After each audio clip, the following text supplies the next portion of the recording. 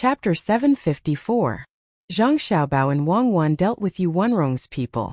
Yu Wenrong didn't show any hostility. Instead, he gave Xiaobei and the others a gift. He didn't apologize for offending Xiaobei, nor did he mention that his people were hurt by Zhang Xiaobao and Wang Wan. It was as if nothing had happened. In addition to making preparations for Li Longji's journey to Jinyang, Zhang Xiaobao and Wang Wan also had to set up a reception area in Jinyang. Usually, after the reception area was built, it would be put aside. Even if the emperor left, no one else could use it. Zhang Xiaobao also thought the same, so he needed to make arrangements there. This trip would cost about 200,000 to 300,000 string of coins. It wasn't a small amount. If they couldn't earn it back, they would lose money. We've already sent people out. We won't take the land route. There's a fun river that connects to the capital, so we can save a lot of money on the road. However, we need to build temporary rest areas every once in a while. I'm going to build the rest areas in the big garden.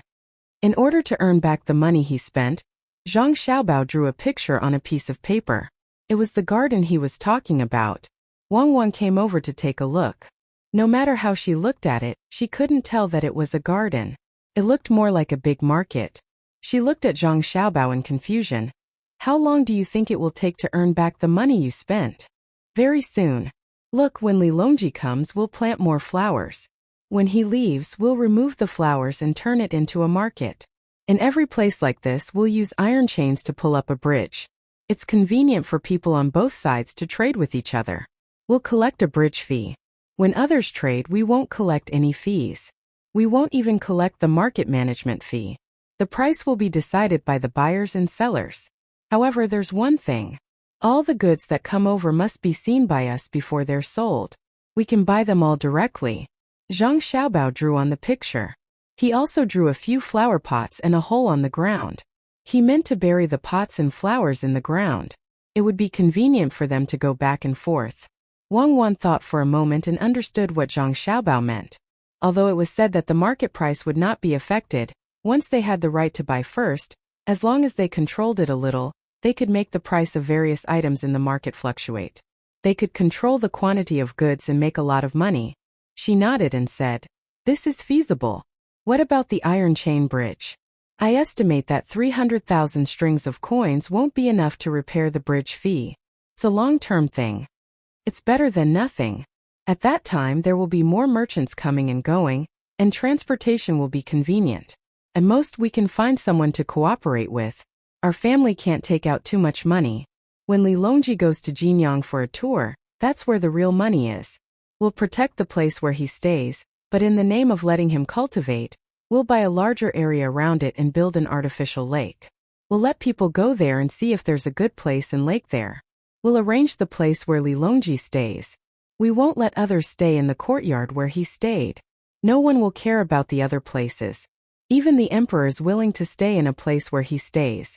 How many people will want to rest and play there? We'll build more inns and restaurants, and that place will gradually become prosperous.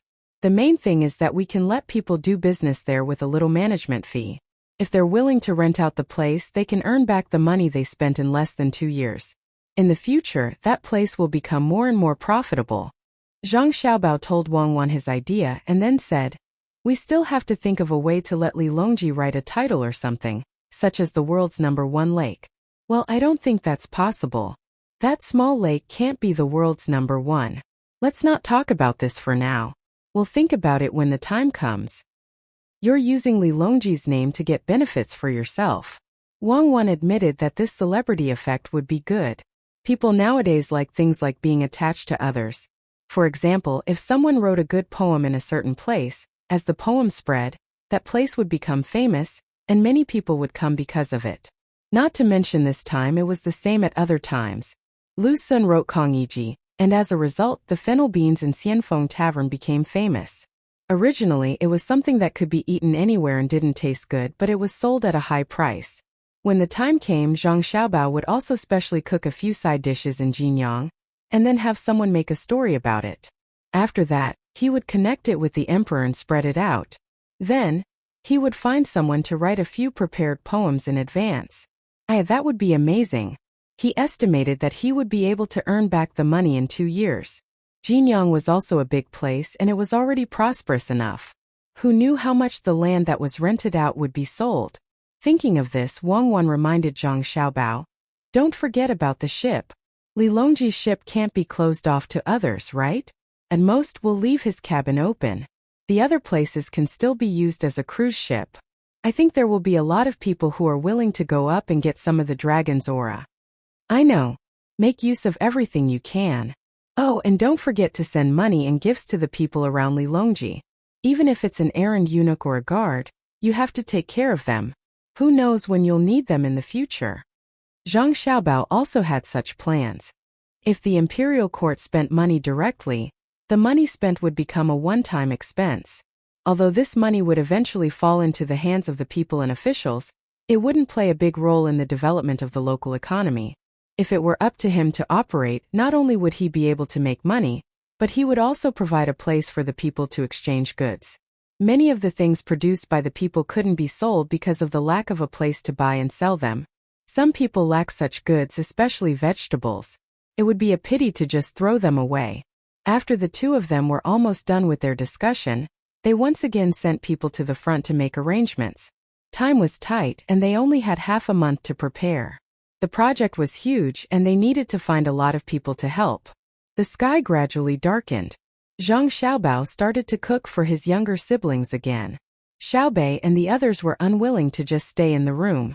They were wearing the official robes of Miyu and were wandering back and forth in the courtyard behind Savant's restaurant.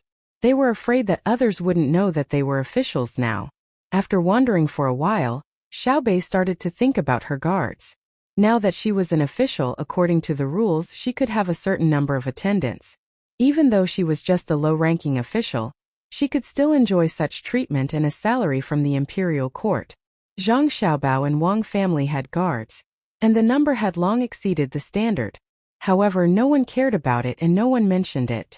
Other than the fact that other people also exceeded the standard, it was also because of the importance of the skills of Zhang Xiaobao and Wang family. Even Li Longji hoped that Zhang Xiaobao and Wang family would have more guards to prevent others from prying into their good skills. "I've decided. My guards must grow up with me and be nurtured from a young age." After thinking for a while, Xiaobei came up with such a decision. She started to look at Xiao Yuan. "Don't look at me. I'm not your guard. I'm also an official. I also need my own guards." Xiao Yuan knew what Xiaobei was thinking when she saw Xiaobei looking over. She straightforwardly told Xiaobei to dismiss the idea. Xiaobei looked elsewhere regretfully and finally said, "Forget it. When we're on the way, I'll see if I can meet some orphans and find them to be my guards. In the future, they will definitely be more powerful than the people from Team Zero." The people who lived in Savant's restaurant were also looking at Xiaobei and the others in the courtyard. They were all envious and jealous. When the sky finally turned dark, Zhang Xiaobao brought out the food he had prepared for his younger siblings. Just as he was about to ask his younger siblings to eat, someone from the palace came. Gao Lishir asked the little eunuch Luo Bin to come over and ask Zhang Xiaobao if he had made any dishes. He had not eaten yet. When he heard Luo Bin say this, Zhang Xiaobao gave Wang Wan a look, telling her to continue telling stories to his younger siblings while he went to cook for Li Longji. Although Luo Bin said that Gao Lishir wanted to eat, Zhang Xiaobao knew that this was Li Longji's problem. In fact, the chefs in the palace were not bad. It was just that the food they made was more casual. It was unlike the palace, where the food used was fixed and could not be different. If it was a little salty or bland, then it would be troublesome. After busying himself for a full hour, Zhang Xiaobao only managed to make 8 dishes and 1 soup. He put them in a large food box and had the people Luo Bin brought carry it away. He did not forget to give Luo Bin and the others a gift according to the importance of their position and status. He even did not miss out on the palace guards who followed them. This time the people who came out went back happily and promised Zhang Xiaobao that they would not delay the journey and would not let anyone come close. This meant that they did not have to worry about anyone tampering with the food. After watching Luo Bin and the others leave, Zhang Xiaobao rubbed his starving stomach and looked for something to eat. He muttered, "This journey is so tiring. I reckon that Li Longji wants me to cook for him, so he transferred me over from Baoxin County. What kind of person is he?" Zhang Xiaobao did not know whether Li Longji really thought this way or not. When Luo Bin hurried back to the palace, the food was still warm. There was no need to reheat it. There was a charcoal fire under the food box to keep it warm. In addition, it was currently summer, so it was impossible for it to become cold. Zhang Xiaobao was hungry from cooking, but Li Longji and Gao Lishir were also hungry. In order to eat more of Zhang Xiaobao's food, the two of them only drank tea and did not even touch the snacks. When they saw that the food was delivered with the seal that Zhang Xiaobao had put on it, Gao Lishir checked it and saw that no one had touched it. He did not need anyone else to taste it. He tasted every dish himself. After waiting for another 15 minutes, he nodded to Li Longji and said, "Your Majesty, you can eat now." When Li Longji saw that Gao Lishir did not feel uncomfortable after tasting the food, he impatiently picked up his chopsticks and started eating. As he ate, he said, "If only I could get Xiaobao to come over and cook for me. I don't need anyone else to taste it. After we leave the capital, I can eat Xiaobao's food every day. Don't you think it's strange? Xiaobao's knife skills are not as good as the chefs in the palace, so why does it taste so good?" Your Majesty, this subject believes that it has nothing to do with the knife skills, nor is it an issue with the seasonings.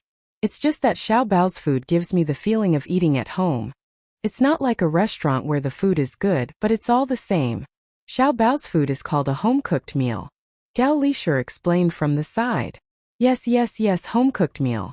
That's indeed the case. In the past, when I was in my own residence, even if the food I ate was not as good as the food in the palace, I still felt that it was better than the food in the palace. Tomorrow call Xiaobao and the others over and make that pot of clear water. It'll be more lively when a group of people eat together.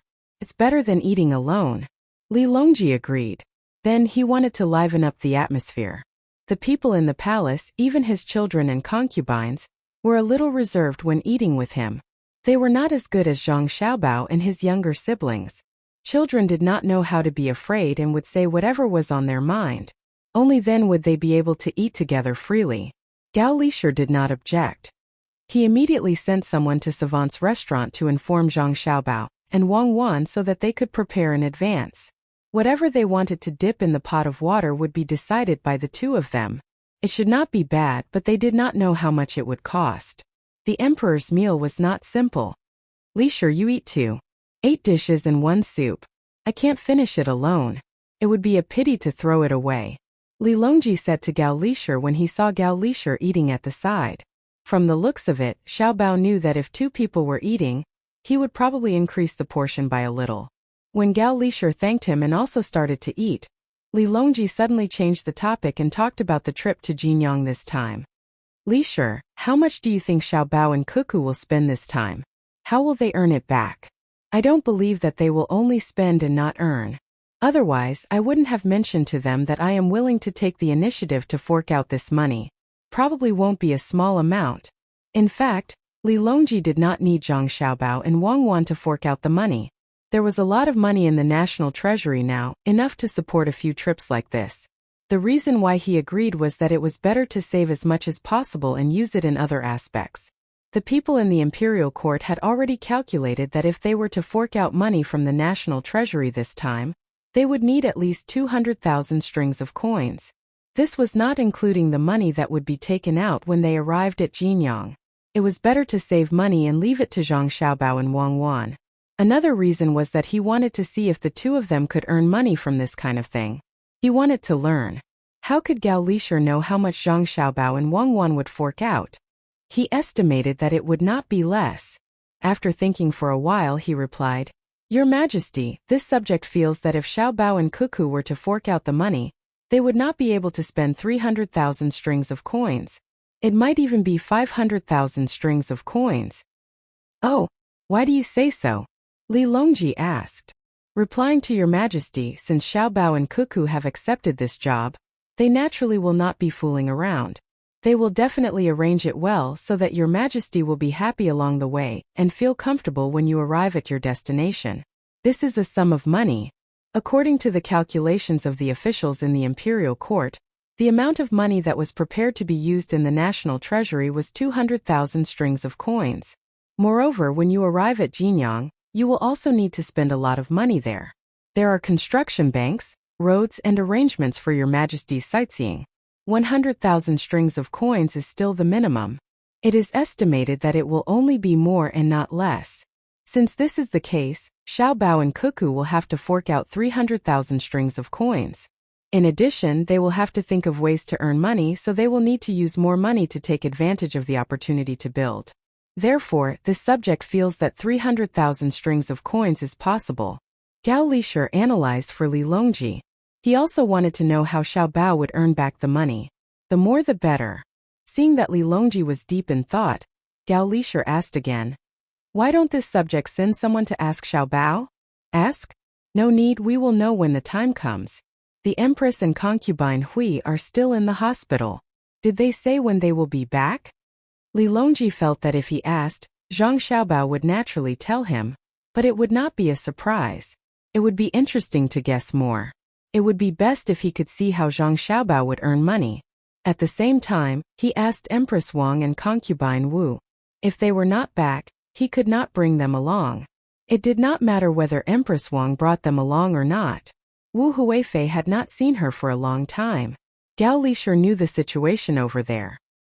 He said to Li Longji, Your Majesty, this subject reckons that the Empress and concubine Hui will not be able to make it this time. There is a chef competition over there. Li Longji looked a little regretful. He did not say anything more and continued to eat. In Huayuan County, the chef competition was still in progress. Chefs from all over the country showed their skills. For the next few days, they were busy all day and night, taking turns to come.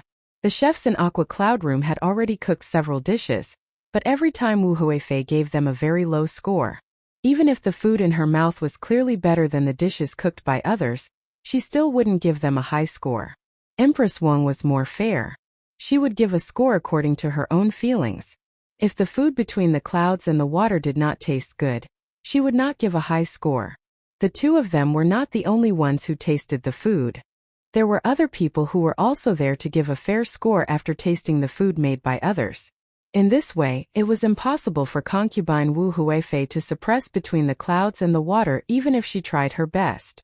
Now it was night time and there were only 2 days left. The chef competition would enter the finals. Most of the chefs who were eliminated by the score would not have a chance to enter the finals. Now, among the 20 people in front of the competition, 12 of them were between the clouds and the water. One of them was because the food between the clouds and the water cooked was really good. The other was because the chefs between the clouds and the water came in large numbers. There were many branches between the clouds and the water in the prefectures around Gyeonggi province. Even if there was only one chef from each branch, there would be more than 100 chefs coming here. Under such competition, it was hard not to be sent to the front. In order to suppress between the clouds and the water, concubine Wu Huifei could not sit still. Tonight's competition was to make a soup and 2 optional dishes. Once the dishes were done, dinner would be finished after tasting them. Concubine Wu Huifei sat there and thought for a while. Then she gave an order to the person next to her. That person immediately came to the stage where the competition was going to be held and shouted to the crowd. Concubine Wu has ordered that in today's competition, we will not follow the previous rules. Instead, we will divide the dishes made by the 20 people in front of us and let each judge be responsible for 2 people's dishes. As for the chefs after the 20th place, they will be counted according to the normal rules. In this way, we can increase the difficulty of the chefs and make the competition more interesting. The onlookers understood as soon as they heard that. Concubine Wu Huifei wanted to change the rules. If it were someone else who said this, the onlookers would definitely not support it. However, she was an imperial concubine. Even if some people were not satisfied with it, they could not say anything. At this time, many people looked at Empress Wang, wondering if she would agree. How could Empress Wang not know what concubine Wu Huifei was thinking? If she did this, then as long as concubine Wu Huifei ate the dishes made by the chefs between the clouds and the water, no matter how good or bad they would be given a very low score. This would cause the chefs between the clouds and the water to drop from the top 20. 1 less person was 1 less person. 2 less people were 2 less people. In this way, between the clouds and the water might lose in the finals because of the lack of chefs. Empress Wang wanted to stop it, but when she saw the person in charge of the competition, who looked indifferent, She finally swallowed the words she wanted to say. Wei Wei nodded, agreeing to this rule. Seeing that Empress Wang did not object, concubine Wu Huifei was happy. She looked at the place where the lots were being drawn, hoping that she could draw 2 chefs between the clouds and the water. That way she could take revenge on Wang Wan first. After all, she had brought Empress Wang here and taught her a lot of skills. Perhaps she was really lucky. When the lots were drawn, concubine Wu Huifei indeed drew 2 chefs between the clouds and the water. Wu Huifei looked at the 2 chefs who were indifferent and thought about how to find fault with them later. With the order, the competition started. Concubine Wu Huifei stared at the 2 chefs she was in charge of. When it came time to score, she had to have an excuse. The 2 chefs between the clouds and the water did not make shark fin and abalone. It was a very normal dish. First, they prepared the ingredients for 2 soups. One prepared to make a soup with cucumber and egg, while the other prepared to make a soup with shredded radish. After preparing the ingredients for the soup, one of the chefs began to beat the eggs. He used shredded radish to make the soup. Because there were eggs in the main dish, it was not good to put eggs in the soup. Otherwise, it would be repeated. The oil in the pot was first heated. Then he beat the eggs one by one into the bowl. Then he used chopsticks to break the adhering parts. The chopsticks flew up and down, and the eggs rose and fell with the movements of the chopsticks. In the end, the eggs did not look like eggs. They looked like yellowish cloth. After the oil in the wok was boiling, the cook added some salt to the eggs. He didn't add anything else and directly put the cloth into the wok with his chopsticks. With a sizzling sound, the eggs in the wok suddenly swelled up. When the last piece of egg was beaten into the pot, the chef used his chopsticks to pull the egg pancake in the pot and turned it around. Immediately, with the force of the turn, the egg pancake was picked up along the side of the pot and landed on the empty plate at the side. The whole process was very fast. It was so fast that the onlookers below exclaimed. They had never seen anyone make fried eggs like this. It looked very comfortable, but the requirements for heat control and the chef's proficiency were very high. This dish was actually very common. However, when placed in between the clouds and the water, it was a dish that every chef who wanted to be promoted to a special chef. The simpler the dish, the more one could see the chef's ability. Then, the chef began to stir-fry the wood ears and shredded meat. At the same time, it was a very simple dish. At this time, the other chef had also finished the first dish. It was stir-fried tofu with some starch on top. That was it. The other dish was eggplant with minced meat. Except for the wood ears, which were very rare, the commoners had eaten all the other dishes. They were the most commonly seen dishes. However, none of the commoners felt that this dish was not good. They were all waiting for the final score. At this moment, the soup was also being served. The entire process, which consisted of 2 dishes and 1 soup, took less than half an hour before they were placed on the table in front of Wu Huifei. Before they even touched their chopsticks, Wu Huifei spoke first. She evaluated the 4 dishes one by one. I don't know what the chef is thinking about this fried egg. You made such a big piece. How do you expect others to eat it? Don't you know how to break it? When did Between the Clouds and the Water have such a chef? At the very least, it should be divided into 4 pieces. Even if you used a knife to divide it later, it would be fine. The chef who was criticized nodded and replied, Your Highness is right. When I made it, I did as Your Highness said. I divided this piece of egg into 6 pieces. If Your Highness doesn't believe me, just use your chopsticks and you will know. Don't be fooled by the fact that the eggs seem to be in a continuous state when you put them into the pot. In fact, they actually broke 5 times. Furthermore, the position of the eggs in the pot has also been adjusted. Just by connecting them together, they can be separated with chopsticks. Hearing the chef's words, the commoners nearby gasped in admiration again. They all followed the people around them and said that the chef Between the Clouds and the Water was amazing and so on. Wu Huifei's expression turned ugly. Using her chopsticks to pick up the egg, wasn't that right? With just a slight movement, the egg on the plate immediately divided into 6 pieces. Following the praises of the surrounding commoners again, Wu Huifei felt that she had lost face. She said, Don't you know how to add some chopped green onions to add color when you are scrambling the eggs? Look at what you made. Without chopped green onions, how can the taste be good?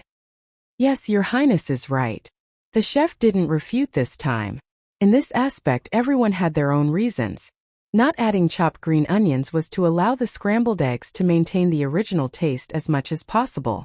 If he added chopped green onions, then there would be an additional taste of chopped green onions. However, some people didn't like to eat eggs with chopped green onions because the taste wasn't good. Seeing that the other party didn't refute this time, Wu Huifei picked up a piece of egg and took a small bite. Her brows furrowed. Scrambled eggs, scrambled eggs. You really fried them lightly. Don't tell me you don't have any salt? You only put this little bit of salt. Doesn't taste good at all. The chef was stunned for a moment and didn't say anything. The surrounding people who knew how to eat looked at Wu Huifei in surprise. Every one of them wondered if this was Wu Huifei. Didn't she know that eating scrambled eggs wasn't about eating salt, but the freshness of the egg? Otherwise, why was she able to get it out of the pot so quickly? I don't know how you got such a high score. This dish only got a 0. Do you have any objections? Feeling that she had caught the other party's flaw, Wu Huifei directly gave him a 0. What objections could the chef have? So be it. He didn't come here to get first place. It was fine as long as he achieved his goal. After Wu Huifei said this, the commoners let out a series of boos. Then they immediately stopped, afraid that Wu Huifei would see them and have them arrested. At this time, the person in charge of the competition walked over and said to Wu Huifei, "Your Highness said it very well. Then should this dish be called lightly fried?" "Yes, it's this light word." Wu Huifei nodded. Wei Wei nodded. "Thank you, Your Highness." At this time, the chef bowed to Wu Huifei, because he had achieved his goal. In the future, there would be a dish called Wu Huifei stir-fry, and it would definitely be very famous. Especially since the Zhang and Wang families had a lot of eggs, there was no need to worry about not having enough. It was estimated that from today onwards, Wu Huifei's stir-fry of Shuiyun room would become famous. Wu Huifei didn't know that this chef's competition was prepared for her. They used her name to earn her living expenses in the Four Seasons restaurant. Then she started to evaluate the next dish. How could one not be able to pick a bone in an egg? The 4 dishes and 2 soups of the 2 chefs all got 0 points. These 6 dishes also got their own names. The method of making minced meat and eggplant was to cut open the eggplant and put minced meat inside. It was not the other method of making minced meat on the outside. Wu Huifei said that once the customers saw the meat, they would have preconceived ideas and wouldn't buy it. This was because the dishes between the clouds and the water all had pictures to let the customers know how they looked. Therefore, Wu Huifei gave a bad evaluation of this dish, saying that it only knew how to hide the meat inside. As a result, the minced meat and eggplant between the clouds and the water became Wu Huifei's minced meat. When eating this dish, one could even imagine whether the emperor would be angry when he heard about it. Never mind. I'll explain later. I'll earn as much money as I can. The other dishes also got their own names, all of which started with Wu Huifei. It was agreed that they would use the names of Empress Wang and Wu Huifei. Wu Huifei was very happy. As the dishes spread, her reputation would also spread.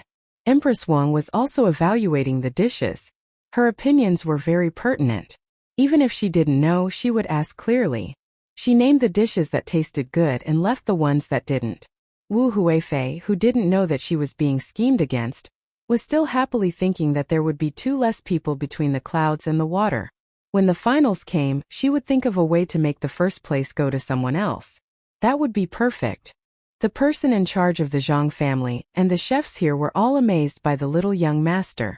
When the competition was held, the little young master repeatedly emphasized that there was no need to get first place this time. Even if they didn't get first place, between the clouds and the water would still be between the clouds and the water, especially since this was a competition held between the clouds and the water. If the first place didn't belong to between the clouds and the water, the reputation of between the clouds and the water might be better. As long as Wu Huifei and Empress Wang allowed them to use their names to name the dishes, it would be a success.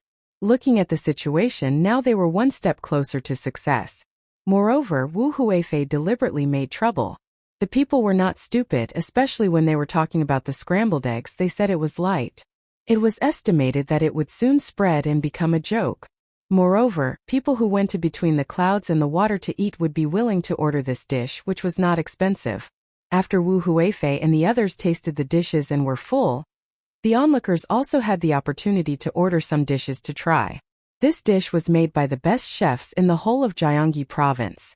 Usually, if they wanted to eat it, they wouldn't be able to afford it. Now they had a chance. After the selection of today's competition, the first 20 people who were going to participate in the finals had been selected. After Wu Huifei eliminated 2 of them, the remaining 10 people successfully passed the competition. The people also began to disperse. When they walked on the road, they didn't forget to talk to each other about today's competition.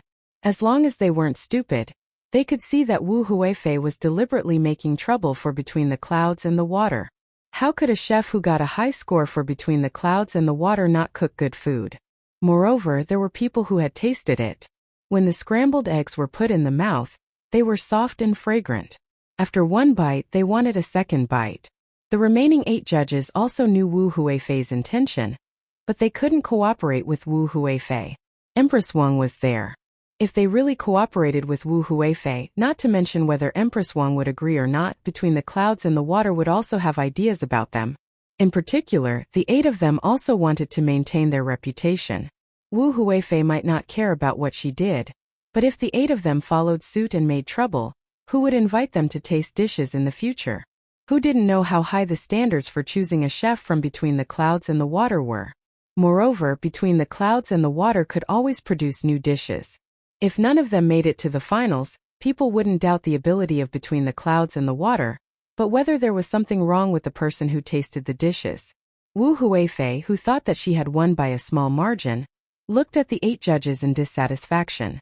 She smiled and greeted Empress Wang, then returned to Four Seasons Workshop, 70% full. Empress Wang smiled and didn't say anything. Beside her, Xiaozhu pouted on the way back and said, "Empress, why did you just watch Wu Huifei make trouble there? Look at how she picked on the dishes. I really suspect that there's something wrong with the palace chef who cooked for her. It's all because of me. Cuckoo sent me here." Of course Wu Huifei wouldn't agree. She's taking revenge. It's a pity that she chose the wrong person. Zhang family and Wang family won't suffer for nothing. This time Wu Huifei's name will be known, but it won't be a good reputation. Empress Wang wasn't worried that Zhang family and Wang family couldn't handle such a small matter. Thinking of Wang Wan in her heart, a smile appeared on her face. Xiaozhu nodded.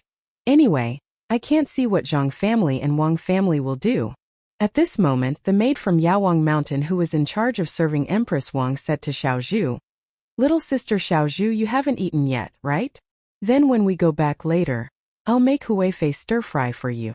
Hearing this name, Xiaozhu finally reacted. She opened her eyes wide in surprise and suddenly burst out laughing. "You're so bad. I know. In the future, Huifei stir-fry Between the Clouds and the Water will be a famous dish. Then tomorrow, shouldn't we let Wu Huifei continue to make trouble?" Empress Wang also smiled. She knew that this was Wang Wan helping her again. It wouldn't be long before the people around Gyeonggi province knew about what happened today. Wu Huifei's reputation would plummet. At least she wouldn't be able to run away from the fact that she didn't know how to taste dishes. If she deliberately made trouble Between the Clouds and the Water after going back, the people in the court would hesitate when choosing a side. Who didn't know that Zhang family and Wang family were vengeful people? Good plan. This plan was well used. It was all for her and made things difficult for Cuckoo. The next day, when the final competition was held, Wu Huifei didn't let go of the chef Between the Clouds and the Water.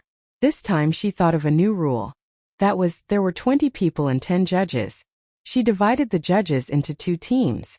One team would follow Empress Wang, and the other team would follow her. First, the judges would report their scores to her, and then she would make the final decision. Under normal circumstances, she could take down at least 5 people from Aqua Cloud Room. If she was lucky, she could even take down 10 people from Aqua Cloud Room. At that time, if she met someone who wasn't Between the Clouds and the Water, she would deliberately give full marks. She didn't believe that Empress Wang would do the same. If Empress Wang had a person Between the Clouds and the Water who got full marks, and she also had a person from another place who got full marks, they would compete again. Then both sides would jointly give their scores. She would lead 4 people to give the person Between the Clouds and the Water a lower score. Wasn't Empress Wang fair? That was good. No matter how bad her side was, the fair Empress Wang wouldn't give a 0. Then, after calculating the average score of both sides between the clouds and the water would at most get second place. That night, Wu Huifei, who had figured this out, had a good dream. The next day her spirit couldn't keep up. The palace maid next to her also listened to her sleep talk for the whole night. She said that the dish didn't look good, that there was too much oil and so on. It was the last day of the competition.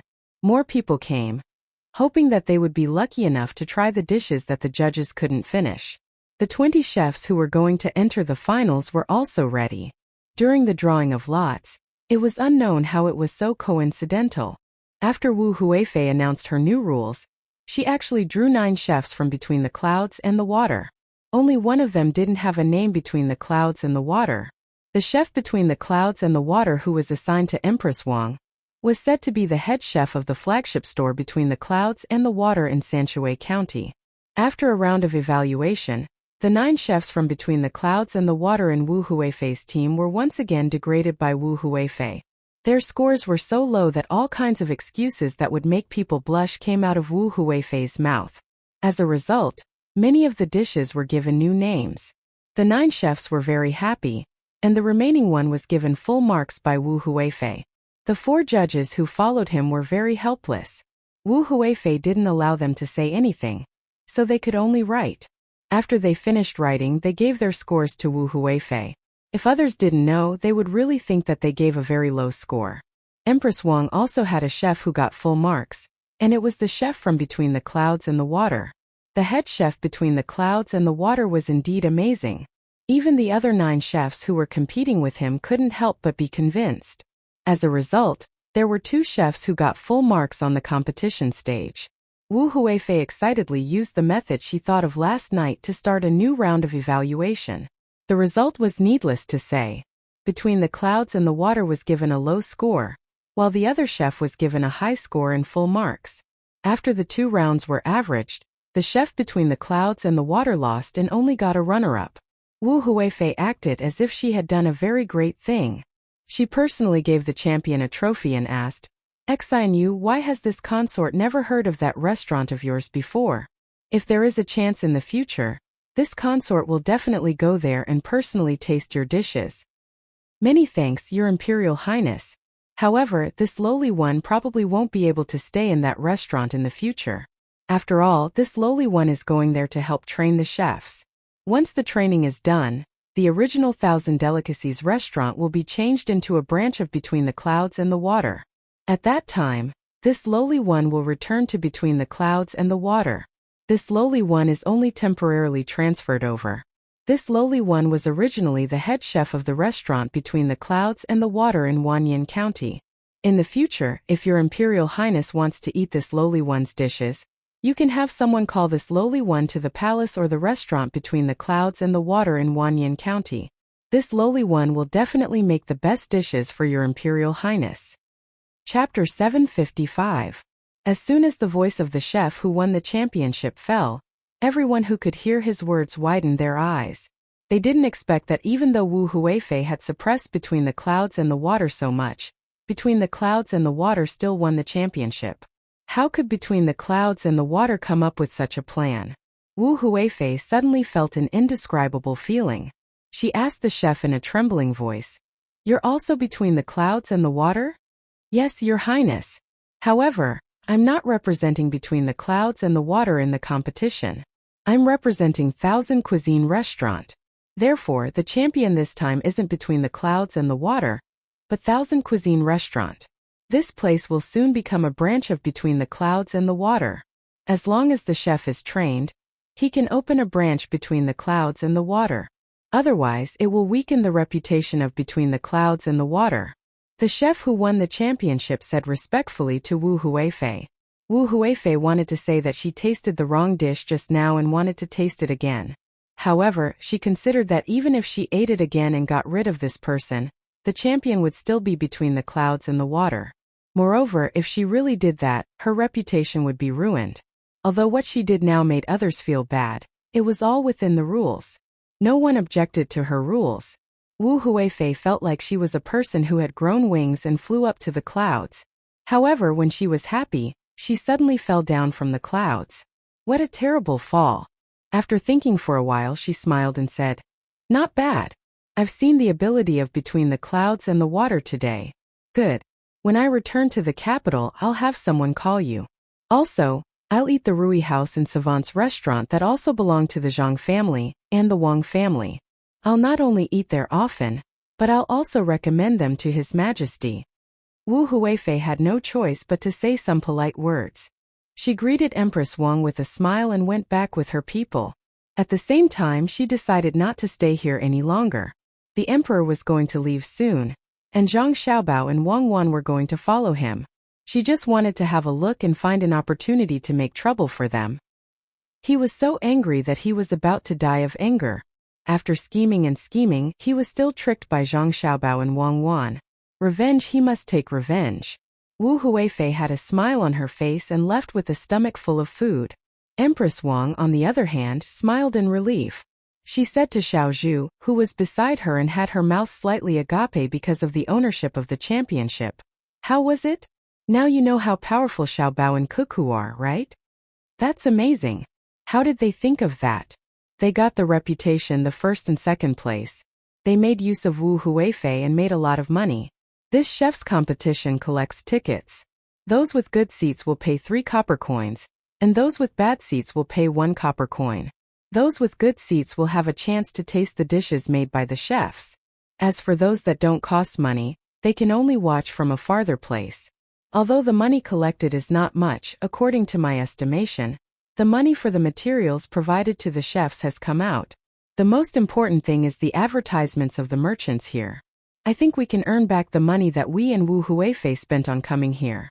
In other words, Xiao Bao and Cuckoo got a reputation without a single copper coin. There are also many dishes that are named after Wu Huifei and the Empress. Xiao Zhu nodded her little head vigorously and deduced in shock. The smile on Empress Wang's face became wider. She said, "This is the ability of Xiao Bao and Cuckoo. If it wasn't for the fact that I haven't learned enough and need to wait for another 2 months, I really want to go back now. The emperor is going to Jinyang, and Xiao Bao and Cuckoo are accompanying him. Let me take a good look at Cuckoo. Empress, you can't go back.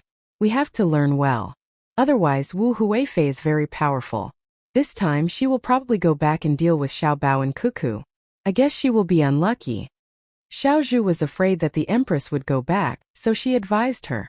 Empress Wang was not the only one who received training here. Even palace maids like them were the same. In the past, there were people who specially trained them in the palace. Moreover, when they stayed in the palace, they learned a lot from the other palace maids. However, compared to what they learned here, it was far worse. There was a short-term training class here, which taught planning and psychology. Until now, they felt that they were much better than before. However, it was more tiring. After all, the time was short. "I'm not going back. I'll wait until the emperor comes back. I don't think anyone else can participate in the canonization ceremony. It would be good if I could come. Get up, let's go back to Yawang Mountain." Empress Wang felt a little regretful that she couldn't participate in the canonization ceremony. However, she knew that this was to prevent something like the Empress from happening again. Seeing that it was over and she had to continue training, she gave the order and went back to her residence. The rest of the people were still immersed in excitement. No one expected the final result. Just when they were feeling regretful about between the clouds and the water, the champion turned out to be between the clouds and the water. This was called ability. When the 4 judges on Wu Huifei's side saw the result, they heaved a sigh of relief. If it wasn't for this, it would be difficult in the future. The group of people chatted and laughed as they left. What they talked about the most was Wu Huifei's incident this time. For a moment, they treated Wu Huifei as a joke. After all, this was Huayuan County, where Zhang Zhong used to be the county magistrate. The people were all on the side of Zhang Zhong and Wang family. Zhang Xiaobao and Wang Wan also received the news of Huayuan County very quickly. It wasn't far to begin with. Moreover, there were carrier pigeons. Xiaobao, good plan. This time, won't Wu Huifei be angry to death? However, she is coming back. I think she will participate in Li Longji's trip. I think she will make trouble for us. We have to prepare first. We can't fight a battle that we don't have confidence in. After receiving the news, Wang Wan laughed for a while. Then she told Zhang Xiaobao that Wu Huifei was coming back. Zhang Xiaobao didn't care about what Wu Huifei would do to him. He didn't have any weakness in other people's hands. At most they would pick on him. If that was really the case, Li Longji would be annoyed. Therefore he didn't have to worry. The only thing he was worried about was that Wu Huifei wouldn't make trouble for them.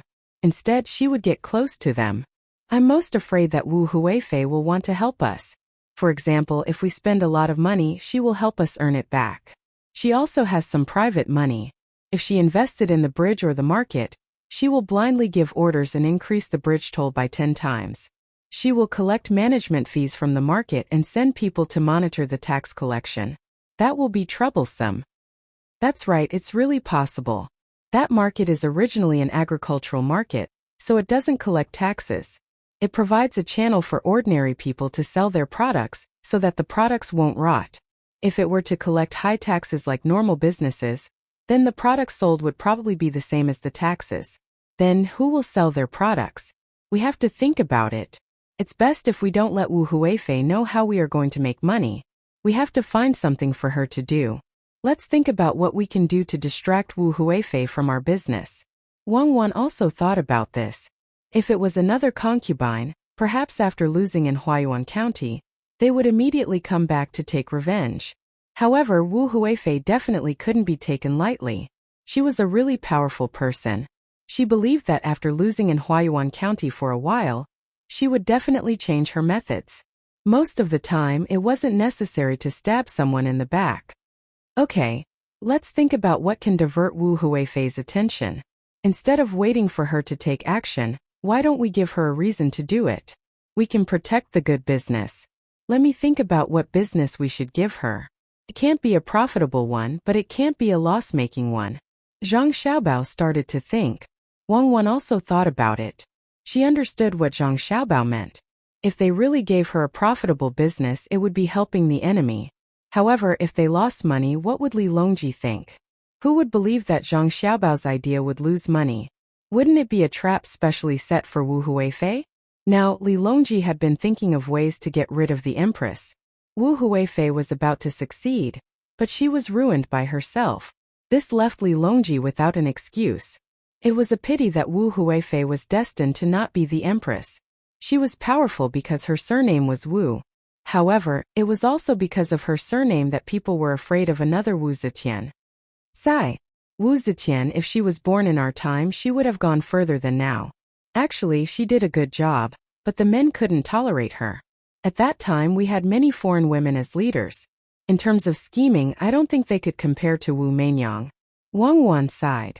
Even if she was prepared to stand on Empress Wang's side, she did not deliberately belittle Wu Huifei. A person was a person.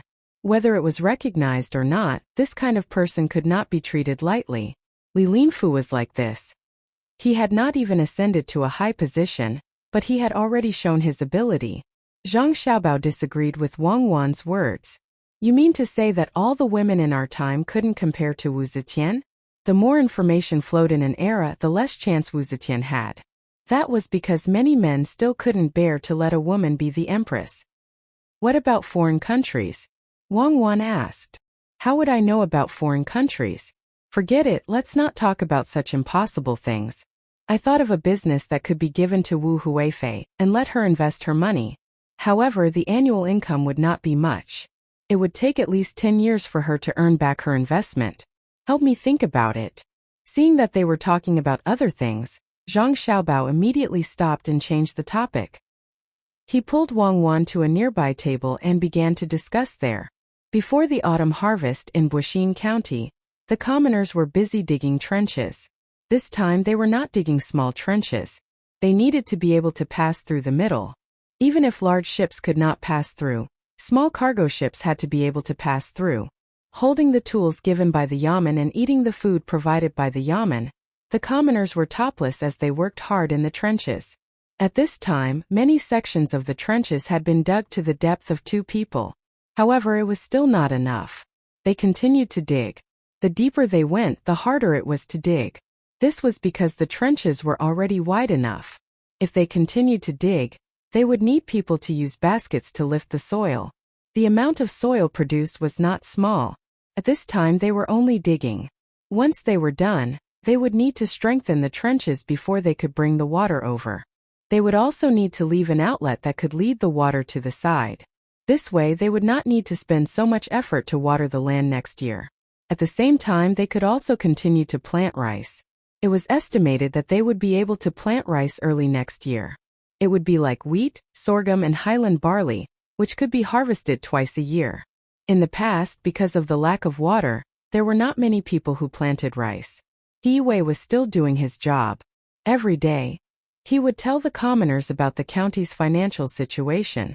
Then, he would wander around the model tourist area selling information that others needed. He would guide the people who came to cooperate with him to advertise and so on. He had also opened his own shop. Of the 500 strings of coins that he had invested, he had already earned back 300 strings of coins. After a while, he would be able to earn back his investment. When it became more prosperous in the future, he would be able to earn at least 3,000 to 4,000 strings of coins a year.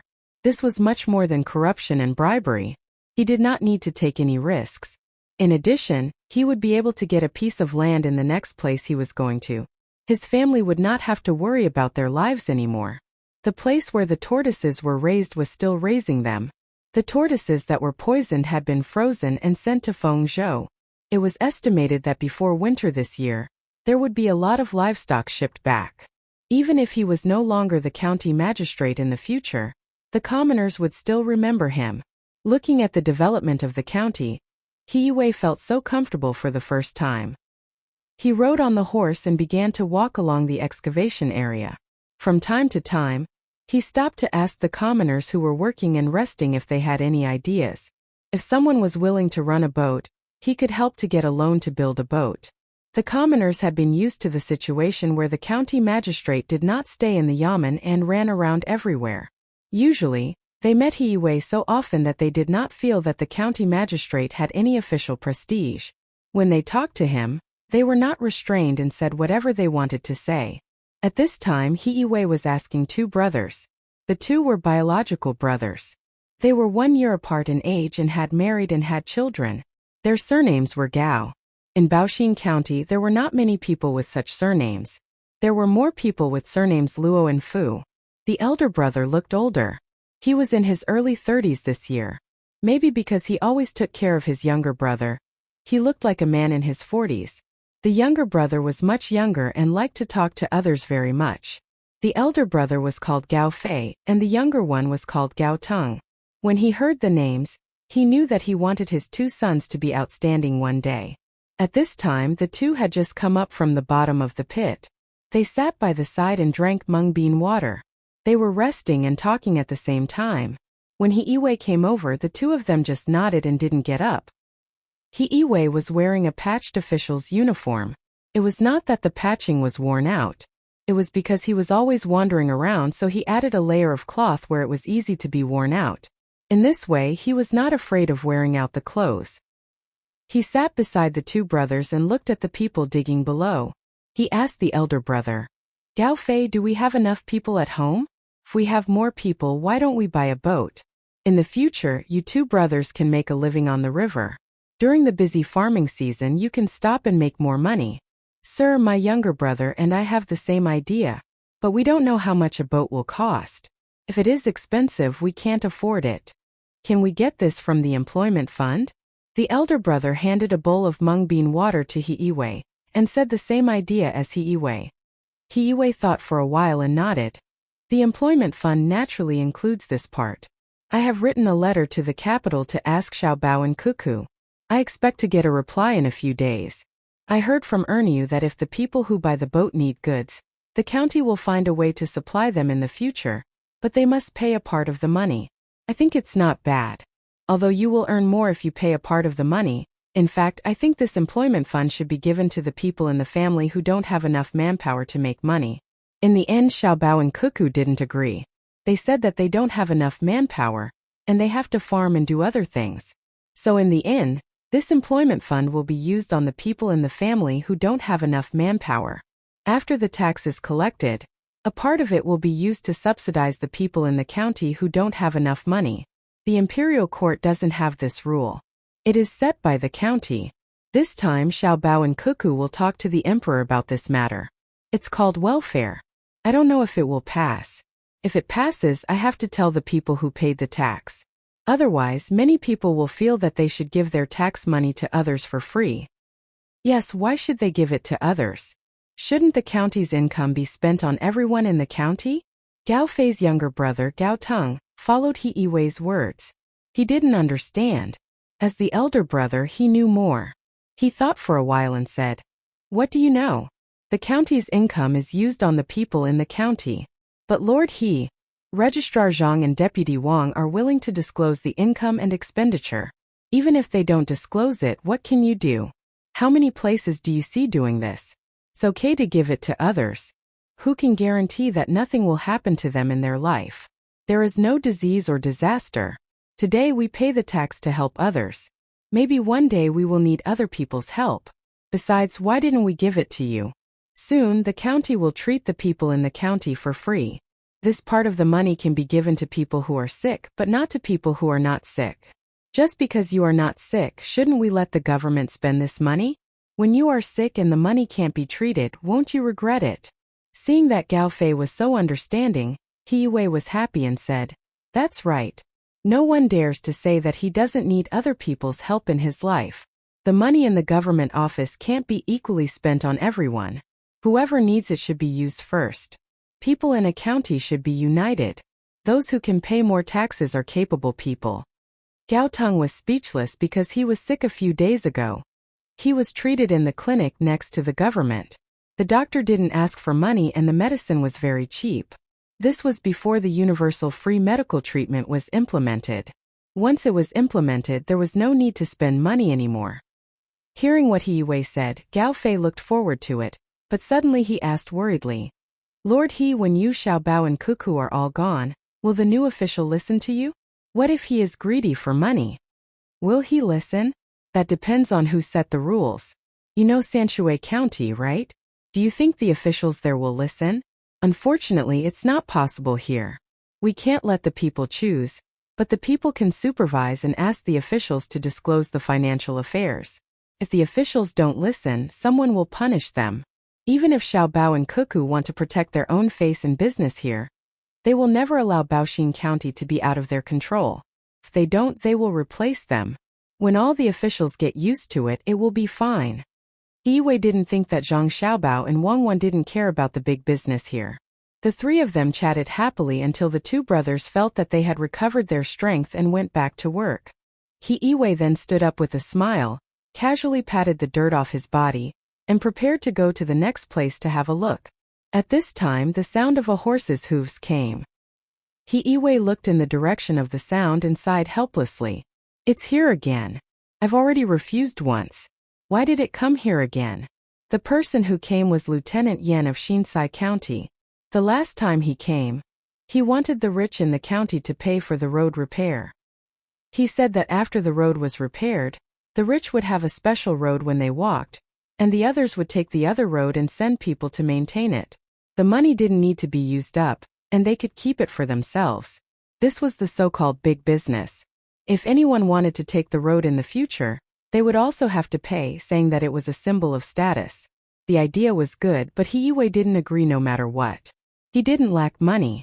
He could open a small shop and earn 3,000 to 4,000 strings of coins a year. When he took office in Yaozhou, there would be a lot of breeding businesses to develop. There was no need to do such a thing that would be criticized behind his back. Moreover, he had to share some of the money with Lieutenant Yan. He wasn't stupid. He didn't know why he was here today. Probably wasn't anything good. While he was thinking, Lieutenant Yan's horse came near. He got off and said to He Yiwei with a smile, "Lord He, I'm here again. This time is different from the last time. I went back and thought about the last time.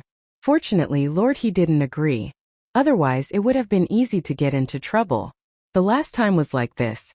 If someone didn't pay and still wanted to walk on the road, too many people were needed to watch over them. Even if another person saw them, they couldn't catch them. They could only chase them. It was useless.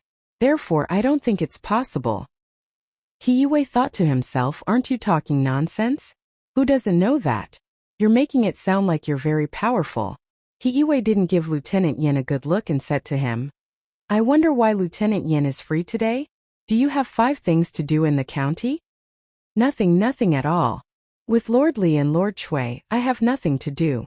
Look, I thought of another way to make a lot of money last night. It's better than the last one.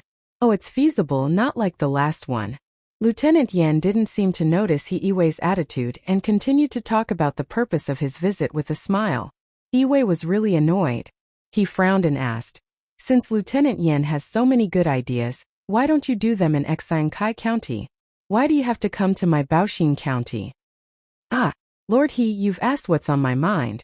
I really want to do it in Kai County, but Registrar Li and County Magistrate Chui don't listen to me. Also, they're both 3rd or 4th rank officials. I can't afford to offend them. Oh, it's not that I can offend Lord He. They're just officials in the capital. How would they know about local matters? Lieutenant Yan's smile immediately disappeared, and he complained to He-Wei with a face full of grievance. He-Wei didn't answer this time. He looked into the distance and stood there without moving. He didn't think Lieutenant Yan could come up with any good ideas. If he did, Xiaobao and Cuckoo would have come up with them a long time ago. Seeing that He-Wei didn't say anything, Lieutenant Yan didn't care. He moved closer to He-Wei and also looked into the distance. After a while he finally spoke. Lord He, I really do have a good idea this time. It's the matter of the river. After the river is repaired, we'll collect a sum of money from anyone who walks on it every time they come. Can't be too much. If it's too much, they won't come anymore. Think about it, this river needs to be cleaned up every year, right? For example, strengthening the embankment or cleaning up the silt, these all need people. It's perfectly justifiable to collect a portion of the money, but how much money can actually be used on the river? According to my estimates, there must be a lot of boats coming and going. This money can't be collected in the name of the Yamen. We can set up a chamber of commerce. The county will hand over the work of cleaning and maintaining the river to the Chamber of Commerce. The Chamber of Commerce will collect tolls from people. It can be calculated based on the amount of goods or the number of times. Either way, when the time comes, we can do whatever we see fit. Lord He, this idea isn't bad, right? If you want to make a name for yourself, take out more of the money you earn. Who knows how much money you collect and how much you take out? He-Wei really didn't know what to say. This Lieutenant Yan's brain was really good, but why did he have to use it on this? Who didn't know that there would be a lot of boats coming and going in the future? But the money needed to maintain the river, as long as there was business, they would have to pay taxes. A portion of this tax would have to be taken out. In addition, the county's commoners still had 20 days of work every year, which was just enough. Why take more money? It was crazy poor. Suddenly thinking of the Chamber of Commerce that Lieutenant Yan mentioned, He-Wei finally understood what was going on. He asked, how will the Chamber of Commerce be formed? Lord He, have you thought it through? The Chamber of Commerce is simple. We can't really use other people's Chamber of Commerce. You and I will each provide a few people. This is a real business without any capital. We don't need to invest money first. As long as Lord He agrees, we'll split the profits 50-50. Not only that, the Chamber of Commerce can also find craftsmen to help unload the goods and repair the boats. Lord He just needs to give an order, and everything at the docks will be handed over to the Chamber of Commerce. No one is allowed to interfere. In the future, we'll have the final say here. Lieutenant Yan thought that He-Wei was tempted, so he quickly continued. He-Wei looked at Lieutenant Yan as if he was looking at an idiot. After Lieutenant Yan didn't know what to do, he said, I can do it myself. Why do I have to bring you along? Lord He, it's not like that. Look, after you take all the benefits, there will naturally be people who aren't satisfied. If the people in Kai County aren't satisfied, you can just seal the mouth and take a portion of the money first. Do you think the boats that come and go can still pay here? I'll help you solve the problem over there. I can also deal with the local hooligans and country gentry. I have a way to make them not interfere. When the time comes, you just need to give them some benefits. I'll be in charge of everything you discuss with them. Lieutenant Yan didn't expect He-Wei to say something like that, so he quickly continued. Hearing Lieutenant Yan's words, He-Wei really admired him. He was a capable person, but unfortunately he made the wrong decision. If he really agreed, he would offend the people in the county, and the reputation he worked so hard to build would be gone. As for the money, he would have to give out a portion of it. Lieutenant Yan could use the money to make friends with the country gentry or officials. When the time came, he would continue to be promoted. He was smart and wouldn't be worse than his previous self. It was really hard for him. Thinking about this, He said to Lieutenant Yan, "Lieutenant Yan, how about this? You can try the Ru River in Xiankai County first. There are always boats coming and going there, and there will be more coming here in the future. I'll cooperate with you. When the time comes, you don't need to give me half of the money, just 20% will do. I'll be in charge of persuading the people who are against it. After all, there are 4 workshops there. I think the people in Xiankai County will give this little face. I don't know when the water will be connected here, so I'm anxious." "It's not like that. Didn't I say before that Registrar Li and Master Chui might not agree? I'm just a lieutenant, and I can't do anything." Lieutenant Yan didn't expect that after going around in circles, he would be involved. How could that be? "Lieutenant Yan, you worry too much. How about this? I'll go with you to talk to Registrar Li and County Magistrate Chui. You can talk to them and I'll agree to cooperate. It'll be easier for 2 people to talk to each other." As He spoke, he helped to pull up the people who were tired from working below with ropes. Lieutenant Yan finally changed his smiling face and said to He, "County Magistrate it's fine if you don't agree. Why do you have to push me into the fire pit? I already said that they wouldn't agree, but they still insisted.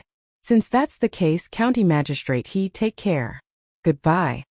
After he finished speaking, Lieutenant Yan pulled the reins of the horse and jumped up. "I won't see you out." He didn't give him any face. He even dared to threaten him. After Lieutenant Yan disappeared from view, He was worried that he would cause trouble, so he also rode his horse and rushed to the yamen. He felt that Lieutenant Yan was a petty person who always had his thoughts on his side in mind. He didn't have any good ideas, so he could only write a letter to Erniu to send it to the capital via pigeon. Without waiting for the letter to be sent over, a dispatch letter was sent from Luoyang to the county. When he opened the letter, he saw that it was written by Zhang Xiaobao. It said that he wanted the people who stayed here to cooperate with the county to set up an insurance chamber of commerce and see if it would work. Although it was called an accident insurance, it wasn't an accident that happened to the people, but rather the crops in the fields. For example, if there was a drought or a flood, they would ask the people if they were willing to be insured. If they were willing, they would do their best to get more people to invest. If they weren't, they would wait until they returned. This was the first time He had heard of such a thing. After thinking about it, he felt that it was better to give it a try. He didn't know what benefits there would be. As the day of Li Longji's departure approached, Zhang Xiaobao and Wang Wan also became busier. The emperor's departure was not a small matter.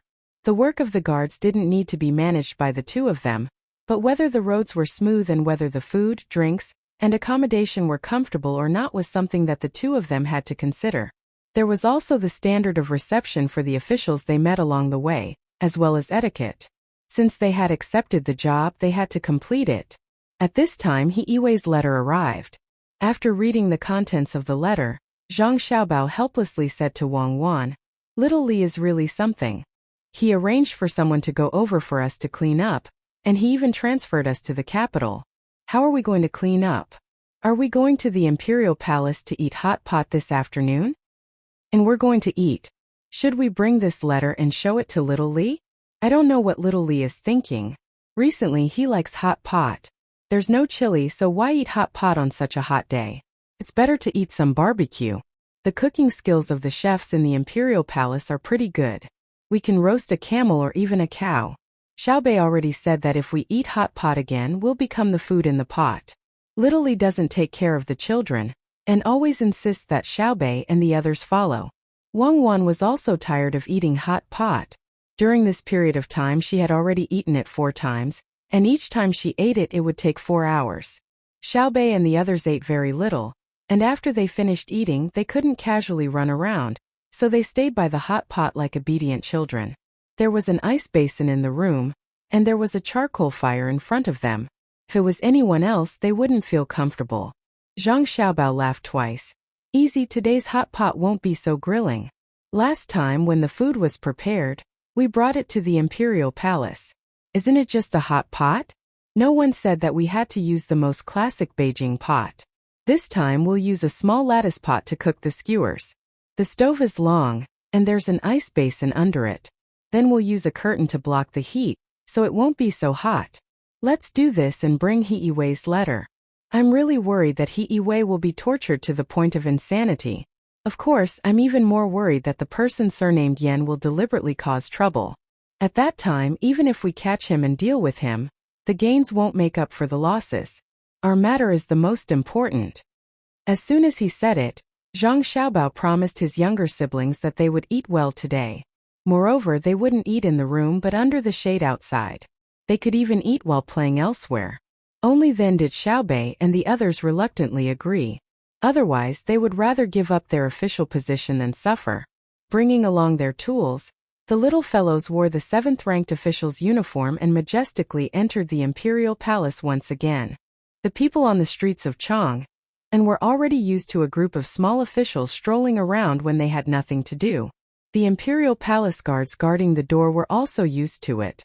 They didn't check and directly let them in. The little fellows didn't have any weapons on them. The first 2 checks were only made, and they were even reprimanded once.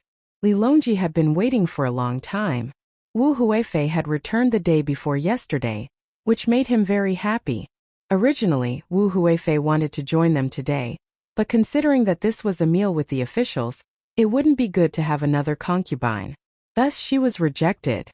In any case, they would have a lot of time to eat together after this trip. A long row of food was brought over, causing Li Longji to be stunned. After hearing Zhang Xiaobao's introduction, he felt that it was new and fresh. He ordered people to set up a shed outside so that everyone could eat together. It wasn't that the outside was good, but that Zhang Xiaobao was worried that too much carbon monoxide would come out from the charcoal under the long row of stoves, which would cause poisoning. There was no need to worry about eating outside even if there was no wind. After setting up the shed, the other food to be boiled were also prepared. Whoever wanted to eat could put the food into a small compartment and eat it when it was ready. Xiaobei and the others didn't care about this kind of thing. They ran around the large courtyard, waiting for their brothers and sisters to help them cook. Then they would come over and eat 2 skewers before continuing to run. Li Longji watched Xiaobei and the others laughing in the courtyard and was in a very good mood. After eating a few skewers, he was about to ask Gao Lisher to cook 2 more when Zhang Xiaobao took out the letter written by He Yiwei. Your Majesty, this subject has a letter from Baoxin County. The county magistrate Yan that you sent to Xian Kai County hasn't been very obedient recently. After saying this, Zhang Xiaobao handed the letter to Li Longji and began to cook the skewers for his younger siblings. Li Longji took the letter in puzzlement and read it from beginning to end. After that, he didn't know what to do. That's right, he was the one who sent him. He was going to ask Zhang Xiaobao and Wang Wan to help him manage him like they did He Yiwei. But now that the 2 of them were in the capital, he couldn't manage him. Lisher, what do you think? Li Longji handed the letter back to Gao Lisher. Gao Lisher glanced at it and was also worried. After thinking for a while, he said, Your Majesty, why don't we transfer him to another place first? We don't want him to do anything when Xiaobao and Cuckoo aren't around. Even if we kill him after something happens, it's useless. Li Longji thought about Gao Lisher's words and looked at Zhang Xiaobao. Xiaobao, what do you think? I think there's no need to transfer him. Just find something for him to do. For example, let him calculate how much profit the 4 workshops can generate in the shortest amount of time, how many jobs can be provided for the local people, and how much benefits can the local people get from it. Just order him to do this. Don't think that it's just a simple task. It's not easy to figure it out, especially when there's a lot of data that he doesn't know. One is to ask the people in the workshops and the other is to calculate it himself. Don't let him be idle, or he won't be able to find the time. Zhang Xiaobao didn't want Li Longji to transfer him away because he was going to go back after he was done with this trip. He wanted to see what the Yan guy was up to. Then we'll do as Xiaobao says. Li Longji didn't have any main purpose in this matter. He just ordered Gao Lisher to write a decree and that was it. He turned back and continued to eat. As he ate, he asked, Xiaobao, do you know what's going on in Tubo? I haven't received any news for 10 days. My people have all left. Now they're probably waiting in Ijo for Tubo to run out of food so that they can continue to trade with them. Does your majesty have any new news? Zhang Xiaobao swallowed a prawn ball, looked at Wang Wan and said to Li Longji. Li Longji shook his head. I don't have any news. I'm afraid that if Tubo really suffers a great disaster this year, not only will they not trade with us, but they will also send troops to fight to the death. Then can Cuckoo still defeat them? Zhang Xiaobao and Wang Wan suddenly understood. So Li Longji was worried about this matter. The two of them looked at each other and Zhang Xiaobao said, it's unlikely. Because even if they run out of food, they still have a lot of poultry. As long as they haven't eaten all the poultry, they won't be willing to touch them. We can immediately go over to help when the locust plague is serious. First, we can transport food to them and trade with them for poultry and good local products. Second, the locust plague is very frightening. Moreover, after this year, there might be more next year. Many of the eggs of the locusts have already entered the soil. If there are too many locusts and they fly to our Great Tang, it won't be good. We can send people over to help and reduce a large portion of the locusts. We can wait until next year when the plague starts. Li Longji nodded. He felt cold towards Zhang Xiaobao's plan. It was too terrifying. He actually wanted Tubo to have a locust plague. How ruthless. If that's the case, then make arrangements in advance. Have someone send a letter quickly. Where's Xiaobei? There's a prawn here. After saying that, Li Longji took out a prawn and shouted to Xiaobei, who was running around like crazy. Chapter 756. Tubo, which Zhang Xiaobao had set his eyes on, had already been destroyed by the locusts. They were no longer worshipped as they were in the beginning. Poultry ate locusts. Hence, all the nobles and royals who raised poultry released them. Even if they would offend the gods, it was better than starving to death. Apart from releasing poultry, the slaves also made bags with sticks attached to the back to catch locusts during the day. At night, they would light bonfires to lure the locusts in and burn them to death. They were determined, but it was too late. Once the locusts formed a large scale, it would not be easy to deal with them. The food they planted would be eaten. The grass and trees would be eaten as well. Wherever they went, there would not be a single trace of green left. Some of the locusts had even flown to Jinchuan. The people who Zhang Xiaobao and Wang Wan arranged here were also busy. Fortunately, there were not many of them. The 7,000 slaves that Han Xianfeng brought did not enter Tang directly. Instead, they stayed in this area. One reason was to let them get used to the environment. The other reason was to train them to be loyal to the Zhang family and the Wang family. There were many young and strong slaves. When the time came, they could be used to farm or form an army. In Tang, it was impossible for the Zhang family and the Wang family to raise an army of 3,000 to 4,000 people. Now they had joined the ranks of killing locusts. Fortunately, there was water and ice here. Many of the locusts that tried to fly over were frozen to death. Apart from these slaves who would be formed into an army by Zhang Xiaobao and Wang Wan in the future, there were also the people who were farming here. If the game could not continue, the strength of these people would not be underestimated. Apart from this area, there was also Feng Province. There were not many people there, but the customs were different. When the time came, they could form an army at any time. However, Sanshui County and Shuzhou were different. They could not be too obvious there. Apart from these two places, there was Wing Province. The people there were all mountain villages. They did not have a good relationship with the local officials, but they were close to Zhangzhong. It was the same for Lu Zhou's army. Currently, Lu Zhou's army was made up of locals. If Zhang Xiaobao and Wang Wan needed them, he could summon them and show them what it meant to be a wolf army. The large-scale battle to exterminate the locusts began. The various Tubo nobles looked at the endless locusts and couldn't think of a better solution other than worry. They knew that this year was over again.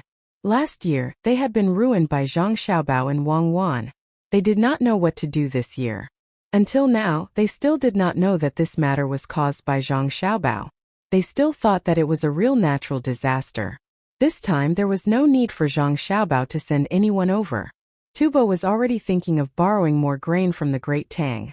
In the past, they would have just sent their soldiers, but this year they did not dare to do so. It wasn't that they didn't want to. If the bodies of the Tubo people were as good as they were during the war last year, there wouldn't be a problem. The main thing was that after the autumn harvest last year, until now they hadn't eaten their fill. Many of them could be slaves to the warriors. Some of them could even eat a little bit of food a day, as long as they didn't starve to death. Under such circumstances, how many soldiers could they gather? If there were tens of thousands of soldiers, it wouldn't be enough for Wang Wan to kill. The Tubo emissary had already set off and was about to enter the Great Tang territory with a heavy responsibility. However, no one knew what would happen when they arrived. Zhang Xiaobao's side also started to make the final preparations. The ships were transferred to the capital. There were a total of 20 ships. 5 of them were the biggest ships, while the rest were medium-sized ships. Those who had the opportunity to join also joined in, including Old Man Pai and the other 2. Old Man Chong had also been contacting Zhang Juling during this period of time. He talked about what happened in the past few years and also wanted to see his son. Liu should be over there, right? I wonder if I can see him and ask him how he is doing over there. When they were ready to set off, Zhang Xiaobao suddenly thought of someone. It was Liu, the county magistrate of Chongning County and Xizhou. They hadn't contacted each other for a long time. He still didn't know if Liu had fought with anyone over there. Wang Wan also thought of this person and said, I guess he's busy. We should be able to see him this time. Fenshui is not far from Chongning County. It's just a little across the border. Li Longji has gone there. No matter what, he has to meet him, especially when he has governed over there well. How can he not show off? Send him a letter. It's a good opportunity for him to earn more money. Zhang Xiaobao wrote a letter and asked someone to send it to Liu on a fast horse. It was a very useful way to make money. If it was done well, he could make a lot of money. As for whether Liu would do it himself or ask someone else to do it, it didn't matter. As Zhang Xiaobao and Wang Wan said, Liu did want to meet his uncle. However, the things in the county were not done yet. He wanted to show the emperor a very good county when he arrived. Even if it couldn't be as good as Sanshui County, it should be at least close. The roads were being repaired, the river was being dug, and the business was being done. Chongning County was neither big nor small. Liu planned to renovate all the houses in the county before the emperor arrived. If the emperor was happy and wanted to visit, it would be good for him. In order to get more money to do things, Liu asked for investment in the surrounding areas. He gave a lot of benefits. If they rented land and did business here, they could be exempted from taxes for 3 years. If they were willing to invest money to help build the place, they could continue to be exempted from taxes. Some businessmen were really tempted. They brought money to do business here. In fact, there weren't many good businesses here. One was transportation and the other was ceramics. The former was a supplement to the latter, and the latter was a blow to the Qianshi Chamber of Commerce.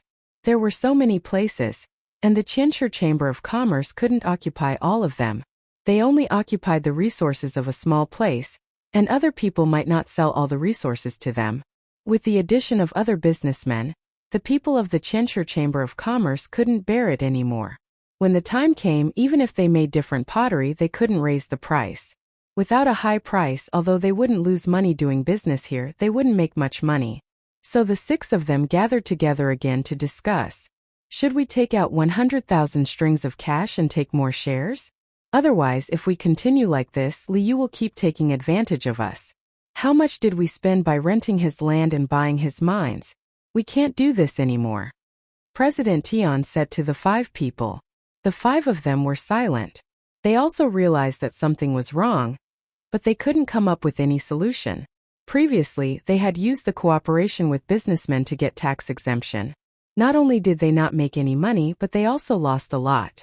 It was clearly written in the contract that if they couldn't get tax exemption after the cooperation, the Qianshi Chamber of Commerce would have to bear all the losses of the businessmen. So many businessmen were pulled over, and they lost a lot of money, but they couldn't find a way to make up for it. Now many businessmen were attracted by Liu's tax exemption, and the competition was getting more and more intense. If they couldn't come up with a useful solution, they would only help Liu prosper the local economy. What was the use of 10 years of tax exemption? Seeing that the 5 of them were silent, President Tian could only say, "Good plan. If we didn't get tax exemption for 10 years, we wouldn't even be able to keep our capital. We invested 50,000 strings of cash and spent a lot of money to buy a lot of resources. In the end, we can only make a little money. In the end, we pay taxes when we buy materials and we get income when we rent the land. When the time comes for us to sell our pottery, we'll probably have to spend a lot of money on transportation. It's the same whether we get others to transport it or we do it ourselves. What I mean is, take out another 100,000 strings of cash. This time we'll collect less iron ore and more clay. We'll sign a contract with the place that digs the clay. They have to supply us first before they can supply others. Or we can take 80% and the others will take 20%. Let the businessmen who come later have no materials to use, and we won't have to worry about them competing with us. With the 100,000 strings of cash and the remaining 60,000 strings of cash, we'll take out 150,000 strings of cash to buy the clay. We can buy all the clay in the county in an instant, and no one will be able to get their hands on this resource within a few years. Now, the 5 of them understood the president's plan. They felt that it was a good idea and nodded in agreement. President Tian sent people to the Four Seas Academy to get the money while he personally went to find Li Yu. When he saw President Tian's haggard appearance, Li Yu was happy. Who asked the people of the Thousand Circles Chamber of Commerce to not cooperate properly. Since they had done it, they had to bear the consequences.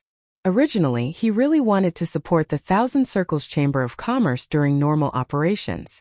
However, since things had happened, they couldn't blame him for being ruthless. That was why he had taken the action of tax-free investment. In addition to this, there was also a follow-up plan. He had to force the Thousand Circles Chamber of Commerce to sell their shares to him at a lower price. Li Yu thought about this and revealed a warm smile to President Tian. President Tian, you're free today? How many kills have you been burning? I'm waiting to make a lot of money. When the time comes, I definitely won't forget President Tian's help. Come serve tea. President Tian looked at the tea and melon seeds that were served. He was indeed thirsty. He took a sip and said, Lordly, haven't we been recruiting too many people recently? Moreover, many of them are people who also burn pottery.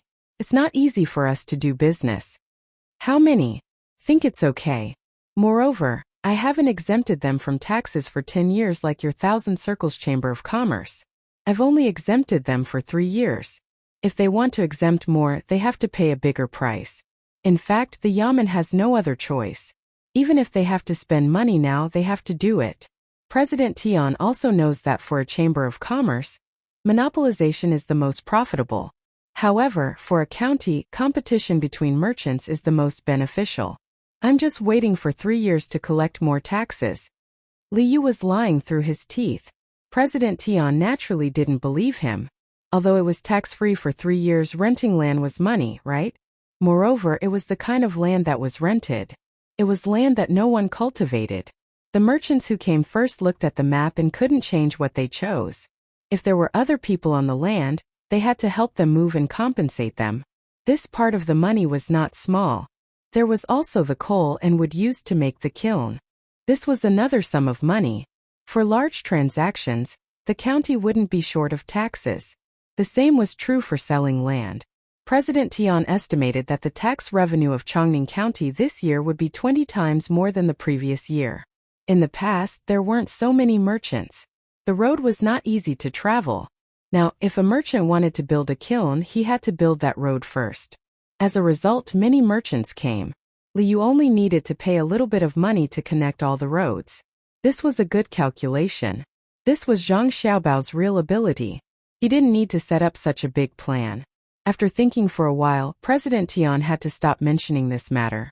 After all, the contract didn't stipulate that other merchants were not allowed to come. He couldn't keep the money that he was supposed to pay. Therefore, he said to Li Yu, Lordly, the Thousand Circles Chamber of Commerce is going to continue to use money to increase shares. Does Lordly agree? Increase shares just like that? I agree. Wasn't it written in the contract? How much does President Tian want to increase? Li Yu thought that it would take some time for the other party to increase shares. It was good to increase shares. He would have more money in the county. Since the money was coming, he couldn't just leave it. If that was the case, his financial staff would tell him, I want to increase 100,000 strings of coins. President Tian gritted his teeth and said the number. The main reason was that he didn't know if he could achieve his goal after investing this amount of money. If Li Yu didn't have Zhang Xiaobao behind him, there shouldn't be a problem. However, with that person around, it seemed that anything could happen. In other words, my shares will become 25%, right? Okay, if I want to invest, I will tell you. Li Yu didn't object. This was what was written in the contract. Zhang Xiaobao had already analyzed it. Yes. If Lord Li thinks it's too little, we can give you half. President Tian was afraid that Li Yu would be unhappy, so he was prepared to lose some to monopolize the resources in the future. No, don't give me that. A business is a business. Do you look down on me? Do you think I'm a lord who will use my status to bully others? Li Yu hurriedly refused. What was the use of half? It was better to follow Xiaobao's plan. Sure enough, it would be a pity if he didn't make some money. President Tian was relieved. He casually talked about the pottery that was made over there and didn't stay for long. He said goodbye and left. Li Yu's advisor, Xiao Chong, came out from behind the screen. He was holding the plan that Zhang Xiaobao had written for him. His face was full of admiration. Lord, are you going to form your own caravan immediately and go to the surrounding counties to discuss business? The people from the Millennium Chamber of Commerce are about to take action. Go, I'll leave this matter to you. Taxes, a lot of taxes. Now the county will have money. The money that my brother and Xiaobao invested can be earned back little by little. It would be good if we could find someone else to lend money. Now we need to use the county's money to pay for it. This is misappropriation. Even if I borrow it myself and the people agree, I will have to find a way to compensate in the future. Fortunately, no one will blame me. Which place doesn't misappropriate? Even the imperial court is shifting. Li Yu handed the matter to Xiao Chong. He felt that it was awkward to misappropriate public funds. He didn't have this feeling when he used to misappropriate public funds. Of course, this was not for free. He needed to use a few of his own businesses as collateral. Otherwise, with the current financial situation of the Yamen without collateral, it would be difficult to explain to the people. When Li Longji and the capital got on the ship and set out, Zhang Xiaobao's letter to Li Yu had also arrived. Li Yu opened the letter and read it. He smiled happily and said to himself, Xiaobao is indeed Xiaobao. He lives up to his reputation. Good, plant willows, plant a lot of them. Plant as much bamboo as you can. Then buy hay and stalks from this county and the surrounding counties. Wait for the big money. Thinking of this, he picked up the letter and read it again. The letter analyzed the future development of Chongning County. It said that as long as the merchants who invested money could earn money, they would not withdraw. This year there might be enough other things to use. After all, the newly opened kiln needed to be tested to see how it was burned. Every kiln was different. Some were good, some were not. Naturally, the bad ones would need to be rebuilt. When all the kilns were tested and sold next year, that would be the real era of mass production. Pottery was not something that could be stored one by one. There had to be protective measures. What was the best thing to protect? Of course, it was bamboo and wicker baskets. There was also hay. There might be enough this year, but there would definitely be a shortage next year. In that case, it would be too late to prepare now. Whether it was to make money for oneself or to help the merchants transport the goods safely away as soon as possible, it had to be prepared in advance. Willows were easy to grow. Just stick a willow branch on them and they grew quickly. Bamboo was even more so. In addition to this suggestion, another one was for Chongning to start making honeycomb briquettes and use them to burn. The remaining firewood could be made into thick paper. When the time came, the Zhang family and Wang family would provide a material for the paper pulp. After it was pressed, it could also be used in pottery. Li Yu read it over and over again. Every time he read it, he felt comfortable. This was a really good way to make use of the resources. After the people of the Millennium Chamber of Commerce used up the increased capital, they could earn a lot of money again. No, I have to prepare early. I have to write these things down. When uncle arrives at Fenshui, I will have something to say to him.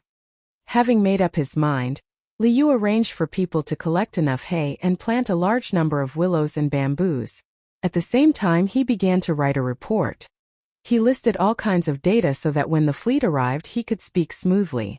Zhang Xiaobao didn't know how far Li Yu could go. He didn't plan to make money in Chongning. When the fleet set off, he was arranged to be on Li Longji's ship. Xiao Bei and the others followed him. The ship went through the Chao Canal. When they reached a place where they could change channels, they would enter Fenshui. It was not easy for Li Longji to come out. At first, there were many people who objected. Finally, after Zhang Xiaobao and Wang Wan agreed to pay, the people who objected agreed. Otherwise, it would have taken a lot of effort. As soon as he arrived on the ship, Li Longji didn't want to be bored in the cabin. He took a set of things and sat on the deck at the bow. He held a telescope in his hand and looked around. The current was following the current. When they entered Fenshui River, it would be against the current. Therefore, the ship moved very fast. In addition to the guards on the ship, there were also Jinwu guards on the shore to follow them on horseback in case there was an ambush. A day and a half later at noon, Li Longji still went outside to sit and look at the scenery of his country. While looking, he found that there was a bridge over the river in front of him. Lisher, do you know when we got out of this bridge? Li Longji asked Gao Lisher, who was standing next to him. Gao Lisher didn't know either. He looked at it in confusion, shook his head and replied, I don't know. Who was so kind to build a bridge for us? There are quite a lot of people on the bridge. Why did we stop at the head of the bridge? Just like what Gao Lisher said, there were many people on this bridge that seemed to have appeared out of nowhere. There were also people using small carts to push goods.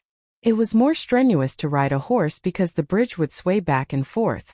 It was an iron chain bridge. Gao Lisher didn't know, so he asked Luobin to come over. Luobin had gone to other places to pass on an imperial decree. He was gone for more than 10 days, so Gao Lisher thought that he would know.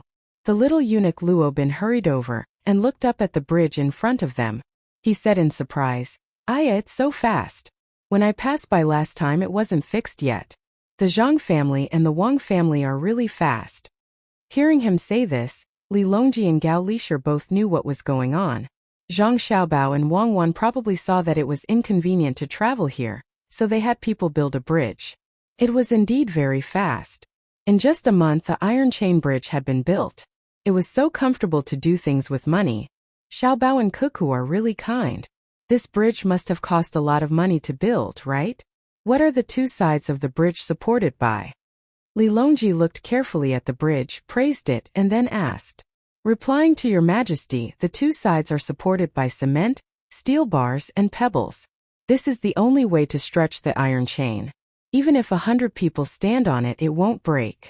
In addition, I heard that in the future there will be more maintenance, but, as Luobin spoke, he didn't know whether he should continue or not. He looked at Gao Lisher. Why are you looking at me? If you have something to say, just say it to your majesty. Gao Lisher glared at him. Aren't you framing me? You can't say what you have to say. Look at me, it's so infuriating. Li Longji didn't care about this small matter. He laughed and waited for Luobin to continue. It's just that it's not easy to travel across this bridge. It costs money. It costs 1 copper coin to cross it twice. You can buy it for a month or a year.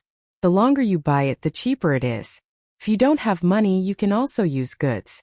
For example, an egg can cross it 3 times. If you buy a goose egg, you can cross it at least 5 times. Also, why does it cost money? Where are Zhang Xiaobao and Wang Wan? Call them over for me. Do they lack money? I've already given them money. How can an egg count? When Li Longji heard that they had to pay to cross the bridge, he was in no mood to praise Zhang Xiaobao and Wang Wan. When he asked someone to call them over, he raised his binoculars and looked carefully. Of course, there was a person sitting at each end of the bridge. They were waiting for someone to throw money into a box beside them. There were also several baskets. At this time, 2 adults were bringing a child across the bridge. They didn't pay and took out an egg and put it in the baskets. Lisher, what do you think this is? The commoners are just passing by, but they are charged. Do the Zhang family and Wang family really lack money? If the commoners spread this, their family's reputation will be ruined. They can take out so much money to build the canal and the road in Jiannan province. They even provided development funds for the villages that helped pave the road. Why do they have to charge people for the canal in the capital? Li Longji said angrily to Gao Lisher. No wonder Luobin was hesitant. So this was the reason. Gao Lisher also frowned. He also didn't understand. There were many people passing by, but how long would it take to earn back the money for the bridge? He couldn't answer for a while. After a while he said, Your Majesty, this subject thinks that the people guarding the bridge are charging Xiaobao and Cuckoo behind their backs. When Xiaobao and Cuckoo come over, we can ask them. Yes, ask them. Have them tell the truth. Li Longji was still looking at the people passing by on the bridge. No matter how he thought about it, he felt uncomfortable. Not long after, Zhang Xiaobao and Wang Wan came over hand in hand. Your Majesty is enjoying the cool air here. Your Majesty, look at the bridge in front. Cuckoo and I built it when we came over. We will build more in the future, including the river that Your Majesty was going to pass by. Zhang Xiaobao pointed at the bridge that Li Longji was looking at and said leisurely. Gao Lisher looked at the two of them and asked, Xiaobao, tell me the truth. Is that bridge charging people money? Yes, it's very cheap. It only charges 1 copper coin for 2 trips. If you only go once, you'll be given a certificate. You can use it whenever you want. Zhang Xiaobao nodded and admitted. He even explained how the copper coin would be split in half. Li Longji put down his binoculars and asked Zhang Xiaobao, You're lacking in money? What will the commoners think? Do you still want your reputation? Immediately tell the other side that they're not allowed to take money. If they've already taken money, just forget about it. That won't do. If we don't take money, won't we be wasting money? My family isn't lacking in money. Based on the current situation, we'll need 2 years to earn back the money we spent on the bridge. At that time, a portion of the money we earn will be used for maintenance, and a portion will be used to arrange houses at the bridgehead so that people can rest. My family isn't counting on this to make a fortune, but we can't not take it. In the future, all bridges will be like this. If it works, then we'll be building roads. Caravans will also have to pay tolls. Zhang Xiaobao didn't care about Li Longji's glare. He had to take the money. Li Longji thought that Zhang Xiaobao would immediately comply. He didn't expect him to refuse. He opened his mouth and was about to give another order when Gao Lisher said, Xiaobao, there has to be a reason, right? Since you're not lacking in money, why are you still taking it? Of course there's a reason. My family isn't lacking in money, but that doesn't mean that everyone isn't lacking in money. Many merchants want to do good deeds, but once they invest the money, they'll have to pay maintenance fees every year to repair the bridge and roads. It's fine if the business is doing well, but if it suddenly goes bad, then the bridge and roads will gradually be abandoned. If they're like me and let the passers-by pay a bit of money, then even if the merchants don't have money in the future, they'll still have tolls to maintain the bridge and roads. Besides, this money should be collected. There's a boatman sitting on both sides of the bridgehead who ferries on the canal. He collects money when he ferries. Now that there's a bridge, he doesn't need to ferry anymore. He can just sit on the bridge and collect money. When the time comes, he'll have a share of the money. It's not much different from ferrying people. Without this bridge, wouldn't it cost money to take a boat? It costs even more. That's why many people would rather take a detour than pay to cross the river. It's cheaper for us, especially for those who travel frequently.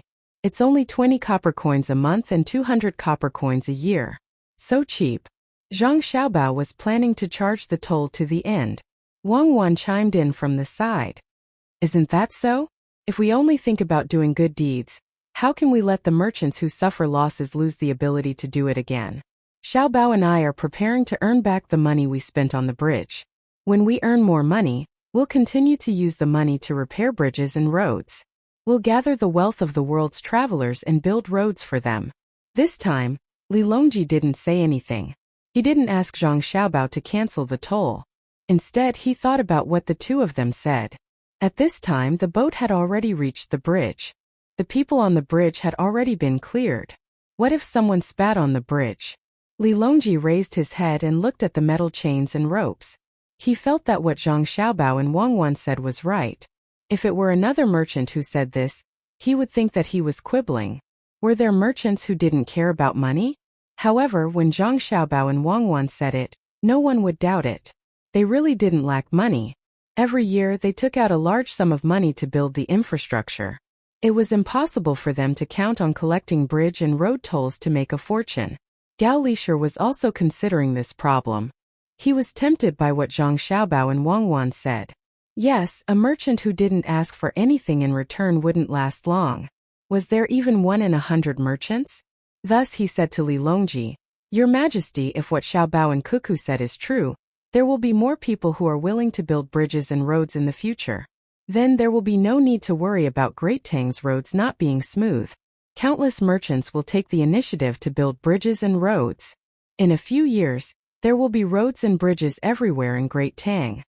Li Longji nodded. If the imperial court really had to fork out money to build so many roads and bridges, the imperial court wouldn't be able to afford it. Even if they could, they wouldn't be able to maintain it.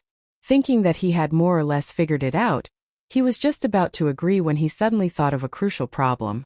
He asked Zhang Xiaobao and Wang Wan, "Then what if many merchants build roads and bridges just to make money? Won't the wealth of the commoners be earned by them? Take this bridge of yours for example. You can recoup your capital in 2 years. I don't think anyone would build a bridge on the Yellow River, right? They won't be able to afford it, so they can only build it in a place like this. What if they deliberately raise the price? In a moment, I'll pay the taxes and write a document. As long as the road and bridge fees are earned, they will be paid to the local authorities first. However, this money will be paid directly to the capital, and the local authorities won't be able to embezzle it. In this way, it will take a longer time to recoup the capital. With such a heavy tax, it will probably take 4 years to recoup the capital. After recouping the capital, they will still have to continue paying taxes, and the transportation fees will be reduced. I'll write this clearly in the contract.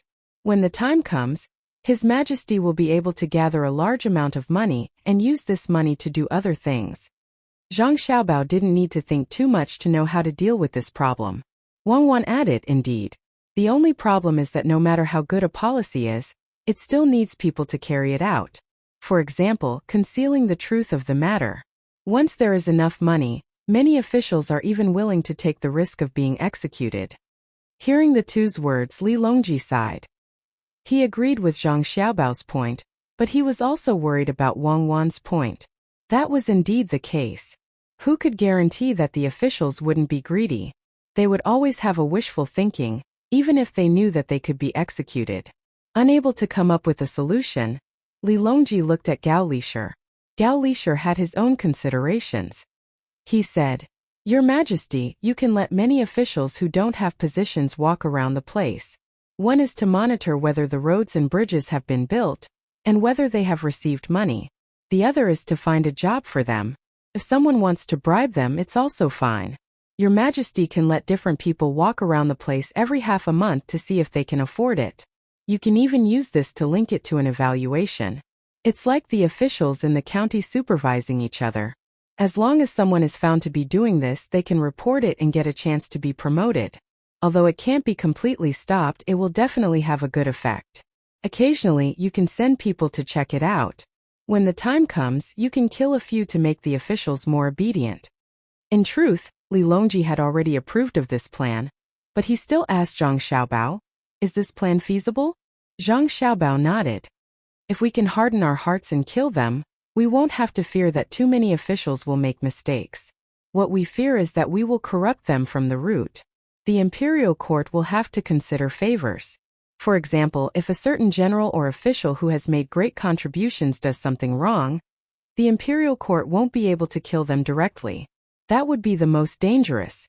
We have to kill them. No matter who pleads for leniency, we won't allow it. Let's try it out in the various rivers of Gyeonggi province first and see how it goes. After that, we'll promote it to the entire Great Tang. Let's start with you all. Write a plan for collecting taxes on the Iron Chain Bridge." Li Longji wasn't muddle-headed. He didn't plan to promote this plan to the entire Great Tang, but he wouldn't be satisfied if he didn't do it. How much money would that cost? If he could earn it, why wouldn't he? The national treasury was indeed much better than before, but it wasn't easy to start a war. Besides, there were many other things that needed to be done, such as the construction of the canal. Zhang Xiaobao nodded in agreement. Collecting taxes was fine, but he didn't expect to make money on the bridge. Moving forward, the true source of income was the markets on both sides of the bridge. Those were tax-free, and the imperial court wouldn't care. After resolving one of his worries, Li Longji turned to Zhang Xiaobao and Wang Wan and asked, "How many bridges can be built on the Yellow River? You all will fork out a portion, and the imperial court will fork out a portion. If it really is impossible, the imperial court can also fork out the money. After all, your family has been spending a lot recently. That depends on what kind of bridge it is. If it's like the one on the Yangtze, it won't be possible to build it. It just so happened that someone was causing trouble over there, so a bridge was built. If no one is causing trouble over here, do you want to change the course of the Yellow River? How many things would that delay? Even though there's a bridge on the Yangtze, compared to the losses back then, the current income is too little. Zhang Xiaobao was worried that Li Longji would want to build such a bridge. How much money did he spend back then? Who would change the course of the river for no reason? Wang Wan also added, if it's an iron suspension bridge, it's still possible. Just choose a narrow place and build it. However, compared to the canal, it will cost more money. If the imperial court isn't in a hurry, after the autumn harvest, Xiaobao and I can raise the money to do this. How do you raise the money? Li Longji was still worried about Zhang Xiaobao and Wang Wan. He was afraid that they would make life difficult for their families because of the money they had to fork out. Tubo, Japan and Xinyuan Island. Tubo is finished today. We can use food to exchange for a lot of resources. With resources, there's money. Japan is waiting for the silver ore to be shipped back this time. Xiaobao is also going to make a move. There's silver and gold over there. Including Xian Luo, the people from Xian Luo are now playing games with Liu in Chongning County of Ciizhou. Their purpose of investing here is not pure. They want to cheat. Xiaobao and I have given Liu ideas. Next, it's time to counterattack. Don't think of taking advantage of us for no reason. Wang Wan pointed to the west, east and south as she explained to Li Longji. Li Longji suddenly understood. That's right, Xiaobao is still scheming. He didn't scheme against the people of Great Tang, but it doesn't mean that he doesn't scheme against other countries. If one didn't know what Zhang Xiaobao did to the surrounding countries, it would be easy for people to think that Xiaobao was only SOSO in terms of economy and didn't have any good ideas. It was because of this comparison that people understood that Xiaobao or the experts of the Zhang family were thinking about Great Tang. There were many things that they couldn't do but were unwilling to do. Thinking of this, Li Longji suddenly felt a little embarrassed. It's not good to always ask you to fork out money, right? It's fine. As long as His Majesty agrees to let us work hard to open a bank, it's fine. If His Majesty allows us to operate the bank as usual, we will take care of the bridge of the Yellow River. Zhang Xiaobao was originally worried that someone would snatch the bridge from him. Now that he had found an opportunity, it was worth it even if he had to fork out 1,000,000 strings of coins to repair the bridge.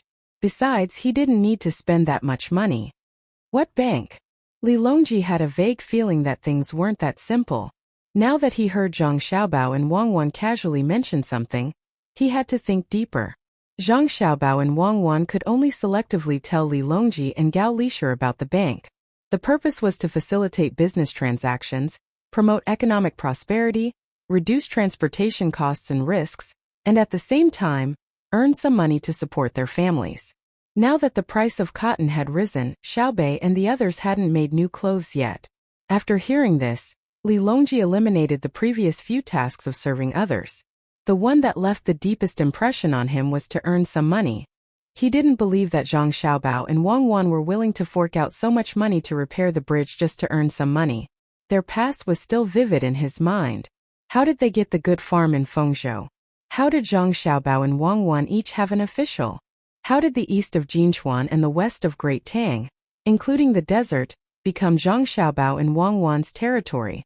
Thus, Li Longji didn't directly agree. Instead, he said, "Let me think about this. And fine by Go and the others. I have something to ask. Then we'll go back. We still have to cook." Wang Wan dragged Zhang Xiaobao and left. After the two left, Li Longji waited for Old Man Pai and the others to arrive. He was thinking hard about the relationship between the Yellow River Bridge and the bank. When he turned his head, he saw Gao Lisher looking at the scenery in boredom. He asked, "Lisher, do you know what's going on with the bank? Why do I feel that something is wrong? Listening to them, they don't earn much. Is that true?" Gao Lisher thought about it and replied, "Your Majesty, I don't think it's that simple. Perhaps they can earn a lot of money, but I know that no matter how much money Zhang Xiaobao and Wang Wan earn, they don't spend much on themselves."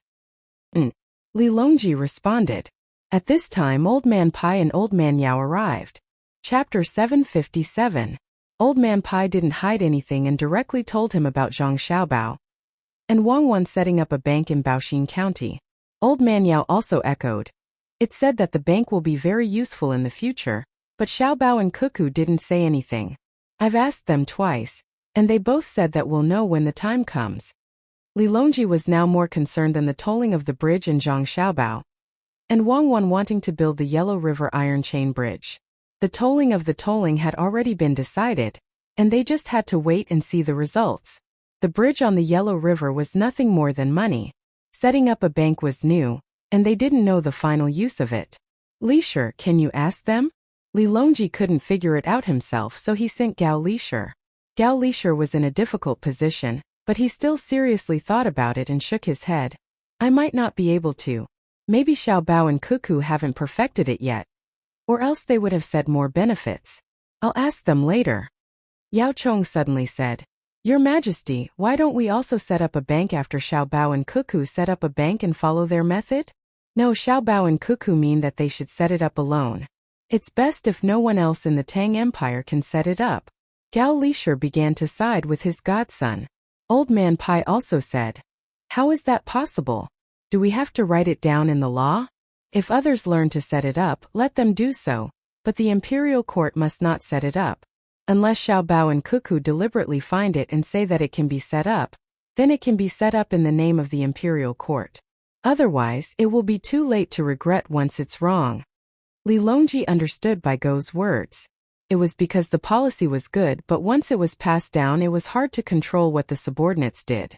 Especially when faced with a large amount of money, if the executor was greedy, he could check and take it back. If he lost it, it was useless to kill him. While the four of them were talking, Zhang Xiaobao and Wang Wan were also chatting while cooking. There were too many people, so it was impossible for them to specially make stir-fried dishes. 2 people prepared to make wontons. This was fast.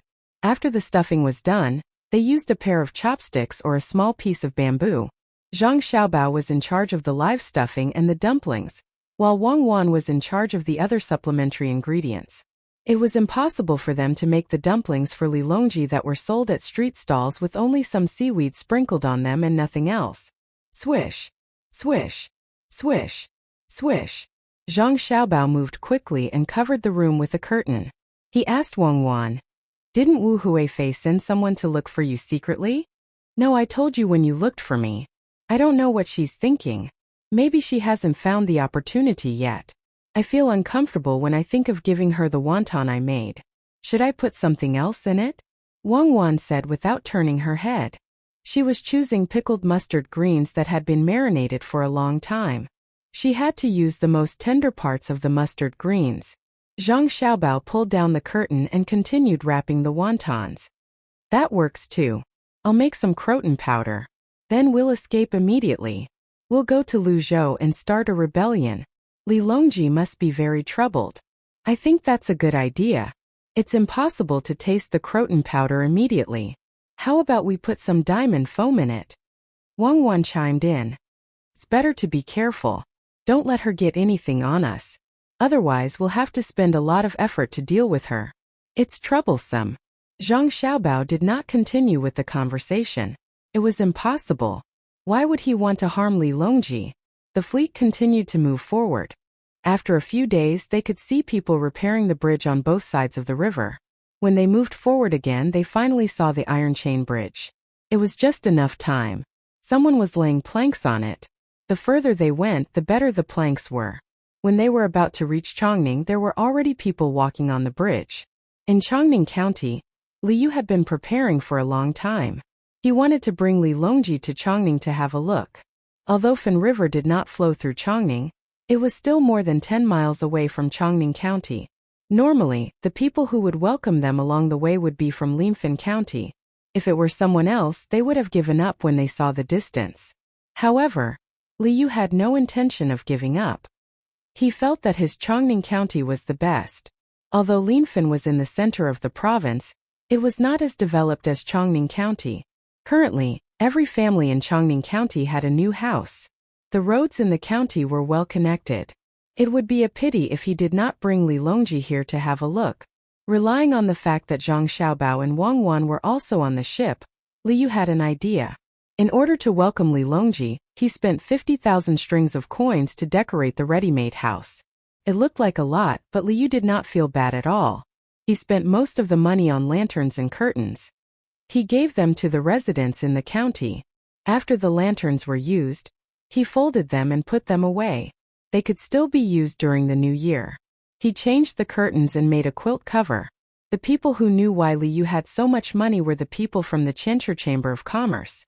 In order to monopolize the supply of pottery in Chongning County, they signed 3-year supply contracts with several places in the county.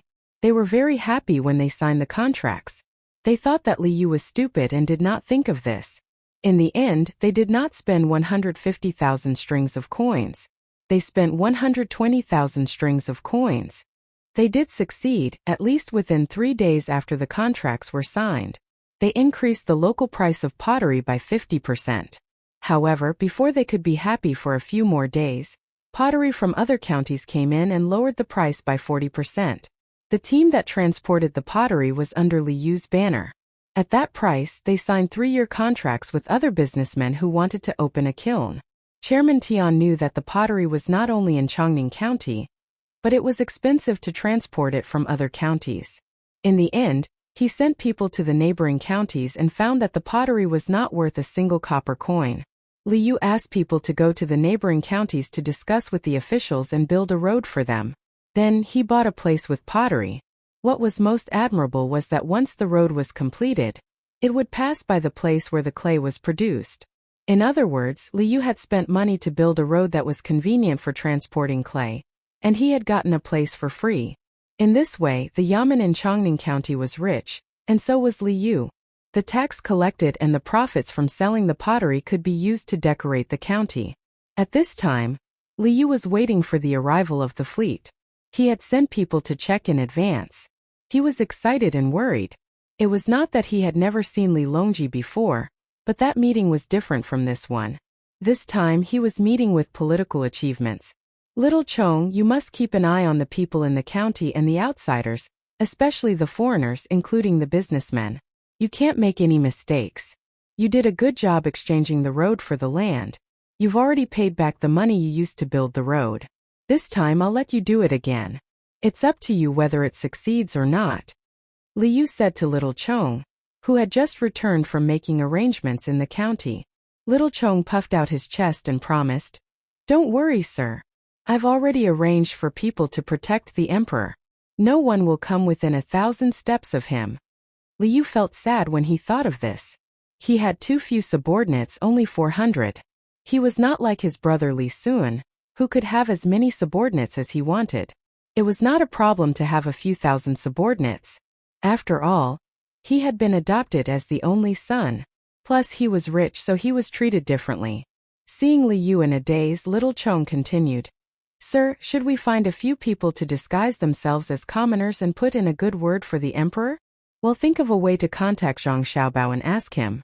Li Yu hesitated and said, Chapter 758. Li Yu was busy preparing to welcome the emperor. The people in the county were also looking forward to it. The emperor, it is already a blessing for you to come to the county. Zhang Xiaobao and Wang Wan really became full-time chefs. They cooked for the important people in the team every day. In the end, they just ate hot pot or barbecue every 2 days to save time. Gao Lisher did come to ask Zhang Xiaobao about opening a bank. Zhang Xiaobao could tell his godfather some truth, but he didn't say too much. He just said that the bank would be helpful to the entire Tang Empire in the future. As for what kind of help it would be, he only revealed that a bank could be opened all over the Tang Empire and that it would be enough to make silk, the currency, gradually withdraw from the market. Gao Lisher, who originally thought that he was very smart, didn't understand why silk could be withdrawn from the market with a bank. When they were about to arrive at Linfen, Gao Lisher finally summarized what he heard from Zhang Xiaobao and Wang Wan. He found Li Longji, who was still unwilling to stay in the cabin, and ran to the deck to take a good look at his country. Bai Go and Yao Chong, who weren't invited at the beginning, were also beside him. Even Old Man Chong, Zhang Juling's former butler, was allowed to come. It wasn't because of Zhang Juling, but because Old Man Chong was close to Zhang Xiaobao and Wang Wan. If he wanted to understand Zhang Xiaobao and Wang Wan more, he had to start from the people around them. He had to be able to tell Li Longji everything. The people in the inner courtyard of Zhang Xiaobao and Wang Wan naturally couldn't tell him everything. Because they were traveling along the river, the most they could see on both sides of the river were the banks and the rice paddies in the distance. Some of the paddies were slightly yellow, while others were still green. Li Longji held the binoculars in his hand and couldn't get enough of it. He was satisfied with what he saw and wanted to share his happiness with others. He said to Bai Go, Yao Chong and Old Man Chong, "Look at the Tang Empire. In less than a month it will be golden and the people will live a good life." In the past, if they knew that the imperial treasury was already very rich, Old Man Pai and Old Man Yao would definitely flatter them. However, they had always been by Zhang Xiaobao and Wang Wan's side, so they naturally knew that even if the imperial court was rich, it did not mean that every commoner was rich. There were rich people and there was no lack of poor people. This was especially true for the poor. They could only eat a mouthful of rice. They were far from reaching the point where every family could have a new house and eat meat for every meal. Not to mention how much savings he had. Even if there was a family in Zhuangzi whose food was moldy and whose money was rotten, they did not share it with the people around them who still needed to dig up some wild vegetables to fill their stomachs. Thinking of this, Old Man Pai could not follow Li Longji's words. Instead, he asked Li Longji, "Your Majesty, what kind of life do you think is a good life for the commoners?" Li Longji really did not know how to answer this kind of question. Everyone had a different definition of happiness. After thinking about it, Li Longji said, "I think that if the commoners have clothes to wear and don't starve, that is a good life. Oh, if they can build 2 more rooms so that it is not crowded, that would be even better. We can't let the commoners eat and wear the same clothes as us. What does official Bai think?" Old Man Pai still did not follow Li Longji's words. He asked again, "Your Majesty, where do you think the commoners are living the best life now?" Naturally, it's Sanshui County. Although I haven't been there, I've seen the model. Every family there has a good house. As long as the commoners want to eat meat, they can eat meat. If they want to eat fish, they can eat fish. Even the prawns in the sea can be eaten if they are willing to spend a little more money. Don't tell me all the commoners in Great Tang are like that? Li Longji said this without thinking. He did not know the specifics of Luzhou's situation. It was the same in Shuzhou. However, Sanshui County was close by. Moreover, there was a model. He could find out if he wanted to. After saying this, without waiting for Old Man Pai to say anything, Li Longji suddenly understood and said, "I understand. Sanshui County is not only good in terms of food and clothes, but also because all the children there can go to school. Moreover, they don't need to pay for medical treatment. It's a good thing. It can be said that it is the best county in the world. However, not all places in Great Tang can be like Sanshui County. After all, there is only one Zhang family and one Wang family. Zhang Xiaobao and Wang Wan are only a couple. We can't let all the local officials reach their level." Li Longji's eyes were filled with yearning as he spoke those words. If all of the regional officials were as capable as the Zhang clan and Wang clan, he would be able to lead his troops into battle and conquer even more territories. When he saw that he had achieved his goal, Old Man Pai said, "Your Majesty is right. We should let the people of Great Tang be like Sanshui County. It may seem difficult, but it's not. As long as we can produce more food, and as long as there are more people raising poultry and livestock, the price of things will naturally fall. Moreover, Zhang family and Wang family are currently looking for places to plant and cultivate medicinal herbs. In the future, many people will naturally benefit. If we want to succeed, we will succeed. If we don't, we will cripple. Everything is like this." "Lord Bai, what you said is what this subject wants to say as well." Old Man Yao chimed in from the side. He had the same idea as Old Man Pai. He wanted Li Longji to be more concerned. He did not think that the people of Great Tang were living a good life just because they had more food and more money. The goal could not be set so small. There had to be a comparison. Sanshui County was the real good life. The two of you are too kind. I understand.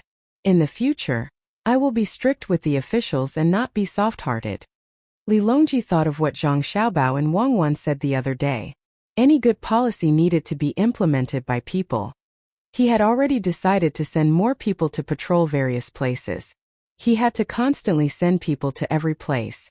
If the people patrolling later found that a place had made a mistake before the previous patrolling person arrived, Then the previous patrolling person would also be unlucky. Although there were many people sent and the expenses were high, no matter how high the expenses were, it could not compare to the amount of money that local officials could get from corruption and accepting bribes.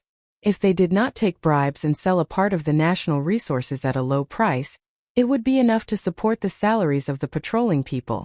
When Old Man Pai and Old Man Yao saw that the emperor was so easy to talk to, they were happy. They flattered him together and began to talk about the autumn harvest today. At this time Gao Lishur came over and looked at Li Longji.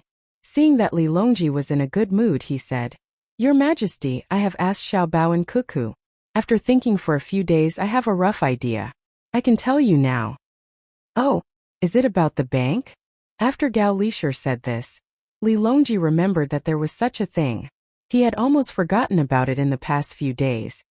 "Yes, Xiao Bao said that as long as the bank is opened in the future, our dynasty will no longer need to use silk as money. After all, the damage of silk is too great. In order to ensure the status of silk, the imperial court has already taken out a lot of money to balance it.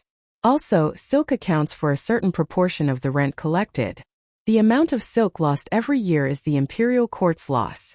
Moreover, we have to spend extra money to think of ways to not let the silk go moldy so quickly. In the long run, the Tang Empire will not be able to bear it." Gao Lishur explained the disadvantages of using silk. In fact, even if Zhang Xiaobao and Wang Wan did not mention it, everyone knew that using silk as a currency was very inconvenient. A bolt of silk was always used as 200 copper coins. It was not so comfortable to transport it. If one wanted to buy something that cost 500 copper coins, they had to carry 3 bolts of silk. What if they were drenched by the rain? What if they were roasted by the sun for too long and became brittle? Furthermore, if they were to use 3 bolts of silk to buy something that cost 500 copper coins, the other party would have to give them 100 copper coins. Nowadays, the common people were not willing to accept silk. If not for the imperial court's order to force the sale of silk, no one would accept it. Hearing Gao Lishur's words, Li Longji nodded. "Then Lishur, did you ask how to solve this problem? Our dynasty has very little copper coins and very little gold and silver. Other than silk, what else can we use as money? We can't possibly use money like in ancient times, right? Or cast iron coins. Naturally, we can't cast iron coins. There are many skilled craftsmen nowadays.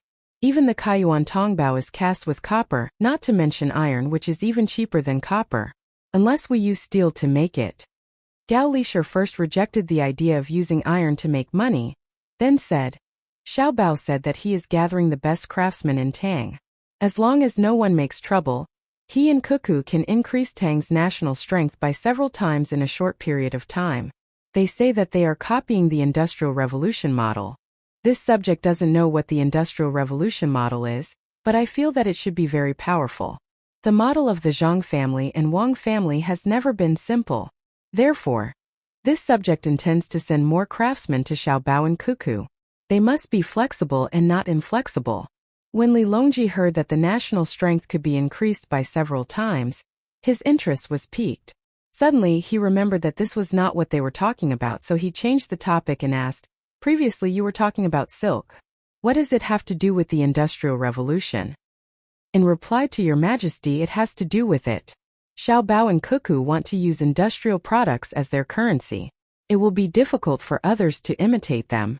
In the future, they will not use silk as money, and they will not release copper coins and gold and silver. This subject doesn't think that Xiao Bao and Cuckoo can't do it. What this subject is worried about is that once they make a currency to replace copper coins and silk, won't they be able to make as much money as they want? In addition, the banks are under their control. How will the imperial court control them?" This was the key point that Gao Lishur had thought about for a few days. It was only Xiao Bao and Cuckoo who suggested this.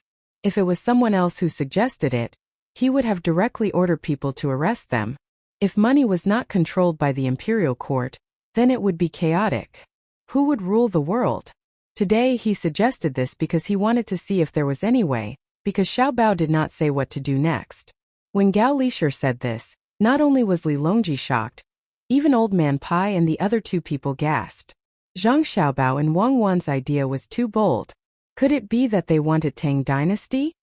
Your Majesty, this subject thinks that we should ask Xiaobao and Cuckoo to come over and ask them clearly. Perhaps there are other things that they haven't said yet. Old Man Pai was worried that the emperor would punish Zhang Xiaobao and Wang Wan in a fit of anger, so he reminded him.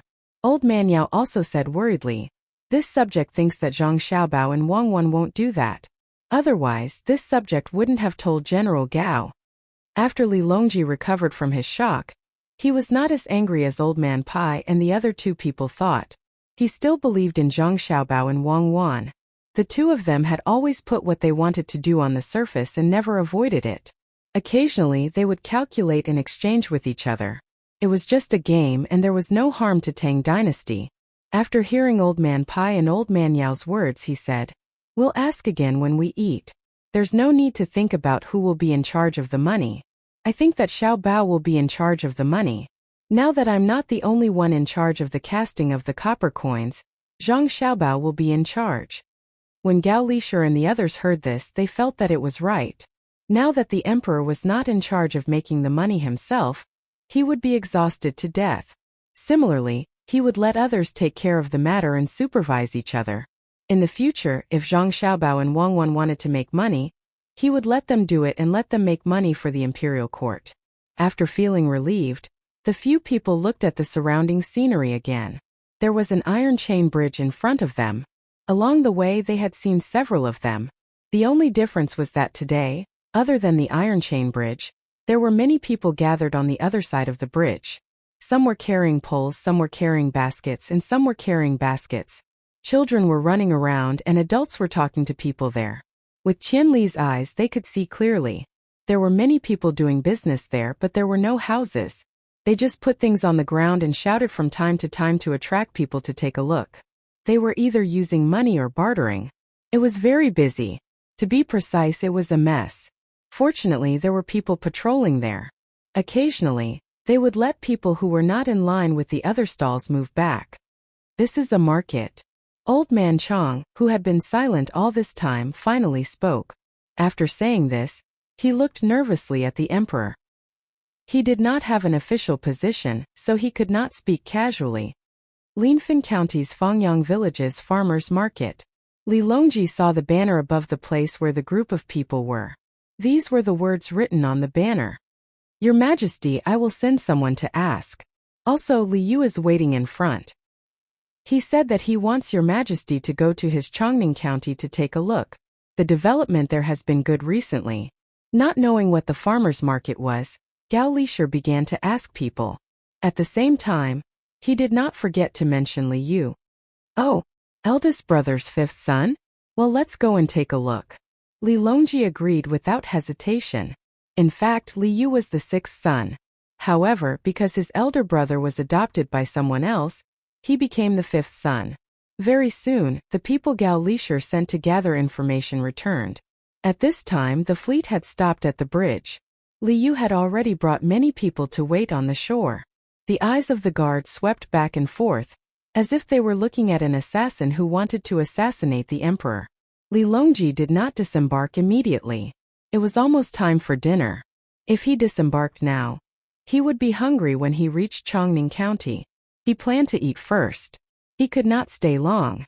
At most, he would go this afternoon and stay in Chongning County for the night. Tomorrow he would have to come back and continue to go to Jinyang. Li Longji had not seen Li Yu for a long time. He ordered someone to call Li Yu over while he listened to the report of the person who went to inquire. Your Majesty, the farmers' market over there is a tax-free place for local farmers and craftsmen. It's held on the 5th day of every month. The previous one was on this side of the bridge, and the next one is on the other side of the bridge. The crossing fee is very cheap, and there is no management fee. According to the people who are doing business, even if it's not on the 5th day, people who are free will still come here to buy their produce. Many people say that this place is good. Without the bridge, it would be inconvenient to travel. In the past, when they had a lot of food, they would have to carry it to the county. It would take 10 days to half a month to get there and back. Unlike this market, it's quite a distance away from the county and there is no tax. Therefore, people are willing to come here. There is also a market further away. Hearing the words of the person who went to inquire, Li Longji did not say much. He nodded to show that he understood and continued to wait for Li Yu to come. It did not take long for Li Yu to come with Little Worm. The other officials in Chongning County were not summoned, so they could not follow. They could only wait for the emperor to come ashore. Only then would they have the chance to see him. Little Worm could come because he did not want to see the emperor. He came specifically to see Zhang Xiaobao and wanted to learn from Zhang Xiaobao. After all, they could be considered acquaintances after meeting once. As soon as Li Yu saw Li Longji, he immediately knelt down and kowtowed. This was not the etiquette of an official meeting the emperor. It was a family etiquette. Seeing Li Yu like this, Li Longji happily let him stand up. He said, You haven't seen me in 2 years, right? Yes, more than 2 years.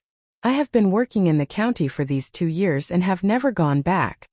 Li Yu respectfully sat on the side and answered. Li Longji looked at Li Yu carefully again and said, Why did you lose weight and become darker? I have been busy in the county recently, so I have to keep an eye on the outside to avoid being schemed against. The people in the county are waiting for me to lead them to a better life. It is hot outside with the wind and the sun, so it is natural for me to become darker and thinner. However, I am in better shape than before. Speaking of this, Li Yu seemed to have made a great contribution. He could not help but reply proudly. Li Longji really did not know what Li Yu was doing here. Hearing this, he asked curiously, Who dares to scheme against you? I will teach him a lesson later. Did the registrar and deputy disobey? Even though he knew that Li Longji was joking, Li Yu was still happy. He answered, It is not my officials. It is a foreign merchant who wants to cheat me of the county's resources and money. They want to turn Chongning County into a place where they can get resources for free. They are from Xinlua and are related to the Four Seas Academy. We have to be careful. Oh, were you cheated? Li Longji's interest was piqued when he heard the word lie. Recently, he had been talking to Zhang Xiaobao and Wang Wan. His words were not ordinary, especially when it came to the matter of the bank and the Yellow River Bridge. Who knew how many secrets were hidden behind it, so he was very interested in lying. Li Yu gently shook his head, leaned forward and said in a low voice, I was almost fooled. What I mean is that we shouldn't use our status to suppress economic matters. After all, it's impossible to solve all problems with administrative means in the future. I was lucky that the other party asked me to pay 50,000 strings of coins. I did not have that much money at that time. I happened to hear that you were building a workshop with Xiaobao and Cuckoo in Xinsai County. Last time during my birthday you gave me 10,000 strings of coins. This time I wanted to borrow more and then you met Zhang Xiaobao and Wang Wan. You got a good idea from them. Li Longji did not care that Li Yu was changing between the words me and nephew. When he heard what he said, he continued. That's right. Then Li Yu began to tell Li Longji everything that had happened since he met Zhang Xiaobao and Wang Wan. Li Longji and the people around him were all stunned. After he finished the story, Li Yu said, Now I have more than 30,000 strings of coins. The account in the yamen is 10 times more than before. After this year's autumn harvest, I can pay more rent to the court. I don't think the people from the Qianshi Chamber of Commerce can do anything. Besides, Xiaobao and Cuckoo are here. I will ask them what to do in the future tonight. The others nodded and agreed with Li Yu. The people from the Qianshi Chamber of Commerce could not do anything. How could they be fine after meeting Zhang Xiaobao? They would probably take revenge later. Everyone knew that Zhang Xiaobao and Wang Wan were like this. When they attacked their opponents, they would give them a chance. The Qianshi Chamber of Commerce got such a chance. If they did not use the contract to exempt other merchants, they would follow the contract and not take revenge. But since they did, it showed that they were up to no good. Naturally, they had to be taught a lesson. I see. Xiaobao and the others still have time to care about you. Did they ask for anything from you? Li Longji was very surprised. Zhang Xiaobao and Wang Wan were very busy in Buxin County. They had to carry out local construction, watch the tourist area, and deal with the people in Xinsai County. When they were building the workshop, they had the time to scheme against the Qianshi Chamber of Commerce.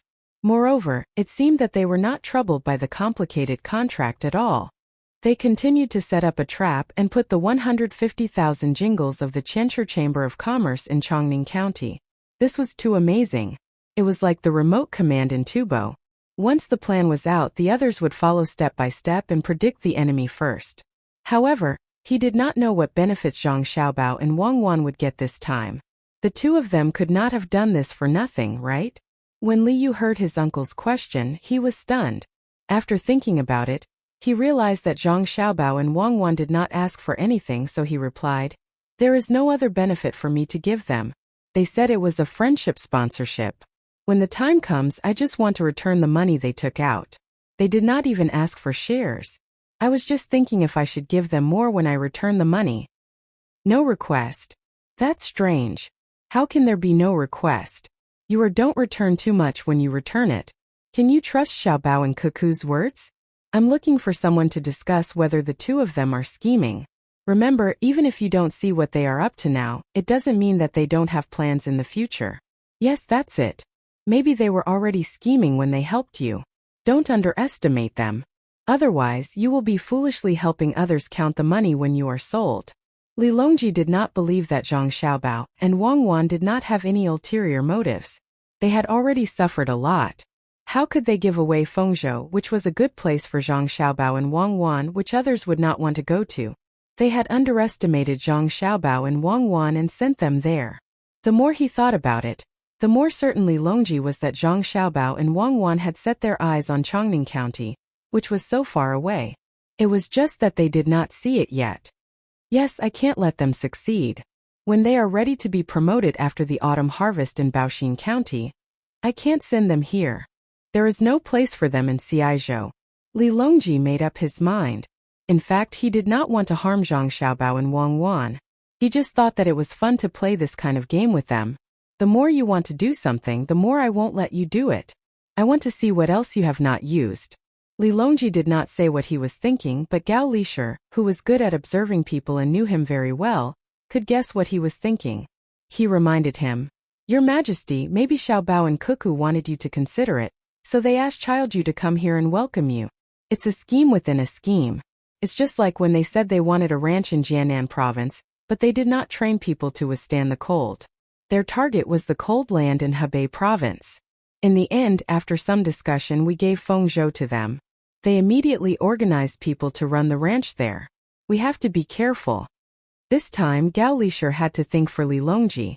It was not that he was unwilling to side with his adopted son, but if he did, Li Longji would lose even more.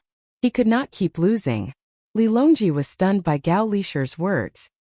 He nodded and said, "Yes, we can't be fooled again. It's troublesome. Let's not talk about this first. Since you're here, I want to ask you something. Is it good or bad that there is a farmer's market here, and we don't have to pay taxes?" Here. Xiaobao and Cuckoo asked people to do it? Good, of course it's good. Xiaobao and Cuckoo will not harm the people.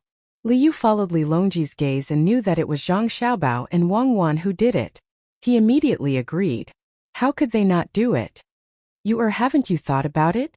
If the people do business here and don't pay taxes, how can the county earn money? Li Longji asked again. Li Yu understood. It turned out that he was thinking about this matter. If it was in the past, he would not have understood. But now, there were many merchants in Chongning County who did not have to pay taxes. At first, it seemed that the county's income had decreased, but in the end, it was more than before. I don't think it's a big deal. There are many tax-exempt merchants in Chongning County, more than Linfeng County. However, the income of Chongning County, where I'm from, didn't decrease.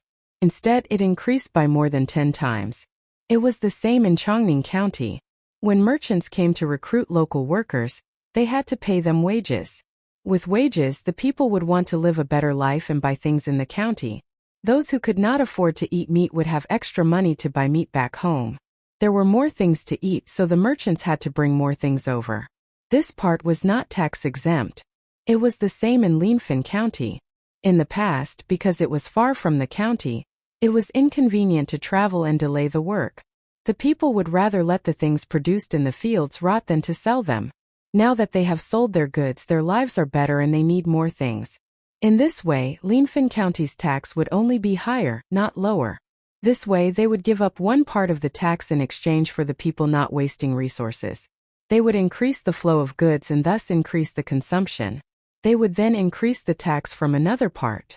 Li Yu summed up these words himself. In the plan that Zhang Xiaobao gave him, every step was explained to him so that he could be more flexible. After seeing this many times, he naturally developed the habit of thinking from this perspective. Li Longji was happy and praised Li Yu. Good, you has learned a lot. You can do more things in the future. This is the importance of economic means. In the past, many people looked down on merchants. But now, because there are more merchants, the speed of the flow of goods can be faster and thus more tax can be collected. Good, in the future you have to communicate with Zhang Xiaobao and Cuckoo often. Learn more and ask more questions. After you have taken care of Chongning, I'll arrange more important things for you to do. Nephew understands. Li Yu nodded in response. At this time Zhang Xiaobao and Wang Wan, who had no idea that they were being watched, were cooking and answering Xiao Chong's questions. It was not easy for Xiao Chong to see Zhang Xiaobao and Wang Wan in the kitchen. He had to change his clothes and was forced to take a bath. His fingernails were cleaned and his mouth was pried open to see if there were any false teeth. What if he brought in poison? After being tormented for a while, Xiao Chong was finally let in. Even so, there was still someone standing at the entrance of the kitchen, staring at him. This was all because Zhang Xiaobao and Wang Wan had recently stopped allowing others to test their food for poison. When they brought the food over, the two of them would eat it together with Li Longji. If they were poisoned, everyone would be poisoned together. No one would be able to escape, so there was no need to worry about Zhang Xiaobao and Wang Wan. It would be different if an outsider came in. Young Master. Master Li has already ordered people to plant willows and bamboos according to your instructions. He also bought the grass and the stalks after today's autumn harvest. What's the next step? Xiao Chong stood there obediently, not daring to move closer to the pot. Zhang Xiaobao's plan was ruined after the planting of the willows, so he had to ask about the next step. Zhang Xiaobao and Wang Wan had been cooking every day and were tired of it. Today they planned to do something simpler. They first made the braised pork, then stewed it with eggplant, green onions, carrots, and other ingredients. Unfortunately, there were no green peppers, tomatoes, or potatoes, so they could only use other ingredients to replace them. Zhang Xiaobao put a cabbage into the pot and looked at the fire. He stopped and wiped his hands on his apron. He said to Xiao Chong, "Things will be simple in the future. There are only so many people in the county. Those who have land will find odd jobs when they are free. Digging and mining require manpower. Weaving also requires manpower. There will definitely not be enough manpower. What if there is not enough? Outsiders will come to Chongning to find work when they see an opportunity. It doesn't matter if they are permanent residents or come to Chongning to find odd jobs when they are not busy. They will all spend money in Chongning. When the time comes, you just need to organize them well. Remember, don't let the locals bully the outsiders, and don't let the people who hire them deliberately lower their wages. It's best to set a standard. When the county has more money, there will be interns and doctors from day hospital coming here to open a clinic. You can count the locals in the county and give them free medical treatment. Also, you can open a school. Every year there will be a lot of graduates, enough to teach the children. I don't need to say more, right? No need to say more. I know. Actually, I should have thought of this myself. Xiao Chong agreed. There was nothing else to say. It was just another place where the people in the county could live better lives. The county could pay more taxes to the court. Those who should leave their names would do so, and those who should work harder would do so. However, Xiao Chong couldn't see how Zhang Xiaobao and Wang Wan could benefit from this. In terms of reputation, Zhang Xiaobao and Wang Wan were already famous enough. In terms of money, the two of them didn't participate in this, so they couldn't make any money at all. With that thought in mind, Little Worm asked the question. Zhang Xiaobao and Wei Wei smiled and said, "We'll talk about the future later. Not everything needs to be repaid. How can we avoid fortune and misfortune when it comes to the survival of a country?" These words made Xiao Chong suddenly feel that Zhang Xiaobao and Wang Wan were like saints. Only Zhang Xiaobao and Wang Wan knew that they couldn't help Li Yu for free, and not ask for anything in return. Wouldn't that be stupid? They were just thinking about the long term. The stew took a lot of time. By the time the people on the other boats had started to eat and Xiaobei came over with a hungry stomach, the stew was ready. Xiao Chong didn't have the right to eat with them, so he could only eat with the people on the boat. Zhang Xiaobao and Wang Wan ordered a large pot of stew to be placed on the table where Li Longji was going to eat. Everyone had their own bowl. If they wanted to eat, they could have someone serve them. The main dish was steamed rolls and a few small salted vegetables. Li Longji still didn't find anyone to accompany him. For example, he hadn't seen Wu Huifei for several days. During the meal, Li Longji didn't ask for anything like not talking while eating or sleeping. They just talked and asked what they should. This led to the question of Zhang Xiaobao's future plans to issue a currency. Xiaobao, tell me, what do you plan to use as a currency in the future? Make it difficult for others to copy and release? Li Longji felt that the stew was too bland, so he asked Zhang Xiaobao. Zhang Xiaobao had been waiting for several days, wondering when Li Longji would ask. Now that Li Longji asked, he replied, Your Majesty, there's something called alchemical fire oil. It's possible to make something else from it. This subject isn't skilled enough and only knows the general idea. I need more craftsmen to cooperate with me. At that time, if this technology isn't released, no one will be able to copy it. I estimate that it will take several years. Also, when the banks are more or less established, a temporary solution is to find a special dye, and use this dye to leave patterns on specially pressed paper. This will replace the current cloth and silk. When Zhang Xiaobao said this, he glanced at Wang Wan. Wang Wan continued, The place where the money is made has to be separated from the place where the money is issued. The place where the money is made doesn't care how the money is used, only the amount is controlled. The people who issue the money are not allowed to do the same. When the time comes, we'll use Zhang Xiaobao's and Zhang Xiaobao's businesses as a trial.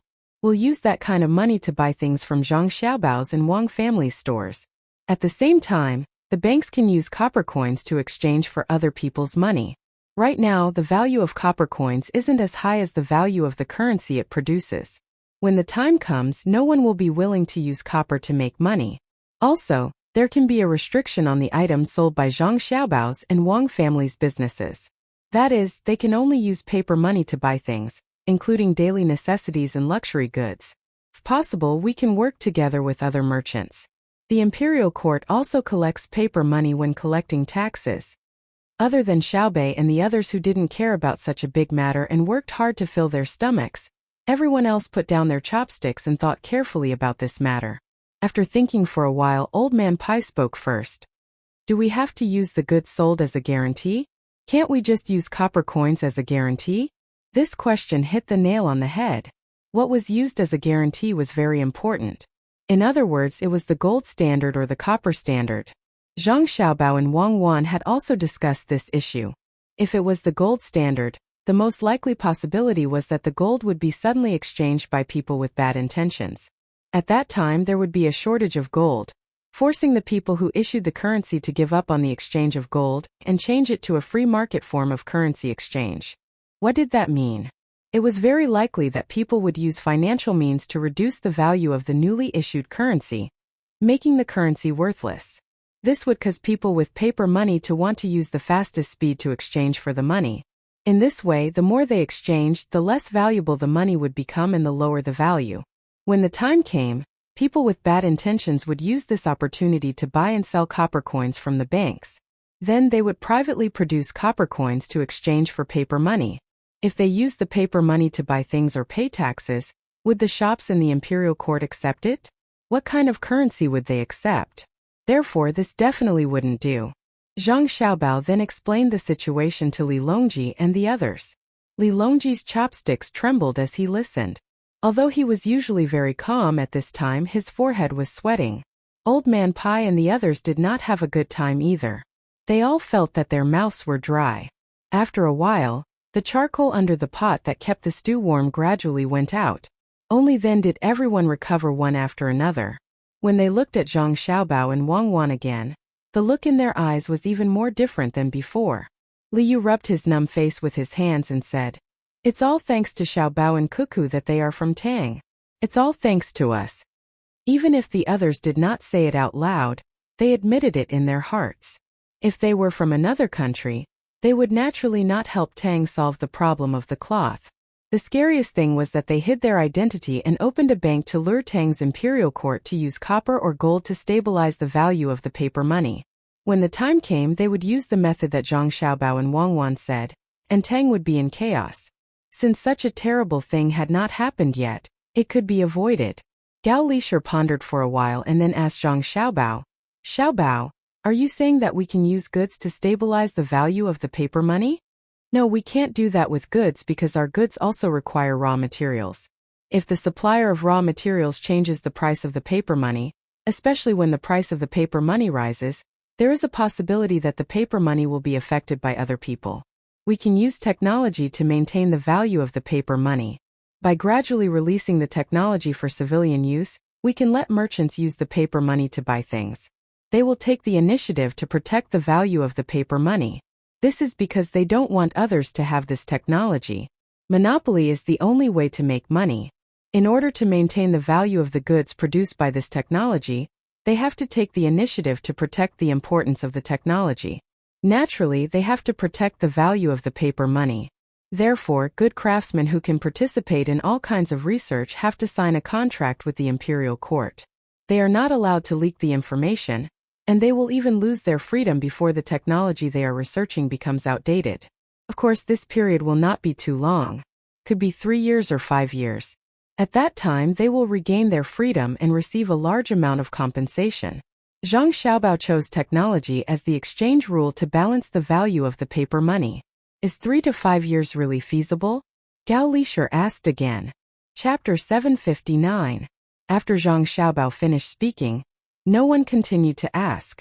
Before they had eaten much, Li Longji and Wei Wei nodded and began to eat. The others also followed suit. Otherwise, if they waited for the emperor to finish eating, the meal would be over. They couldn't possibly let the emperor wait for them to eat, right? Xiao Bei and the others did not participate in the matters of the adults. While others were talking, they were diligently eating. At this time, they were already full and ran off to play elsewhere. After playing, they still had to go back to do homework and consolidate what they had learned in the morning so that they could listen to the story the next day. Although no one spoke, it did not mean that they did not think about this matter. Old Man Pai had been with Zhang Xiaobao and Wang family for the longest time, so he had more contact with things than the others. He always felt that Zhang Xiaobao and Wang Wan had spent so much effort to come up with this plan. After such a long time, they did not dare to open banks everywhere immediately. It was definitely not as simple as just replacing silk and copper coins. Although this new currency was indeed a big deal, it depended on who came up with it. Now there were also flying coins used in large transactions, all relying on the reputation of the merchants. If it was just like this, Zhang Xiaobao would not be Zhang Xiaobao. Could it be that this currency has a greater use? Can it be of more help to the Tang Empire? Old Man Pai thought as he ate a few mouthfuls. Beside him, Old Man Yao was also thinking hard about this problem. What was the difference between this currency and the copper and silk coins of the past? It looked the same, but it was just a replacement. It made the loss of the silk disappear, but he always felt that something was wrong. The meal was finished in such an atmosphere.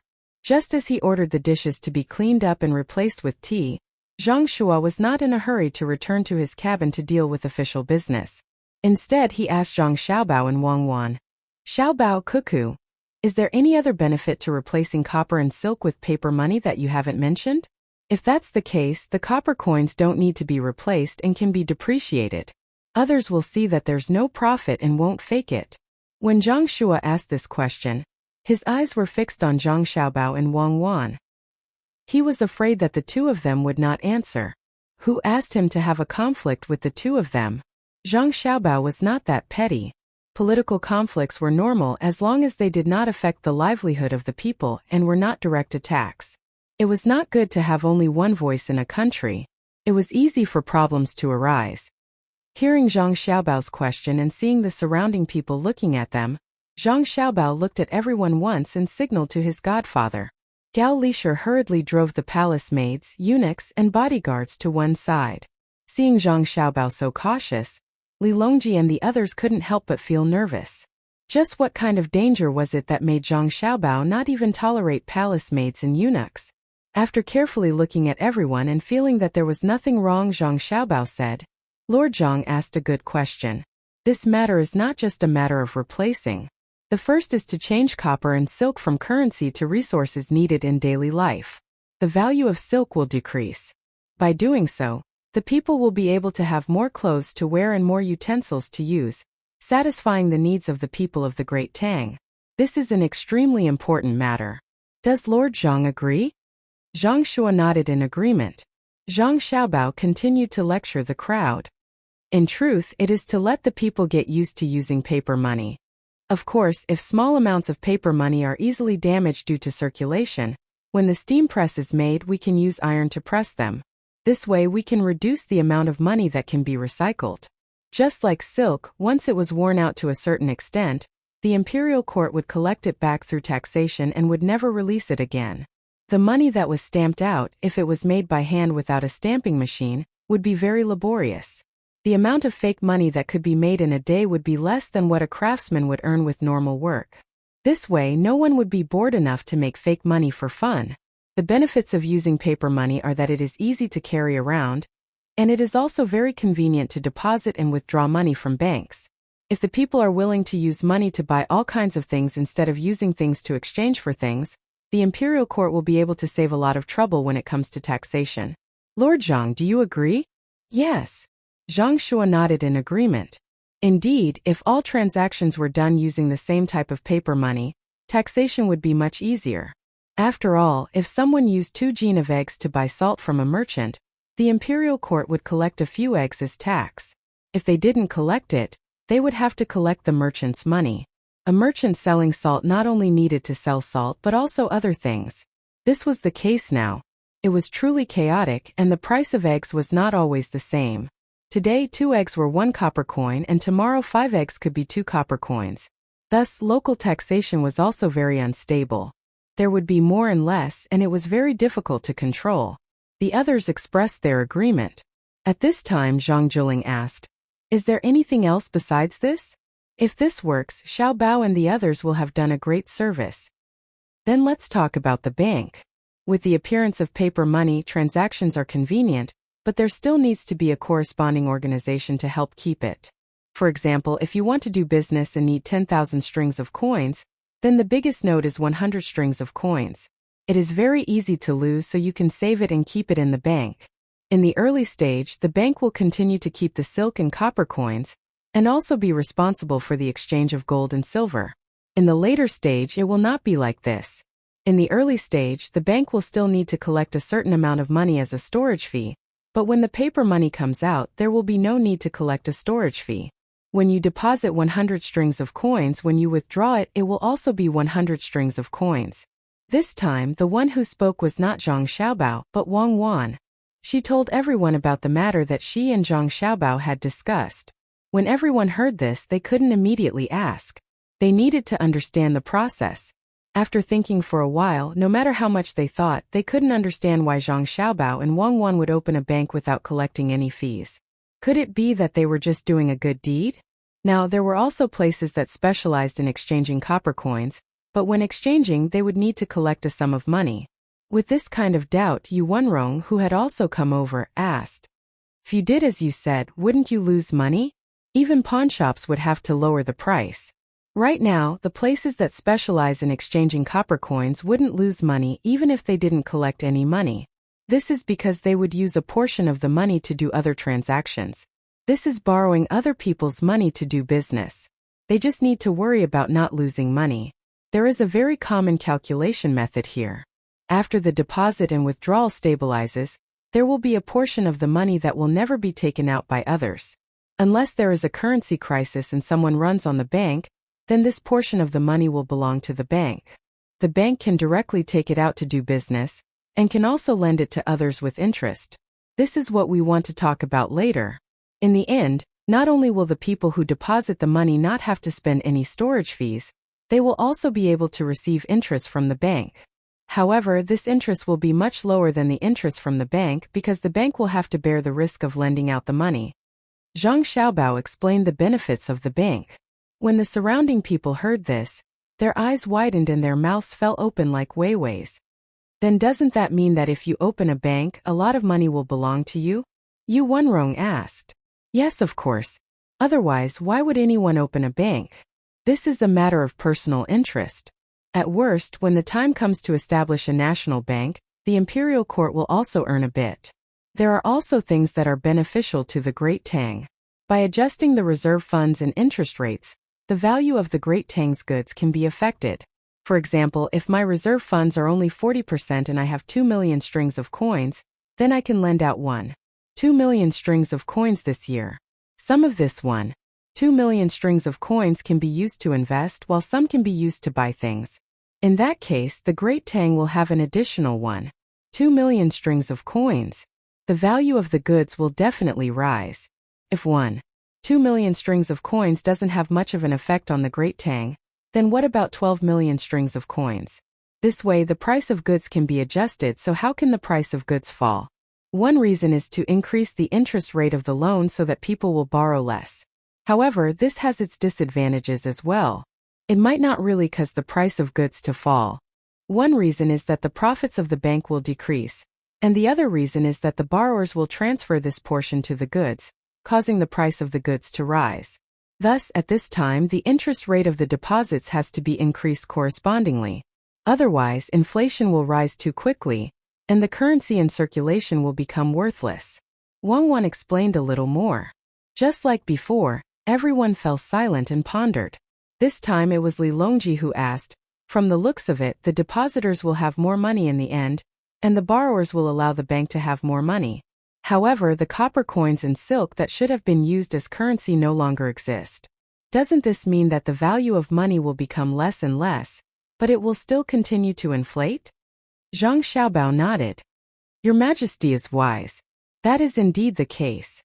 However, this inflation is the inflation of the entire Great Tang. No one will lose anything, and it will also accelerate the development of the economy. The value created is definitely more worth it than the danger of inflation. If there is no mistake, the overall situation is the same." Li Longji nodded. Thinking about it, that was indeed the case. Zhang Xiaobao continued, "Another advantage is that we can issue national bonds, which means we can borrow money from the people. When the time comes, the interest will be higher than normal deposits, and the country will have money to do other things. When the time comes, for example 3 years or 5 years, we can return the money to the people with interest. Then what if the country loses money when it uses the money to do something? For example, in terms of infrastructure, there is no profit to be made." Li Longji tried to keep up with the pace. Infrastructure will never lose money. When there is a direct monetary loss, there will be compensation through taxes. As for investments, it doesn't matter as well. We can just borrow more money to return the money to the people and continue to raise the interest rate. As long as the interest rate is higher than the bank deposit, the people will be willing to lend money. Your Majesty, you just said that the currency is always inflating. If we continue to borrow money, the money that the people receive in the end might not be as valuable as before. If we continue to develop in this way, perhaps some people will feel that we are always owing people money and that there will be problems one day.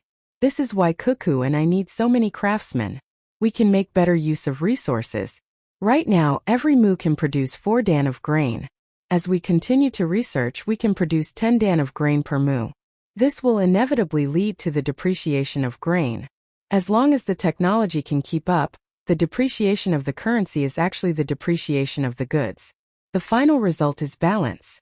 In other words, by increasing production, we can use the depreciation of the goods to offset the depreciation of the currency. Zhang Xiaobao had to say more, even though it wasn't easy for others to understand.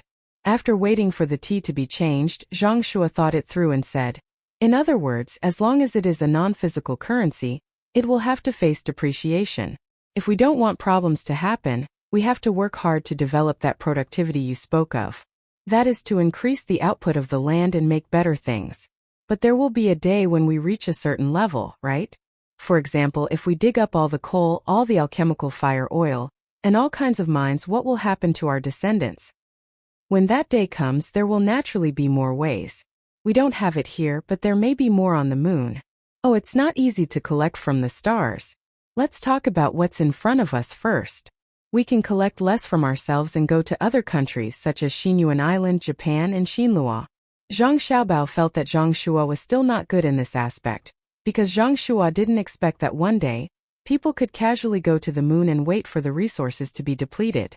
The technology would be more advanced and they could expand.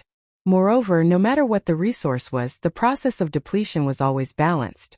In other words, there was no such thing as a non-renewable resource. The so-called non-renewable resource was because the technology had not reached that level. Otherwise, it would be like the black hole that was created after a star exploded. Why would everything only exist in the form of mass? It meant that any material could be converted into another. The black hole could also create a new star. This was the process of exchange. It was believed that the technology would reach that day. At this point, everyone felt that there was nothing more to ask. They could only wait and see if Zhang Xiaobao and Wang Wan opened the bank and see if it was as they said.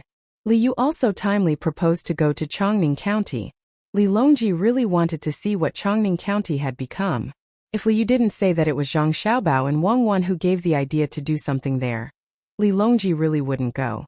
But as long as Zhang Xiaobao and Wang Wan were involved, Li Longji couldn't help but want to see with his own eyes if Chongning County had really become prosperous. If so, it meant that Zhang Xiaobao and Wang Wan had to be protected well. Because the two of them were more valuable than hundreds of officials. They could easily make a place prosperous. What was there to worry about in the Tang Empire? Besides, Wang Wan could fight. Since Li Longji was on the move, the people he would be protecting naturally wouldn't be Li Yu's few subordinates. The Golden Guards would have to follow him, and the other guards couldn't be left out as well. In order to protect Li Longji, Zhang Xiaobao and Wang Wan even transferred 30 people from the Zero Squad over. The two of them were fully armed and accompanied Li Longji.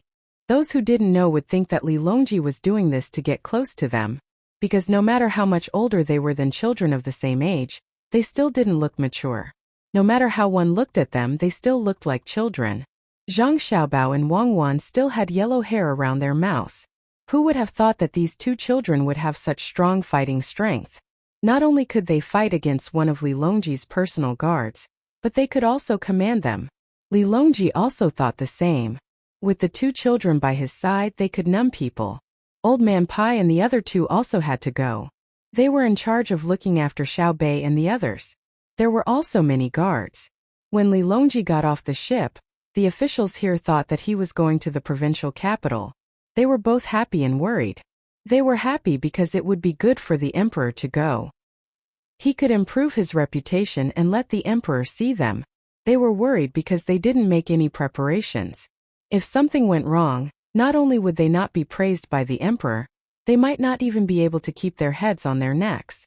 However, the result disappointed them. They were also glad that the emperor didn't plan to go to Linfen. Instead, he planned to go to Chongning County. The fleet left, and the people who were doing business looked on curiously.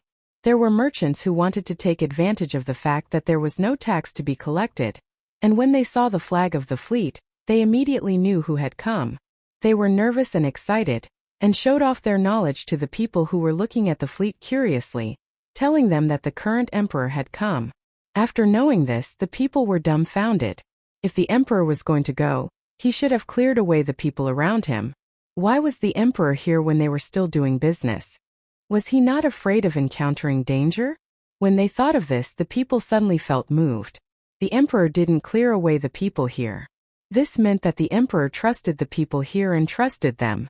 Li Longji didn't know that asking Zhang Xiaobao and Wang Wan to arrange a trip would win the hearts of the people. Zhang Xiaobao and Wang Wan did it on purpose. At this time, there were no missiles or sniper rifles. Who could hurt the people on the ship? It was better to let the people know how much the emperor trusted them. If it was someone else, they would have cleared them away long ago. Li Yu deliberately prepared a car that he thought was very luxurious for Li Longji. In the end, Li Longji didn't get into his car at all. Instead, he got into the car that Zhang Xiaobao and Wang Wan prepared for him. This kind of car was more comfortable. In order to let Li Longji gain more sincere hearts, Zhang Xiaobao removed the roof of the car and turned it into an open one. It was convenient for Li Longji to see the scenery outside, and the people outside could faintly know where the emperor was. Of course, there were many people in plain clothes who entered the crowd, especially those who didn't look like the people of Tang. The people of Tang were very loyal, and no one wanted to kill Li Longji. Li Yu was sweating profusely. He was worried that some kind of danger would suddenly appear. Following beside Li Longji, he moved closer to Zhang Xiaobao and said, "Xiaobao, do you want to kill me? What if uncle is frightened? What should I do?" How can he be frightened? What's more, even if something unexpected happens, His Majesty won't be frightened. Who is His Majesty? He's the emperor who dismounted to rule the country and pacified the people. Zhang Xiaobao said in a loud voice. Hearing this, Li Longji was very happy. He chuckled and said to Li Yu, "You don't be afraid. Even if something small happens, it has nothing to do with you. Besides, I have Xiaobao and Cuckoo by my side. Look, the people are so peaceful." Li Longji was still holding the binoculars in his hand. He looked around and none of the people came forward. Someone took the lead and shouted, "Long live the emperor!" and knelt down. The commoners also followed suit and knelt down. This made Li Longji feel even more comfortable. He even waved at the commoners around him, even if they couldn't see him. The speed of the team was not fast. It would be dark by the time they reached Chongning County. Li Yu followed them and was worried. At the beginning, the three people led Xiaobei and the others.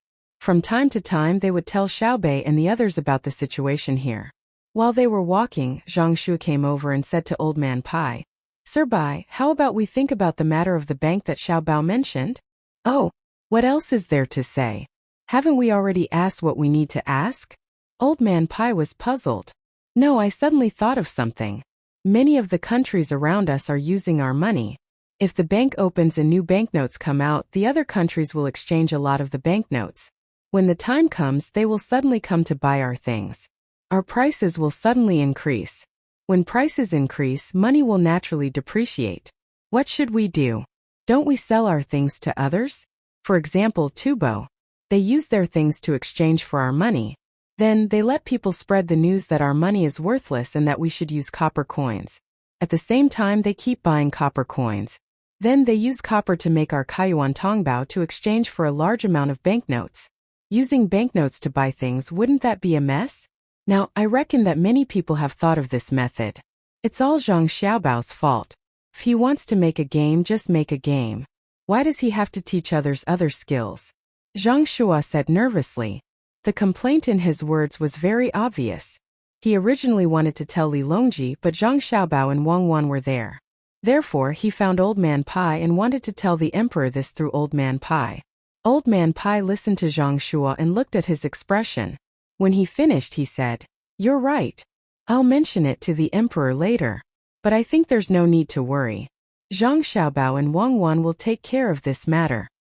Old Man Pai obviously knew what Zhang Shua was thinking, but he still agreed. After all, he also didn't know what to do when faced with such a situation. After the team left Limfin County and entered Chongning County, Li Longji's view immediately changed. The most direct thing he saw was a wide road that extended forward. He nodded and asked Li Yu, "What's the matter? Did you specially build this road to bring me here?" "No, this road was also going to be built. But since you're here, I built it first. This place can be connected to Limfin County. There's also the Fengshui River there. It's convenient to build a road for transportation." Li Yu answered honestly. Li Longji knew that it was actually because of him. But after all, this road was built first, so he asked, "Did it mess up your arrangement in Chongning County?" "No, it didn't mess up at all. You'll know when we move forward. There's going to be a bamboo processing workshop here. The things from Limfin County can be processed faster, and it'll give the people in Limfin County, who can't find part-time jobs, a place to work." Li Yu continued to answer. "That's good. Since Xiaobao gave you the idea, you'll have to do it properly," Li Longji said with satisfaction. "Yes, I'll do my best," Li Yu answered respectfully. At this moment, Old Man Bai also came over and told Li Longji about the matter that Zhang Shua had mentioned earlier. Li Longji turned to look at Zhang Xiaobao and Wang Wan. Zhang Xiaobao sighed. He wanted to take a break, but now there was another problem. "Your Majesty, Wang Wan and I have already considered this matter. We're just afraid that they won't use our money. It'll be better if they use our money. When the time comes, we'll make a rule that only our money can buy our things. If our things are better than theirs, they'll ship their goods here to sell. Tubo is only a small country, so they won't be able to cause much of an impact. Even if they don't have money, we can sell them national debt and let them use resources to exchange for it. We can also use the form of land leases. In any case, the Tang dynasty's currency must be popular in the surrounding countries. We can let them not use the Tang dynasty's money, and not the other country's money. If a country's currency is controlled by another country, what do you think the consequences will be, Your Majesty? Zhang Xiaobao couldn't understand. Did the people of this era not have any ideas in this aspect? I understand. The consequences will be that if two countries use the same currency and we don't give them money, their daily lives will be troublesome. This time it wasn't Li Longji who spoke but Li Yu. Wang Wan also spoke. What do you mean by not giving them money? It's us printing more money to buy things from them. We'll buy their things and then sell them things at a higher price. Do you understand now? Especially when it comes to national debt. As long as our productivity develops faster than theirs, our ability to withstand financial fluctuations will be stronger. Even if we depreciate at the same time, their country's losses will be greater. The more they buy our national debt, the more they will lose. When the time comes, we'll use our technology to produce things and sell them at a higher price. This is a form of plunder. Liu nodded. He pondered for a moment and asked, then what if they also have their own money? Do we have to exchange money with them? Of course we have to exchange. Zhang Xiaobao said. Then what if they just casually print money? Liu asked again. That is, originally they used 5 copper coins to exchange for 1 copper coin of ours. Now that they have printed more, they use 10 copper coins to exchange for 1 copper coin of ours. Do you understand what I'm saying? If they really dare to do that, they'll be finished. Actually, even if they don't do that, they'll still be finished. As long as Cuckoo and I open up the bank, they won't be able to do anything. Zhang Xiaobao was very much looking forward to that moment. He would be able to display his abilities and wouldn't have to restrain himself like he did now to not make a move against Great Tang. Li Longji was also listening. When he heard Zhang Xiaobao's words, he asked, Xiaobao, are you saying that once you open up the bank and produce paper money or something similar, you can make a move against the surrounding countries? What effect will that have? Wang Wan replied, it can cause a country to completely collapse. It can cause its people to lose their hearts and morale. It's that powerful? Liu was shocked. Good. We must open the bank as soon as possible. We will be waiting for that day to come. When the time comes, we will send troops to attack. Li Longji believed Zhang Xiaobao and Wang Wan's words. Wang Wan continued, Your Majesty, when that time comes, you won't be the one sending troops. Instead, you'll have to defend. The other side will definitely attack. This is a way to divert the internal conflict. If they don't fight, they'll really be finished. If they fight, there's still a chance. As long as they defend, it won't take too long. In just 2 years, they'll be finished. If Xiaobao uses some tricks, perhaps it won't take 2 years. In 1 year, they won't need to send troops. They can use economic means to take over the land. That's right. When the time comes, we can just buy land from them. If their people don't have land, they'll have to leave their own country and run to other countries. We'll send people to reorganize them. In the future, they'll be Tang's citizens. Zhang Xiaobao continued. Li Longji was stunned. When he looked at Zhang Xiaobao, he suddenly felt like he was meeting Zhang Xiaobao for the first time. He had never heard of such a thing. This was what it meant to subdue an enemy without a battle. His economic means were so powerful. Old Man Pai wiped his sweat and turned to report to Zhang Shu. When he saw Zhang Shu awaiting, Old Man Pai said, Lord Zhang, you're worried. Xiaobao and Cuckoo's abilities are not something we can predict. The thing we're worried about is Xiaobao and Cuckoo's trump card. The group continued to move forward. The scenery around them was getting better and better, but Li Longji was no longer in the mood to enjoy the scenery. All he could think about was what Zhang Xiaobao and Wang Wan had said. He was constantly thinking about taking over more land, but after the war in Tang, it was impossible to continue fighting. They didn't have enough people. Otherwise, he wouldn't be recuperating. However, if it was like what Zhang Xiaobao and Wang Wan had said, and they didn't need to send troops in the end and could occupy the land through economic means, why not do it? The more he thought about it, the more difficult it was for Li Longji to calm down. When the sky gradually darkened and torches were lit, he couldn't help but say to Zhang Xiaobao and Wang Wan, immediately arrange for the money bank.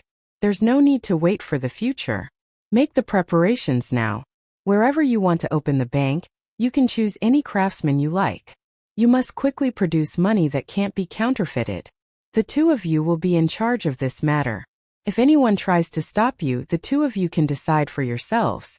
We only want to hear the result. Li Longji had truly gone crazy. He didn't care how much trouble Zhang Xiaobao and Wang Wan's bank would cause. He gave the two of them a lot of authority, and the meaning behind his words couldn't be any clearer. That was, no matter who tried to get a share of the benefits and tried to stop them, Zhang Xiaobao and Wang Wan could kill them first. Zhang Xiaobao and Wang Wan glanced at each other. They had been waiting for this moment. They had finally obtained authority, but this bit of authority wasn't enough. They needed more strength. Thus, Zhang Xiaobao said to Li Longji, "Your Majesty, the matter of a bank and money production isn't that simple. It requires a lot of cooperation. Furthermore, this subject doesn't know who to report to when the time comes." Hearing that there were still difficulties, Li Longji closed his eyes and thought for a while. He said, "As long as it's related to a bank and money production, the two of you can do it. Even if you need to use some land, just bring it over. Who do you want to report to? Naturally, it's to us." "Alright, this subject will definitely do it well. It will take at most 5 years, but at least 3 years, Zhang Xiaobao said happily after receiving the authorization. Li Longji really wanted to hear Zhang Xiaobao say 3 to 5 months, but he also knew how difficult it would be. At the very least, he didn't know how to do it now. He could only wait. Fortunately, he was still young and could afford to wait for 3 to 5 years. After entering the county, Li Longji saw countless lanterns and colorful flags. Only then did he put his thoughts back on this trip. He had Li Yu show him around and talk to the local officials. Seeing that it was getting late, he didn't ask Zhang Xiaobao and Wang Wan to continue cooking. Li Yu had already prepared the food. In the beginning, Li Yu wanted to make more food so that it would look very sumptuous. However, after contacting Zhang Xiaobao and Wang Wan, the two of them told him that he shouldn't do that. It didn't need a lot, just something special. The emperor couldn't eat too much. Li Yu trusted Zhang Xiaobao and Wang Wan, so he did as they said. Sure enough, when they were eating, Li Longji praised Li Yu for being frugal and not wasting anything. Night fell. Zhang Xiaobao and Wang Wan no longer had to follow Li Longji around. They returned to their temporary courtyard and told Xiaobei and the others a story. After that, they washed up and lay on the bed.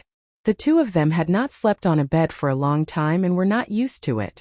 They could not fall asleep immediately. Wang Wan pulled Zhang Xiaobao's arm over and rested her head on it as she asked, "Xiaobao, now that you've gotten the authority, what's the next step?" The window was still open, and they could see the crescent moon outside. Zhang Xiaobao looked at the crescent moon and replied, "What else can we do? Tell Lu Zhou to get in touch with the surrounding provinces as soon as possible. Tell them to learn from Lu Zhou's method of construction. If they want to be quick, we can lend them some money first or invest in them directly. However, if we invest in them, they'll have to exempt us from taxes for at least 2 years. Naturally, the excuse is to set up a bank there. If we don't make the local economy flourish, how can so many merchants be willing to go there? If the merchants don't go, the bank is useless. When the time comes, if any official dares to stop us, no matter who they are, we'll deal with them. If we want to open banks all over Tang, we'll have to open restaurants all over Tang. We have to keep up with our business. Only then will we be able to minimize the impact when we have to withdraw large amounts of money from other regions." That's good as well.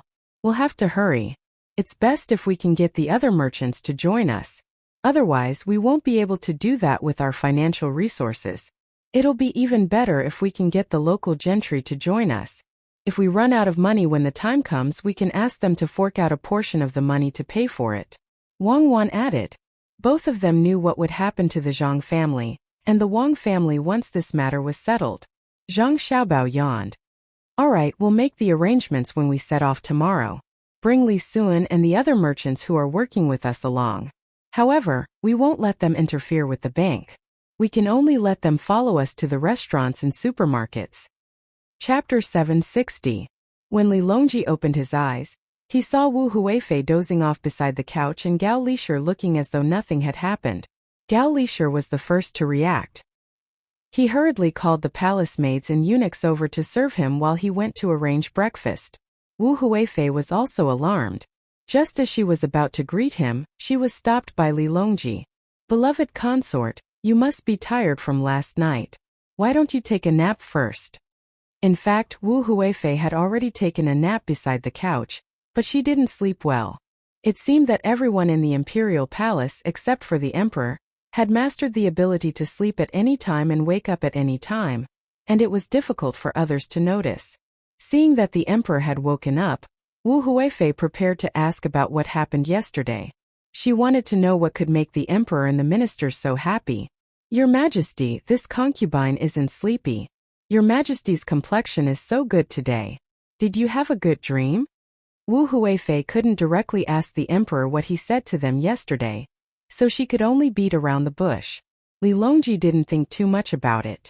While the others were busy, he took Wu Huifei into his arms and said happily, I didn't have a good dream last night, but I felt like I was in a dream during the day. Ah, could it be that your Majesty didn't rest well yesterday? It's all this concubine's fault, Wu Huifei said in shock. No, it has nothing to do with my beloved concubine. I had a good rest yesterday. Li Longji chuckled. Wu Huifei snuggled in Li Longji's arms and patted her chest. She asked curiously, could it be that your Majesty saw immortals yesterday? Yes, although I didn't see immortals in the heavens, I saw little immortals in the mortal world. They were Xiaobao and Cuckoo. Hearing Wu Huifei's question, Li Longji became even happier. In the future, he would just have to wait to take over other people's territory. Wu Huifei looked at Li Longji helplessly and said, how can your Majesty say that Xiaobao and Cuckoo are immortals? No matter how great their abilities are, it's still your Majesty's kindness. What new ideas did they come up with? Yes, this is our benevolence not only to them but also to the people of the Great Tang. Yesterday, the two of them mentioned a major matter. At this point, Li Longji intentionally paused and looked at Wu Huifei, waiting for her to ask. Your Majesty, what's the big matter? Quickly tell me so that I can be happy with your Majesty. How could Wu Huifei not know what to do? She immediately acted coquettishly. Li Longji enjoyed Wu Huifei's reaction and continued. The two of them want to open a bank. It's like this. Without holding anything back, Li Longji told Wu Huifei about what Zhang Xiaobao had told Wang Wan yesterday. After he finished, he had a smug look on his face. Wu Huifei was shocked. No matter how capable she was, no matter how big of a situation she had seen, she would never have thought that a bank could do so many things and even destroy a country. At first, she only thought that Zhang Xiaobao and Wang Wan wanted to open a bank to make money, but now she knew that there were so many people behind it. This was not ordinary. From what she heard from the emperor was very concerned about this matter. If she directly found fault with the two of them, the emperor would definitely be unhappy. Wu Huifei had been thinking about how to use this opportunity to attack Zhang Xiaobao and Wang Wan. For example, she could mention to the emperor that Zhang Xiaobao and Cuckoo wanted to take the Great Tang's money to their own families, and that they had bad intentions. Now it seemed that this plan would not work because Zhang Xiaobao and Wang Wan had talked about the pros and cons, and they did not intend to take a lot of money for their own families. Otherwise, it would have been better not to talk about it. Your Majesty, Zhang Xiaobao and Cuckoo are really different. They can come up with such a vicious idea. Oh no, such a useful idea. I just don't know if it will work. Wu Huifei's evaluation of Zhang Xiaobao and Wang Wan was indeed vicious. If they were not vicious, how could they come up with such a plan? The surrounding countries might not have thought that someone in the Great Tang was going to attack them. Li Longji also admitted that Zhang Xiaobao and Cuckoo's plan was vicious, but that was only for outsiders. It was good for the people of the Great Tang. Hearing Wu Huifei's words, he smiled and said, it may be a little troublesome, but I have already given them the authority. As long as it has to do with opening a bank and printing money, they can do it themselves. When the time comes, they can just tell me. Whoever tries to stop them will be dealt with. Your Majesty is really a good emperor. I think Zhang Xiaobao and Wang Wan will do their best to do this. But Your Majesty, if there are too many people who oppose or want to take advantage of this, will Your Majesty really let them deal with them? Wu Huifei suddenly had an idea, so she said to the emperor, of course, whoever stops them will be dealt with. Well, I am hungry. My beloved concubine, eat with me. Li Longji had made up his mind. His stomach suddenly growled, and he walked to the restaurant with Wu Huifei in his arms. Wu Huifei thought as she walked, if the benefits of the bank are released, there will be many people who want to take advantage of it. No matter how powerful Zhang Xiaobao and Wang Wan are, if they offend too many people, will the emperor be able to protect them? Besides, the people who want to take advantage of it can be the princes or the aristocratic families. Well, this matter bypasses other departments. Zhang Xiaobao and Wang Wan are directly responsible for the emperor. What will Zhang Xue think? What will the officials of other departments such as the Ministry of Revenue think?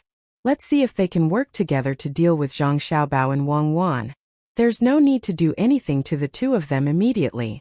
As long as we delay them, they won't be able to open the bank and print the money.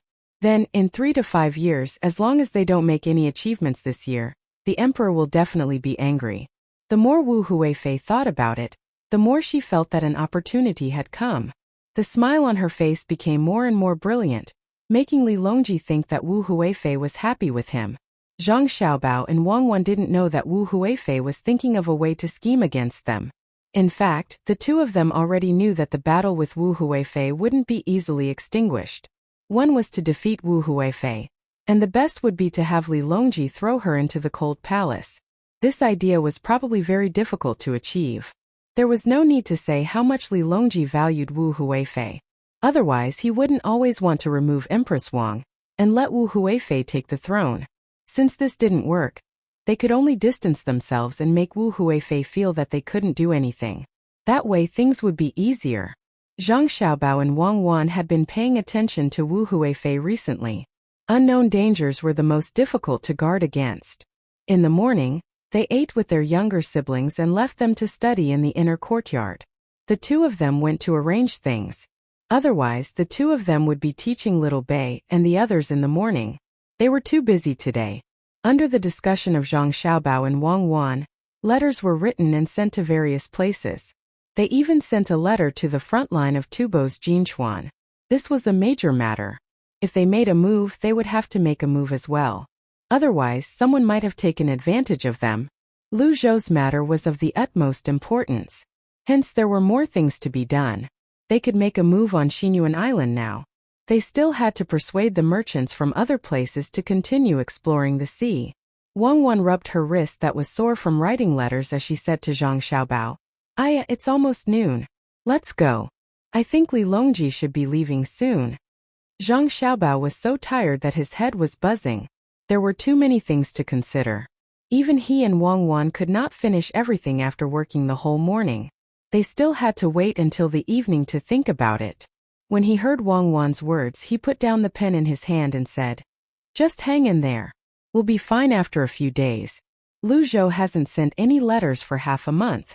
I wonder how the munitions factory is doing? They can already make rear-firing bullets, but they're still lacking in terms of guns. I hope they can hurry up." Even if they did not use copper coins, they still had to prepare more gold and silver. America had already left the gold standard, but they still had a lot of gold in reserve. Moreover, there was no harm in preparing some gold. One day, they would be able to use it in electronic circuits. If a country without gold and silver wanted to make good electronic circuits, they could only buy them from other countries. Now is a good time. Let's stop mining in our country and transport them from other countries. Fortunately, there are coal and oil. We can't mine from the sea. As our industrial revolution slowly matures, we can mine the land from other countries first. When will a large amount of oil be used? When our refining technology gradually matures, we must remember not to let people from other countries get their hands on our technology. When we were developing, other countries blocked our technology for a long time. Wang Wan agreed wholeheartedly. If they could keep it a secret, they should keep it a secret.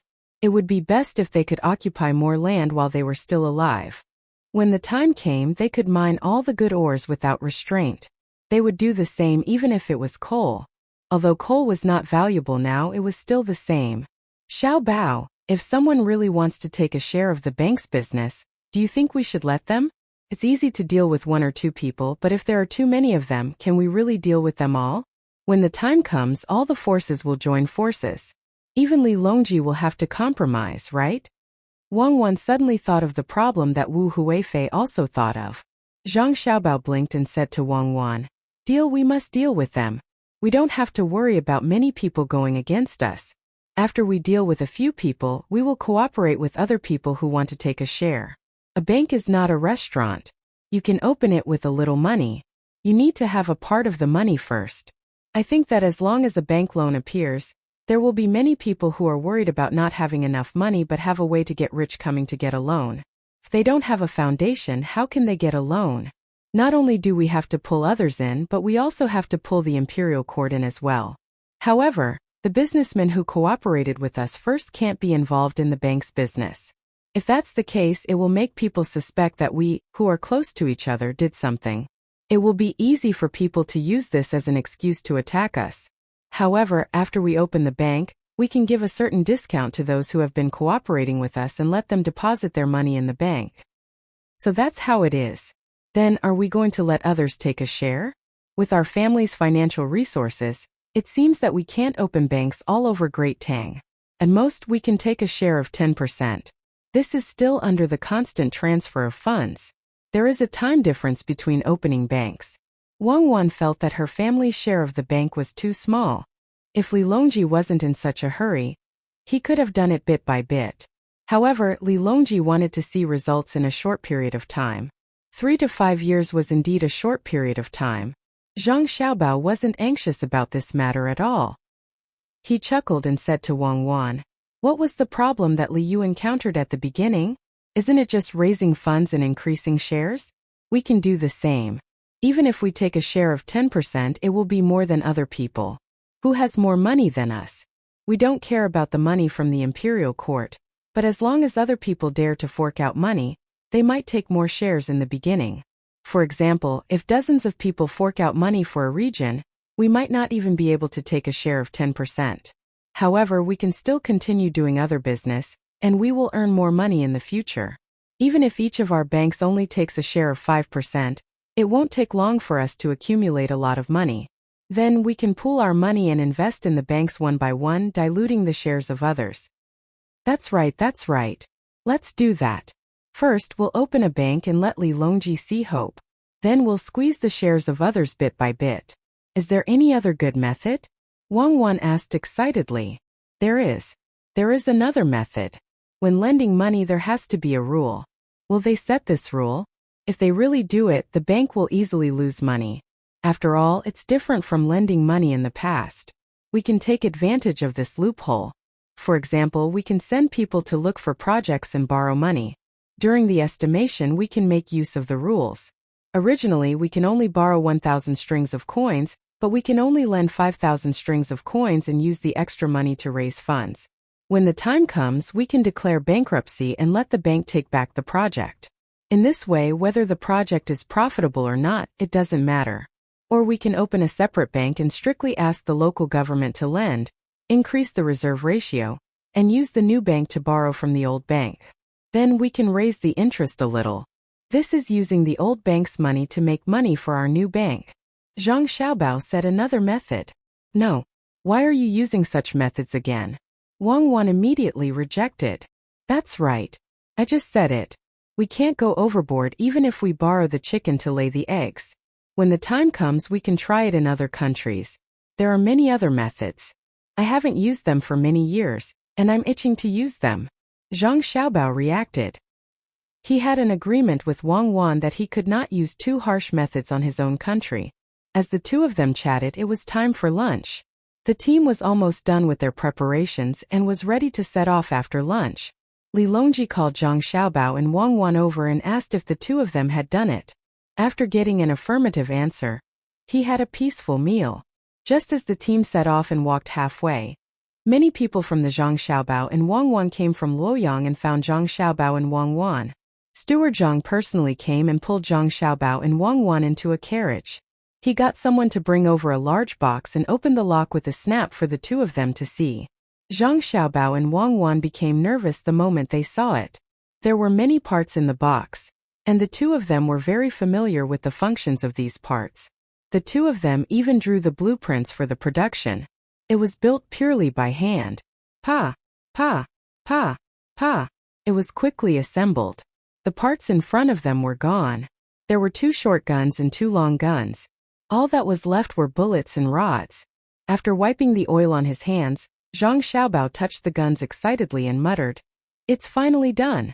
I didn't give the craftsman so much money for nothing." Such good treatment. Although they don't have personal freedom for the time being, with this thing, who would dare to use force when we trade on boats outside? Why are you so happy so early? We still don't know the shooting range and accuracy. Can the effective range of a handgun be 30 meters? I don't think so. The same goes for a rifle. Can it shoot out 1,000 meters? Find some time and find a place to test it. Unfortunately, there's no silencer. Should we let Li Longji know? Wang Wan poured a bucket of cold water on Zhang Xiaobao. Zhang Xiaobao curled his lips. He also knew that this kind of weapon was not easy to make. Not only did it have to be made with good steel, it could only be made by hand. It was estimated that only a few could be made in a day. After saving up for a year and discounting the scraps, it would be good enough if they could form a team. Touching the handgun and the long gun, he gestured a few times and said, "As long as the trajectory of each bullet is not different, it's fine. At most we can just get used to it and find the deviation when aiming. Who knows how many good steel pipes have been damaged by pulling the chamber. We can only make new ones." What about the bullets? It's not that easy to purify gunpowder. I estimate that 1 in 10 will fail. Steward Zhang, did you send a letter saying how many people were injured while making the bullets? Wang Wan wiped the oil off the handgun and covered the holster with her clothes. She inserted the handgun and disassembled the long gun and put it back. She asked Steward Zhang. Steward Zhang took out the letter and handed it to Wang Wan while saying, "The letter says that because they weren't familiar with it in the early stages, a few people were injured but no one died. Little girl, can you let me see the power of this weapon? Then you can follow the team. When we reach Jinyang, Xiaobao and I will find an excuse to go somewhere where there's no one and try it." Wang Wan took out the handgun again and stuffed the bullets into the magazine. After checking the safety and seeing that the firing pin could be blocked, she put it back in with ease. As for whether the bullets could misfire on their own, there was no need to consider this. It was impossible under normal circumstances. Unless there was an impact or it was too hot, there was no need to sell firecrackers. Steward Zhang thought for a moment and finally felt that he was still needed in Luoyang. He did not follow Zhang Xiaobao and Wang Wan. When Zhang Xiaobao and Wang Wan returned, Li Longji even asked out of concern if something had happened at home. Zhang Xiaobao casually found an excuse to brush him off. How could Li Longji know that Zhang Xiaobao and Wang Wan had returned with an additional weapon? In addition, the two of them also had something in their backpacks that could shoot further than ordinary bows and arrows. Zhang Xiaobao and Wang Wan couldn't hold it in any longer. They wanted to find a chance to test the gun. Speaking of which, the range of a handgun wasn't as good as that of a crossbow. If it was accurate, it would be able to shoot down a person within 100 meters. If it was accurate within 50 meters, it would be able to take down a person with one arrow. The only advantage of a handgun was that it could fire continuously and was convenient to carry around. Everyone returned to the boat and the team continued forward. At this moment they were not far from Jinyang. They would definitely reach their destination in another 10 days, and this was even when the boat was not moving that fast. Zhang Xiaobao and Wang Wan did not have much time to accompany Li Longji to enjoy the scenery. As long as the two of them had time, they would perfect the bank. When lending money, there had to be an evaluation standard. Naturally, the two of them did not expect that the bank would not suffer any losses. After all, business was not something that could be decided by manpower. The most important thing was the management. This was the most difficult part, as it was impossible to prevent others from tampering with the system. After all, when the two of them were constantly perfecting the system, the things that they were worried about would still happen. In fact, the two of them were most worried about the bank's management. After receiving bribes, they would lend money to people who did not have the qualifications to lend money. When the time came, even if they killed the person, it would be useless. They would not be able to get back the money that they lost. Li Longji also knew that the two of them were busy and did not have time to spare. Thus he spent more time with Wu Huifei. Looking at the scenery of his country and having the company of a beauty, he was very satisfied. Wu Huifei was also waiting for an opportunity. Right now, she could not let people send out letters, nor could she find Zhang Shua to sow discord. She could only wait until they reached Jinyang. Time passed very quickly. While Zhang Xiaobao and Wang Wan were busy, and while Li Longji was enjoying himself, 8 days had passed. The team did not take 10 days. At noon today they could see Jinyang City in the distance. According to the speed of the boat, they would be able to enter the city in 2 hours. At this time Jinyang was already under martial law. There were not many people coming and going. Occasionally one would appear. They were either a plainclothes officer or a relative of an official. After all, it would be too fake if the emperor did not see a single person. If he saw a few, it would be even better if he had the opportunity to talk. Zhang Xiaobao and Wang Wan also came out of the cabin. Using a telescope, they saw the situation ahead and knew that the local officials did not listen to their orders and made such arrangements in private. Now was not the time to find out who was responsible. The two of them only hoped that the local officials would not be so stupid as to make hundreds of dishes. At that time, Li Longji would think that it was arranged by the two of them. Let's go greet Li Longji first and let him understand that this is a matter of the local officials. It has nothing to do with us. Just as Zhang Xiaobao was preparing to return to the cabin, he saw that countless people had gathered outside Jinyang City. There were also people hanging things and placing things there. In addition to raising the flag, the only other thing to do was to set off firecrackers. He had to tell Li Longji in advance so that he would not be scared when the firecrackers went off. Chapter 761. Wang Wan took a cotton ball and gave it to everyone. Zhang Jiazhen, Zhang Juling, and the others were not left out, but she did not give it to Zhang Shua. Before Zhang Shua could figure out what Wang Wan was busy with, he was frightened by a loud bang and almost fell to the ground, followed by continuous crackling sounds. Li Longji was not frightened. Instead, he happily looked at the welcoming scene. Zhang Shua helplessly covered his ears with his hands and glanced at Wang Wan, who was snickering at the side. He did not know whether to laugh or cry. She was still a child. Wang Wan did her best to arrange things according to historical situations. Other than the place that she and Zhang Xiaobao specially used to receive Li Longji and prepare for his future wealth, there were not many changes. For example, Li Longji changed Bingzhou to Taiyuan Prefecture, exempted taxes, and so on. After the officials of Jinyang met up with Li Longji's team, the officials had already arranged according to the letter that Zhang Xiaobao and Wang Wan had sent in advance and brought Li Longji around. Zhang Xiaobao and Wang Wan guessed that Li Longji would not be able to go to the prepared place to play today. The two of them found an excuse to go there to check if there were any omissions and asked for leave from Li Longji. As for whether Li Longji could continue to write poems, it was not up to the two of them to decide. It did not matter whether he wrote one more poem or not. Zhang Xiaobao and Wang Wan, who asked for leave, led their family's protection team, as well as Xiao Bei and the others. They shook off the old man Pai trio, who did not know that the two of them had left, and found the place prepared for Li Longji to play. They took out their long guns and handguns. Under the curiosity of Xiao Bei and the others, they began to shoot at the target that was set up 20 meters away. After a magazine of 11 bullets was emptied, the group of people ran over to watch. Okay, I got it. Next time aim a little to the left. After Zhang Xiaobao looked at the bullet's point of impact, he concluded that the bullet's trajectory had deviated by quite a bit. Looks like the technology still needs to be improved. Wang Wan also felt that the gun in her hand was a little lacking. Me too, me too. Xiao Bei looked at them curiously. They were so far away, yet they didn't see any arrows being fired, nor did anyone draw a bow. Popping sounds rang out like firecrackers, and the sign that had been erected here was destroyed. She was smart, so she immediately knew that this was a weapon that could shoot from very far away. Okay. This is too heavy. Wait for Big Brother to make you a lighter one. Remember, you can't tell anyone. Zhang Xiaobao reloaded the magazine and said to Xiao Bei. Xiao Bei nodded vigorously. I know, but I won't say anything. You can't tell anyone about your family matters. It has to be kept a secret. The other little guys also clamored for one, and Zhang Xiaobao agreed one by one. When he had time, he would make one for them. Of course, it wasn't the gun that he was holding, but a toy made of wood. It was a toy made of animal tendons that was used to pull small stones.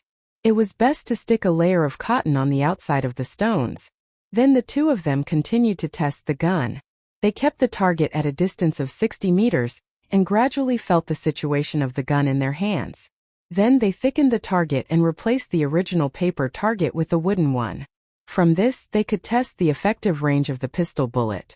They let someone use a bow and arrow to test. They could shoot someone to death at a certain distance.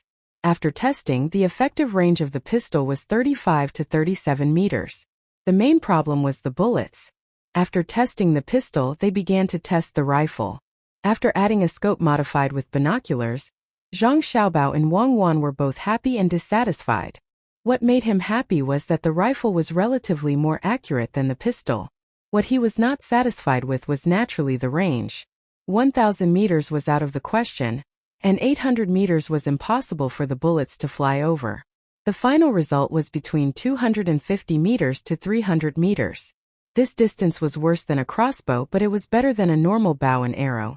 The advantage was that the shooting speed was faster, and the bullets were lighter than the arrows, so they could be carried more or less. Let's do this first. We can't expect to use it as a long-range sniper rifle. If we can get 300 to 500 of them and equip them for the army, the lethality is still not small. Wang Wan said as she disassembled the rifle. This is the progress of the era. It's much more powerful than the flintlock that first appeared in the Song dynasty. Alright, we can equip the army with this weapon in the future. When the time comes, we will be invincible and invincible. Zhang Xiaobao put the disassembled rifle into his backpack, looking like he was the most powerful person in the world. Wang Wan glanced at Zhang Xiaobao and said, "Any good weapon depends on who is using it. In the future, even if we are equipped with it, we can't underestimate the enemy. We can only use it at critical moments. The range of other people's crossbows is not short. If someone gets a few of them, the technology can be considered to have been passed on. It seems like Lu Zhou's side should be more careful in keeping it a secret. It's best if we can transfer it to the underground." Zhang Xiaobao understood the logic behind this as well. It was just like the gunpowder back then. If they had not attacked the enemy, they would not have been taken away by the enemy after losing the war. In the end, the people in Europe were better at using gunpowder than here. They improved their technology in a short period of time. When they attacked the enemy again, the people in Europe could not even put up a fight. After testing the rifle, the duo did not plan to look for Li Longji. Instead, they brought Xiaobei and the others to swim. This was the place prepared for Li Longji. Nobody was suspicious of the commotion earlier. They thought someone was setting off firecrackers here. Alright, let's change and swim. Zhang Xiaobao called out to the little ones when they arrived at a large lake that was originally here. In order to take advantage of the situation, Zhang Xiaobao and Wang Wan had rented a large area here. They modified the original small lake, especially the shore. They had people transport a lot of sand here. This way, during summer, tourists could come here to swim, or to have a barbecue on the beach and sunbathe. Li Longji could not say that he would not allow anyone to come to such a large place just because he had swum once. Therefore, he did not allow anyone to come to the courtyard that was prepared for him. However, he could rent out the courtyards beside it. Since the emperor was willing to visit this place, other tourists would surely want to enjoy it as well. When the time came, the price would be very high. If they opened a few open-air stalls and used local wine, they would probably be able to earn back all the money they spent on this trip by next summer. When the person in charge of this place saw Zhang Xiaobao and the others wanting to go into the water, he hastily stopped them.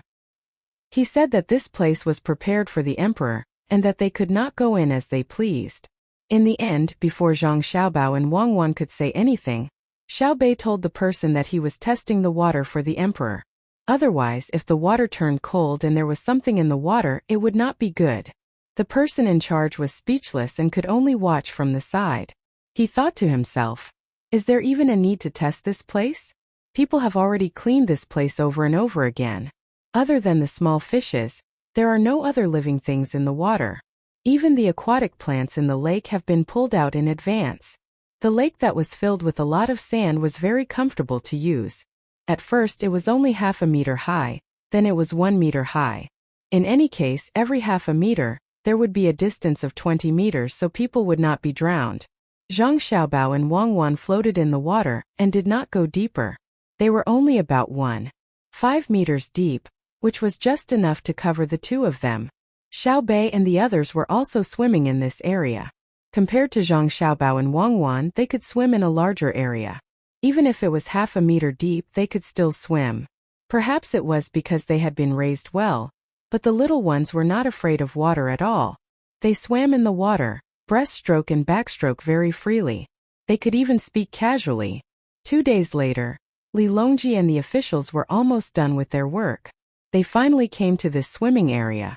Zhang Xiaobao and Wang Wan persuaded Xiaobei and the others to come ashore and wait for the barbecue. The two of them accompanied Li Longji and swam in the lake. The specially made swimsuits were worn by the palace maids and concubines that Li Longji had brought along.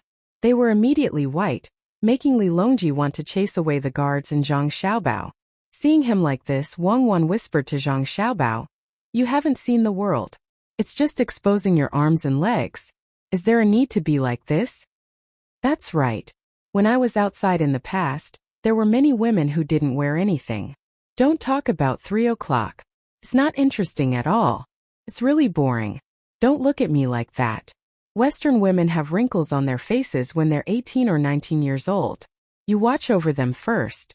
I'll go down and see if there are any shells. Don't clean them all up. We can eat them in a while. Wait, I'll come up after I take a look." As Zhang Xiaobao spoke, he suddenly noticed that Wang Wan's gaze was not right. After saying this, he dove into the water. He stayed in the water for a full 3 minutes before he came up again and shook his head regretfully. "No, there are only small fish in the water. This bunch of prodigal things. Tell them to leave the shells and clean them all up. Later, when we go up, we'll get people to fish them up from other rivers and put them in the lake. In the future, there will be a special program here. We'll get people to fish them up and then roast them. Each shell will be sold for 1 copper coin." Wang Wan did not mention what had just happened. She also dove into the water to take a look. She scooped up a lot of mud from the lake and found that Xiaohong's insects had all died. She said, "It seems that a lot of lime has been scattered here. The water can't be drunk." In the end, Li Longji didn't chase away all the other outsiders. Instead, he played a water fight with the concubines for a while. Then he went to the beach to eat barbecue under the sun umbrella. He also praised Zhang Xiaobao and Wang Wan, saying that this place was good. From the looks of it, he seemed to be prepared to play all day and not play the next day. Zhang Xiaobao quickly said, "Your Majesty, there are other things that you haven't enjoyed yet. For the next 3 days there will be different feelings every day." "Oh, there's more? Can't I do it today?" Li Longji asked. "I can't arrange it. How can I make it in time for many of the programs in one day? There's also a platform diving program. There's also a floating program that takes at least 3 days to complete." Zhang Xiaobao replied. The so-called platform diving was actually only 5 meters. Even if it was horizontally, there would not be any danger. As for the floating program, it cost a lot of money because the river that flowed into the lake was not that big. Although it also flowed down from the mountain, it was impossible to float quickly. Because of this, Zhang Xiaobao asked the people who came in advance to build a small reservoir upstream, blocking the small valley where the river passed through. There was no need to store too much water, as long as it could be flushed twice when the water was released. Because the time was too short, it could only be flushed once. It was controlled by an iron gate. As long as the iron chain was shaken, the gate would open. It took a lot of effort to build this simple reservoir. After Li Longji left, it would be rebuilt. At that time, there would be a group of 20 people who wanted to float. Each person would pay 10 strings of coins. There would probably be a lot of people who would rush to do it. Because there was no rubber, all the small kayaks could only be made of leather. The life jackets were the same. Li Longji had never played with such a thing. After thinking about it, he finally decided to stay for 3 days. If it was good enough, he could build one in Beijing. Zhang Xiaobao and Wang Wan actually had something better, which was a translucent swimsuit for women. They were going to take it out and let Li Longji play with his concubines. However, since Wu Huifei was here, they naturally could not take it out. If Wu Huifei, who had a good appearance and figure, wore such a swimsuit, Empress Wang would not have much of an advantage when she went back. Wu Huifei also came today. She was very friendly to Zhang Xiaobao and Wang Wan, which made them wonder if she had already thought of a way to make trouble for them. At night there was a bonfire party. Anyway, it was to let Li Longji stay for a few more days. It would be best if he could write a poem or something. It would be even better if he could write a word about the world's #1 leisure place. For the next 3 days, Li Longji really stayed there. He jumped, drifted, and ate on the water. Li Longji was very happy. When they felt that it was about time, Zhang Xiaobao and Wang Wan arranged Li Longji's next itinerary to go to Luzhou. Normally, Li Longji would go to Luzhou first and climb Taihang Mountain there. This time he would go there later. Even if Zhang Xiaobao and Wang Wan did not mention it, Li Longji would not miss it. Thus the group went there again. This time they did not go by water. After playing there for a while, they would have to come back and take a boat. While the group was moving, Zhang Shua told Li Longji about the matter of the prefectural soldiers becoming conscripted soldiers. He came up with a plan to get rid of the weak. This was mainly because conscripting soldiers was a bit difficult. If it was not for Zhang Xiaobao and Wang Wan, the people who died in the war last time would not be compensated. Many people with names on the register were afraid of being conscripted, so they thought of ways to move their families and live in other places. When people were conscripted, they would not be able to find them. Their household registration was very messy. It was also because of this that Li Longji asked Yu Wenrong to investigate the household registration. He also gave land to those who did not have a place to live so that they could live in peace. Yu Wenrong did a good job on this point. It was almost done, and those who escaped before would not continue to be held accountable. In this matter, Li Longji agreed. The National Treasury had more money, and there were fewer people guarding the capital. It was more cost-effective to use the money to conscript soldiers. When Zhang Xiaobao and Wang Wan heard of this matter, the two of them looked at each other speechlessly. The conscripted soldier system is better than the prefectural soldier system, but there are many hidden dangers. If the royal court runs out of money, they won't be able to raise soldiers. Every region has their own soldiers, and the soldiers will listen to whoever pays the money. Seems like we have to talk to Li Longji about this. Zhang Xiaobao pondered for a moment before speaking to Wang Wan. Wang Wan also knew the drawbacks of this system. After all, it was still the era of cold weapons, and there were too many people needed to fight a war. Even though Zhang Shua had cut off many of the border troops, as long as he had money, how could he not secretly raise more soldiers? Besides, the authority of a regional commander was a little too great. After hearing Zhang Xiaobao's words, she said, "Why don't we become regional commanders as well? When we have more soldiers, we can deal with anyone who dares to cause trouble. I'm worried that without An Lushan, someone else will jump out. After all, this system itself provides people with such opportunities. I really have to talk to Li Longji and tell him not to let the regions form their own armies. Also, it's best not to conscript soldiers. It'll be troublesome if they don't have money. It's best to use conscripts just like what we did back then. We used honor to win the hearts of the soldiers, and as long as they persevered for a few years, they would be able to return to work and receive a decent amount of money. If we find someone who is good, we can continue to nurture them. This way, when the soldiers are trained, it will save us a lot of trouble. Right now, soldiers only care about money, and this will probably be the case in the future." "That's fine. We'll talk about it when we return." Zhang Xiaobao nodded. The group traveled for a few more days before arriving at Luzhou.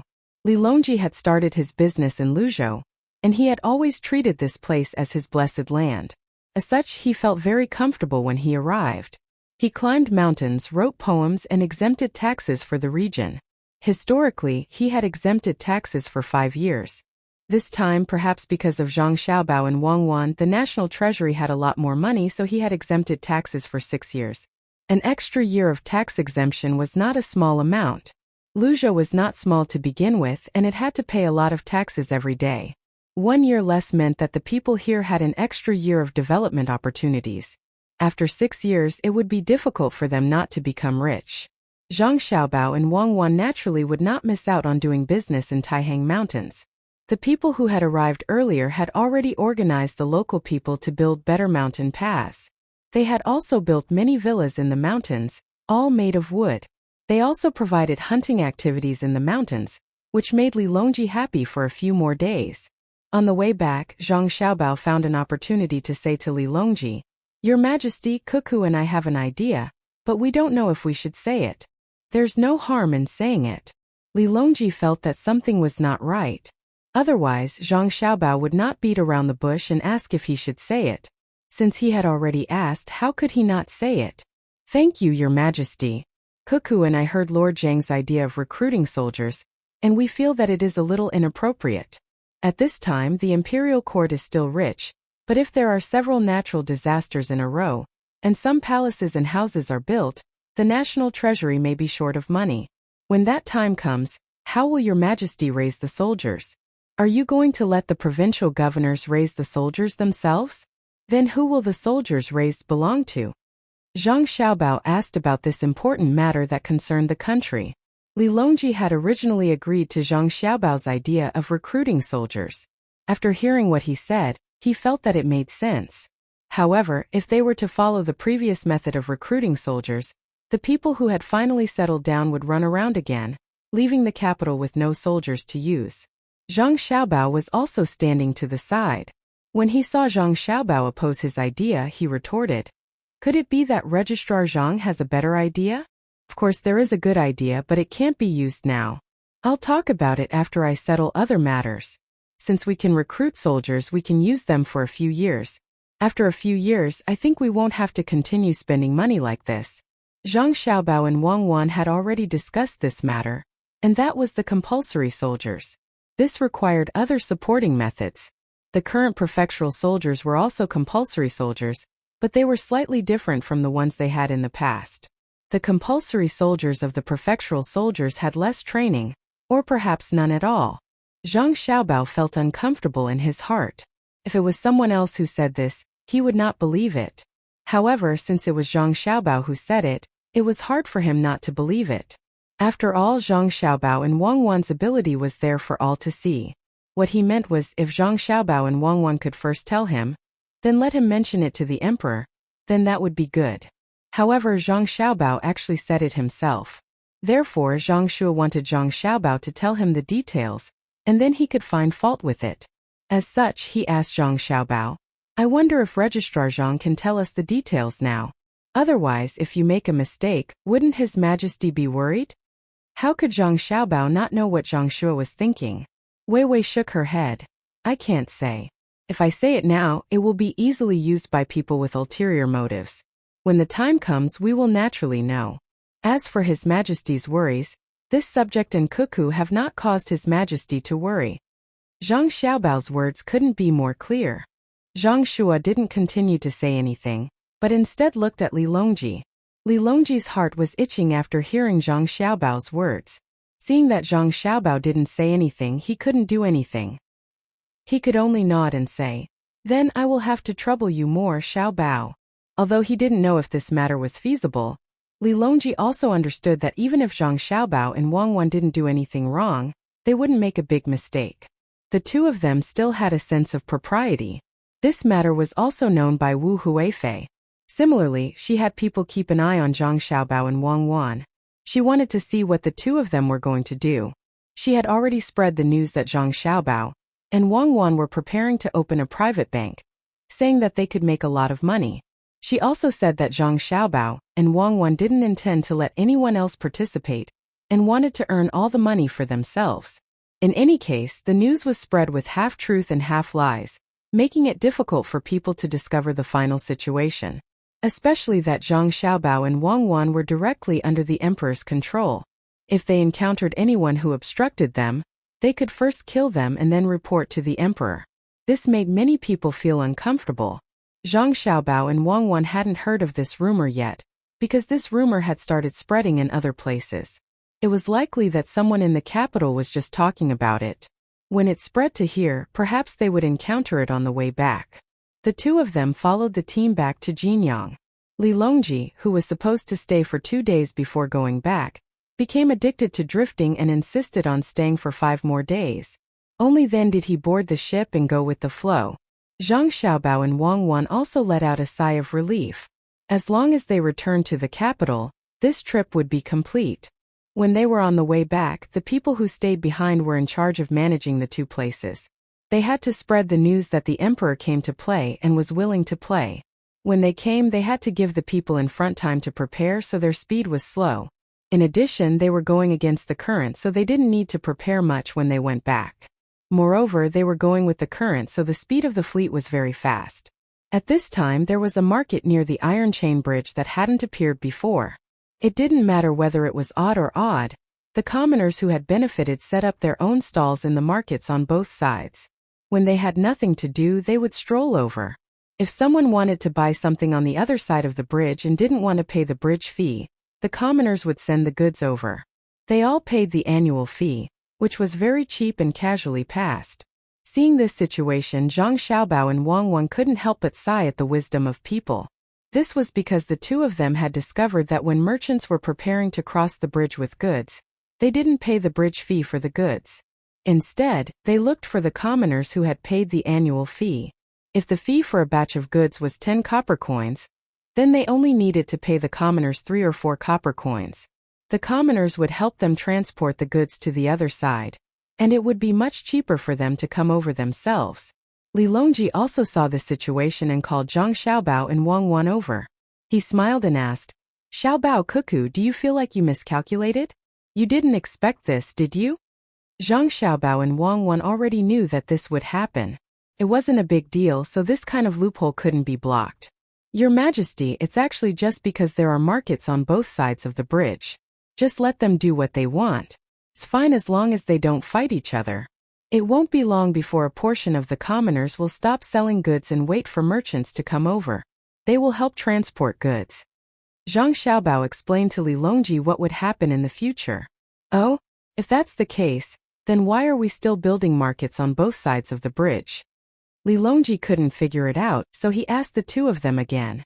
Wang Wan stood up and explained, "It's because we're about to raise the price of goods crossing the bridge and lower the monthly fee and annual fee. When the time comes, the people who specialize in transporting goods will also increase their income. For example, if a carriage of goods costs 12 copper coins now, it will become 24 copper coins in the future. The people who specialize in transporting goods won't be like before, where they'll just do whatever they can for a little benefit. They'll band together and form an organization. When the time comes, they'll bargain with the merchants. For example, they'll save half of the cost. If the merchants who come here often will consider whether they should pay an annual fee or a monthly fee. We can first make it so that the merchants can only pay a monthly fee and not a yearly fee. That's because many merchants won't be able to pay a yearly fee. We have to let them know that being able to pay a yearly fee is also a kind of happiness. After they pay the monthly fee, they'll definitely transport more goods. Only then will we be able to maximize the benefits. When the time comes, we can slightly raise the monthly fee and introduce an extremely cheap yearly fee. They'll feel that it's not easy to get a yearly fee, so they'll start to pay a yearly fee. Once they get a yearly fee, it'll be their loss if they don't transport goods. If they do, they'll have to think of a way to sell their goods and speed up the process." Li Longji came to a realization and said with a smile, "We understand now. This way we can collect more taxes. The more frequent the transactions, the more prosperous the economy will be. When the time comes, as long as the local authorities take a portion of the collected taxes to build roads, the merchants will be able to do business faster." "That's a good idea, but won't you guys be making a loss?" Li Longji was quite smart now and knew a bit about the relationship between economics and politics. Of course, he also had a book on political economy that Zhang Xiaobao and Wang Wan had summarized. Originally, it was only for the inner court to learn. Ever since they talked about opening a bank, Li Longji asked for a copy. He said that he wouldn't let anyone else know about it for 3 years, so he learned it himself. Zhang Shua was also listening at the side. When he first found out about this, he was very happy. Zhang Xiaobao and Wang Wan didn't earn as much money, so he was able to vent his anger. At this time, when he heard the emperor say that Zhang Xiaobao and Wang Wan would be making a loss, he connected the dots and said, "Your Majesty, it's impossible for Zhang Xiaobao and Cuckoo to make a loss. Whether it's a person who sells goods for others or a merchant who is willing to pay a yearly fee, they all have to pay a yearly fee. Originally, people who wouldn't pay so much have already paid, so how can the two of them make a loss?" Lord Zhang is right. Not only that, there's another benefit. It allows us to quickly get back the money we spent on the bridge in advance. Then we can use it to do other business. Otherwise, if we don't have the money to do business and borrow money from the bank, we'll have to pay interest. Zhang Xiaobao confirmed what Zhang Shua said, and then mentioned another benefit. Wang Wan also said, "Actually, there's another method, but it's not good to use." "What method?" Li Longji was most willing to listen to Zhang Xiaobao and Wang Wan talk about this kind of thing. He felt that it could help him understand the political economy book. The method is to choose a place that requires many ships. Xiao Bao and I won't have to pay a single copper coin. We'll put up a notice saying that we want to build the bridge here. We'll use our Zhang family and Wang family's reputations as a guarantee. We can also sign a contract with the government. Then we'll tell the merchants coming and going as well as the people who want to do business in the two markets, that as long as they're willing to take out the money first, then the yearly fee will be half of what it was for others. If it's not cheap, then we won't take advantage of them and will return their money to them. Wang Wan explained. Why isn't that good? Zhang Shua thought about it and felt that there was nothing wrong with it. It was very fair. Zhang Xiaobao curled his lips and said, of course it's not good. We're taking other people's money and not paying them back. Even if we return the money to them in the future, it's still a form of cheating them. Otherwise, if we don't have money, how much interest would we get if we borrow money? Therefore, the imperial court added a law, and that is, this matter must be written in the contract. There can't be any loopholes. When the time comes, if the merchants who used other people's money don't meet the requirements, not only will they have to return the capital, they will also have to pay a very high interest. Otherwise, they will have to follow the contract. Zhang Shua, Li Longji, and the others were shocked. They didn't think that things could be done like this. It was really too magical. If Zhang Xiaobao and Wang Wan didn't say it personally, they really wouldn't have thought that there was such a method. Yu Wenrong's eyes lit up. He looked at Zhang Xiaobao and Wang Wan as if he was looking at two treasures. Even if the two of them had just injured his people, he didn't care. Even if his people were dealt with by Zhang Xiaobao and Wang Wan in Xiankai County, he couldn't resent them. Who asked Feng Changgong to clearly know about Zhang Xiaobao and Wang Wan's reputation and still be unconvinced and want to go against them? How good could it be? Yu Wenrong looked at Zhang Xiaobao and Wang Wan and said to the emperor, Your Majesty, Tang dynasty has Registrar Zhang and County Deputy Wang. Perhaps the law can be improved a lot, especially when it comes to economics. That's right. Xiaobao Cuckoo, do you have any more tricks? Let me hear it again. Li Longji agreed with Yu Wenrong's words and asked Zhang Xiaobao and Wang Wan. Zhang Xiaobao glanced at Wang Wan, and Wang Wan returned a look that said, Go ahead. Zhang Xiaobao said, Of course there are many tricks. There are all kinds of tricks, but they are always the same. For example, the one just now can't be considered a trick. After all, the people who were cheated didn't suffer many losses. Another method is the one that the Ning family secretly formed when Lu Zhou was still around. Using something that was impossible to earn money as an excuse to cheat the people of their money was a real scam. If it was changed, it would be the same as the previous one. Could be like this. They wanted to build a bridge in this place and then let the people invest in it. They said that they could give the people money every month. Then they used the money to invest. Part of the money earned is given to the people, and the rest is kept. However, they are afraid that the investment will fail.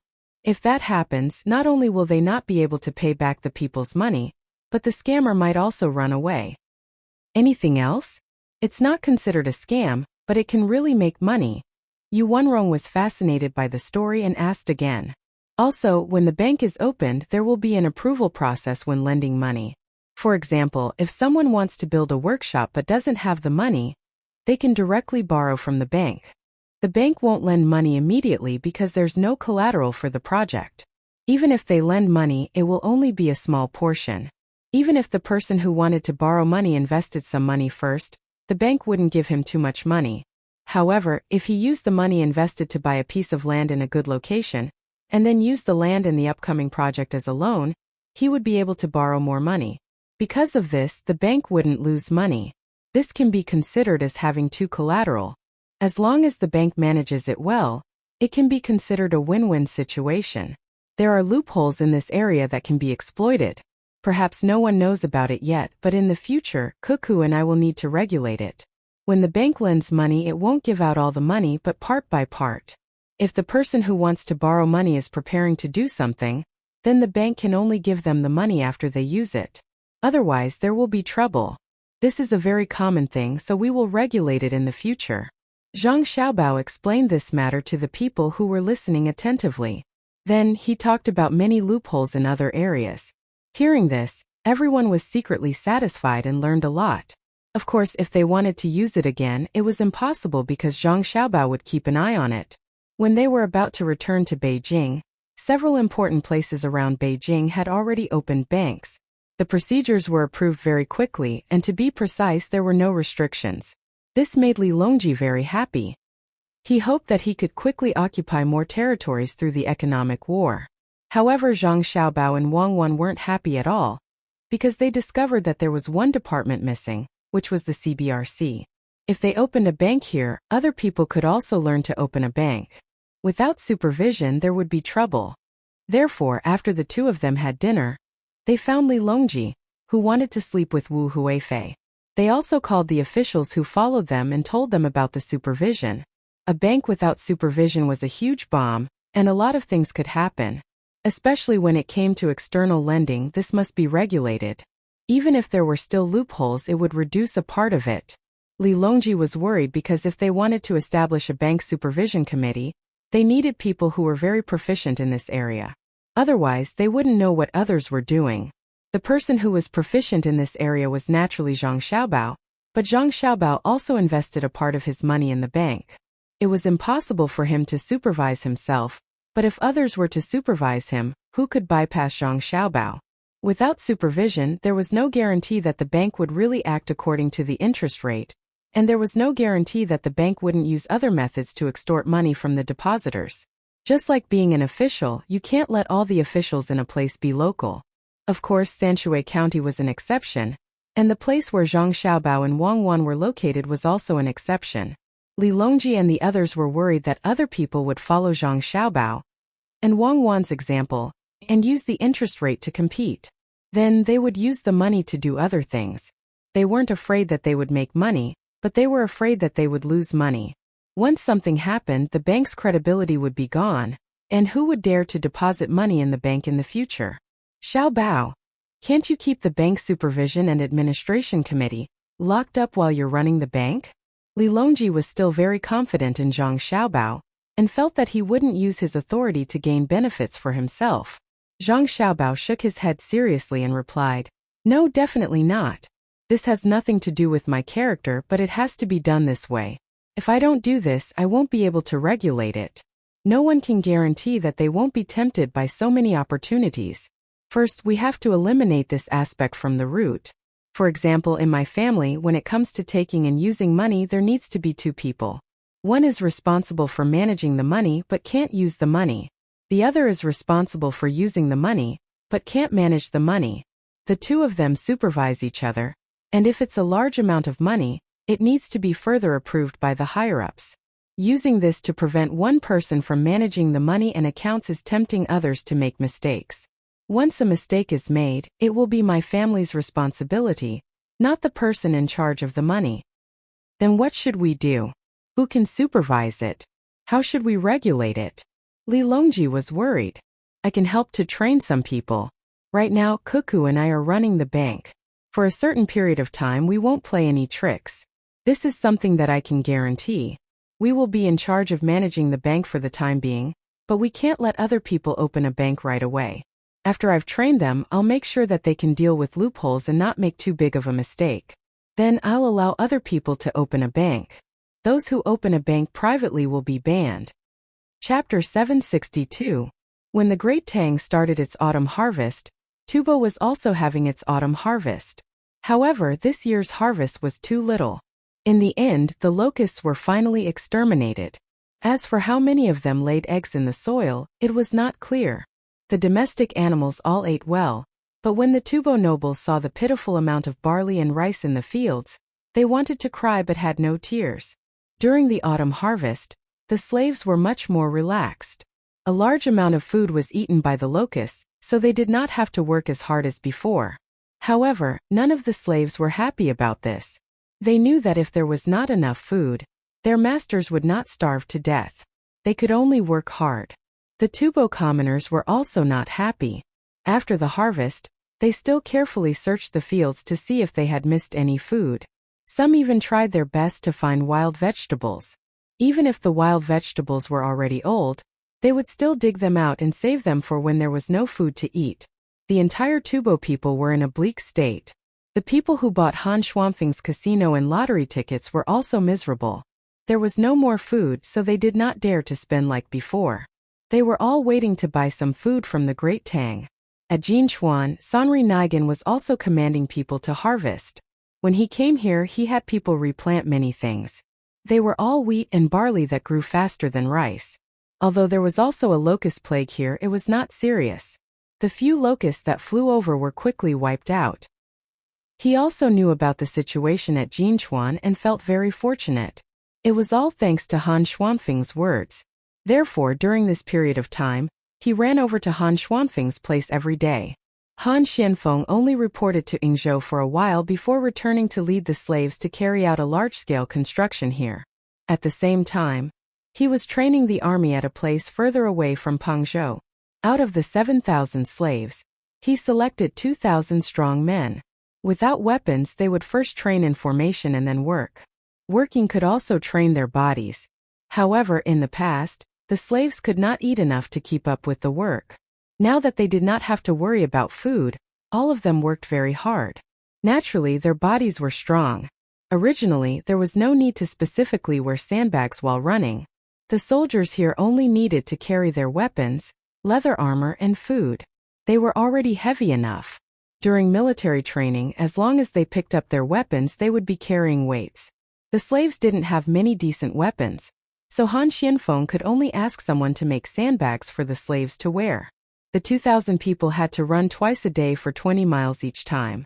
Before dinner, Han Xianfeng led 2,000 people and started running. As they were running, Sanri Nigan came looking for them.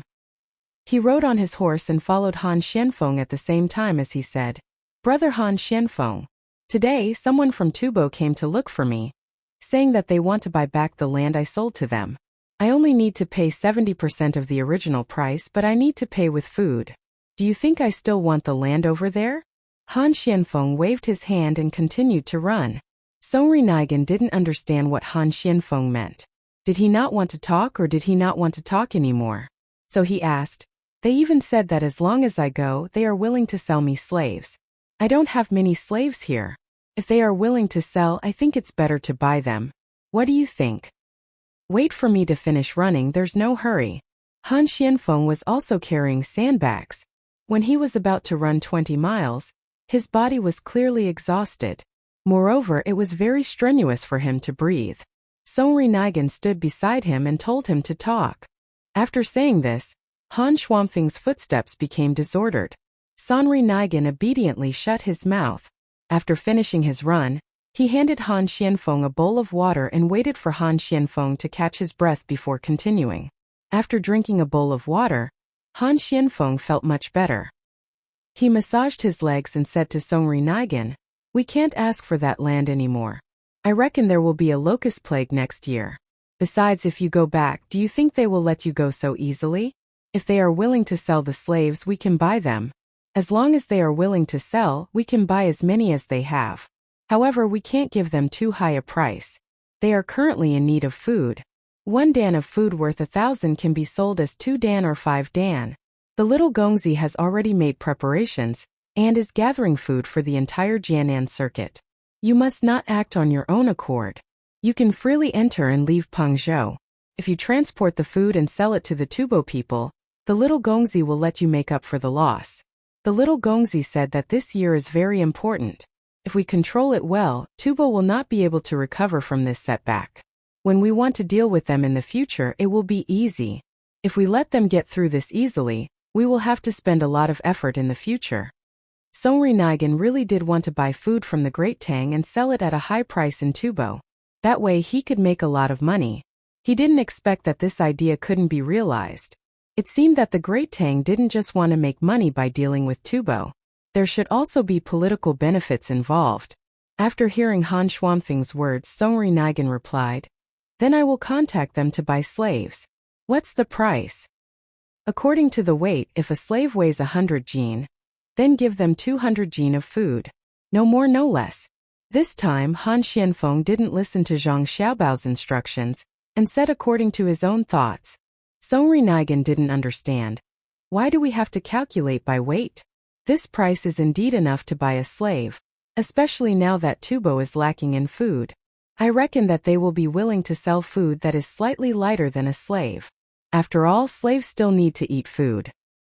That's because if the weight of food is not as heavy as a slave, they might as well kill the slave and let other slaves eat it. Furthermore, it's better than just eating food. That's why I told you to prepare double the amount of food. This way they will feel that it's not worth it to kill slaves and let other slaves eat it. Naturally, they will be willing to trade. Han Xianfeng said something that made people feel helpless, but it really happened. Compared to hard work, perhaps animals were more valuable. When people were hungry, it wasn't impossible for people to eat people. When Han Xianfeng spoke, his voice wasn't soft.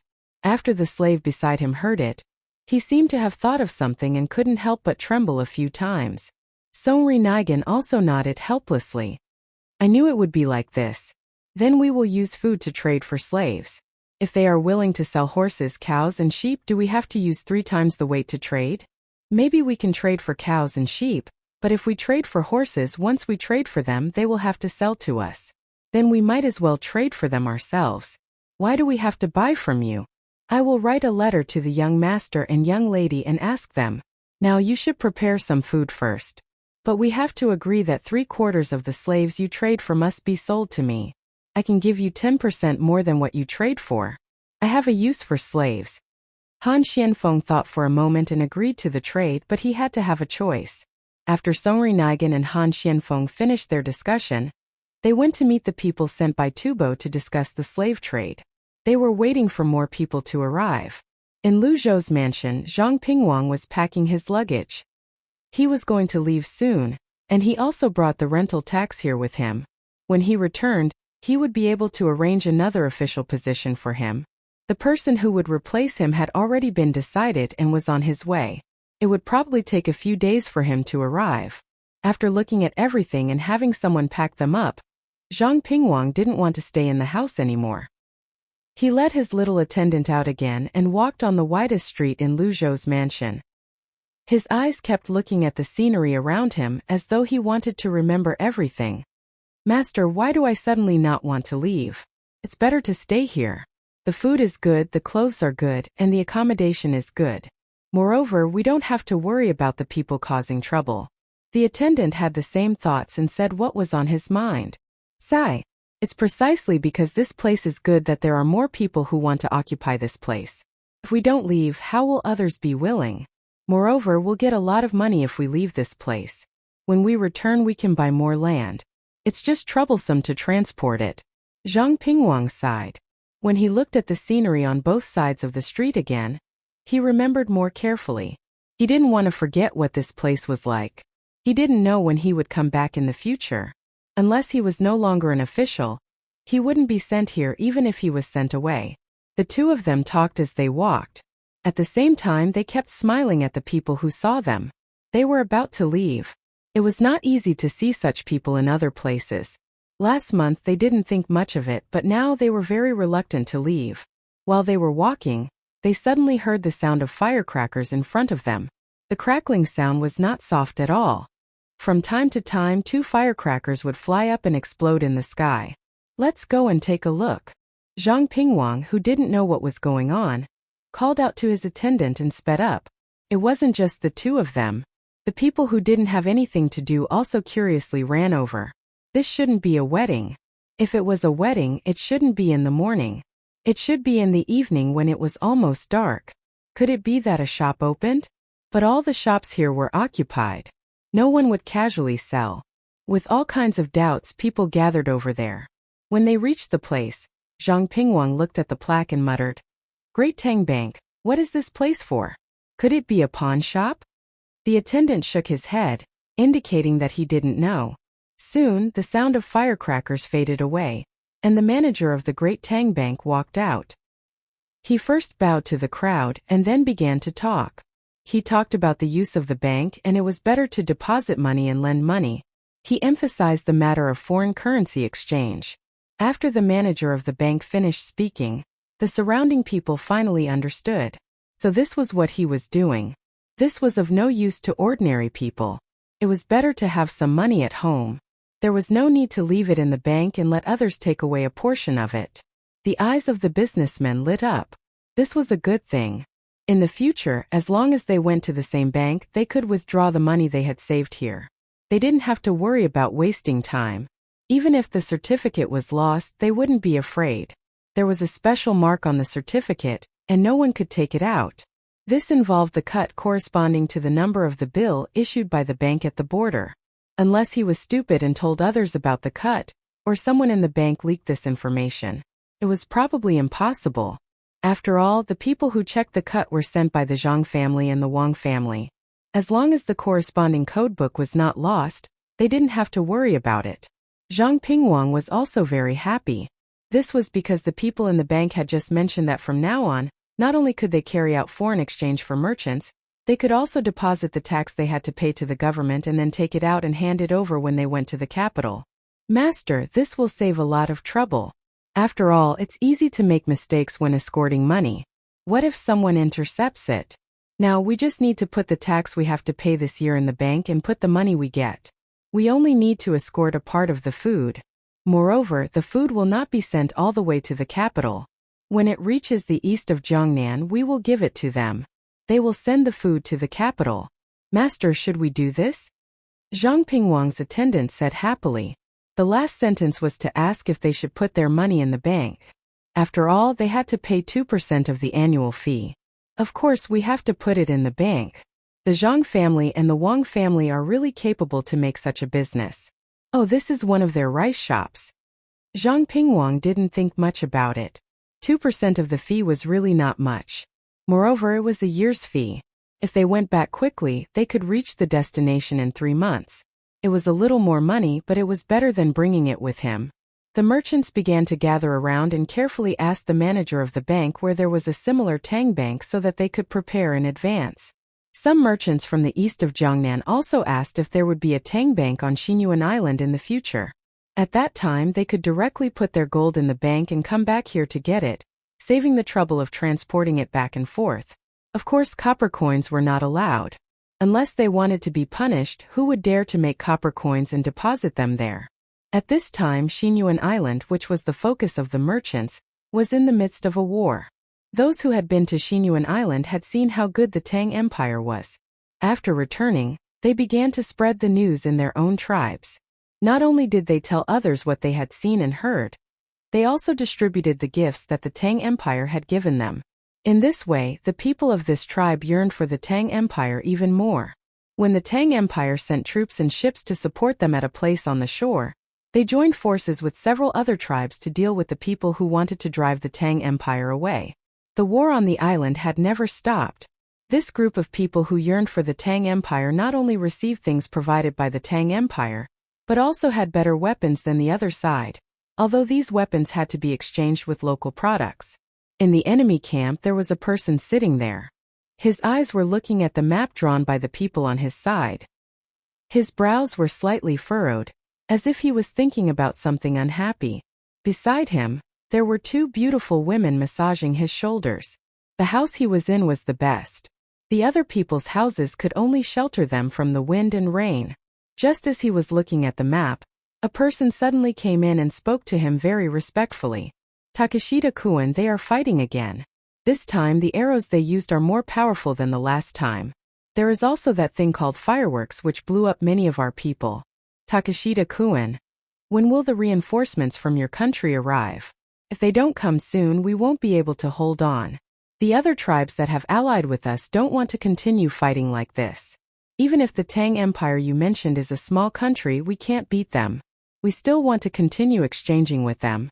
In fact, this person also didn't understand why Takeshita-kun said that the Tang Empire was a small country that existed by relying on Japan. In the end, the Tang Empire's ships circled the island outside, while Japan's ships couldn't come over. Takeshita-sanchi's eyes finally moved away from the map. He looked at the person who came in and said, "The Tang Empire is a small country that was originally a vassal of Japan. Not only did they send a ship to occupy this place, they also allied with another country, Silla. It is very easy for Japan to deal with a small country like the Tang Empire, but we have to be on guard against Silla. Do you understand? A small country like the Great Tang isn't trying to be nice to you. They're giving you the worst things, things that our Japan doesn't even want, but they're taking away your good things. As a country, we should help you so that you won't be bullied. The person who was listening to Sancho Takeshida's words kept nodding. He thought to himself that there was actually a country called Silla. The Tang dynasty, this small country, must be on good terms with Silla while also submitting to Japan. Such a country was really too hateful. Although it was hateful, the matter here still had to be resolved. Hence, this person asked Takeshita Sancho, "Takeshita-kun, then what should we do now?" Yes, there are not only a few tribes on your side on the island. If you continue to head over there, there will be more tribes. Send someone to tell them that as long as they come over to help defeat this small country, the Great Tang, our Japan will be able to find a chance to restrain Shinlua. I will send you our domestic exquisite porcelain, better than what you are using now. There is also beautiful silk, better than what the small country of the Tang Empire has exchanged with you. Takeshita Sancho looked as if he had a card up his sleeve. The person who came in kept nodding. He agreed and went out to send people. Takeshita Sancho heaved a sigh of relief. He looked at the messy map in front of him and thought to himself, if only Japan was really a country, I wouldn't have to lie here. I would have sent troops from my country to deal with the Tang Empire. Unfortunately, they lost again and again in the naval battle. They lost so much that they don't dare to fight the Tang Empire anymore. They can only submit to the Tang Empire. Takeshita Sancho planned to find more helpers. Lu Zhou's people also thought the same. They brought people who could communicate with the other party, and began to travel on the sea by boat. They stayed close to the sea and made contact with the tribes on the island. Every time they arrived at a tribe, they would send silk and local specialties that were not available here as a sign of friendship. Then they raised the matter of future exchanges. The people of the tribes here were not all so fierce that they would kill without saying anything. Many of them were willing to exchange goods with the Tang Empire. Moreover, they had promised to send troops to help in the war. However, they wanted benefits. After helping, they had to give the benefits. Naturally, Lu Zhou's people would not refuse. They even gave a portion of the goods in advance. This made these local tribesmen very happy. The Tang Empire's fleet was slightly faster than Takeshita Sanchi's. Hence they obtained a result. After Takeshita Sanchi's people went over to persuade the tribesmen who received the goods from the Tang Empire looked at the tribesmen sent by the tribesmen who asked them to help in the war and captured them as trophies. One side came on a big boat and gave the tribesmen something in advance. The other side did not even have a small boat. They came on land and did not take anything. There was no need to ask who was stronger and who was weaker. Moreover, the things in their hands were theirs. Under such circumstances, there was a reversal in the war. The tribesmen who had joined forces to drive the Tang Empire's army and merchants away were finally attacked from both sides. The more they fought, the more they were defeated. They could only hide in the mountains or the forest. After a few battles, Takeshita Sancho was slightly injured. He also hid in the forest and swore to fight back. He said many encouraging words. However, apart from the tribesmen who listened to him in the beginning, the other tribesmen who joined forces became less and less convinced of his words. The Great Tang did not have to spend too many resources to successfully occupy the area outside the forest. Then they organized people here and began to reclaim the land. They brought good tools from Great Tang and gathered the wood and herbs that were hundreds of years old here. Then they shipped them to Lu Zhou one ship after another. The cleared land was used for the local people to plant cotton. The coconut oil was also refined. The price they paid was less than 1/50th of the value of the goods they brought back. For example, a piece of silk that was very common in the Tang Empire and a ham made from pork that was not a wild boar. These things were not valuable in the Tang Empire, but the people on Luzon Island did not know that. As long as they felt that they did not have something, they would consider it a good thing, especially the various spices and ceramics that were still very rare. The merchants of the Jiangnan East Road were active again. Some of them traveled between the Tang Empire and Xinyuan Island, while others traveled along the shore and went farther away, hoping to find more useful resources. Time passed in a hurry. When the new year was approaching, Zhang Xiaobao and Wang Wan received a large ingot of gold sent from Xinyuan Island. It was so big that it was almost the size of a vat of water. It was not obtained from an exchange. It was a tribute to Zhang Xiaobao from the locals. Although the natives of Xinyuan Island could still talk about the Tang Empire, they only knew about Lu Zhou's Chamber of Commerce, which was run by Zhang Xiaobao and Wang Wan. To them, it was right to listen to the Chamber of Commerce. Therefore, when Lu Zhou's men mentioned when the new year would be here, how lively it would be here, and how they wanted to find good things on the island as gifts for the little young master and the little lady, the locals worked together to refine this large ingot of gold. This ingot of gold was set off early. It was not until the new year that it was sent to Buxin County. Little Bei and the others who knew what gold was, opened their mouths in shock. Little Bei stroked the ingot of gold that was taller than her as she said honestly, "Wow, this is such a large ingot of gold. It's as big as a rock. If it's made into jewelry for me, I won't be able to wear it." Little Hai, who was standing at the side, looked at the ingot of gold and said, "They're so stupid. With such a large ingot of gold, I reckon the ship will leak. They don't even know how to break it down. This ingot of gold weighs at least 30 tons, right? I wonder where they got it from." Zhang Xiaobao and Wang Wan did not weigh this ingot of gold, but it did not look small. Even if it was not pure, its density could reach 18 grams per cubic centimeter. Moreover, it was irregular. When the time came, they could only throw it into the pond and see how much the water level rose before they could judge. Zhang Xiaobao and Wang Wan felt that they had seen a lot of the world, but they had never seen such a large ingot of gold. Both of them touched it with their hands. This was not a problem of how much money it was, but this ingot of gold could scare people. It was just like how many people did not put their money in the bank but put it under their bed. It was a lot and it was very comfortable to look at. "Xiaobao, I reckon that those tribes took out all the gold and ores they had accumulated over the years and sent them to us. I think this is at least 1 cubic meter, which is close to 20 tons of pure gold, and 18 to 19 tons of impure gold." Wang Wan felt the coolness of the ingot of gold and said to Zhang Xiaobao.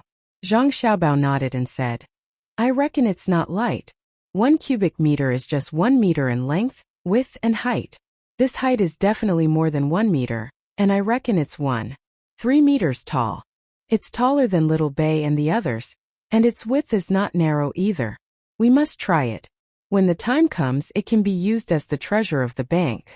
If there is a sudden run on the bank one day, as long as we let them see this ingot of gold, they will believe in the strength of our bank.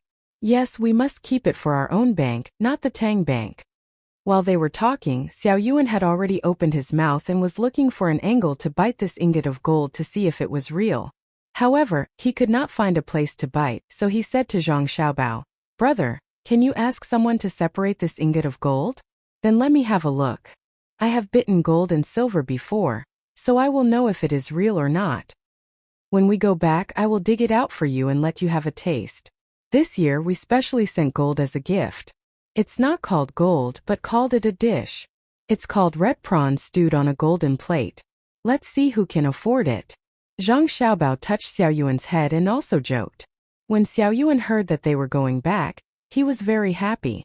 However, just when he was happy, he said, "We have to change places again. We can't stay in any place for long. I don't know if the people in Buxin County will send us off like they did in Izhou and send us dozens of miles away. No, this time we have to leave secretly. County magistrate, he will be the last to leave. He will be in charge of the handover procedures. We will leave first. We can't disturb the people anymore." Zhang Xiaobao was also afraid. If they had to go to a place again, no one would be able to stand it. The main thing was public opinion. In case someone found trouble in this regard, they had to hide. Even if they knew that after they left, the people would send them a mass apology. Xiaozhu looked at her brother and sister and suddenly asked, "Where is the next place? Can't my parents come with us?" Wang Wan nodded. "We haven't decided on the next place. We originally planned to go to Ciizhou, but after thinking about it, it's better to go to the northeast. It's not very stable there. It's easy for something to happen there in the future. Besides, there's a lot of ginseng there that we need to use as medicine. Our family still has to stay in Luoyang for a year and wait for Zhang Shua to continue.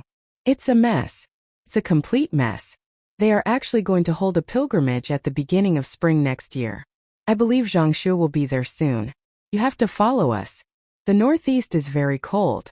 The children nodded, indicating that they understood. They were already used to running around. After all, they had such a family. When they enjoyed benefits, they had to give something in return. The day of departure finally arrived. In order to prevent the people from noticing, Zhang Xiaobao and Wang Wan did not directly take the children's house. They even left behind the large piece of gold, waiting for the people behind them to transport it away. The group secretly left in batches under the cover of the night. Zhang Xiaobao's group left first, followed by the others. At daybreak, the people only knew that Zhang Xiaobao and Wang Wan had left. All of them felt helpless and sad. Since they could not find Zhang Xiaobao and Wang Wan, they found He Yiwei and questioned him, asking him why he did not warn them. What could He Yiwei say? Since they did not allow him to warn them, how could he dare speak of it casually? He could only keep explaining that he did not know either. He had seen a letter left behind when he woke up in the morning, and it was too late to warn them. In fact, the people did not specially come to question He Yiwei. They were waiting for He Yiwei to become impressive so that they could send him off. After so many years, it was not easy to meet a good official. The people gathered to press their handprints. They unrolled a white silk cloth and found someone to write the words of the people. Then the people pressed their handprints on it. There were 3 copies. One was for He Yiwei, and the other 2 were for Zhang Xiaobao and Wang Wan. Although the 2 of them were together, they still needed 2 copies. He Yiwei looked at the white silk cloth as the people took turns to press their red handprints on it. He looked up and did not let his tears fall. He muttered, "My life was worth it." When Zhang Xiaobao and Wang Wan were returning to Luoyang, they received a letter from Tubo. It was written by Han Xianfeng. In the letter, he first said that he wished Zhang Xiaobao and Wang Wan, as well as Zhang Xiaobao and Wang Wan families, a happy new year. He then said that he would not be returning.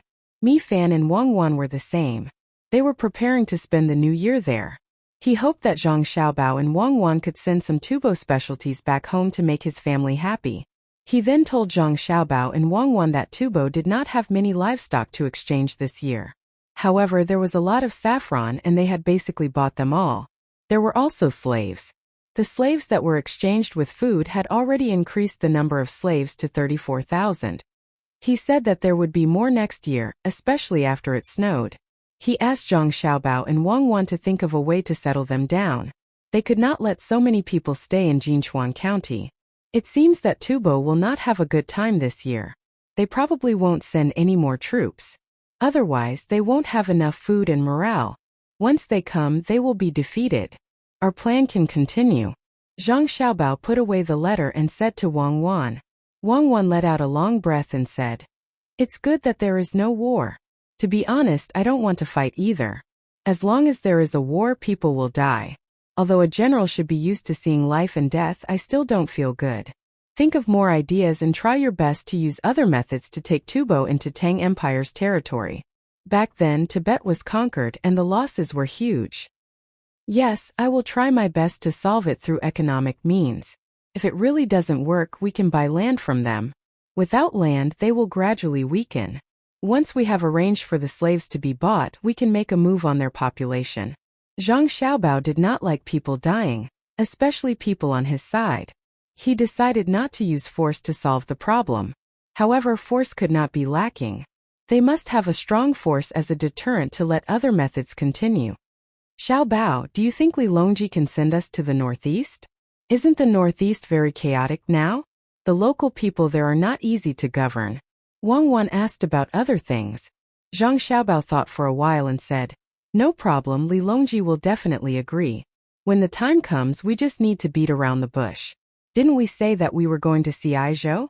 This time we will let him think that we are using Aizhou as a cover.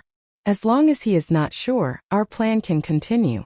It's best to go to Dalian in the northeast. There's a sea there. We won't go to Gourd Island or Jinzhou for now. Dalian is close to Shandong.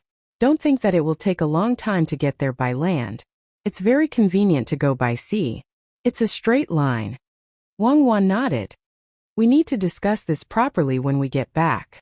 Li Longji has become smarter. It won't be easy to trick him anymore. He probably just wants to win this one time.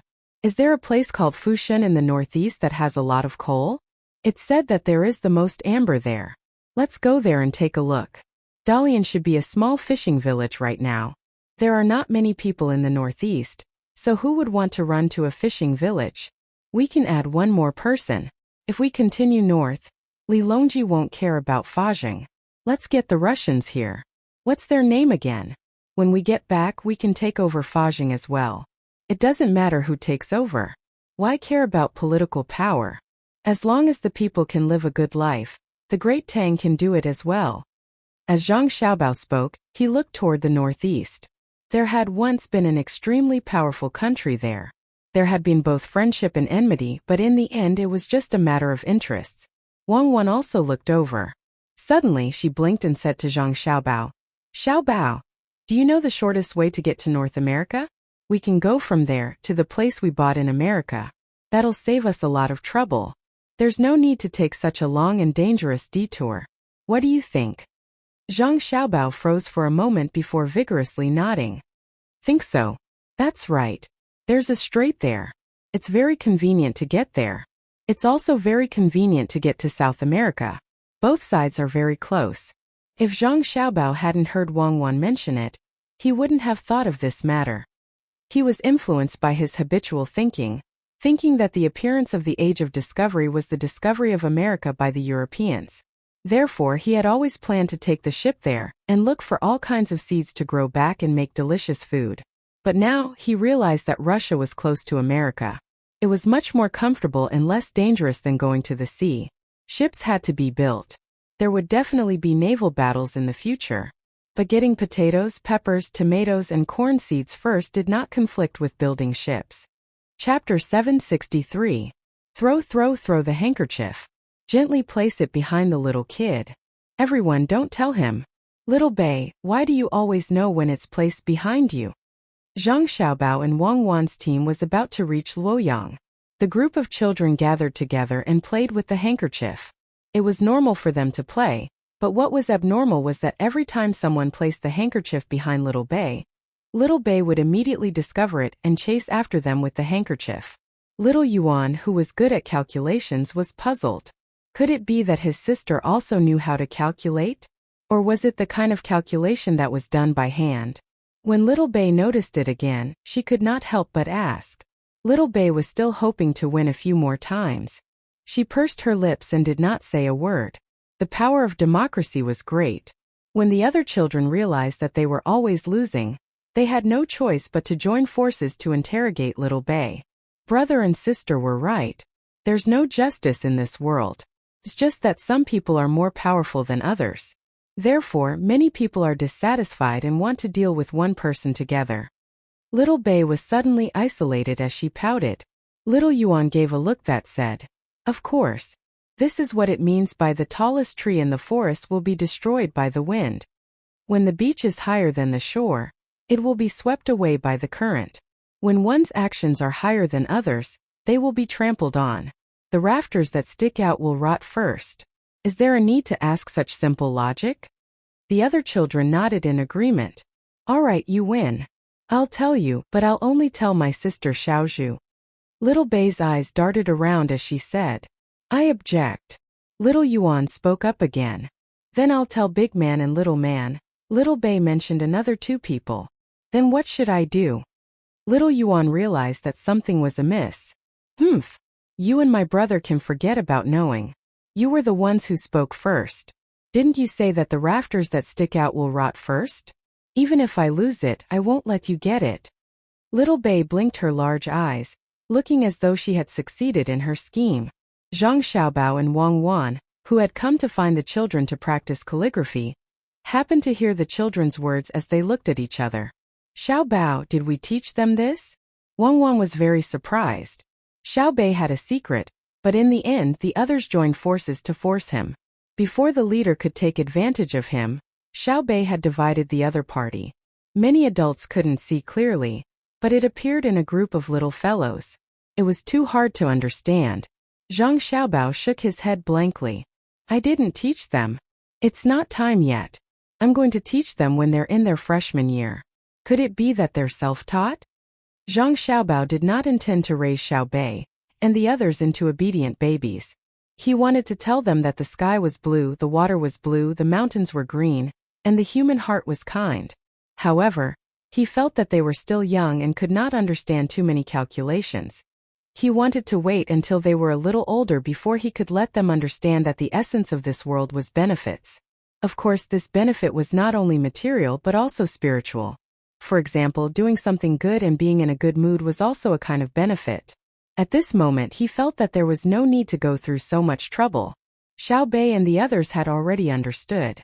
The other party was still exchanging benefits. Little Zhu smiled when she learned the secret. Little Yuan leaned over and asked, "Sister, what's the plan? What benefits can you give me? I can't tell you for free, right?" Little Zhu stated her conditions. "I'll give you 2 lollipops." Little Yuan compromised regretfully. 3. Xiao Zhu stretched out 3 fingers. Little Yuan waited for a few breaths before he turned to Big Man and Little Man. "I'll give either of you a lollipop if you tell me." 2. Big Man and Little Man said at the same time. Zhang Chong, Zhang Gang and Zhang Fang, who had changed their names, were very anxious. Zhang Chong, who had changed his name, was the oldest. He was recognized by Lu Zhou. Zhang Gang and Zhang Fang were Chong Hu's children. In the past they used their own names. However, ever since they were taken care of, they changed their names as a form of protection. They would change their names back when they were adults. They felt that they were being isolated. They looked at each other and quickly formed a small group. They were ready to strike at the right time and were waiting for an opportunity. Little Yuan pondered for a moment before he looked at Little Hai and said, "Brother Little Hai, why don't you give me a lollipop? I'll tell you when the time comes." "You guys play. The 3 of us are not playing," Zhang Chong said on behalf of the siblings. As a result, a group in a game was facing disbandment under such circumstances. "Then let's change to another one. Actually, it's not a big deal. The windows of the cabin next to us are glass. What are we going to play?" Little Bei said helplessly. Zhang Xiaobao and Wang Wan also felt helpless. This group of little fellows had become smart. Zhang Xiaobao stepped out from the corner and said to his younger siblings, "Let's go. I'll bring you guys to play something more interesting. Let's see who can rinse the thickest ink brush today." The so-called rinsing brush was to write. After writing a word, one was allowed to rinse the brush in the ink basin next to them. If one did not write well, one was not allowed to rinse the brush. Whoever had the thickest ink in the basin in the end would win.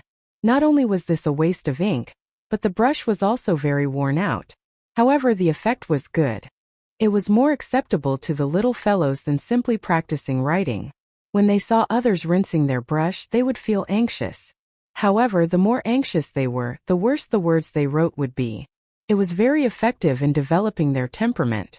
When the little fellows saw their brother and sister coming over, they all gathered around them. They all talked about what others had said and went to practice writing with their brother and sister. The big table was placed there, and the little fellows each found their own position. If they felt uncomfortable, they would adjust. Today they were still writing small regular script. There was no requirement for the words to show any strength of character. As long as they could write, they would pass. They could not write large characters because their wrists were not strong enough. When writing, they used their right hand. If they were eating, they would need to switch between their left and right hands. Today it was the left hand. Tomorrow it would be the right hand. They could train both sides of the brain at the same time. The little fellows never felt that learning and writing were boring. Games were always accompanied by them. There was no need to tell them that there was a path to the mountain of books. And there was no need to draw a plum blossom to let them understand that if it was not for the bone-chilling cold, how could the plum blossom smell so fragrant? All the efforts were borne by Zhang Xiaobao and Wang Wan. The 2 had done everything for the education of their younger siblings. After the little fellows wrote, Zhang Xiaobao and Wang Wan did not make any movements. They communicated with their lips. "Can we teach them to play the piano? They are 3 years old." Wang Wan asked. "Wait a little longer. After the new year we will make a flute for them to play. 2 tigers are good enough." Zhang Xiaobao replied. 2 tigers won't work. There is the sound fa in the flute. In our national music this is called clear horn. Now the music only has the name of the sound, but there is no melody mark. What is used is the mutual generation of the 5 octaves. The sound fa is not easy to play. Not only do you need to loosen the hole, but you also need to control the strength of the exhalation. Wang Wan hummed according to the tune of Who Else Do You Want? Johnson in her heart and found the problem. Then let's play Spring River Moonlight Night. Zhang Xiaobao did not understand, so he thought of a national song and said, "Can you play Spring River Moonlight Night with the flute? Just the little bit in front needs 2 octaves. If you can play it, you can play 3 Ways of Plum Blossom." Wang Wan rolled her eyes at Zhang Xiaobao. Zhang Xiaobao still refused to admit defeat. "Play Rosy Clouds Chasing the Moon." There is the sound of changing palaces in rosy clouds chasing the moon. What's the difference between that and clear horn? Don't you know that all the sounds can be converted to each other according to different modes? Whether it is the law of 5 octaves or the law of 12 octaves, it is not accurate to set the tone even if it is pure law. If you want to set the tone, use a tuning device. The amplitude is the same. Wang Wan could bully Zhang Xiaobao in this respect. Zhang Xiaobao did not learn it. "When I rule the world, I will do whatever I say.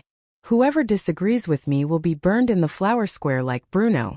Then what do you think we should learn first? Zhang Xiaobao gnashed his teeth.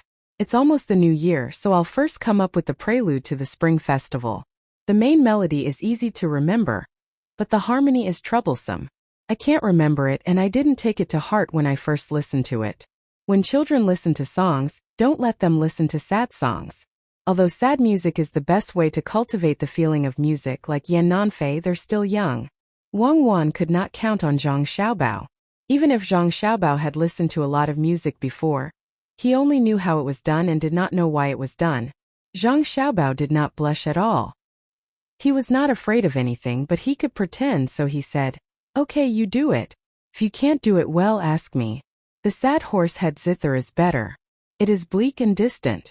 A camel can be forced to feed its child even if it doesn't want to.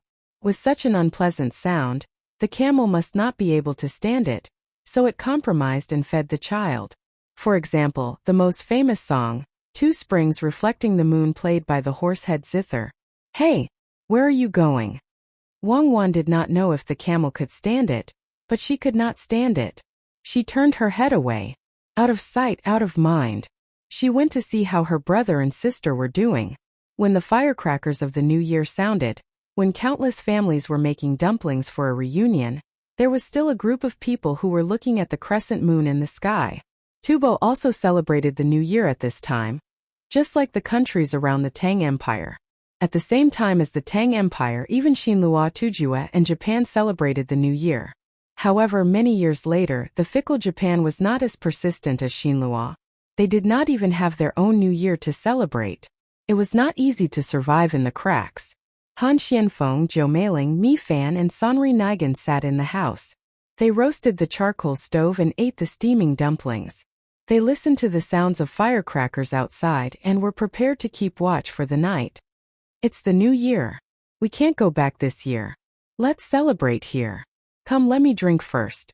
Han Xianfeng raised the wine cup in front of him and said loudly to the 3 of them. He raised his head and drank. The other 3 drank the wine and picked up a cooked dumpling. They dipped it in garlic sauce or vinegar and ate it. "So lively. If you guys don't come, there won't be any firecrackers in Tubo. Now the slaves can enjoy themselves. For today, I took out a lot of noodles and meat. I even made a set of clothes for the children." The dumplings that Sanri Nigan ate were not stuffed with 3 delicacies. Instead, they were stuffed with pork, beef, and onion. He even cracked 2 eggs inside to prevent them from being too hard. The main reason was that there was not much oil. Meat was often eaten, but he was afraid that it would be too greasy.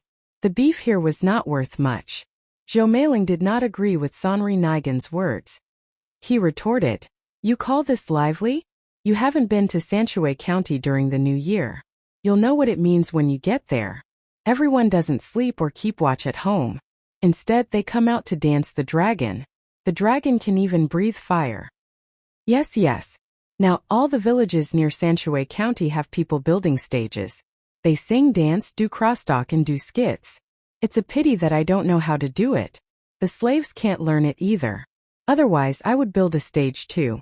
Han Xianfeng also recalled how he spent the new year in the past few years. Mi Fan drank a cup and said, "Listening to the cheers outside, it's not bad. How can it be compared to Sanshui County? There's no place in the world that can be compared to it. I guess even the capital can't. Sonri Nigan did not have any direct impression of this.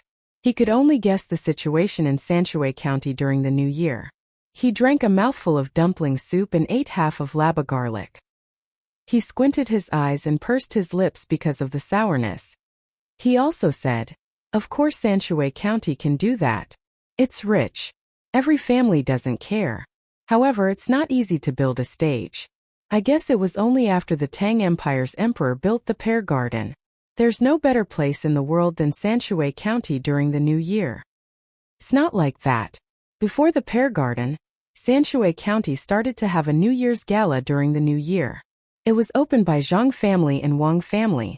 Sanshui County is powerful, but their power lies in Zhang family and Wang family. At this moment, the young master and his wife should be in Luoyang. It seems more lively than Sanshui County. There's no need for anyone else. As long as the young master and his wife are there, they can support a New Year's gala. If you don't believe me, you can ask them when you go back. Han Xianfeng was quite familiar with Sanshui County. When the Zhang family and Wang family held a New Year's gala the next year, he already knew about it. He could still perform many crosstalk jokes, but he could not organize a New Year's gala. Firstly, he had never organized one before and lacked experience. Secondly, the slaves could not be compared to the servants of the Zhang family and Wang family. Although the inner court of the Zhang family and Wang family was not as good as it was now, they were still better than the slaves. The Zhang family and Wang family were quite good at managing them. As the four of them talked, they looked at the west side of Jinchuan. They wondered how the people there would spend this year. They did not expect to eat dumplings. Most of the food this year was exchanged with slaves. Compared to the desolation of Tubo and the liveliness of Sanshui County, there was another place that was not inferior to Sanshui County. The roads in Luzhou were second only to the Vermilion Bird Avenue in Chang'an. If all the streets were counted, they were more beautiful than Chang'an. The people of Luzhou welcomed a new provincial governor. The new provincial governor was also very honest. He was not as arrogant as he was in the first month. When he first arrived, he was happy for a few days when he saw that there was running water in the beautiful courtyard. Then, he was ready to present his political ideas. In the end, he found a very serious problem. The local counties did not listen to him, and the army was not under his command. He met with the new military secretary and wrote an urgent letter. He sent it to the capital with a local carrier pigeon at a high price. Not only did the people in the capital not help him, but they also reprimanded the two of them. One of them was Zhang Shua's man, and the other was the crown prince's man. It was not easy for them to cooperate. They did not expect that not only Zhang Shua and the crown prince received the letter, but even Gao Lishur and the emperor also knew the content. Gao Lishur did not say much, but Li Longji saw the letter from the two of them. It said that the place is controlled by the Zhang family, and the Wang family were going to rebel. Li Longji was so angry that he was amused. If they wanted to rebel, why didn't they stay where they were? The adults were in Luoyang, but the children were in the capital? If they really wanted to rebel, would Lu Zhou give them the pigeons? Therefore, the new provincial governor and the military secretary became obedient. When the new year arrived and they found that all the people in Luzhou had set up the longevity altar to worship Zhangzhong, the two of them finally understood who was in charge here. Some people were comfortable during the new year, but others were not. The Four Seas Academy also organized an event. It was organized by the students of Xinluo. The current students of Xinluo were more powerful than those of Japan. Although they lost in Xiaizhou's Chongning, it did not hurt their foundation. If they continued to operate, there would still be a little profit. Unlike here in Japan where they directly faced Zhang Xiaobao and Wang Wan, they lost again and again. As a result, the mood of Yamamoto and the other Japanese students was not so good. 6 days ago, a fast ship came from Japan. As soon as the people on the ship arrived at the Four Seas Academy, they could not stop crying. This was because this time, 3 big ships and more than 10 fast ships came over, but only one ship arrived at the destination. The others were silent on the way. In fact, there were 4 fast ships on each of the 3 big ships. When they encountered danger, only one fast ship came out. The other ships probably could not come over. It was impossible not to die on a voyage. Although Yamamoto was sad, he was not too sad. The main problem was that he had spent so much money to grow ginseng, but other than the bitter and astringent radishes, he did not even see a single ginseng whisker. This meant that he had failed. If he failed, he could start all over again, but how many 100,000 strings were there to lose? The Japanese side had already said that they would not send any money to him in the next 2 years, so he had to think of a way himself. At this time, Yamamoto remembered what Zhang Xiaobao and Wang Wan said to him the moment he saw them. At that time, Wang Wan basically agreed, and Zhang Xiaobao did all the talking. Zhang Xiaobao said that if Japan was unable to send money directly, they could cooperate. They could use the extra silver or cent this time to exchange for 40 sets of glass products. In the future, they could continue to use the glass products to exchange for gold and silver in Japan, as well as good wood. In the end, he did not agree at that time, thinking that this price was too low. At that time, Zhang Xiaobao said that if they wanted to exchange next time, it would probably not be at this price. He even thought that Zhang Xiaobao was lying to him. Now, the country already knew about glass products. Rich people wanted to buy them at all costs, but where could he find Zhang Xiaobao and Wang Wan during the new year? He also didn't know what kind of new price they would offer. Yamamoto lowered his head and didn't have any thoughts as he listened to the people on the school stage imitating the messy party that Sanshui City had created. The dumplings in front of him had long turned cold. Yamamoto wasn't in the mood to eat by the side. When he waited for someone on the stage to sing an unpleasant tune, he said to Yamamoto, "Yamamoto, why don't we meet Zhang Xiaobao and Wang Wan tomorrow morning and bring gifts? By the time we arrive, the new year will be over. Who knows if they are still in Luoyang? Besides, what kind of gift do you think will make Zhang Xiaobao and Wang Wan willing to continue cooperating with us?" It wasn't that Yamamoto hadn't thought of such a thing. If it were another opponent, he could casually make a decision and was confident that he could control the other party.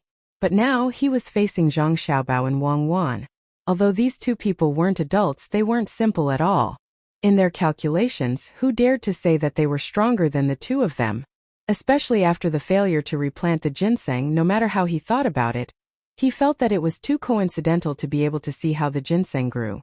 When the Tang dynasty's agriculture temple was losing money, when no one ate the newly cultivated radishes, when he went to look for them, why was Wang Wan, who was usually as close to Zhang Xiaobao as a person, angry? Why was Wang Wan, who could lead troops to war, so delicate after spraining her ankle? Zhang Xiaobao and the Wang family were the most strict about technology, so how could a maidservant sit at the door where there was ginseng?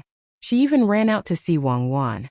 If these coincidences weren't enough, after he arrived in the capital, he encountered many things that were also very coincidental. At first he didn't think much of it, but now that he thought about it, he realized that things were definitely not that simple. I was fooled, deceived, sigh. If I hadn't gone to Baoxing County back then, would today's matter not have happened? As he thought about it, Yamamoto closed his eyes and said to Yamamoto in pain. Yamamoto wasn't stupid, so he naturally understood what was going on. It was just like the rumors. Oh, it was no longer a rumor but a fact. Just as others had admitted to him, no matter how capable they thought they were, they must not scheme against Zhang Xiaobao and Wang Wan. Whoever touched them would be finished. There was no luck at all. It was one thing to understand in his heart, but he couldn't say it out loud. Now he had to rely on himself and Yamamoto.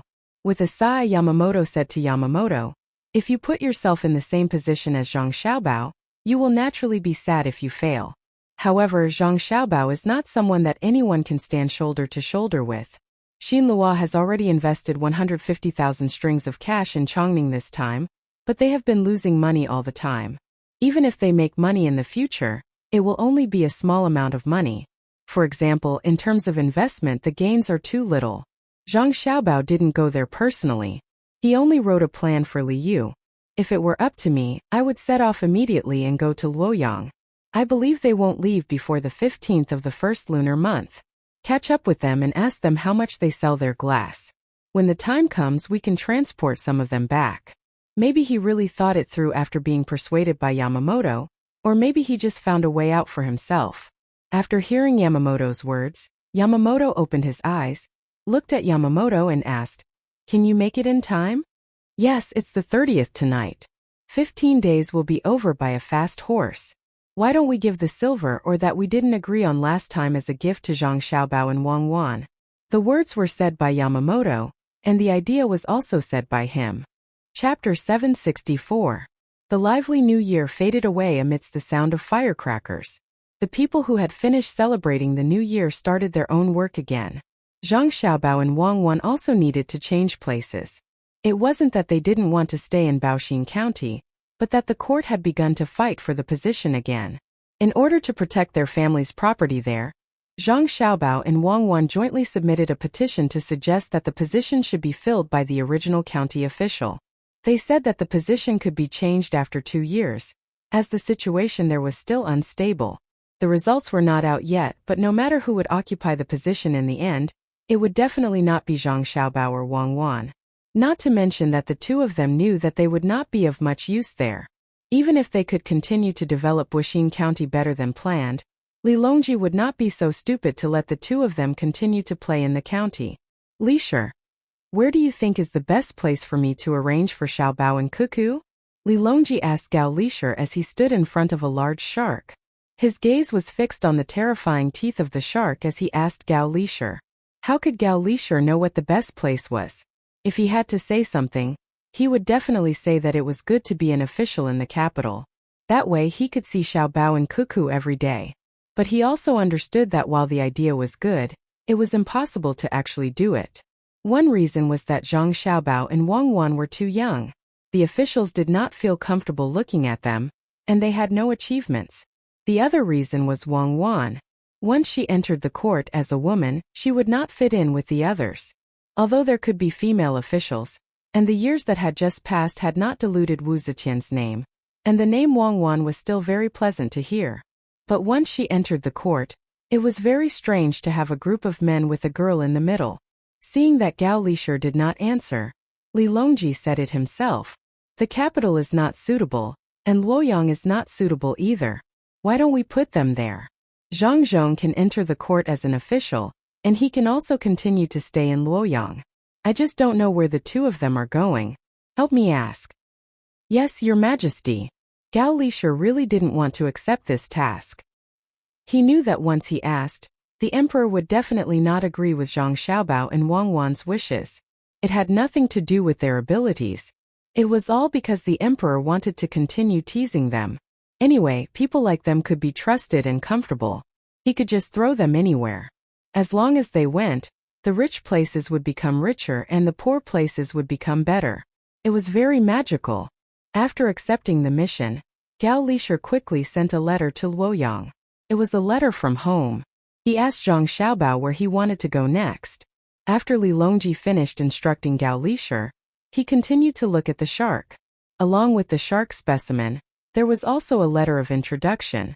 It was a letter of introduction to the shark, and the characteristics of the shark were written in the letter. This is the fierce tiger of the sea. Unfortunately, although the tiger is fierce, it can't compare to a man. A man's fierceness lies in his heart. Li Longji touched the shark's shriveled skin and said faintly, "This shark was actually a dried fish." Zhang Xiaobao and Wang Wan wanted to make a better specimen, but unfortunately, they didn't have the ability. If they had formalin liquid, it would be even better. Feeling the astringent and smooth feeling of the shark's skin, Li Longji thought of Empress Wang for some reason. Ever since Empress Wang returned, Li Longji had spent at least one night at Empress Wang's place every 2 days. There was naturally no need to elaborate on the passion. In any case, Empress Wang had new tricks every night. It made Li Longji, who thought of himself as a relatively strong emperor, feel a little overwhelmed. Thinking of how he had rested for an entire night last night, Li Longji, who was rather moved, gave up on continuing to look at the shark. He gave Gao Lisher another order and headed for Empress Wang's place. On a chair that swayed up and down as the palace maids and eunuchs took turns stepping on it. After releasing the life essence, Li Longji pressed his head against Empress Wang's body in satisfaction and murmured, "Where did this chair come from?" At this time, Empress Wang didn't even want to move her fingers. Hearing the emperor's question, she said with a strong spirit, "Your Majesty, this chair was sent from Luoyang. I only found out what it was used for later. It's so embarrassing." Not embarrassing, not embarrassing. Zhang Xiaobao and Wang family have such good things. Looks like I'll have to send more people to check it out. Li Longji liked Empress Wang like this. Thinking of the things made by Zhang Xiaobao and Wang family, he said to Empress Wang. Empress Wang was worried that she couldn't find a chance to repay Zhang Xiaobao and Wang family. When she heard the emperor say this, she immediately said, "Your Majesty, it's really strange. How can Xiaobao and Cuckoo have such great abilities? Did they really learn all the abilities of the experts?" Without thinking too much, Li Longji nodded his head on Empress Wang's body and said, "I think it's about time. They can be of great use." "Then where is your Majesty going to arrange for the two of them? You can't let them stay in a small place like Baoxin County, right?" Empress Wang said with two touching moans. "That depends on where they want to go. If they want to go, I won't let them go. Last time they tricked me." Li Longji stuck out his tongue and licked her seductive skin twice and said, "Your Majesty should listen to the reason why Xiaobao and Cuckoo are going to the same place. If they can help your Majesty, your Majesty, I can't take it anymore. Your Majesty, please spare me," Empress Wang said as she started to pant rapidly. Following that, she started to moan. Zhang Xiaobao and Wang Wan, who didn't know that Empress Wang was speaking for them, received a letter from Gao Lisher when they were preparing to carry out their plan.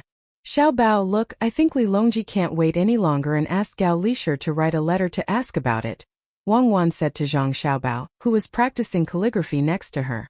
"Oh, they came? It's good that they came. Otherwise we would have to waste our time. Write a reply letter." "I'll write it. Just treat it as practicing calligraphy. Say that we are going to invest in Ciizhou.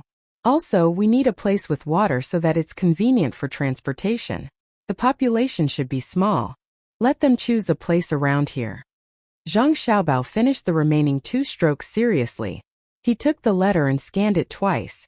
Then, he changed a piece of paper and began to write a reply letter. Wang Wan was reading beside him. While reading, she asked, "Xiaobao, do you think Li Longji can arrange for us to go to Dalian?" "Oh, it's called Jili Prefecture now. It's a very remote place. Otherwise, we can change it to Inko." "No, let's go to Dalian. Dalian is close to Shandong. We can't worry about transportation when we go to such a bad place. We can transport the things produced in Dalian to Shandong by land. Or we can continue to go down and enter the Yellow River." Zhang Xiaobao finished the letter quickly and blew the ink dry. "I guess Li Longji can't imagine that there's a place like Jili Prefecture." Wang Wan took an envelope and letter paint from the side and handed it to Zhang Xiaobao. "If he can't imagine it, let him think about it. Most of the places with my fanstones have been bought by us. Then we can advertise the benefits of this thing and let others help us find it. We can buy it at a high price." After opening the letter, Zhang Xiaobao shook the bell with his hand and turned to talk to Wang Wan.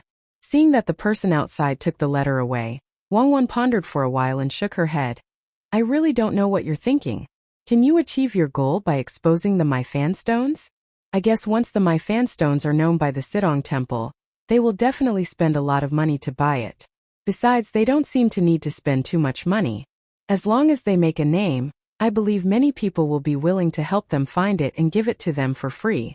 After all, the seeds they are researching now are not bad, and the output is very high." "That's right. We don't need too many My Fan Stones. We'll take them out and let Li Longji choose." Zhang Xiaobao stretched and then said, "It's cold there after the new year. I don't know if Xiaobei and the others can bear it. It's good to let them suffer a little." When the letter reached Li Longji, he was in a happy and worried situation. He was happy because Empress Wang was pregnant, but he was also worried because he didn't want to live at Empress Wang's place for the next month. Even if he lived there, he couldn't do anything. Now that he had enjoyed that special feeling of ecstasy, Li Longji really didn't want to leave. Holding the letter in his hand, Li Longji read it word by word, afraid that he would miss the key points if he read it too quickly. This was a new competition. He had lost the last few times because he didn't have enough information. Now that Zhang Xiaobao and Wang Wan had written a letter, how could he say that the information was insufficient? "Lisher, help me think. We need to go to Ciizhou to look at the clay, and we need to go to a place with plenty of water. What kind of place would that be?" Li Longji read the letter and asked Gao Lisher, "Your Majesty, the best place should be in Danzhou, but Danzhou is not a lower province. If we arrange for Xiaobao and Cuckoo to go there, wouldn't that be too high of a position? If we put it in Ciizhou, there's still Li Yu there. Who would listen to who? Gao Lishur was a good secretary. He immediately found a place to go and asked someone to get a map. When the map was spread out, Li Longji saw Danzhou through a magnifying glass. In fact, he could see it even without a magnifying glass. It was such a big place and it wasn't hard to see. Looking at Danzhou, which was next to Ciizhou, Li Longji shook his head. No, it's definitely not Danzhou. Xiao Bao and Cuckoo should know that no matter what, they can't be officials there. Your Majesty, is it that the more they want to go, the more you don't want them to go? The more they don't want to go, the more you want them to go? Does Your Majesty want to arrange for them to go to Danzhou? Gao Lishur also looked at the map and asked Li Longji.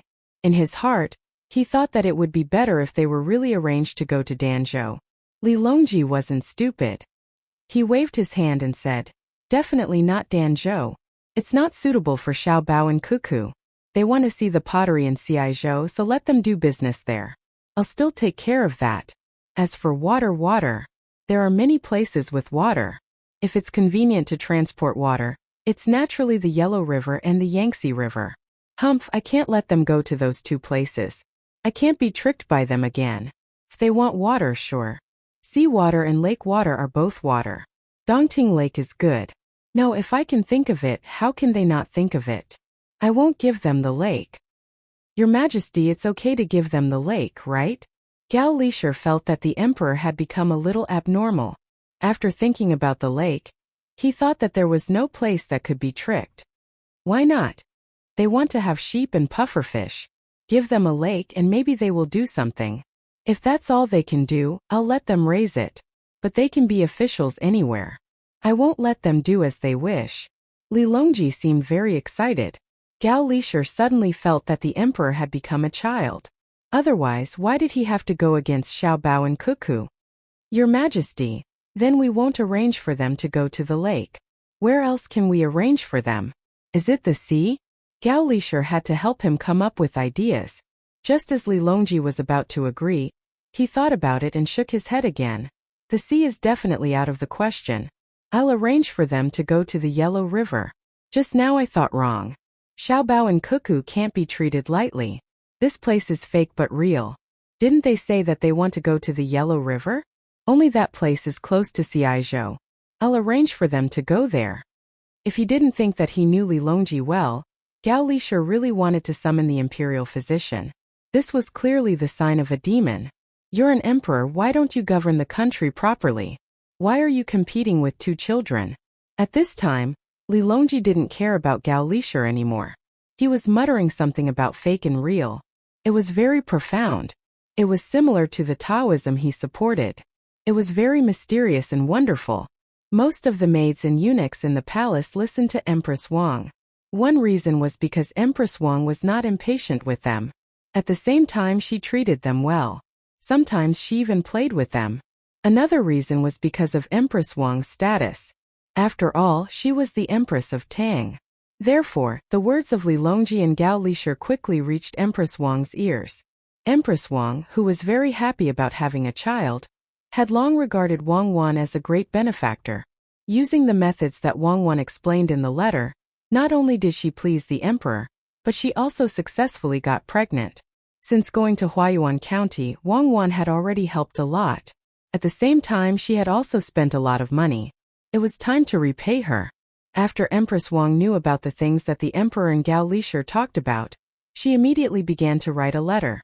She wanted to tell Wang Wan so that she could prepare in advance. Just as she picked up the brush before she could write, someone sent her a letter from Wang Wan from Luoyang. To be precise, it was a letter from the Wei River. Zhang Xiaobao and Wang Wan had already brought their younger brothers and sisters to the capital again. Old Man Pai and the other two people, as well as their families, followed them. They also didn't know where Zhang Xiaobao and Wang Wan were going to go next. Anyway, following them was the right thing to do. Fortunately, I didn't write a letter. Otherwise, Xiao Bao and Cuckoo's big matter would be ruined. It would also be easy for Wu Huifei to find something that could be used against me. After reading the letter, Empress Wang wiped the sweat on her forehead and said to Xiao Zhu, who was waiting on her side. Xiao Zhu also read the letter, but she didn't know many words. Recently, she had been making use of the time to learn. In the past, she didn't need to recognize words. Since she went to Huayuan County, learning to read had become part of her learning. At this time, reading the letter made no difference. She didn't know what was written in the letter. After listening to Empress Wang, she blinked and asked, "Empress, what did Cuckoo say?" She said not to let me interfere. They can solve it themselves.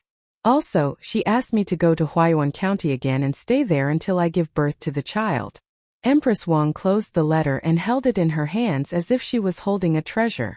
Empress, didn't Cuckoo say how to deal with Wu Huifei? Xiao Zhu thought that Wang Wan was starting to come up with ideas to deal with Wu Huifei. Seeing that the Empress didn't mention anything, she anxiously asked. Ever since Empress Wang was pregnant, Xiao Zhu felt that the opportunity had come. It didn't matter whether the child was a boy or a girl. The important thing was whether she could give birth. As long as she could give birth, no one could shake the Empress's position. Empress Wang gently stroked the letter with her hand and said to Xiao Zhu, "She didn't say." Cuckoo was afraid that the letter would accidentally fall into Wu Huifei's hands. Wouldn't that be the end of everything? Prepare to leave and pack your luggage. I'll go now. Xiao Zhu thought about it and agreed. If someone else got the letter and wrote bad things about Wu Huifei, Wang Wan would have to bear the responsibility. On the boat traveling on the Wei River, Old Man Pai and the other two found Zhang Xiaobao and Wang Wan, who were telling stories to their younger siblings. The three of them didn't disturb them and just listened to them. Even if the stories made them feel funny, they listened very seriously.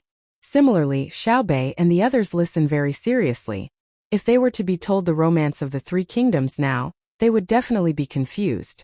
Thus, Zhang Xiaobao and Wang Wan acted while telling them the fairy tale. Occasionally, they would insert some of the knowledge they learned yesterday for Xiaobei and the others to interact with. Ever since the tiger discovered the little lamb also saw the tiger. This is troublesome. The tiger wants to eat the little lamb. What should we do? Zhang Xiaobao pretended to be a tiger and bared its fangs and claws at Wang Wan. Wang Wan was like a little lamb, trembling and speaking with a trembling voice. Seeing that the tiger with its mouth wide open was about to bite the little lamb, Xiaobei stuck out his tongue and licked his sweet lips. He looked very nervous. The other children also opened their eyes wide, and their breathing became rapid. "Oh, I'm going to eat you. Unless you can answer what is 34 plus 22, I'll eat you," Zhang Xiaobao said to Wang Wan as he clenched his teeth a few times. "Don't eat me. I'm still young. Don't eat me. Let me think. What is 34 plus 22? It's going to be too late." Wang Wan shrunk her body into a ball and looked at Xiaobei and the others with anticipation. "I know. It's equal to." Xiao Hai raised his hand and wanted to say the answer, but Zhang Xiaobao interrupted Xiao Hai and said, "You already said it just now. It doesn't matter if you say it again. I'm still going to eat the little lamb, unless someone else says it." Xiao Hai, who knew the rules, closed his eyes helplessly. He really knew it, and he knew it when the tiger said it. But he had already answered once, so he couldn't continue to participate. Similarly, he couldn't tell others. "I calculated it. It's equal to 55. Little boy suddenly raised his hand and answered. She hadn't participated yet. "No, that's right. I'm going to eat." Zhang Xiaobao walked step by step toward Wang Wan. Wang Wan hugged her head with her hands and squatted there helplessly. Xiaobei was also anxious. He counted his fingers and found that it wasn't enough. He borrowed Xiaoyuan's fingers and counted together, but it was still not enough. At the critical moment when the tiger was about to eat the little lamb, Zhang Fang said, "It's 56. Roar. I failed again. Damn little lamb, you actually had someone to help you. Next time I'll definitely eat you." The tiger roared unwillingly and retreated in defeat. "We won. We defeated the big tiger." The little guys cheered. Old Man Bai and the other two continued to watch and listen. If this kind of fruit was heard by another adult, they would definitely laugh coldly. However, it was a good story for Xiaobei and the others. It allowed them to use what they had learned yesterday. Sai. This is education, real education. There's no need for a teacher to be in front of them. There's no need to beat them. The little guys will naturally take the initiative to learn. It's really hard on Xiaobao and Cuckoo. The two of them spent a lot of money on this set of clothes. Education is really the most expensive. Old Man Pai didn't see the childishness but the meaning. Xiaobei and the others didn't feel the slightest pressure when they were learning. It was just that in order to protect the little lamb, they had to master the content yesterday. Old Man Yao also nodded and said, "If every teacher could be like this, why would the Tang dynasty not prosper?" Unfortunately, many people keep a straight face when teaching children. They think that this is the only way to show the dignity of a teacher. But they don't know that a teacher's dignity isn't just about keeping a straight face. It's about what kind of students they can teach. I'll remember. This story is related to yesterday's textbook. I'll write it down in a while. When the time comes, I'll organize it and send it to every school. Old Man Chong watched Zhang Xiaobao and Wang Wan continue to play the role of letting the other children who didn't participate to help calculate. He softly agreed with the two old men.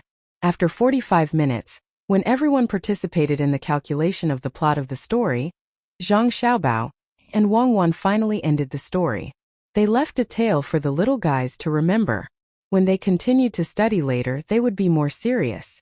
Otherwise, the story would be interrupted and they wouldn't be able to hear the story.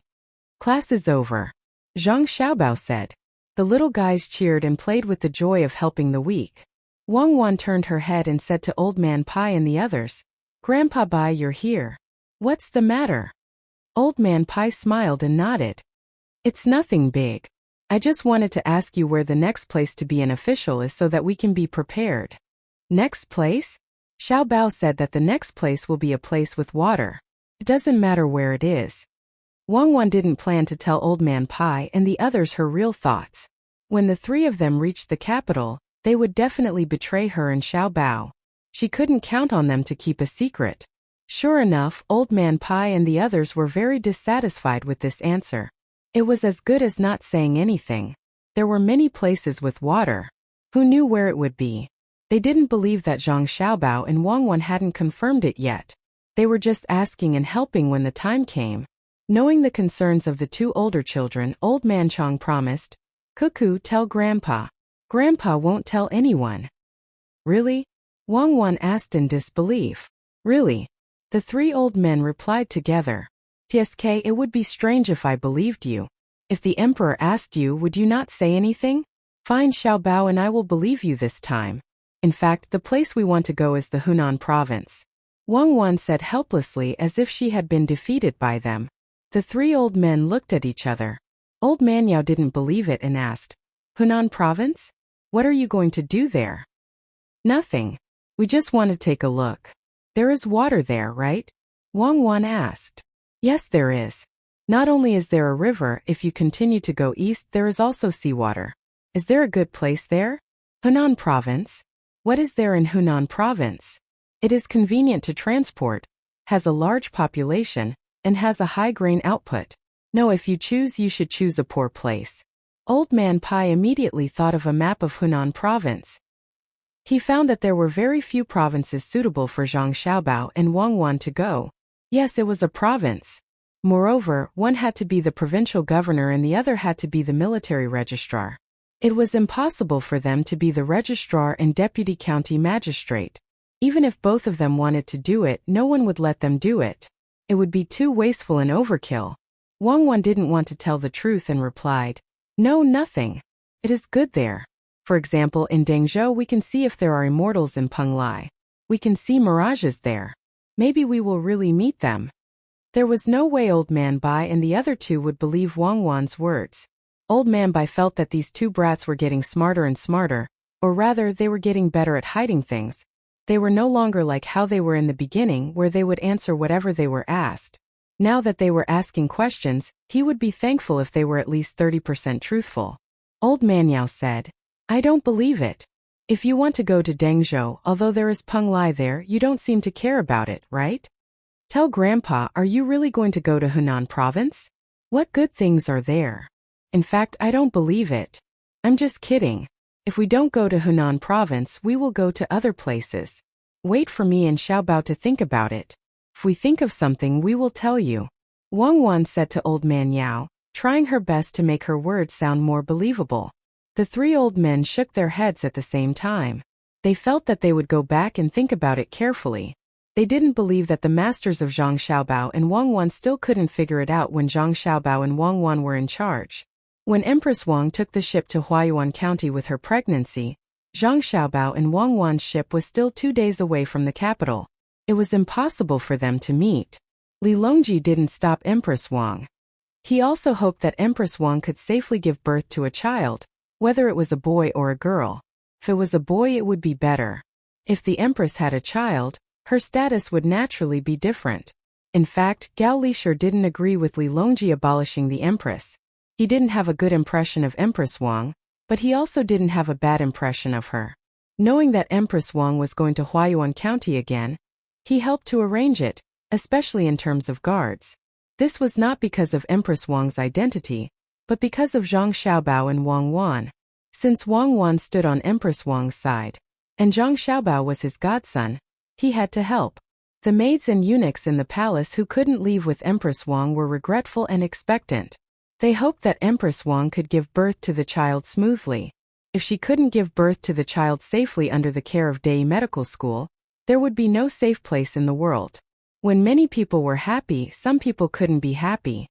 Didn't I tell you to keep an eye on her? How did she get pregnant? You didn't arrange the matter of the bank well. What's the use of keeping you? Wu Huifei was smashing things in her room with all her might. Plates, bowls, teacups, one after another were smashed to the ground by her. When she picked up an inkstone, she suddenly saw 2 words written on it. She stopped. Those 2 words were Shuiyun. This meant that this inkstone was given by the Zhang family and the Wang family. It wasn't that Wu Huifei didn't dare to smash it, but that she didn't want to. This thing was very valuable. An inkstone was not a plate. Who would give an inkstone to others to play with? If this was smashed, it would be very difficult to get another one in the future. Actually, this inkstone isn't that good. It's just that the ink doesn't fade when the sky is dark, and it doesn't dry when the sky is hot. Wu Huifei gently put down the inkstone and muttered. The palace maids and eunuchs in the room pulled a long face. They wanted to laugh but didn't dare to. How could something given by the Zhang family and the Wang family be simple? Of course, it didn't fade when the sky was dark, and it didn't dry when the sky was hot. This was the best inkstone. Even if a good stone was found, it was hard to find one in a million. It would be fine if the sky was cloudy, but it would be difficult if it didn't dry up when the sky was hot. This meant that the ink slab could absorb moisture. If the ink was adjusted properly while drawing, it would definitely not feel good if it suddenly dried up while drawing. Wu Huifei also knew that the inkstone was precious. She touched it with her hand and continued, "Don't think that this consort is reluctant to smash it. This consort is afraid that Zhang Xiaobao and Wang Wan will find out and deliberately use this to make trouble. How can the inkstone given to this consort compare to the one given to Empress Wang? Except for the fact that it doesn't fade when the sky is dark, and it doesn't dry when the sky is hot, it also makes bells ring when the wind blows, and people dance when the moon turns. This is the real good thing." The palace maids and eunuchs still didn't say anything. They lowered their heads and looked at their toes. They also knew that the inkstone given to Empress Wang might have a different structure inside, so it could make bells ring when the wind blew. In addition, the vertical wall of the inkstone was translucent. There were several things inside. When the moon shone on them, they naturally seemed to come alive. Many things were not as mysterious as before. The Zhang family and the Wang family used a lot of knowledge to let people understand everything in the world. So when they saw something magical, they could think in this direction. Thinking about it was just thinking about it. Empress Wang's inkstone was indeed unusual. It was difficult to find another one. It was brought back from Huayuan County. Sometimes, the emperor didn't even plan to spend the night with Empress Wang. When he was reviewing memorials, in order to see such a moving inkstone under the moonlight, he deliberately went to find Empress Wang and stayed there. After venting for a while, Wu Huifei felt much better. She said to the palace maid standing next to her, "Xiao Dai, go and arrange people immediately. We can't let Empress Wang give birth to the child." "Your Highness, this time Empress Wang's trip is different from last time. She brought 2 cooks from the Joy House to cook for her. With the ability of the Zhang family and the Wang family, it's impossible to put drugs in the food. When they arrive at the day hospital, who can do something under the eyes of a group of medical doctors? Your Highness, why don't we take advantage of the fact that His Majesty can't visit Empress Wang and take His Majesty back? At least in this way, she will be the same as she is now and won't cause too much trouble. Xiao Dai really wanted to carry out Wu Huifei's order, but she also knew the actual situation. It was really a daydream to frame Empress Wang under the protection of the Zhang family and the Wang family. Can't we sell the people of the Day Hospital? Wu Huifei asked again. In fact, she knew the answer without others' answer. The people of the Day Hospital couldn't be moved by money. They did research there and put all their attention on the development of medicine. What's more, even if they wanted to buy them with money, they had to be able to afford the price. Medical students were treated very well. As long as they worked hard, their families didn't have to worry at all. When they were old, they would be supported. How could the Zhang family and the Wang family be short of money? After asking this question, Wu Huifei felt bored. She said to the palace maid and the eunuch, "I'm tired." The palace maid and the eunuch immediately began to arrange Wu Huifei's rest. On the way, Empress Wang didn't always stay in the cabin. Occasionally, she would come out to have a look and feel the cold of winter. This year was indeed colder than usual, but the river was still gurgling. With the opening of this artificial river, more and more merchants were willing to take this road. Therefore, the people responsible for cleaning the river definitely wouldn't allow the river to be blocked. When the ice was thin, they would sprinkle some salt. When the ice was thick, they would cut it. In addition, the ships traveling in the winter would wrap the surroundings with iron sheets. There was no need to worry about being stuck in the river. It's a pity that I can't see it this time. Under the protection of the charcoal fire in the coat, Empress Wang gently touched her belly with her hand. She seemed to be talking to herself but also seemed to be talking to the people next to her. Empress, even if you can't see it this time, there will be chances in the future. You can't be careless. You must give birth to the little master and the little lady. It'll be fine when they go to the medical school. Even if you encounter a difficult birth, there are ways to solve it. It's just a small opening. Xiaozhu gently placed her hand on Empress Wang's belly. She didn't want to feel the little life in Empress Wang's belly. Instead, she wanted to know if Empress Wang was cold. She had just been told that she was pregnant. The child in her belly hadn't formed yet, so how could she feel it? Empress Wang had a different feeling from Xiaozhu. Perhaps it was a psychological effect, but she felt that the child in her belly could speak to her. After hearing Xiaozhu's words, she said, "Isn't it just 10 months? I can wait." Although there aren't so many 10 months in a person's life, it's fine to suffer a little for the child.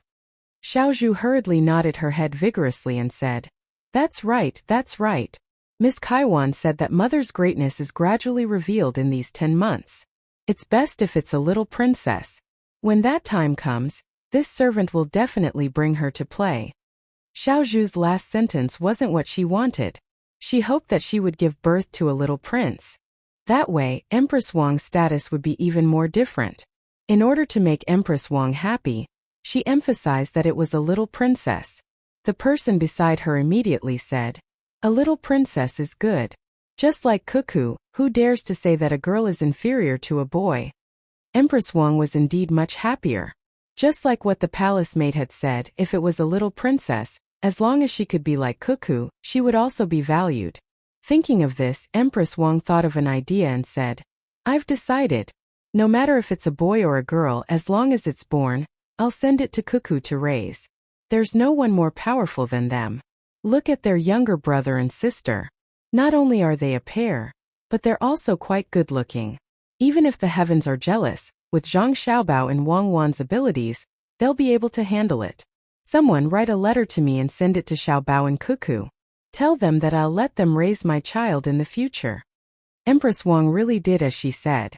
It wasn't that she didn't want to personally raise the child, but she was afraid that something would happen to the child. Wu Huifei was so good at giving birth, but didn't one die after another? In the end, she had no choice but to let others raise her child. Furthermore, this was her first time having a child. In this world, there was no place more stable than Zhang Xiaobao and Wang family. Furthermore, she heard that their younger brother and sister were cuter than the other, more sensible than the other. They were all little geniuses. Chapter 765. As soon as Zhang Xiaobao and Wang Wan arrived in the capital, before they could settle Xiaobei and the others down, The call of the capital came. Xiaobei and the others had been to the palace before, so they were not afraid at all, let alone nervous. They immediately changed into their official robes. Ever since they had obtained power last time, they had not used it once. They had originally planned to use it on Shinsai County's County Magistrate Yen, but County Magistrate Yen did not give them the chance. When they wanted to use someone to do something bad, County Magistrate Yen fell ill. Whether it was a real illness or a fake one, he was on sick leave, so they could not ask him to do anything. After that, County Magistrate Yen recovered and stabilized. He did not come to find He Wei again, nor did he talk about working together to do business. It was as if nothing had happened. Xiaobei, who had not been able to teach him a lesson, was not satisfied. Thus, he told his brother and sister that when they moved to another place, they would bring County Magistrate Yen along and wait for him to make a mistake. With this thought in mind, Xiaobei prepared to have a good talk with Li Longji to see if they could bring County Magistrate Yen along. Just like that, the group of people arrived in front of the palace gates. How could the guards not recognize Xiaobao and the others? They didn't even announce their arrival. After seeing the token, they immediately let them pass. They came a bit early today. Li Longji had not yet finished his court session. The officials were still standing outside in the cold wind, discussing matters with Li Longji. Normally, officials below the 5th rank were not allowed to enter the morning court session at this time. However, Zhang Xiaobao and Wang Wan were special. The two of them came and went as they pleased. The guards could not stop them. Thus, the two of them brought Xiaobei and the others, who were clamoring to see what the morning court session was like, to join in at the last moment. The group of children swaggered to the back of the group. It turned out that the person at the back of the group was no longer at the back. This person sized up Zhang Xiaobao and Wang Wan. Ignoring the endless debate at the top, he said to Zhang Xiaobao, "Zhang Xiaobao, aren't you standing in the wrong place? This is where the military officers are. You should go there." As he spoke, he pointed to the opposite side where the civil officials were standing. Zhang Xiaobao didn't know this person at all. He smiled and said, "I came with my wife. She is a deputy county magistrate and also a civil official." Yes, no. How can Wang Wan be a civil official? He's clearly a military general. It wasn't easy for this person to determine which side Wang Wan was on, but the smarter him still decided to leave Wang Wan on the side of the generals. After all, one more force was better than nothing. Zhang Xiaobao nodded in agreement and said, "That's right. My wife, a deputy county magistrate, is a military general. How can I, a registrar, be a civil official? Am I right?" "That's right, that's not right. That's not the same as an official position. Wang Wan is a devil. Oh, she's a fairy. The kind that's very good at fighting." This person was once again led astray by Zhang Xiaobao. Who cares what he is? As long as there's a place to stand, it's fine. Xiaobei didn't want to run around randomly. Hearing that this person wanted to chase them away, he popped his head out and said this. This person was immediately stunned. He didn't know that Xiaobei and the others had also been given an official position. Moreover, it was the kind of position where as long as all the little fellows worked together, they could impeach someone. Thus, he looked at Xiaobei and the others in confusion. Other than shock, there was only astonishment left. Xiaozhu leaned over with her hands on her hips. She was very dissatisfied with this person's gaze and said, "What are you looking at? If you look at me again, I'll impeach you. If we work together, we'll impeach the imperial censor. Do you understand?" This person's mind seemed to have been struck by lightning. He had actually heard of this matter. At first, he thought that it was just someone casually talking about it. Now it was not at all convenient. His Majesty really gave a bunch of little brats the position of officials and can impeach others without any evidence. This person muttered to himself. After Zhang Xiaobao and Wang Wan heard this, Wei Wei smiled and didn't say anything. Xiaobei and the others proudly puffed out their chests and raised their heads. "Your Majesty, regarding the matter of the private bank, this official wants to say that the way of the economy is not a small matter. This official has done some research on this matter. Thus, this official thinks that this official is qualified to enter the China Banking Regulatory Commission." Just as these people were talking, a civil official not far away suddenly stood out and recommended himself to Li Longji. Just as he finished speaking, Xiao Bei and the others, who lived together and had a tacit understanding, stood out at the same time and said in a childish voice, "This official objects." If only one person came out and said this, it wouldn't have any weight. A seventh-ranked official didn't have the qualifications to say this. However, if a bunch of little fellows said it at the same time, then it was different. If they were separated, they were nothing. However, once they worked together, then they were the imperial censor. This position was enough for them to speak up. Because they were too far away, and Li Longji couldn't bring binoculars with him when he went to court, he really didn't know that Xiao Bei and the others had come over. At this time the court was very lax. Even if someone wanted to go to the washroom at this time, they could secretly leave and go to take care of it. Under such lax policies, not only did Li Longji not notice that a bunch of little fellows had come over, even Gao Lisher only reacted when the little fellows were talking and saw Zhang Xiaobao and Wang Wan. "Your Majesty, Xiao Bei and the others have arrived." "They should have just arrived," Gao Lisher said to Li Longji. At this time Li Longji also saw who was talking. A trace of a smile appeared on his stiff face, and he asked Xiao Bao and the others, "Why do you all object? Come closer and tell me." The little fellows began to walk forward. The stairs were very long and it took several steps to walk one. After walking for a while, they finally arrived in front of Li Longji. Xiao Bei had always been in charge of external affairs, so this time she was the one to speak. Xiao Bei straightened her body and bowed. "Your Majesty, this subject feels that the CBRC can't easily recruit people. Only those who are truly capable can be promoted. Otherwise, wouldn't they be harming the country and the people? This subject feels that in a situation where he doesn't have any thoughts about the economy, he must have some selfish motives for wanting to go to the CBRC. This subject thinks so too. This subject impeaches him for having improper intentions." Xiao Yuan also stepped forward to express her support. The person who said that he wanted to enter the CBRC was dumbfounded. He was just trying to fight for some benefits in the future, but he didn't expect to be refuted by a bunch of little fellows the moment he said it. This was too infuriating. How did these little fellows get to the CBRC? They even called themselves subjects. What kind of joke was this? "Your Majesty, how can the imperial court be a place for little fellows to cause trouble?" This person was furious as he said to Li Longji, "Who's a little fellow? You've already said it clearly. Don't you know that there's a hierarchy in learning the Tao and that the more accomplished one is the teacher?" Xiao Yuan was unhappy. She was an official, so why was she being looked down upon? "Which family are you from?" The person who spoke just now glared at her and asked. "I'm from Sanshui County's Wang family." "How about that? Don't glare at me. If you continue to glare, I'll investigate you. I don't believe that you're so innocent, untainted and untainted." Xiao Yuan could be considered to have clashed with this person. After all, even if she said or did something wrong, she still had her brother and sister to back her up. She decided to scare the other party first. Who knew that just as she finished speaking, the other party's face changed. It wasn't as rosy as before, but rather a little pale. Of course, it could also be because of the cold weather and the strong wind outside. This person still didn't know what kind of effect the change in his face had on him. Just as he was about to continue speaking, Zhang Shua, who was standing in front, stepped forward and said, "Your Majesty, this subject feels that we should investigate Minister Yan of the Ministry of Revenue. This subject feels that he must have violated imperial grace."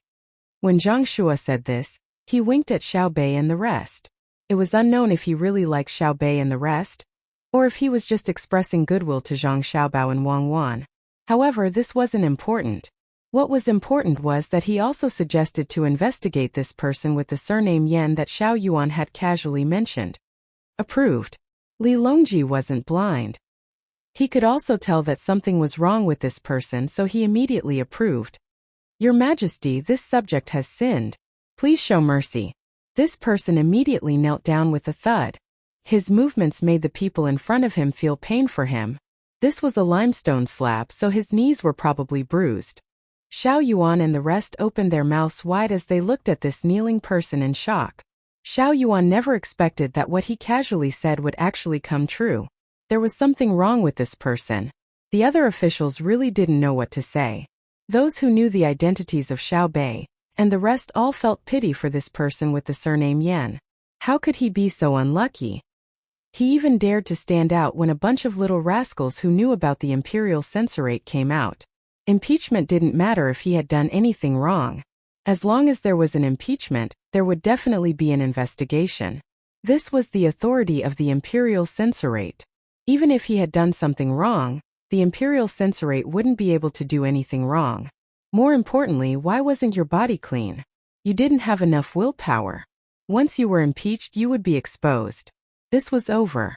Perhaps you could still avoid the Lord's impeachment, or perhaps you would be given a lighter sentence. After all, if it was just a little corruption or a little bribery, it wouldn't be a big deal. But when the little rascals were impeached, as long as the two sides were compared, wouldn't you be hated? The little rascals were so cute. Indeed, Li Longji didn't give any face this time. With a sullen face, he looked at this person with the surname Yan and ordered Zhang Shuo, "Investigate. Investigate thoroughly." "Your subject obeys," Zhang Shuo replied. Following that, this person was dragged away. Immediately, there would be people investigating him. This wouldn't be as simple as just questioning him to see if he was lying. They would rush to his house and investigate everything that could be investigated. If he didn't cooperate, he would definitely be punished severely. Seeing this person being dragged away, little Yuan sighed helplessly. She felt that the world was really mysterious. She had just casually said something, and it turned out to be right. On the other hand, little Bei appeared much calmer. If she had harmed someone else, she might feel apologetic, but this person was definitely doing it for himself. "Who asked you to have a problem?" Taking 2 steps forward, little Bei said to Li Longji, "Your Majesty, we feel that if we want to enter the CBRC now, we need to tell us what financial leverage is. If we don't even know this, we definitely can't enter the CBRC." After little Bei finished speaking, she turned her head and looked around to see if anyone was willing to stand up and say that they knew. The officials finally understood the power of little Bei's group. No one said a word. They didn't even have the courage to look at little Bei and the others. Who knew what financial leverage was? They had never even heard of it before. Little Bei waited for a while. Seeing that no one dared to look at her, she turned her head and said to Li Longji, "Your Majesty, no one knows. That's why I feel that the people in the CBRC need to be trained by my elder brother and elder brother." Li Longji's face revealed a brilliant smile. Seeing that little Bei and the others didn't say anything, he felt that this group of little fellows was really too fun. They were clearly children, but they had to pretend to be adults. Back then, when they first met, they impeached a county magistrate. This time they took care of an official. They were even more impressive than the real censorate. "Your Majesty, say something. Is it like what I said?" Seeing that Li Longji didn't say anything, little Bei finally felt a little nervous. Why did Uncle Emperor change when he came to this place? Hearing little Bei's voice, Li Longji finally reacted and said, "Yes, we feel that it should be so. Little Bei, have you eaten yet?" "I ate breakfast, but I haven't eaten lunch yet. Uncle Emperor, let's eat hot pot today, okay?" Little Bei rubbed her stomach and replied, "Okay, we'll eat hot pot at noon." Li Longji agreed. Next to him, Gao Lishir waved his hand at little Bei and the others, indicating that they should quickly return to their positions. Little Bei and the others were also smart. They immediately ran back to their positions, their legs trembling. All the civil and military officials were speechless. What the hell was this? They were actually asking if they had eaten in court? Li Longji no longer thought about the people who had just been dragged away. He continued to talk about the matters that should be discussed in court. At this time, little Bei and the others didn't have a chance to interrupt. They followed their elder brother and elder sister and waited for the court to end. From time to time, they would smile at the civil officials who looked over. After Li Longji finished discussing the matters of the morning court with the officials, he didn't leave first. Instead, he waved his hand at Zhang Xiaobao. Little Bei immediately rushed over and happily arrived at Li Longji's side. She leaned against the dragon throne and said to Li Longji, "Uncle Emperor, it's too cold outside. Even if you have a charcoal brazier here, it's useless. Why don't you use stainless steel to build a large hall? In the future, you can hold morning court there. Can there be a suicidal fat cow when you eat hot pot at noon?" Li Longji didn't care about little Bei at all. He leaned against the dragon throne and listened to Xiaobao speak. Wei Wei was stunned. Only now did she understand what suicidal fat cow meant. It was none other than beef hot pot. Little Bei wanted to eat beef bone marrow. She nodded repeatedly and said, "Yes, there was a cow that was very sullen. It was just like that official registrar Yen.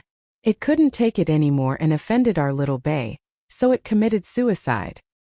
That person surnamed Yen can also commit suicide? I don't think so. Generally, corrupt officials are all afraid of death. It's fine as long as there's a fat cow. I want the bone marrow from the spine. Uncle Emperor, let me tell you. On the way here, we met a cow that wasn't willing to eat. It was thin, so we bought it and killed it. There's even bezoar in it. Uncle Emperor, you mustn't tell others. If others find out, they'll make us spend more money. Little Bei doesn't have much money to begin with. I still need to leave some for people who are poor to deal with emergencies. Little Bei blinked her big eyes and explained what happened on the way here. Then she stretched out her hand and revealed her pinky, wanting to make a promise. What else could Li Longji do? He also stretched out his pinky and made a promise with Little Bei. After listening to what Little Bei said about making a promise and not changing it for 100 years, the ceremony could be considered complete. Satisfied, Little Bei chuckled for a while, then said to Li Longji, "Uncle Emperor, that hall that little one mentioned just now is really feasible. Little Bei's family has a hall like that when they discuss matters in the winter. If you don't have money, Little Bei, this subject is willing to use my usual pocket money to make one for your majesty." As she spoke, Little Bei squeezed into Li Longji's arms and sat on the dragon throne with him. Li Longji was afraid that Little Bei would slide down and scratch something, so he hugged her and said, "Okay, we'll build one according to Little Bei's suggestion. Uncle Emperor has money, but how do we build one?" Ask Big Brother and Big Sister. Big Brother and Big Sister know. Little Bei had just stood below and felt cold, so she came over to get warm. Li Longji naturally didn't feel cold here, making her feel very comfortable. Especially the clothes Li Longji was wearing. The fabric was good and it was similar to a silk cloth doll. Just like that, Li Longji carried Little Bei back to Xingqing Palace. He ordered people to find a cow that had committed suicide. After it was cleaned up, it would be cooked hot pot for lunch. The spine couldn't be missing. After the morning court was dismissed, it didn't take long before it was noon. The cold wind blew, and a group of people began to prepare for lunch in the main hall. The details of the preparation were naturally done by Zhang Xiaobao and Wang Wan. Wang Wan was in charge of slicing the meat, and Zhang Xiaobao was in charge of mixing the base ingredients for the hot pot. When it was time to eat, Li Longji asked Zhang Xiaobao and Wang Wan, "Xiaobao Cuckoo, you can't continue to stay in Baoxin County. Have you thought about where you want to go?" Zhang Xiaobao and Wang Wan thought to themselves, "Here we go." They looked at each other, and Zhang Xiaobao answered, "Your Majesty, I feel that the place we want to go must not be too rich. Cuckoo and I won't be of much use there. It's best to go to a province that is relatively poor and has a small population. In fact, Cuckoo and I want to go to Ci province, but it's not too poor. I've discussed it with Cuckoo and we can open a business there. It's fine if we don't go there. I feel that the place we want to go must have a lot of water. For example, the Yangtze River is not as good as the nearby Yellow River. Of course, if you want me to go to Lingnan Circuit, it's fine, but I can't go to Luzhou." "Oh, there must be a lot of water. Then where do you and Cuckoo want to go the most, Xiaobao? You should at least give me a rough idea, right?" Li Longji thought to himself, "There's no way I'm sending you to Lingnan. Otherwise, where would I send you when I send people to?" Because of Luzhou, many people who should have died on the way to Lingnan were able to board boats and arrive at Lingnan within the allotted time. This was especially true if they were near Luzhou's place. I wonder if they're going to enjoy life or suffer there. Although Zhang Xiaobao did not know what Li Longji was thinking, he could not reveal the location. Therefore, he changed the topic and said, "Your Majesty, I feel that Hunan Circuit is better. I have a secret recipe in my family that allows me to obtain good things from there. It can be used to farm and increase the yield of crops. If the water is used to feed livestock, it can make them grow stronger. Even if it's used to make tea, boil water, or bathe, it's not bad." "Oh, what's so miraculous?" As expected, Li Longji no longer considered what Zhang Xiaobao said about Hunan Circuit. He focused on what Zhang Xiaobao said after that. If it were anyone else who said this, Li Longji would not have believed them. In fact, he might even punish them. However, it was different when it came from Zhang Xiaobao. There were too many miraculous things happening in the Zhang family and the Wang family. He was used to it. If the Wang family said they had it, they had it. Even if they did not have it, they would think of a way to obtain it. Zhang Xiaobao produced a handful of stones from his pocket. Some of them were specially polished into a round shape. These were used to soak in water, while others were broken into pieces. These could be used to soak in water. Most of the time, steam baths under the name of a certain country were called water treasures. Not all of them were electrolyte stones. Li Longji looked at the stones Zhang Xiaobao produced. He did not understand them. He reached out and took them. He was not afraid that they were poisonous. He looked at them carefully and was even more puzzled. Xiaobao, are these the miraculous things you mentioned? They don't look like anything. Your Majesty, as the saying goes, if jade is not cut, it will not become a good thing. When the jade was first made, it did not look good. Why did it become different after being processed? Your Majesty, the Empress once wrote a letter to Cuckoo, saying that her skin was better. Cuckoo and I were very happy. After thinking about it, we concluded that it must be because the Empress often cultivated in the pool that Cuckoo had people use to make with these stones. The Empress Zhang Xiaobao was talking about was the current Empress Wang. She was the only empress in the Tang Empire. By mentioning Wang Wan, he would not appear disrespectful. Li Longji was indeed fooled. He really thought that he could touch her smooth skin with just these stones. When he looked at the stone in his hand again, his expression changed. He asked Zhang Xiaobao, "You said that this stone was produced in Hunan Circuit?" "Yes. I think that there may be such stones in other places, but I have not found them yet. I only found them in Hunan Circuit. Therefore, Cuckoo and I want to go to Hunan Circuit, even if it is Dengzhou." Zhang Xiaobao continued. Li Longji was about to nod in agreement when he suddenly remembered that Zhang Xiaobao and Wang Wan had lied to him. Could it be that he could not find some trouble for them? Therefore, Li Longji revealed a troubled expression and said to Zhang Xiaobao, "The officials in Dengzhou are doing well. I think that Xiaobao, you already have a lot of stones like this at home. No wonder your family had such a high yield when you were in Sanshui County. Why don't you change to another place? After all, Dengzhou is not small. If I put you there, some people will not be willing." Wang Wan was doing her best to cook meat for her younger brother and sister. She lowered her head and did not make a sound. She was afraid that she would laugh out loud if she looked up. Gao Lishur was anxious for Zhang Xiaobao. He felt that Xiaobao should not have said everything. Wouldn't this make His Majesty refuse? Zhang Xiaobao also cooperated with him and revealed a helpless expression. "Your Majesty, is it really impossible for me and Cuckoo to go there? This stone was found in my home. I still plan to build a few more baths here. Those are all money." Li Longji was proud of himself. Just as he was about to say no, he suddenly remembered how Fengzhou was given away. He held back his words and carefully looked at Zhang Xiaobao. He wanted to see if Zhang Xiaobao was lying. Zhang Xiaobao looked back at him with an innocent expression. His eyes were like crystals, revealing sincerity. Li Longji really wanted to laugh. At this time, he had already discovered the ability of Zhang Xiaobao and Wang Wan. They looked very sincere, but in fact they were not. Lie, continue lying. Do you want to lie to me again? I've long known that all the places that you speak of are all lies, and all the places that you don't speak of might not be true. Other people's lies are all lies, and the truth is all lies. You're all lies within lies, lies within lies, lies within lies, lies within lies, lies within lies, lies within lies, lies within lies, lies within lies, lies within lies, lies within lies. Yes, that's right. There are big tricks and medium tricks, and there are small tricks within the medium tricks. If I were to believe you, I would really be helping you count the money after being sold. Thinking this, Li Longji strengthened his conviction. He did not want to be led astray by Zhang Xiaobao. He prepared to test the waters and said, "Actually, it's not impossible. It's just that the officials there need to be reshuffled. I don't know where to go." "It's true. As long as Your Majesty is willing to let this subject and Cuckoo go to Dengzhou, this subject and Cuckoo promise that we will definitely make that place more prosperous. As for the original people, they can be sent elsewhere. Presumably, that person is more familiar with the seaside. Why don't we send them to the east of Jiangnan? That place is not bad, it's also close to the sea." Zhang Xiaobao revealed a happy expression. But Li Longji did not believe that it would be so simple. He narrowed his eyes and said, "Why do we need to go to the east of Jiangnan? Why don't we go to the Anong Protectorate? There are many provinces there.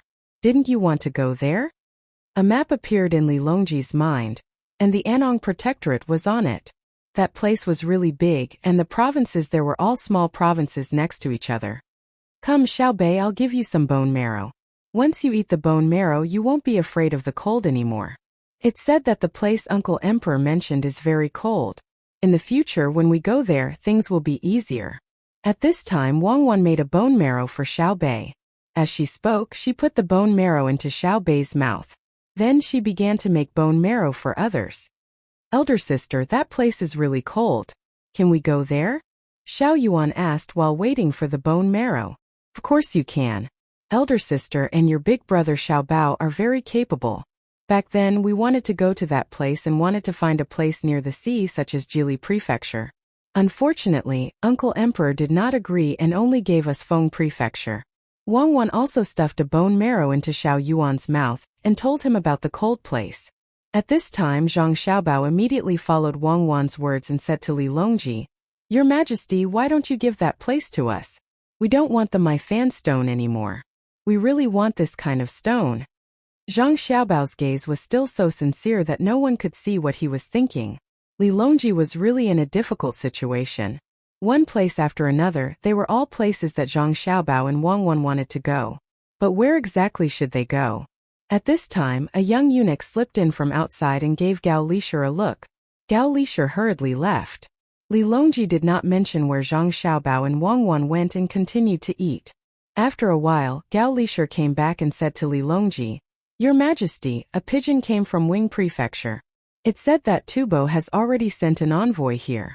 They want to discuss the matter of exchanging slaves or other things for food. They are very fast and will probably arrive in the capital by the middle of the second month." Changing again? This is all thanks to Xiaobao. Let them come. I want to see if they will still be as arrogant as before. Li Longji put down his chopsticks and said. Zhang Xiaobao naturally knew about Tubo. It seemed that they would not be able to survive for 2 years in a row. If it was said that they could still hold on when their food was burned the first time, they would not be able to hold on this time. If not for the fact that they knew that they could not defeat the great Tang, they would have already sent troops to the border. This was already a foregone conclusion, but it was not important. What was important was that they could make use of it. Your Majesty, this subject has decided not to go to the sea here. I will go to Jianan Circuit and follow Cuckoo to Pengzhou. We will continue to deal with Tubo and make them unable to recover. Zhang Xiaobao looked as though he was loyal to the country. Wang Wan also said, Indeed, Your Majesty, we are willing to go over and deal with Tubo. It's not for the sake of earning money.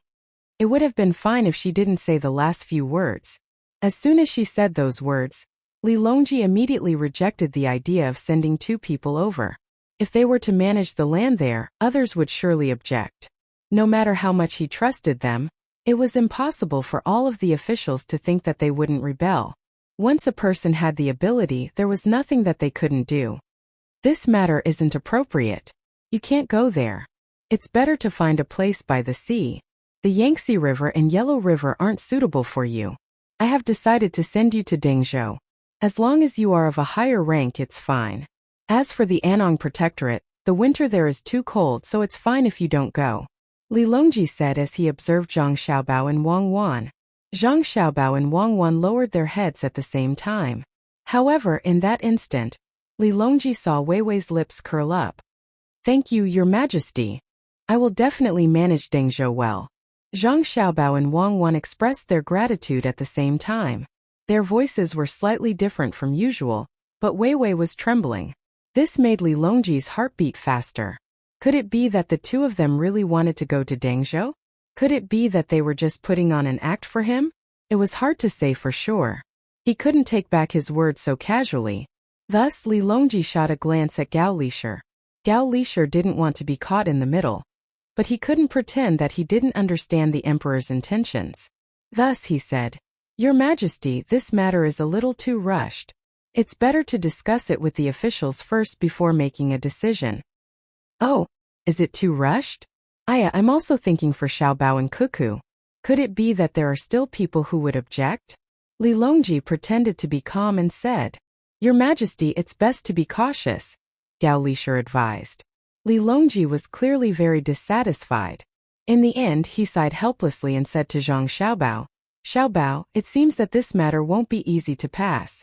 How about we discuss it again? A hint of anxiety appeared in Zhang Xiaobao's eyes, but he immediately concealed it.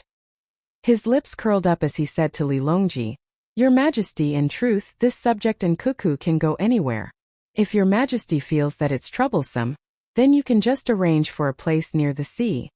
Li Longji felt that Zhang Xiaobao and Wang Wan really wanted to go to Dengzhou, so he decided that he couldn't let the two of them go there. In any case, they won't be bad no matter where they go. It's better to choose another place. The Anong Protectorate that I mentioned just now isn't bad. Shouldn't we consider letting the two of them go there? That place has always been difficult to manage, so it's a good opportunity to see how capable the two of them are. It's just that they should stay there for a period of time and come back when it's about time. It just so happens that that place is also near the sea. Chapter 766. Every year, the most normal selection of officials would end after the Spring Festival. Some people would be promoted, while others would lose their official positions. Other than Zhang Xiaobao and Wang Wan, all the officials who were sent out were sent out. According to Zhang Xiaobao and Wang Wan, Zhang Zhong still couldn't leave Luoyang and had to stay for at least another year. Li Longji didn't care about this. Luoyang was nothing more than a vacant position. If he had the energy, he might as well spend it on Zhang Xiaobao and Wang Wan. After the morning court session ended, Li Longji had Zhang Shua and Zhang Jiling stay behind. As for Zhang Jiazhen, he didn't have a chance. He was no longer the prime minister. Who told his family to be in trouble? He was sent outside. Zhang Xiaobao and Wang Wan couldn't protect everyone. There were many things that they didn't know, and sometimes even if they knew, they couldn't change it. For example, Zhang Shua insisted on making Fengchan his own people. At this time, other than the palace maids and eunuchs, there were only Li Longji, Gao Lisher, Zhang Shi, and Zhang Jiling in Xingqing Palace. Sitting in a chair, Li Longji held a teacup in one hand and held the lid of the cup with the other. He drank tea, the hot steam covering his face. Zhang Shua and Zhang Jiling didn't know why the emperor wanted them, but they also drank tea. In their hearts, they kept thinking about today's morning court session. Was there something that hadn't been arranged yet? That's too outrageous. If Lisher hadn't brought the tea that Zhang Xiaobao and Wang Wan gave you yesterday, wouldn't we only be drinking their inferior tea? Li Longji drank 3 bowls in a row and felt full. Only then did he stop to talk. Your Majesty is right. This subject will definitely have Xiaobao send more good tea. But if it's during a bad year? Gao Lisher responded. He didn't finish his sentence, but his meaning was very clear. Li Longji wasn't an idiot. Recently, he gradually realized that the things he used weren't of high quality if they were related to the year. I know. It's because they are afraid that when I eat and drink well, they won't be able to produce the same thing every year. So be it, they will bring me the best every year. For example, this tea. If they can't produce it this year, I won't force them to produce the same quality. What do you think, official Zhang? Li Longji was a reasonable person. When he was talking to Gao Lisher, he suddenly asked about Zhang Shua. Zhang Shua was still waiting for the emperor to say something. He thought it was something big, but after waiting for so long and drinking a cup of tea, the emperor only talked about the tribute. Was there a need to look for the prime minister for such a thing? Since the emperor had asked, he couldn't not answer. Your Majesty, I think it should be so. The Zhang family and the Wang family don't have it easy. Zhang Shua really wanted to belittle the Zhang family and the Wang family at this time, but he took back his words. He knew that he had some conflicts with the Zhang family and the Wang family. If he suddenly added insult to injury now, not only would it be useless, but it would also make the emperor look down on him. Zhang Jiling couldn't listen to this anymore. It was just a small matter. If he thought that the tea from the Zhang family and the Wang family was good, he could just ask for it from them. Why did he have to look for him? There was still work to be done in the department. So Zhang Jiling said, Your Majesty, if it's just this subject also agrees. Does Your Majesty have any other government affairs for this subject to do? Hearing that Zhang Jiling was unhappy, Li Longji wasn't angry. Indeed, it was just the end of the new year.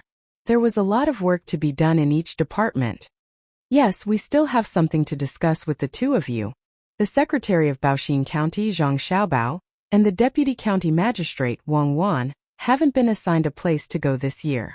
You two tell me, where should they be assigned? Zhang Shua and Zhang Jiling understood. It was indeed a problem. Logically speaking, there had never been such a young person who was an official in this dynasty. Other than the Wangye who had an empty title under different circumstances, there had never been a child who had an actual position. There had been such cases in history. Zhang Jiling felt that Zhang Xiaobao and Wang Wan were capable enough, so he suggested, why don't we assign them to a place closer to the capital?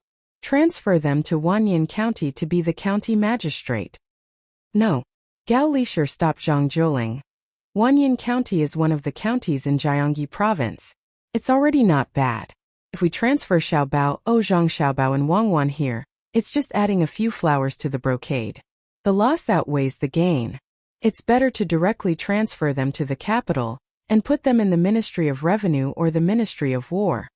Li Longji also thought the same. If they really sent the two of them to the capital, it would be a waste of talent. When Secretary Zhang Xiaobao and Deputy County Magistrate Wang Wan met me a few days ago, they mentioned a few places. One was Fengzhou and the other was Jiannan Province. Your Majesty, we can't put them in those two places. If we put them in those two places, then they'll be too far away from home.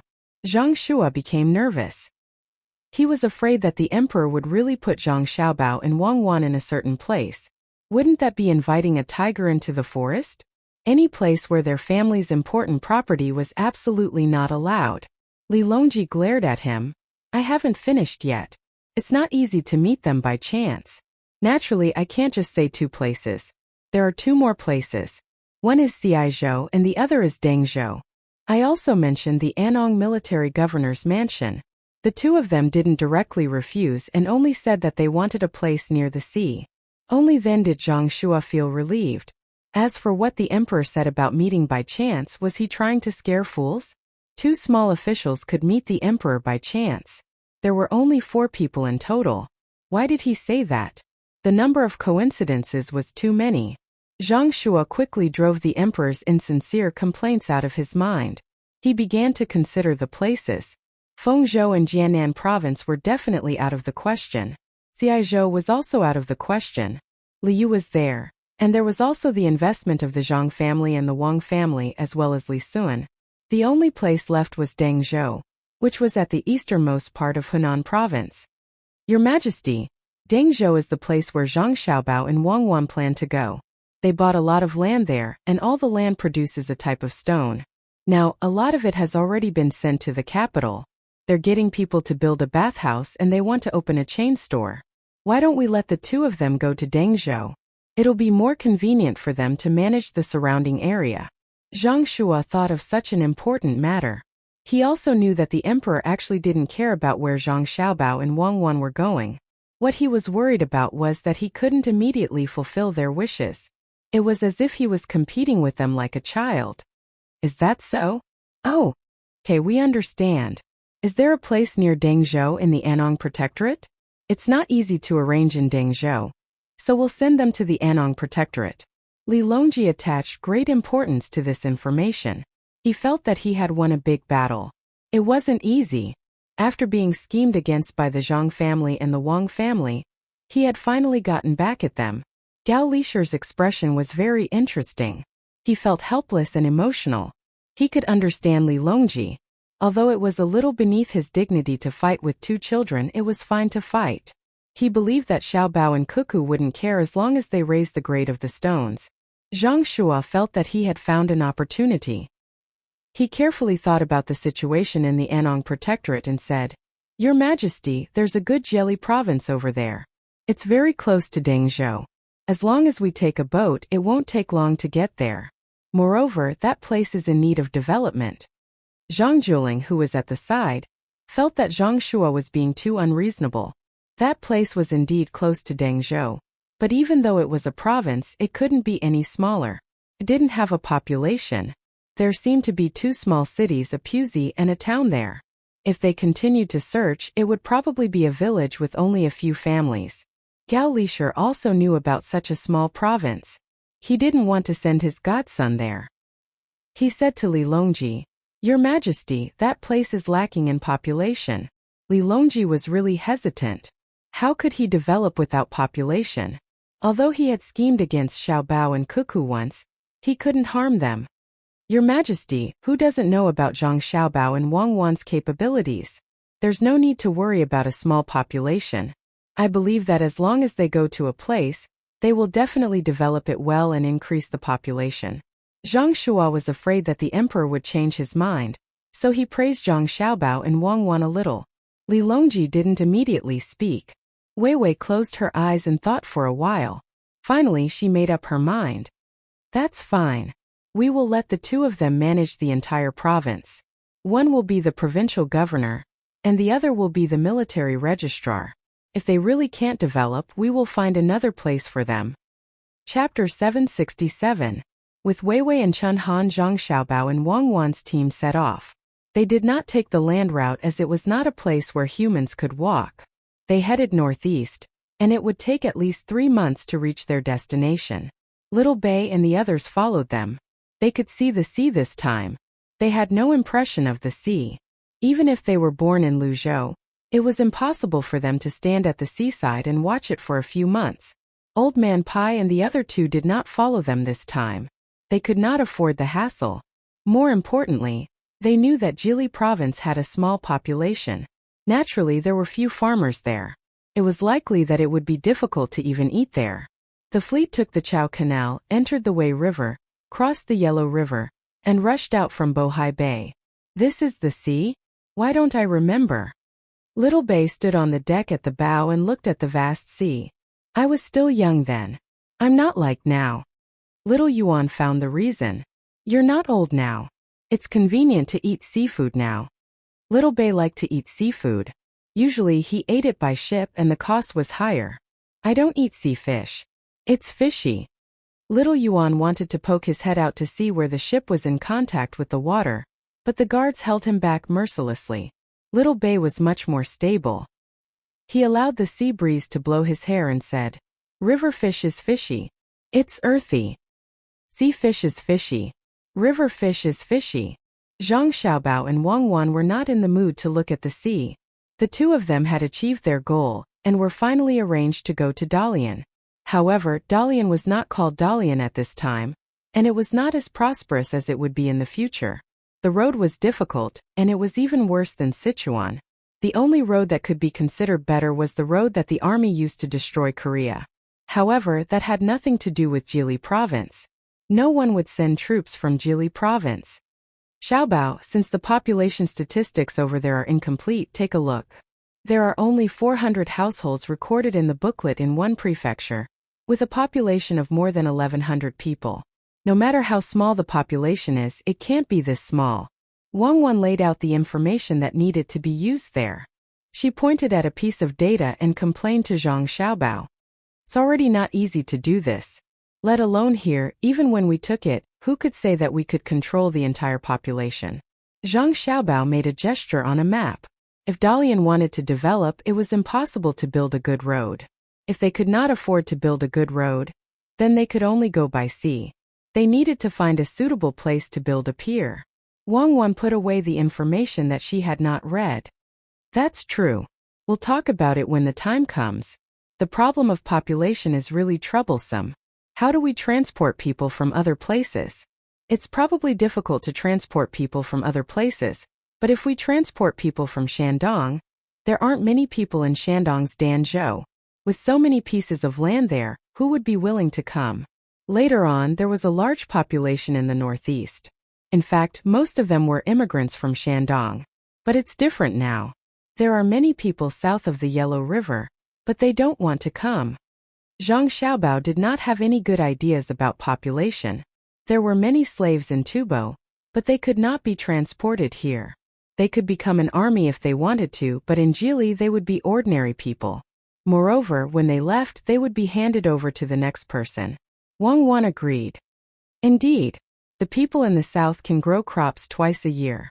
In the places further south, they can grow crops 3 times a year. Who would want to come to the northeast, where crops only grow once a year? There are not many people here, but there are many resources here. It's just that they haven't been developed yet. Before the reform and opening up, the Northeast heavy industry supported more than half of the country's industrial system. Yes, especially Daxing City, which is not too far away from Jili. It's also Dandong. The manufacturing of cars there is better, and it provides support to the front line. But now it's not good. Zhang Xiaobao recalled as well. Then he said, the main problem now is how to develop Dalian's specialties and how to sell them. I don't think it's a tourist spot. People would rather go to Luzhou than come here. We can't find so many service staff. Let's build one ourselves and enjoy ourselves. Then let's call it Heavenly Earth. Wang came up with a name. No, what kind of place is that? It's not good, Zhang Xiaobao objected. Why is it not good? Even Little White said that we'll meet in Heavenly Earth. There's also the unlucky emperor, the one who wrote very well. It corresponds to in the dream, I don't know where I am, I'm a guest, I'm greedy for pleasure. Let's call it Heavenly Earth. Wang did not want to reject a good name, just because something happened when someone else used it. Then, let's call it Heavenly Earth. Zhang Xiaobao did not know how Heavenly Earth came to be. When he saw Wang insisting, he agreed. Then he said, did you see little Li's expression when he arranged the officials for us? It was as if Xiaobei and the others had taken advantage of him. Sigh. The emperor made him take the position. Yes, I saw it. He thought that he had finally schemed against us this time. Actually, I feel sorry for him. Didn't we just cheat him of a good ranch? Did he have to miss it so much? Wang covered her mouth and laughed. The fleet continued to move forward. When they were about to reach their destination, Zhang Xiaobao and Wang took out new clothes for their younger siblings. They wore thicker clothes than when they were in the capital. It was cold here, and the spring breeze penetrated their bones. A few days later, when they were about to reach the shore, trouble came. Although they could build a very good harbor here, there was no ready-made one now. Zhang Xiaobao began to look for the deep water bay according to his memory. The fleet that came out was a sea boat. The shallow bay could not reach the shore. The ships also carried a lot of materials that had to be transported up. Zhang Xiaobao did not want his younger siblings to live in shacks like the locals. At this time, there were also several fishing boats that were floating on the sea. They stopped what they were doing and shaded their eyes with their hands. They had never seen such a large fleet. Even if there were cargo ships occasionally passing by or warships before, it could not compare to the scene they saw today.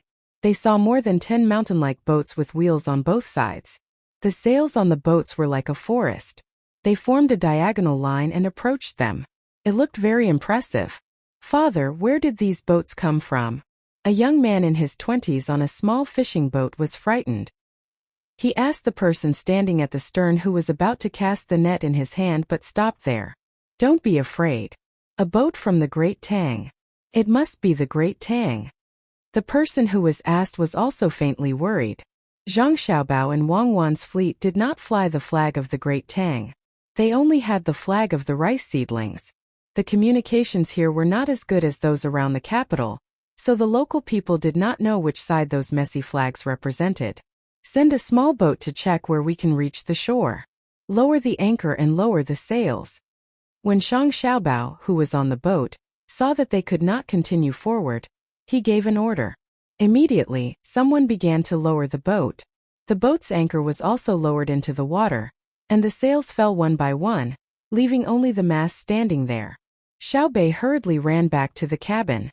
After a while, he ran back to the deck with a pair of binoculars in his hand. He looked at the fishing boat. Send people over to comfort the people. Remember to speak properly. This place is not like the places around the capital, nor is it on the 2 sides of the Yangtze River. Perhaps the people still don't know who we are. When Zhang Xiaobao and Wang came over, they had already understood the situation here. The people here were not the original Great Tang people. It was very mixed. There were people from Xinlua and people from Khitans. They might not be as obedient as they were in other places. They might listen on the surface but secretly cause trouble. Wang stood beside Zhang Xiaobao. She was also using binoculars to look at the fishermen fishing there. She asked Zhang Xiaobao, "What can you see from their eyes?" "What? I can't see it. I only see curiosity and a little worry. I don't see any hostility towards us." Zhang Xiaobao understood the meaning of Wang Wan's question. She just wanted to see the other party's attitude. Wang Wan looked carefully again and said, "They are curious now because they don't know who we are. They are worried because they are afraid that we will beat them. We have a lot of boats, but once they find out that we are their local officials, they might not be so. Will they fight or not? How can it be as scary as you say? They didn't rebel when the previous emperor was here. Do you think they will rebel now? There is one advantage to this place, and that is that we don't have to pay any tax to the imperial court. We don't even have to pay tribute." Zhang Xiaobao did not intend to use force to solve the problem as soon as he came. Force was only a guarantee. People still needed to communicate with each other. When there was force to support it, communication was convenient. Brother, Uncle Emperor really said that we don't need to pay taxes. When we came, he didn't mention this. Xiao Hai, who was standing to the side, raised his head and asked Zhang Xiaobao. Zhang Xiaobao finally reacted. He slapped his forehead and said, "That's right, he didn't mention this. Normally we don't need to pay taxes.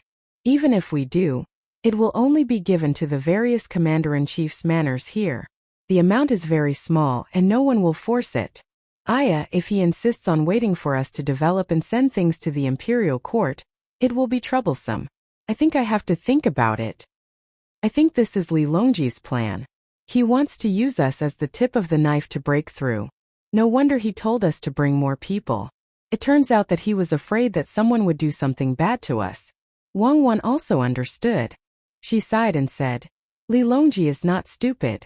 He has a good plan. Good, this is Li Longji. He didn't let me down." Zhang Xiaobao was also stunned and thought about it. After a while he said, "How many people are coming this time?" 2 teams of 600 people to protect the seedlings. No, that's not enough. I think Li Longji is waiting for us to stabilize before he wants us to think of a way to build a transportation route from here to the capital. That must be it. He probably wants us to help build a good road to facilitate the transportation of troops. How can that be? Immediately send a letter to Sanshui County and Huayuan County. Temporarily transfer 500 good bailiffs and send them here. They can replenish their troops themselves. Zhang Xiaobao thought about the international situation and finally realized that there were many things to do this time. It seemed that not only did they have to govern the place well, they also had to engage in a secret battle with those who were ready to make trouble. Transfer Zhang Ying and Zhang Hu over as well. We need them here. Wang Wan added. The pigeons carrying the letter flew towards Sanshui County with great effort. They wanted to send the order there as soon as possible. Looking for suitable places to dock, the boats dispersed. Another boat carried a servant girl from the inner courtyard and asked someone to send her to the fishermen. It was easier to send a girl.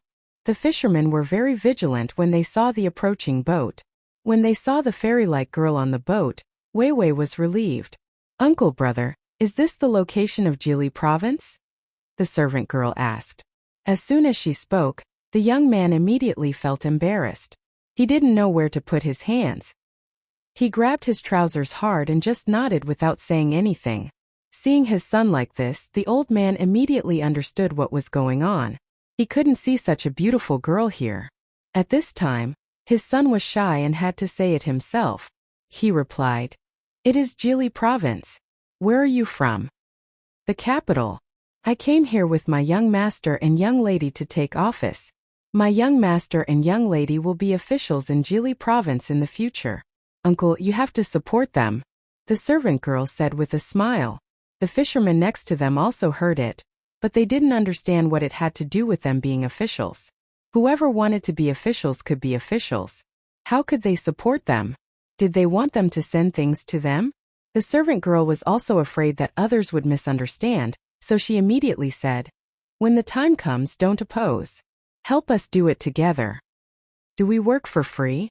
A fisherman didn't care whether the servant girl was beautiful or not. The more beautiful a woman was, the more he couldn't get close to her. Why did he care about that? Of course it's not for free. Who would let people work for free? I wonder if this big brother can tell me how much money you earn from fishing in a day? The servant girl wanted to know the income of the fishermen here. The fishermen on the boats didn't understand. How could they earn money? The fish they caught were exchanged for things. If they couldn't exchange for something, they would eat it themselves. The old man said to the servant girl, "How can there be money? Fishing can't make money. Sometimes no one is willing to exchange for some rice and noodles." The servant girl understood immediately. The population here was small, so they couldn't eat so much fish. Moreover, there weren't many seasonings when eating fish, so naturally no one was willing to eat it. Therefore, she began to make promises to the fishermen. "Everyone, don't worry. As long as my young master and young lady take office, even if they are fishing, they can make money. With spare money at home, they can do other things." When the fishermen heard the servant girl's words, they didn't react strongly. In fact, they didn't feel anything because they didn't believe that fishing could make money. They were satisfied as long as they could eat. In order to prove that what she said was credible, the servant girl took out a string of copper coins from her sleeve and said to the fisherman, "It just so happens that my young master and young lady want to eat fish. Why don't you sell the fish to me? 1 copper coin for 2 caddies of fish. I'll buy as much as you have today. This is the deposit." As she spoke, the servant girl threw the string of copper coins at the feet of the very shy young man just now. It made a slight noise when it touched the wooden board. The fisherman's eyes lit up. That was a real copper coin to buy fish. "You really want to buy fish? 1 copper coin for 2 caddies? Won't you regret it?" The fisherman just now confirmed in disbelief. "Of course we'll buy it. We've already given the money, so how can we regret it? Everyone go ahead and I'll send someone to pick it up later. My young master and young lady have always been good to the people. If you don't believe me, you can ask around." The Zhang family of Sanshui County. The servant girl said affirmatively and mentioned Sanshui County again. However, the fishermen were at a loss. They had never heard of Sanshui County, and they also didn't know who the Zhang family was. The fishermen didn't know, so they didn't think too much about it. The most important thing now was that the fish could be sold for money. This was really not easy. All of them promised that they would fish more. Only then did they watch the servant girl leave on the boat. When the servant girl's boat was far away, the fishermen watched the shy young man pick up the copper coins. They felt like they were in a dream. Suddenly, many big boats came, and then a ferry came down. Then the ferry wanted to buy fish with Kaiwan Tongbao. What was going on today? "Father, the money." The young man didn't dare to take the money himself and handed it to his father. The old man took the money and said to the other envious people, "Leave the money with me first. Go fishing. We'll calculate it after you're done. This is only the deposit. There's still the big part." When the others heard the old man's words, they began to disperse and went to their respective positions to fish with all their might, hoping to catch more. This was money. It was difficult to exchange fish for things, but it wasn't difficult to buy with money. Rich people were stupid. After fishing for a while, the people on one of the boats seemed to be lucky.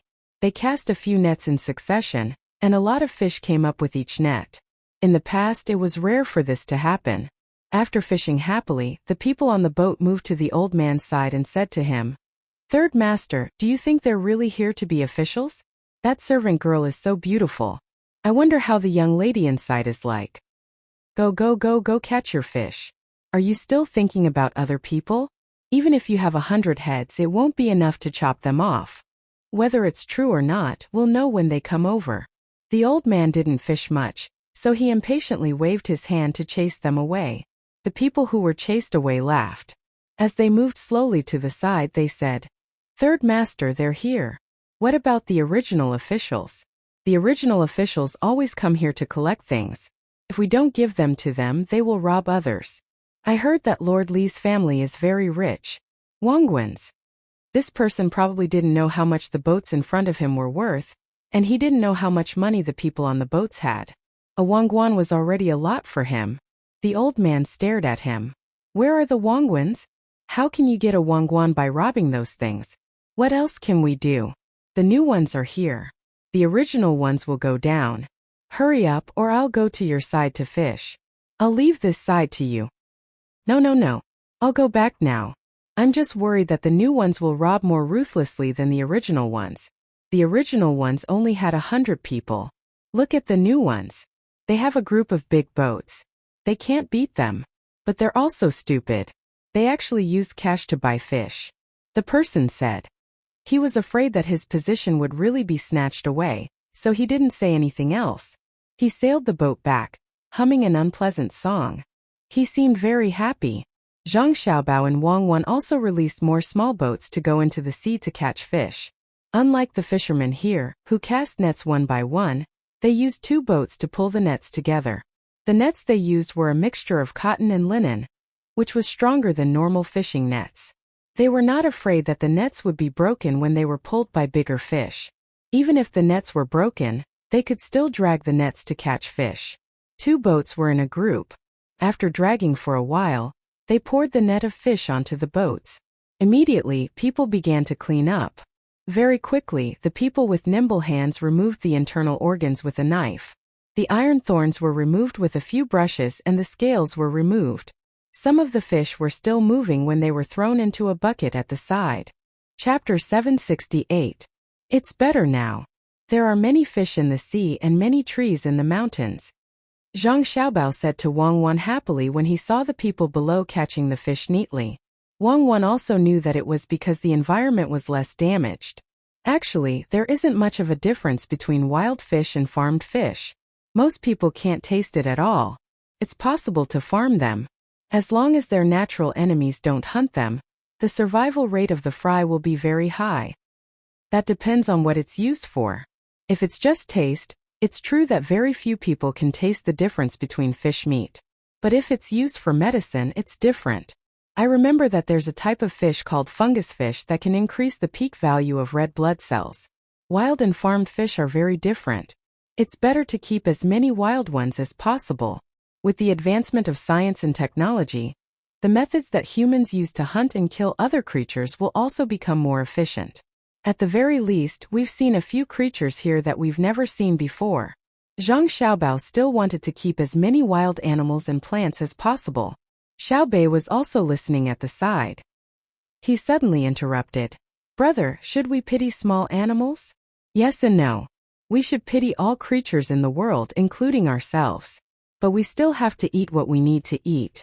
If we pity all creatures, wouldn't they starve to death? If we only pity animals and not plants, it's fake pity. If we really want to talk about righteousness, then all creatures in the world are the same. Why should we distinguish between intelligent and unintelligent creatures? If we don't talk about righteousness, then this world is survival of the fittest. The strong preys on the weak. Zhang Xiaobao was not a member of the Protection Association. He didn't care at all. Then why do we pity them? Xiaobei didn't quite understand, but at least he knew a little and asked again. Because we need to leave it for younger brothers and sisters. We need to let them know what's in the world. Oh, then I understand. In the future, I'll eat at most 3 bowls of shark fin every month. Xiaobei set a limit for himself. He wanted to leave the food for younger brothers and sisters. Zhang Xiaobao picked up his sister and pointed at the fishermen below. Xiaobei, you can eat if you want. With this method, you don't have to worry about killing them all. 5 bowls then. Xiaobei added 2 more bowls. Who asked shark fin to taste better than vermicelli? Especially processed shark fin, which could be eaten as a snack. While Zhang Xiaobao and Wang Wan felt that such a fishing speed would not affect the ecological balance, the local fishermen on the sea were shocked. So fast. A net pulled up and half the boat is gone. How is their net not broken? The shy young man pulled up the net, but there were only 6 or 7 fish in it. He looked at the small boat that was lowered from the ship and was very surprised. His father didn't speak immediately. Instead, he narrowed his eyes and looked at the boats. After a while he said, 1,000 gene horse bones. These are the 1,000 gene horse bones. Dad, what are you talking about? The young man didn't understand. It means that someone spent 1,000 taels of gold to buy the bones of a fine steed. The father said to his son. Isn't that stupid? The young man did not know this story and only thought that it was stupid to spend 1,000 taels of gold on a set of horse bones. Stupid? That's the only way to buy a fine steed. Speaking of which, The father knew a lot of things and told his son this story. After the young man heard it, he still couldn't understand the relationship between spending money to buy horse bones and fishing now. He asked blankly, "Dad, did they also buy horses?" "They didn't buy horses, but they bought people's hearts. They could obviously fish by themselves, but they insisted on spending a lot of money to buy our fish. This is to tell us that they are true to their words. In this way, they won't lie to us and will come back to buy the fish." The father thought more and could not think further, but he judged that today's fish could be sold for money. The young man pondered for a while and finally figured out something. He said, "Dad, do they want to let us know that they are true to their words today, and then wait for a while to let us work so that we can believe them?" "Yes, I guess the weather is changing. I hope there won't be a war." The father was indeed different from ordinary fishermen. He immediately thought of this situation. The other fishermen were also puzzled. Why did the other side buy from them when they could obviously catch more fish? 6 or 7 copper coins could buy a bucket of brown rice, but if they wanted to exchange fish for a bucket, even if it was a bucket of 50 or 60 caddies of fish, the other side would not trade. What was the meaning of this? Perhaps the words of the young man's father had an effect. The weather suddenly changed. The sunny sky suddenly became gloomy near noon. Then the wind and clouds rose, lightning flashed, and thunder rumbled. People who often went fishing would look at the weather. Otherwise, it was very likely that they would not be able to return. But there were always times when they misjudged. When they came out today, they thought that it would be sunny all day. But in the face of the sudden dark clouds, they were all caught unprepared.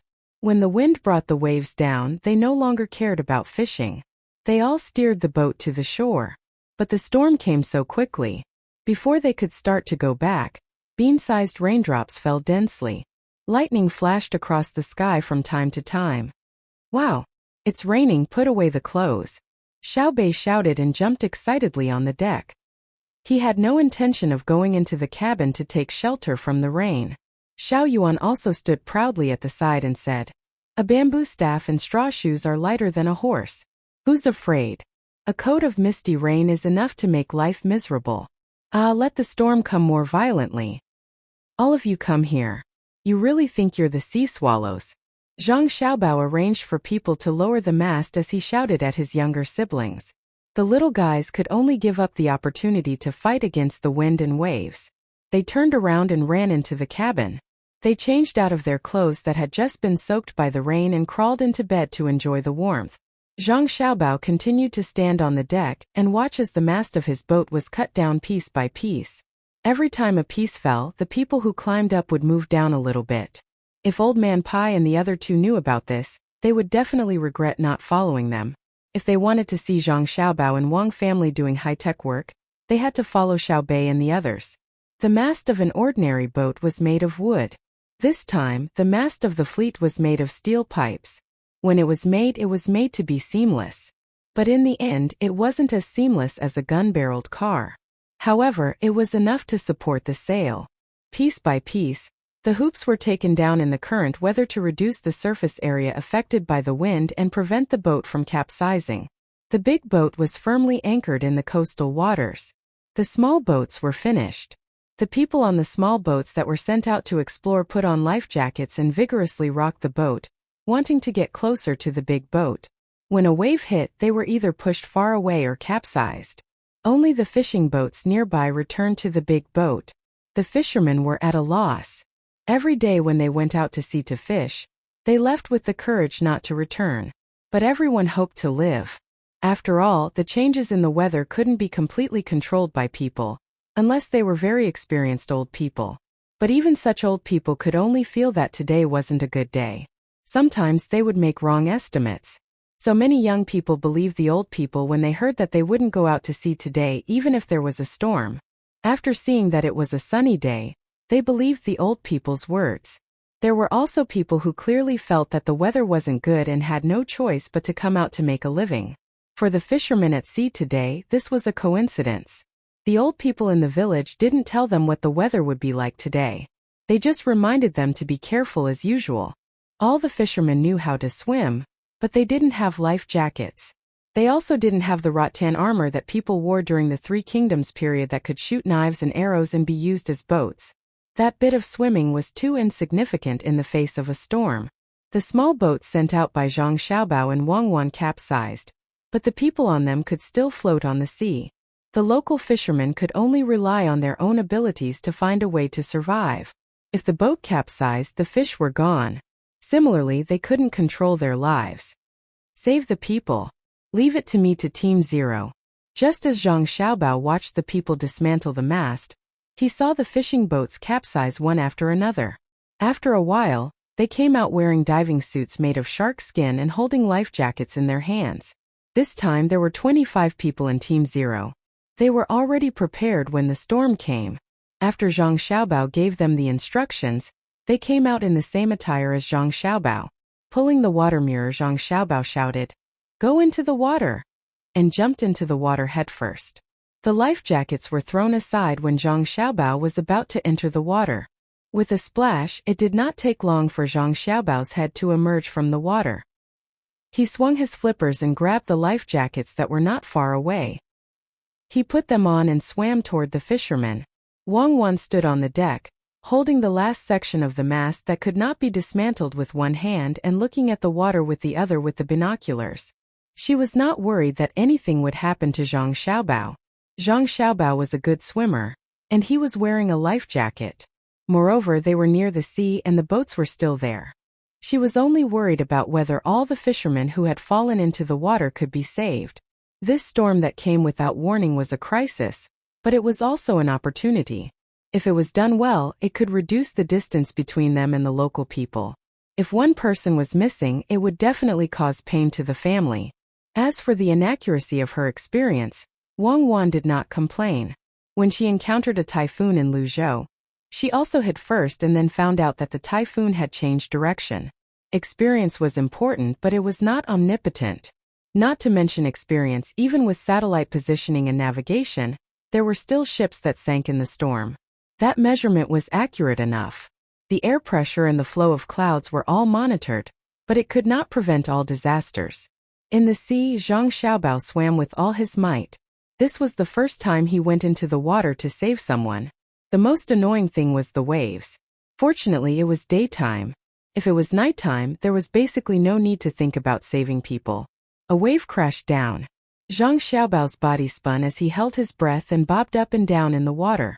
As soon as the feeling on his face changed, he shook his head and continued to swim toward the target. The members of Team Zero also adjusted their breathing and physical strength as they gradually approached the fishermen.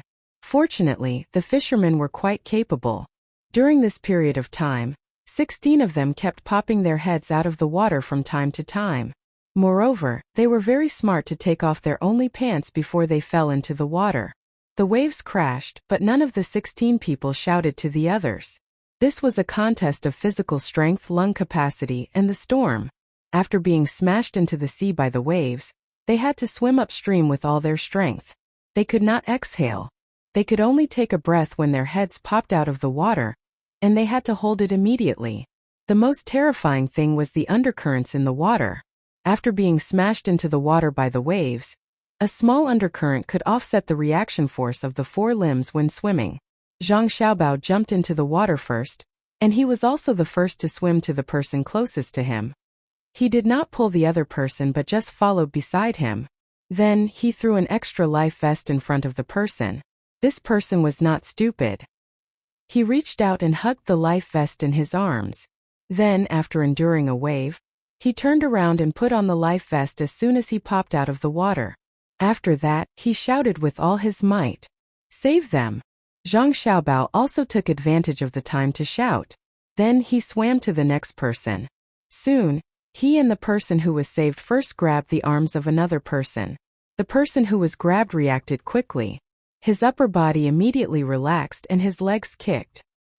He followed Zhang Xiaobao and the other villagers and swam to the big boat. After an hour, the rain became heavier. Spring thunder had sounded countless times, and there were no longer any intact boats on the sea. The 16 people who were saved sat in the largest cabin, rocking back and forth with the waves. They had a lingering fear. The 16 fishermen were all rescued. 15 of them were in good condition. Only one of them had some internal injuries and vomited blood. He vomited after boarding the boat. Xiaobao looked at him and felt that he was fine. It was not lung bleeding but bronchiectasis. He just needed to take some medicine and recuperate for a while. The 15 people who were intact were each given a bowl of warm rice wine, and the injured people could only drink some water. Zhang Xiaobao changed into a new set of clothes and started cooking the porridge. The 16 of them also put on the guard's uniform. No one cared about whether it fit them or not. All of them were thinking about what happened just now. Xiao Bei and the others did not sleep. They gathered in their cartoon pajamas. They wanted to hear what it was like to fight the storm in the water. Big brother, is it different from swimming in the waves? I can usually eat while swimming in the water. Xiao Bei was wearing a hat with long ears, white cotton pajamas, and slippers with 2 rabbit eyes. He moved his legs to the side of the shy young man and asked humbly. It was always hard to refuse such a cute child. The shy young man wanted to hug the little guy and kiss him. The young man looked at Xiao Bei and revealed a rare smile. He said, "It's different. Usually when the waves are calm, I dare to jump into the water to catch fish. When there is a heavy rain, it is good as long as I can stay alive. The waves come one after another. Sometimes when they hit, I can't swim even if I want to. It's over if I can't hold it." "Oh, thank you, big brother. That's very scary." Xiao Bei has decided not to be a sea swallow. It's very sad to be in the water and not be able to come up to breathe. "Big brother, how long can you last in the water?" Xiao Bei believed the young man's words and dismissed the idea of jumping into the sea. He turned his head and asked Zhang Xiaobao. Zhang Xiaobao thought for a moment and replied, "If it's just this kind of wind and waves, I can last for 2 hours. I'm just afraid of encountering sharks. Also, the water is too cold now. If I stay in the water for a long time, I will lose my strength. If I fall into the water now, I can last for half an hour at most." Zhang Xiaobao's swimming was almost instinctive. However, he could not withstand the current environment. This was not like Lu Zhou. The temperature of the sea there was high. He did not have to worry about cramps, and his body heat loss was less. The temperature of the sea now was 7 to 8 degrees above zero. With the waves and rain, it was not easy to last for half an hour. When the fishermen heard Zhang Xiaobao's words, their first thought was that Zhang Xiaobao was showing off. Even they, as fishermen, could not last for that long. How could a child speak so arrogantly? Only the 2 people who were saved by Zhang Xiaobao believed in Zhang Xiaobao's ability. This was because in the end, when the first person to be saved realized that the second person to be saved could not hold on any longer, Zhang Xiaobao took off his life vest and gave it to the second person. However, he was not affected by the waves at all. No one knew how he moved, but he was able to swim through the waves. Usually, one would be smashed into the water by the waves. However, the first person to be saved saw Zhang Xiaobao swimming with the waves before he immediately swam out of the waves. Although each time he swam through the waves, he was still able to swim to the bottom of the boat. At this time, the shy young man's father said, "May I ask if there is anyone on the boat who is going to be an official in the province? I am the village chief of this coastal village. Let me thank you in person. My surname is Li." Even if the people here did not like the officials sent by the Tang Empire, they had no choice but to acknowledge their status in the face of a life-saving grace. "Old uncle, are you talking about my elder brother?" "It's my elder brother and my elder sister. My elder brother's official position is now higher than my elder sister's. He is the provincial governor." "Old uncle, if anyone bullies you in the future, especially when you are an official, you can tell me. My name is Xiao Bei. I will join forces with others to impeach him." Xiao Bei glanced at his elder brother and began to chatter. Sometimes his words were not clear. People had to think to understand. With a hua sound, the 16 fishermen who were sitting there a moment ago stood up almost at the same time. They looked at Zhang Xiaobao with astonished eyes. This was no longer a problem of youth. The first person who was saved opened his eyes wide and stared at Zhang Xiaobao as if he had seen a ghost. He asked, You are the provincial governor?" "Yes, I am the new provincial governor of Jili province." After the change of identity, Zhang Xiaobao needed to put on airs. He represented the imperial court. For the first person who was saved, age was not a problem. The problem was that it was the provincial governor who jumped down to save him. At the critical moment, he even gave up the clothes. When did the provincial governor's life become so worthless? The fisherman who had always disliked the officials sent by the imperial court of the Tang Empire knelt down in front of Zhang Xiaobao. He knocked his head hard on the deck of the boat and said, "Sir, thank you for saving my life. After the storm, I will catch fish for you to eat. After the storm, it will be a rainbow. I will treat you to something else." Zhang Xiaobao finally looked a little like an official. He lowered his voice and said, "After the storm, it will be a rainbow. I will treat you to something else." Zhang Xiaobao signaled the people next to him to help the fisherman up. Then he said to the village chief, "Village chiefly, I was ordered by the emperor to be an official. I don't know much about this place. I hope the village chief can help me." At the same time, he asked someone to bring the seal over and press it on a piece of paper. Village chiefly was dumbfounded. He would never have thought that a provincial governor would jump into the water to save someone. Moreover, it was a big child. If he had not seen the mark of the seal, he would not have believed it. "Third Master, His Excellency saved me. He let me wear the clothes that can make people float." "Third Master." The second person who was saved by Zhang Xiaobao shouted to the village chief excitedly. He wanted the village chief to agree. Village chiefly finally reacted. He said to Zhang Xiaobao respectfully, "Your Excellency, from today on, Coastal Village will listen to your orders. But Your Excellency, Jili Province is not stable. You have to be more careful." "I know," Zhang Xiaobao said. In the capital, Xingqing Palace set up the hot pot again. Li Longji sat in the main seat. He glanced at the people eating below and said worriedly, "I have sent Zhang Xiaobao, the former county secretary of Baoxin County, and Wang Wan, the county deputy, to Jili Province. They will arrive soon. Do you have anything to say?" Li Longji thought of the dispute there. Although it was nominally under the control of the Tang Empire, it was not stable. He was worried that something would happen to Zhang Xiaobao and Wang Wan. He regretted it now. The people eating were Bai Su Yaochong, Lu Jiro and Zhang Shu. They did not pay attention to the hot pot, especially Old Man Pai and Old Man Yao. They followed Zhang Xiaobao and Wang Wan everywhere and ate a lot of good food. They did not care whether they ate the pot of water in front of them or not. Hearing the emperor's words, the four people stopped what they were doing at the same time. They looked at each other and did not know who should say it. Lu Jiro saw Zhang Shua looking over and did not give him any face. She snorted and said, "Humph! Your Majesty, I wonder who told you to send Xiaobao and Cuckoo to Jili Province? It is very dangerous there, but it is next to the Khitans. Do you want Cuckoo to kill again?" These words were actually directed at Zhang Shua. Although the Khitans were temporarily obedient and submitted to the Tang Empire, everyone knew what was going on there. If they were not careful, it was easy to start an army. Lu Jiro was no longer an official, and he was almost finished. In the end, before he was finished, he was sent to Dai Medical College. His illness, which was considered a serious illness by other people, was considered a minor illness by the medical college, was stabilized, and thus his life was spared. Therefore, he felt that he owed the Zhang family and Wang family a big favor. If he did not help them, wouldn't he be ungrateful? When Li Longji was asked by Lu Jiro, he felt a little embarrassed by Wei Wei.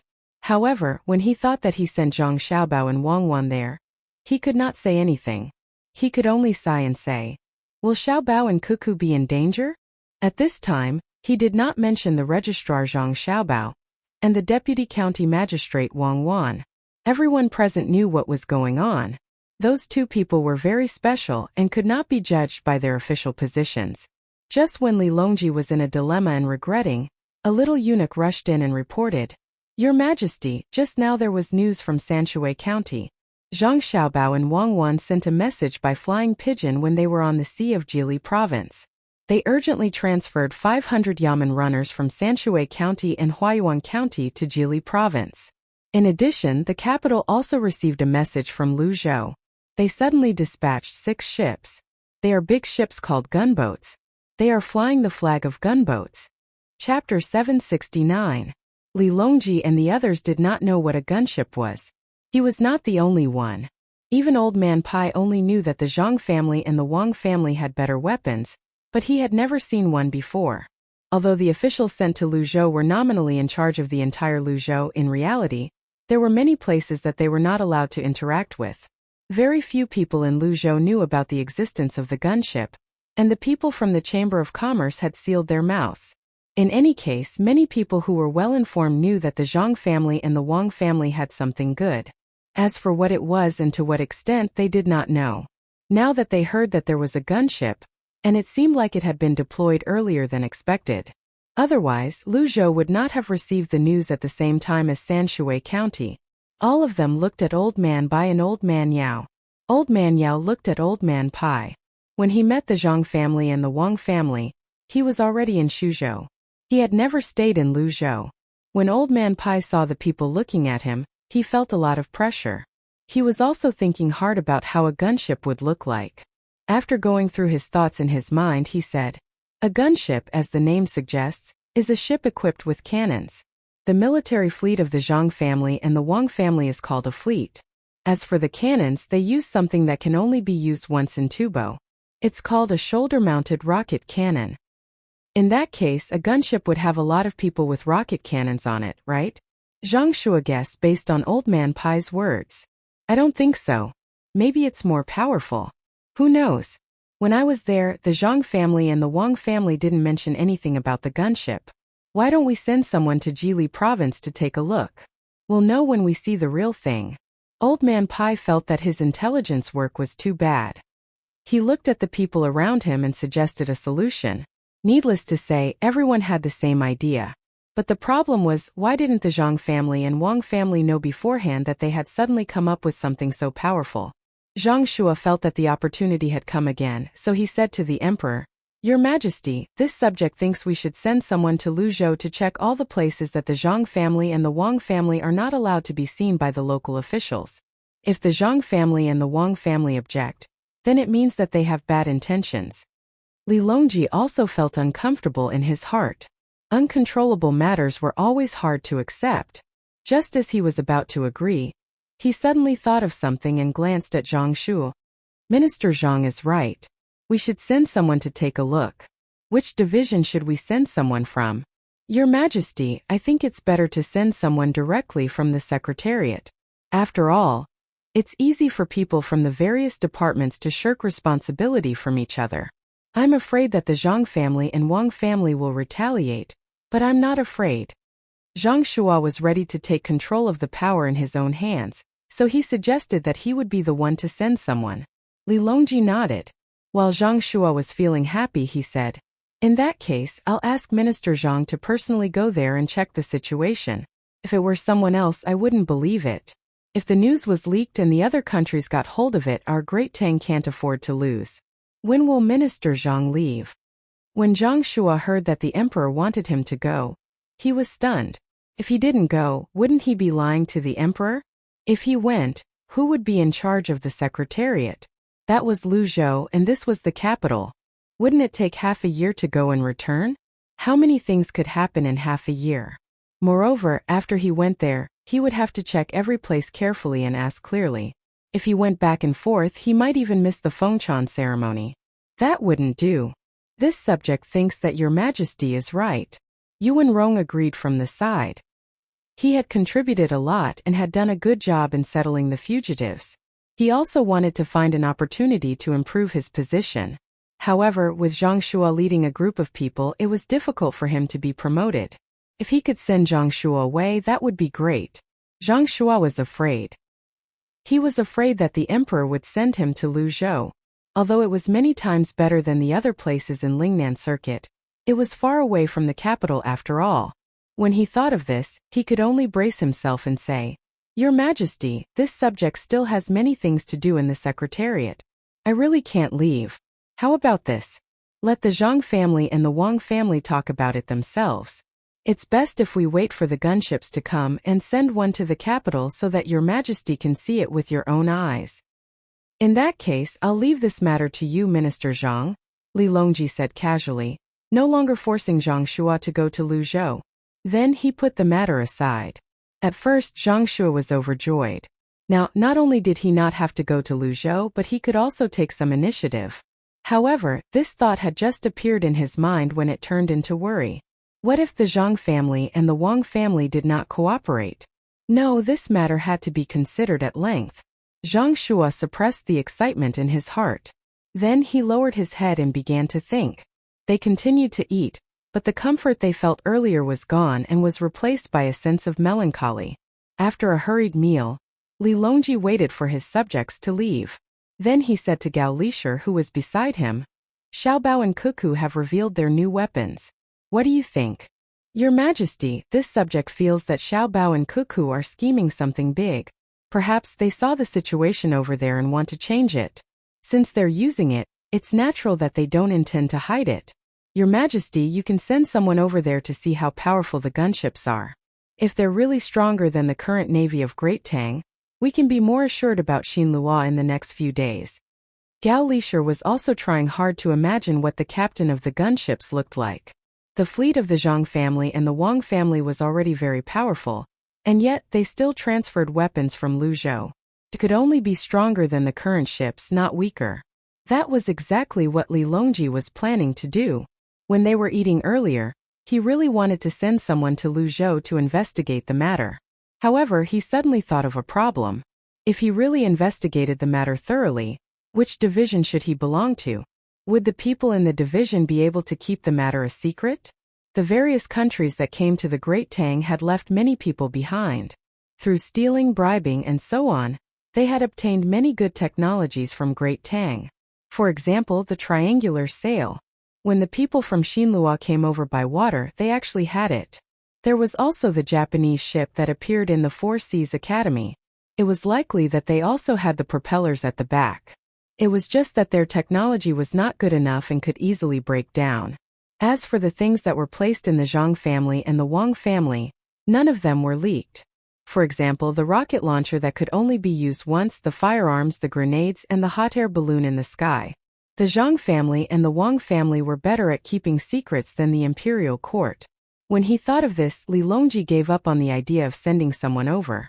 Since Zhang Xiaobao and Wang Wan had transferred the gunships in advance, they would have told him about it. In that case, Lisher, you'll send someone over to take a look. If it's a good war weapon, Xiaobao and Cuckoo might really be able to solve the problem that I've been trying to solve. Li Longji instructed. Just as he was about to lie down and rest, a young eunuch appeared and said to Gao Lisher, My lord, we've received 6 pigeons from Jili province. I'll go right away, Gao Lisher answered and left. After a while, he came back with 6 bamboo tubes with wax on them. He said to Li Longji, Your Majesty, Xiaobao and Cuckoo sent 6 pigeons in 3 batches, 2 at a time and sealed with wax. They must be very important. Your Majesty, please take a look. As he spoke, Gao Lisher put the bamboo tubes in front of Li Longji. Li Longji picked them up and examined them carefully before opening them. There were 3 letters inside.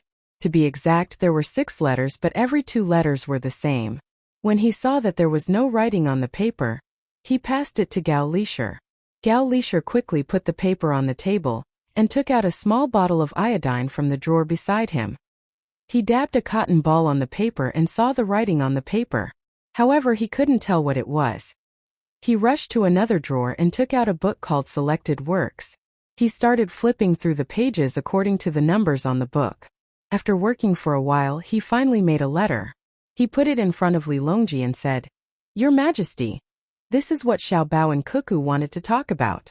Li Longji didn't need to read from the beginning to know what the entire letter was about.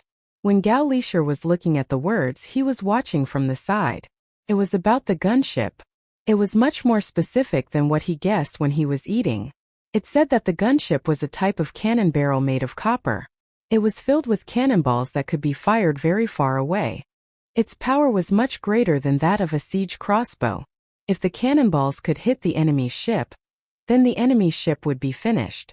This was because the cannonballs would explode when they hit the ship. It was much more powerful than fireworks. It also said that the gunship had been made a long time ago. It was just that the technology wasn't mature at that time. They were afraid that if they were besieged by too many ships at sea, it would be easy to lose the technology if they couldn't escape. Now that the cannonballs had been made, it was just the right time to try it out and see if there were any stupid ships that would crash into the gunship. After reading the letter, Li Longji felt much better. He didn't need to send people over himself. Zhang Xiaobao and Wang Wan had sent a letter to inform him first. Li Shi, write a reply letter. Tell Xiaobao and Cuckoo that I allow them to do whatever they want over there. Don't forget to inform me when they start fighting, so that I can send reinforcements. Li Longji was happy and asked Gao Li Shi to write a letter. What he meant was that if they really helped him to open up a path to that place, unlike the current situation where they couldn't even control the situation by sending people over, most of the time they would need to rely on sea transportation. He would support them here. Gao Li Shi nodded and started writing the letter. This letter didn't need to be kept a secret like the letter sent by Zhang Xiaobao and Wang Wan.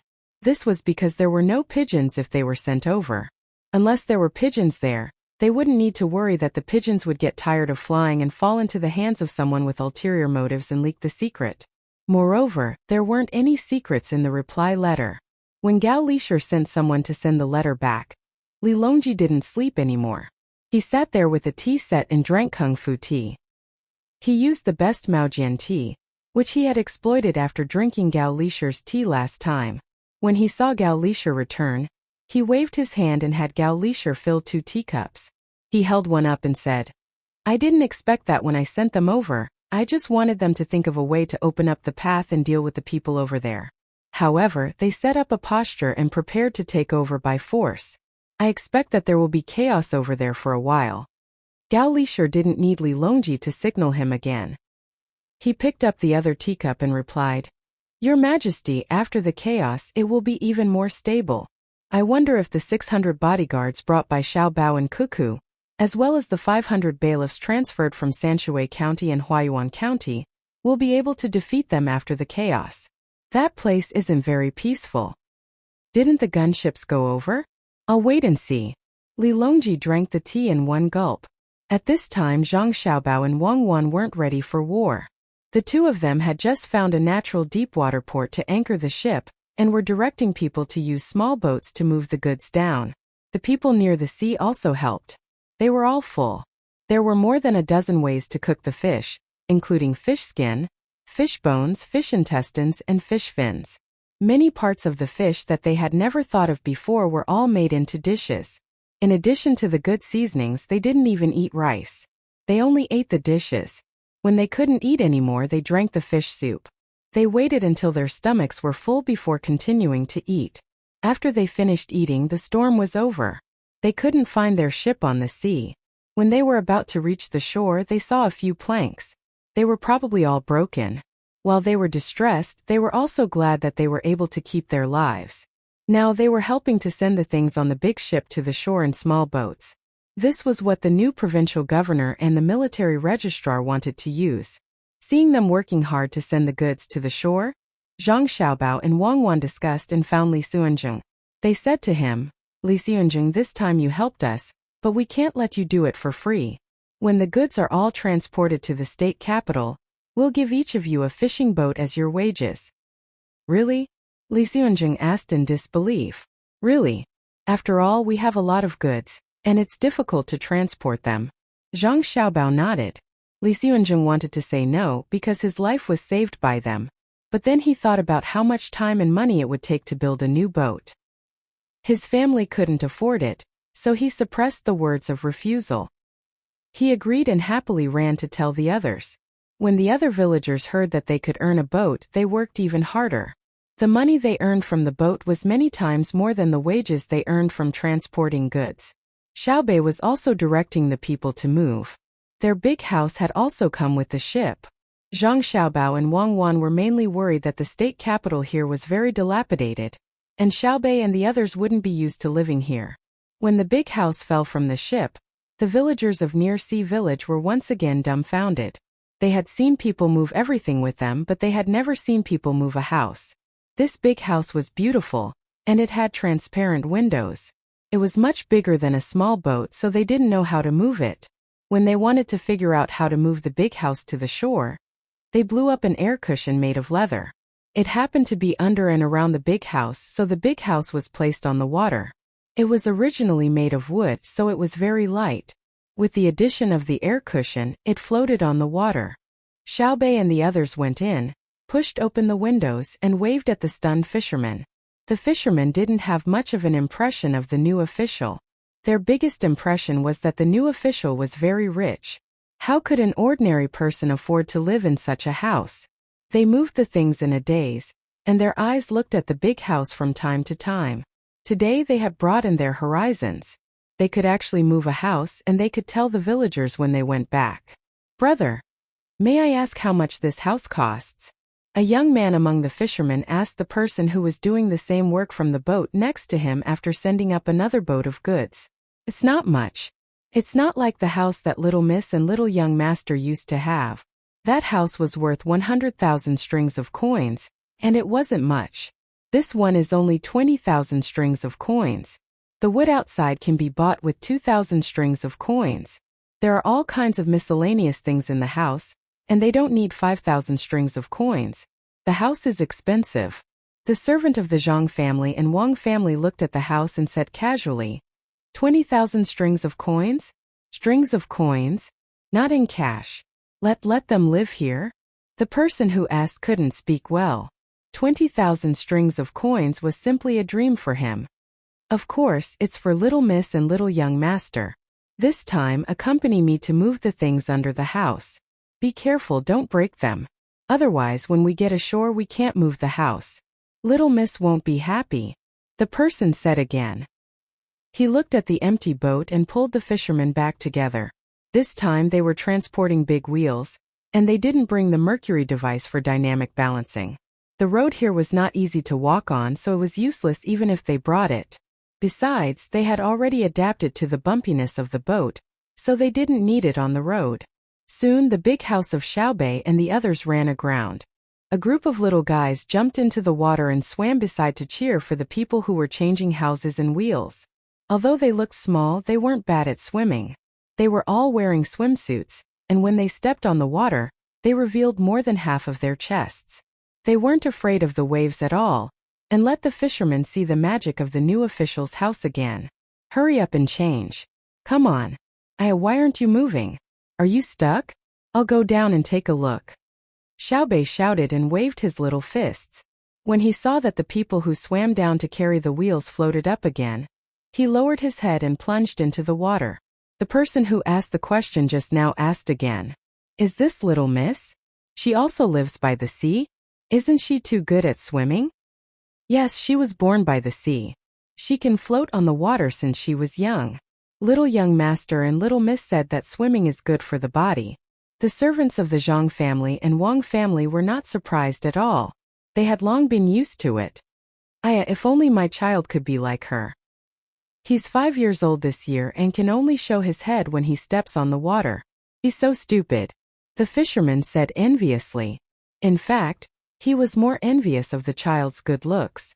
When he saw it, he knew that it wasn't something an ordinary family could have. Everyone was busy for half a day, and only unloaded 2 ships of goods. There were still other ships that had not been unloaded. This part of them had to go first and settle down in the state capital in advance, waiting for the rest to be shipped little by little. This was also the reason why Zhang Xiaobao and Wang Wan gave the fishermen such a high wage. It was estimated that it would take them at least a month to transport the goods. During this time, the two of them had to think of ways to give the fishermen more food. After all, they still had families waiting to earn money to support them. Seeing that the front line was organized, Wang Wan sat in the car and said to Zhang Xiaobao, "Give them some oil too. They probably don't eat much oil usually. There's no need for salt. If they want to eat it, they can cook it themselves. And also give them some rice wine and seasonings. Let them go back and cook fish. This is a breakthrough for us to get to know the people here. Even if we have to pay more, as long as other people see it, we can achieve certain results." Zhang Xiaobao was most worried about the problem of getting along with the local people. The people here were not people who came from Shandong or even Hunan and Hebei. They were very difficult to talk to. The imperial court basically did not send people to be officials. They only found local officials, especially the commander-in-chief's office, which was also moved again and again. The more they moved, the closer they were to Hebei, because it was not easy to govern.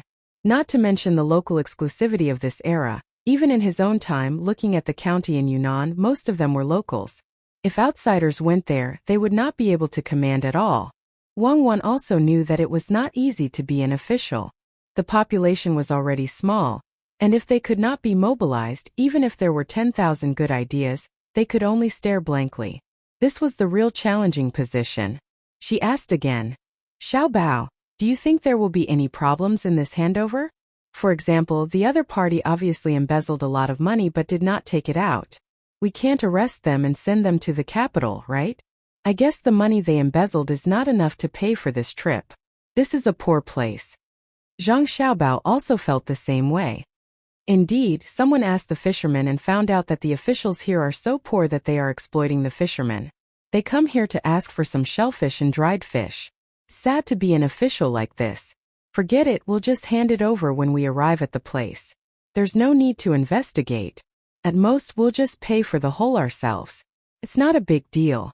As the two of them discussed, the team began to gradually speed up. Just as they started to speed up, they slowed down again. The road ahead was full of hills, and there was no normal road at all. The straight line distance from the seaside to the provincial capital of Jili province was only 70 to 80 miles. If a horse was fast, it would take less than 2 hours to run there. However, in this kind of terrain, no matter how fast a horse was, it would not work. There was no road, and walking on the mountain road made people feel like they could fall at any time. Xiao Bei and the others had already come out of the house, and the horse pulling the carriage had also stopped to rest. Zhang Xiaobao held a telescope in his hand and stood on the top of the mountain to look around. He said, "This is really difficult. If we want to turn this place into the Dalian of our time, I guess it will not be enough even if we throw in all our money." Dalian of our time also had many mountains. We have to dig bit by bit, and many roads have to be built on the hills. There are big slopes, so we can't expect it to be like that time. How many people did Dalian have at that time? Think of a way to build a good dock here. When the time comes, we will settle down along the way. Wang Wan had already lost confidence in this place. It was not like Buxing County where they could build as they wanted. There was also a place for tourism. Here they spent money to hire people, but they might not be willing to come. The population of a province was not as large as that of a county. The previous methods could not be used. Let's go. Let's continue moving forward. I don't believe it. No matter what, we have to develop this place, even if it is to develop foreign trade. Zhang Xiaobao had not thought of a good idea until now. He wanted to engage in local development like Suzhou, but he could not afford it. The population would not be large. Then we have to go. Foreign trade? With whom? There are not many resources here. We just occupy a good place near the sea. There is a lot of limestone, but we can't use that much. Unless we tell others the cement recipe and let them build a cement factory, we will provide the raw materials. As Wang Wan spoke, she took the lead and walked forward. She didn't expect to build a bustling place here. Zhang Xiaobao frowned and followed behind Wang Wan. He was very helpless in his heart. When he came, he wanted to take some measures to develop the local economy first. Now he had given up. Fortunately, the purpose of coming here was not to develop the local economy. Instead, it was because the sea here was good. They could build docks and build ships in preparation for the future. Other places like Shandong, Fujian, and Zhejiang were good, but they had their own docks. If they went to the capital, it would affect the local economy greatly. In the future, they could not send ships from Luzhou. It was too far away. Moreover, the people from Luzhou were not used to the climate here. Zhang Xiaobao looked back at the blue sea and said with certainty, "One day, this place will become a strategic location. I'm talking about naval battles." "I know. This place has always been important. There's also Shenyang. Whether it's land or naval battles, it's a place that the military must fight for. Especially Shanghai Pass. Both the capital and the Great Wall are unparalleled. That's the first pass. If we hold the front line at Shenyang, we'll hold the 3 northeastern provinces. There's also Jinzhou. It's also important because it's suitable for landing and airdropping. When we're done here, we'll take over all the coastal areas." Wang Wan knew the military status of this place very well, but it was not useful now. Zhang Xiaobao blinked twice and said, "Who said there are 3 provinces in the northeast? We can have 6 provinces here or even more. We need at least a few provinces in Mo. I think that's fine. When there's a chance, we'll go and help the other ethnic group in China develop." Wang Wan knew what Zhang Xiaobao meant when he heard that. There was no Russia or the Soviet Union now. The people there were still tribes. The fishermen also walked with the group. They were also whispering about how the new official would govern the place in the future. They were not willing to let the person from Tang's capital manage them, but the person they met was their savior. They had no choice but to change their minds. Naturally, they were not talking about the world's layout that Zhang Xiaobao and Wang Wan said would scare people to death. They just wanted to judge their own future. They muttered in a low voice. From time to time they had to help pull the cart or push and lift it from behind. It was very tiring. Until it was dark, the group still had not arrived. Everyone had to light a bonfire and prepare for the night. The sound of wild animals echoed in the mountains from time to time. The fishermen ate the hot food. They had already decided that if the provincial government asked them to do something in the future, they would cooperate. The only thing they were worried about was that the new official was rich. If he asked for things from the villages, they would not be satisfied with just a little fish. Perhaps seeing their concerns, Zhang Xiaobao ordered a servant in the family. The servant found a few people to sit next to the fishermen. They sat there and chatted while eating. They talked about what Zhang Xiaobao and Wang family usually ate, what they wore, and how much a meal cost. Anyway, they just exaggerated a little bit to let the fishermen know that the money that Zhang Xiaobao and Wang family usually spent on a meal was as much as they earned in a lifetime. Then they talked about how much Zhang Xiaobao and Wang family did. Finally, they indirectly reminded the fishermen that the new official would not ask for things in the village, because the things that he asked for were not enough for a meal. At noon the next day, the group finally arrived at the provincial government. As expected, there was only a broken city wall. It was a very small city. There were not many people going in and out, and they did not look very healthy. Most of them looked like they were hungry. The local officials did not know about the arrival of Zhang Xiaobao and Wang Wan. The imperial court did not send anyone to inform them in advance. They probably felt that they would not be able to catch up with the speed of Zhang Xiaobao and Wang Wan coming by boat. When the group appeared outside the city, it attracted a lot of attention. Everyone was puzzled. Where did so many people come from? They even brought a lot of things, including houses. The city gate did not have a door. There was only a fence-like thing made of thick wood on both sides of the city gate. Looking at the worm-eaten appearance, it was obvious that it had not been moved for a long time. In other words, the city gate would not be closed at night. Needless to say, there were soldiers guarding the city gate. Looking up at the city wall made of mud, most of the battlements on the wall had been worn away by the wind and rain. No one was patrolling on the top. The group of people strolled into the city. Compared to the road outside, the city was slightly better. At least there weren't so many holes. The main street was quite clean. There probably wasn't a professional cleaning staff. Looking at the traces, it seemed that everyone had cleaned the front of the street themselves. Xiaobei had never seen such a place before. This place was even worse than Wing Prefecture. He curiously looked at all the shops along the way. Until now, he had not seen any restaurant, only a few small restaurants scattered here and there. Xiaobei tried her best to find a place that sold candy so that she could buy two to play with. Unfortunately, she didn't even find a candy seller, let alone someone who made cotton candy. The more she looked, the more she felt that it was boring. Xiaobei walked quickly and came behind Zhang Xiaobao. She reached out and tugged at Zhang Xiaobao's clothes, saying, "There's nothing? So poor." When Zhang Xiaobao saw his sister's face full of regret, he suddenly smiled and picked her up.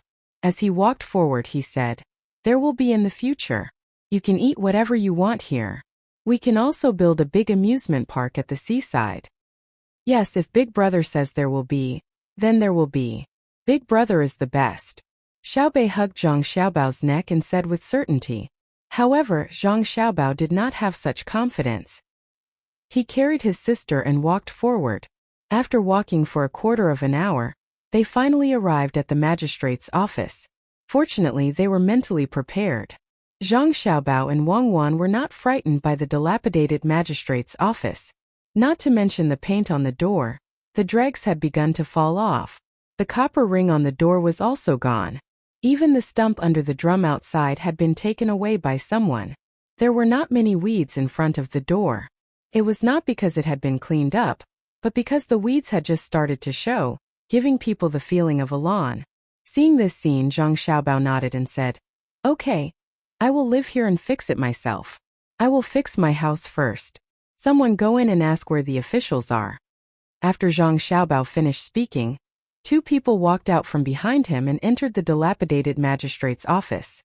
After a while, they came out with two people following them. When the two sides met, the other side spoke first. Are you the new provincial governor? I am the current provincial governor, and I will be handing over soon. Do you want to see the accounts? Zhang Xiaobao nodded and let the other side see his identification. The other side also sized up Zhang Xiaobao and Wang Wan. In the past there was no one here, but now there was one. They thought it was a very old official who had been sent here, but they did not expect to see two older children. They did not know what this meant, so they introduced themselves. They were also surnamed Li. Now there were more people surnamed Li here, so everyone thought it was good. After looking at the identification and knowing that it was not fake, they began to hand over. Zhang Xiaobao and Wang Wan were too lazy to ask the other side about things, and did not check the accounts. This made the other side show a regretful expression. The two of them understood at a glance that the other side felt that there might be a new official coming over after the new year. They were afraid that problems would be found out, so they prepared in advance. It was likely that the accounts had been done properly, and the treasury in the manor had also been smoothed out. At the very least, it could be matched with the accounts. If he had known that the new official was sent directly from the capital and didn't check the accounts, he would have been greedy. Zhang Xiaobao and Wang Wan did not put their thoughts on this at all. It was better to take over as soon as possible, so they could let the other side be greedy. How much could they be greedy in this poor place? Did they think it was a province? The handover was very smooth. The other side did not plan to stay in the yamen for long. With the proof of promotion that Zhang Xiaobao and Wang Wan brought, he happily let his family move. This way they could change to a better place. Even if it was a county magistrate, as long as there was a large population, it would be better than here. In only 2 hours, the original provincial governor Li let his family prepare his luggage and other things and left happily. Before he left, he looked at Zhang Xiaobao and Wang Wan with a very complicated expression. Zhang Xiaobao and Wang Wan saw a kind of gratitude, a kind of schadenfreude, and a kind of pity. It was a very strange look that could contain so many things.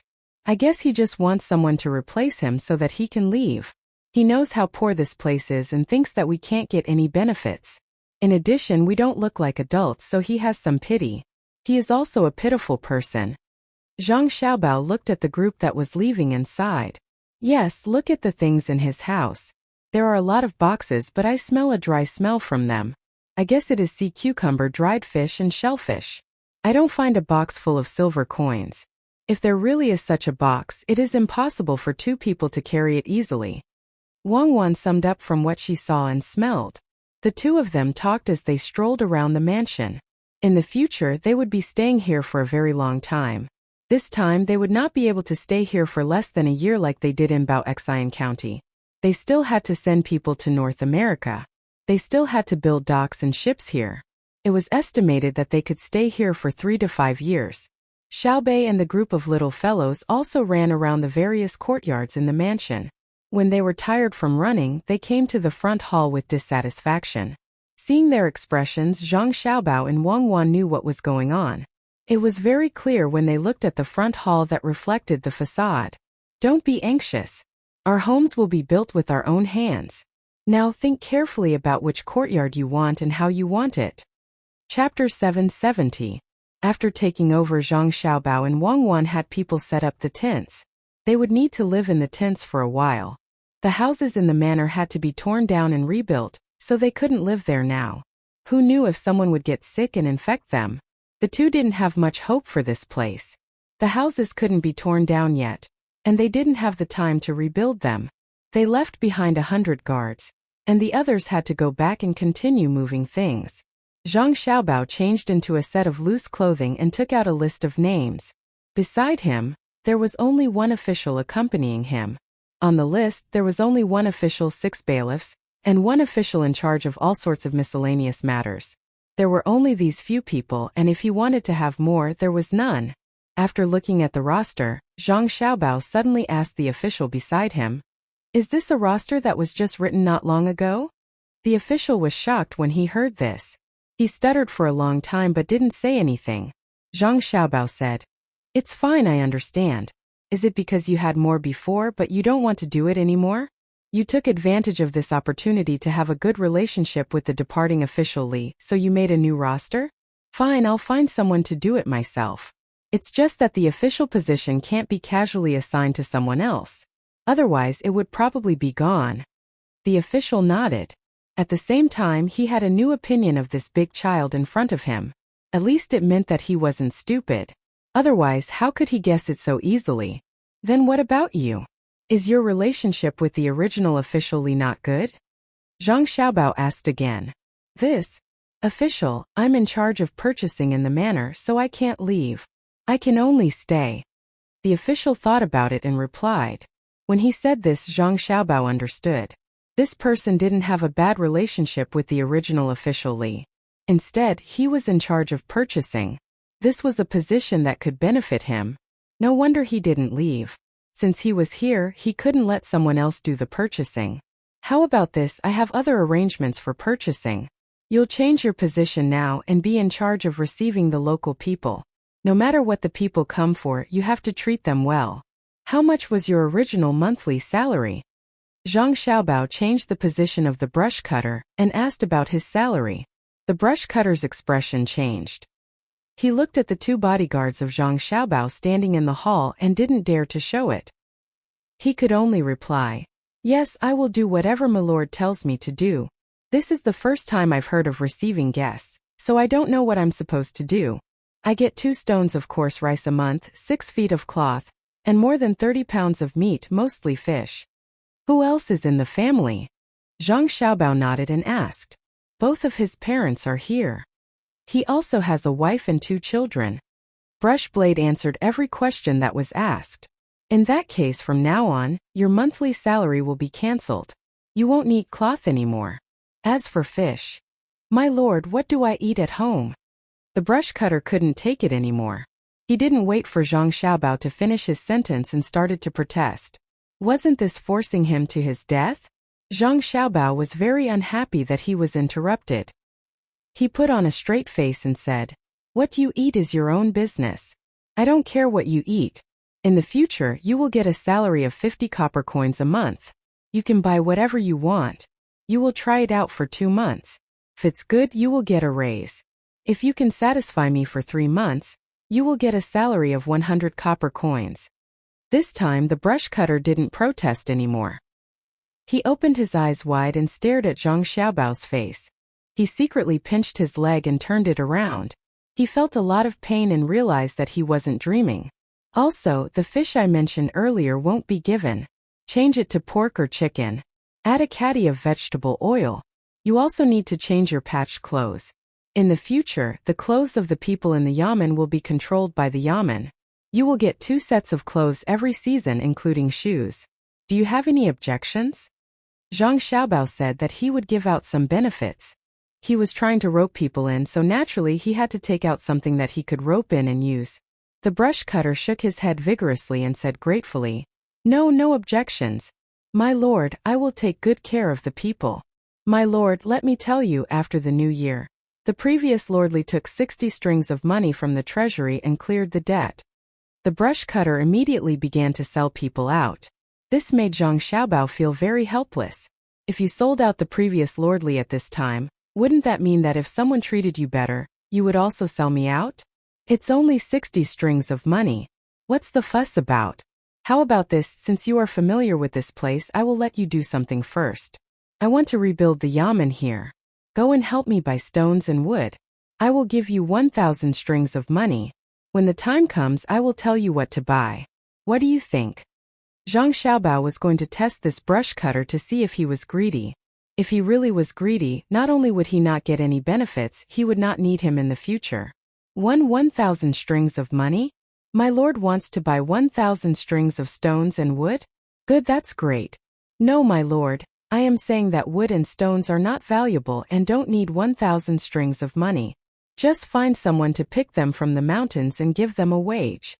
The brush cutter was indeed tempted. When he heard 1,000 strings of money, his first thought was how much he could keep. Just as this thought appeared, it was extinguished by him. He was not stupid.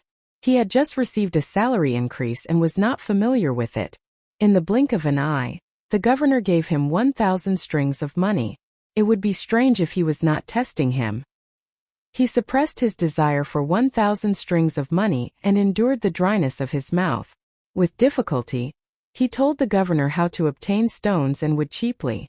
Zhang Xiaobao felt that this person was not stupid. That was good. He said, "Then I will let you handle this matter. I will give you 100 strings of money first. After you spend it, you can ask for more from me. Remember, you cannot be underpaid. No matter if it is wood cutting or stone quarrying. As long as you work hard, you must give 5 copper coins a day. 3 meals a day will also be taken care of." The brush cutter suddenly felt that this new governor was different from the previous officials. Not to mention his youth, he seemed to be very rich. Looking at the things moved in when they moved and the clothes the servants wore, although he had not seen good cloth before, he knew that it was definitely not cheap. Why was such a rich person sent to Jili province? Just spend some money and you can find a good place.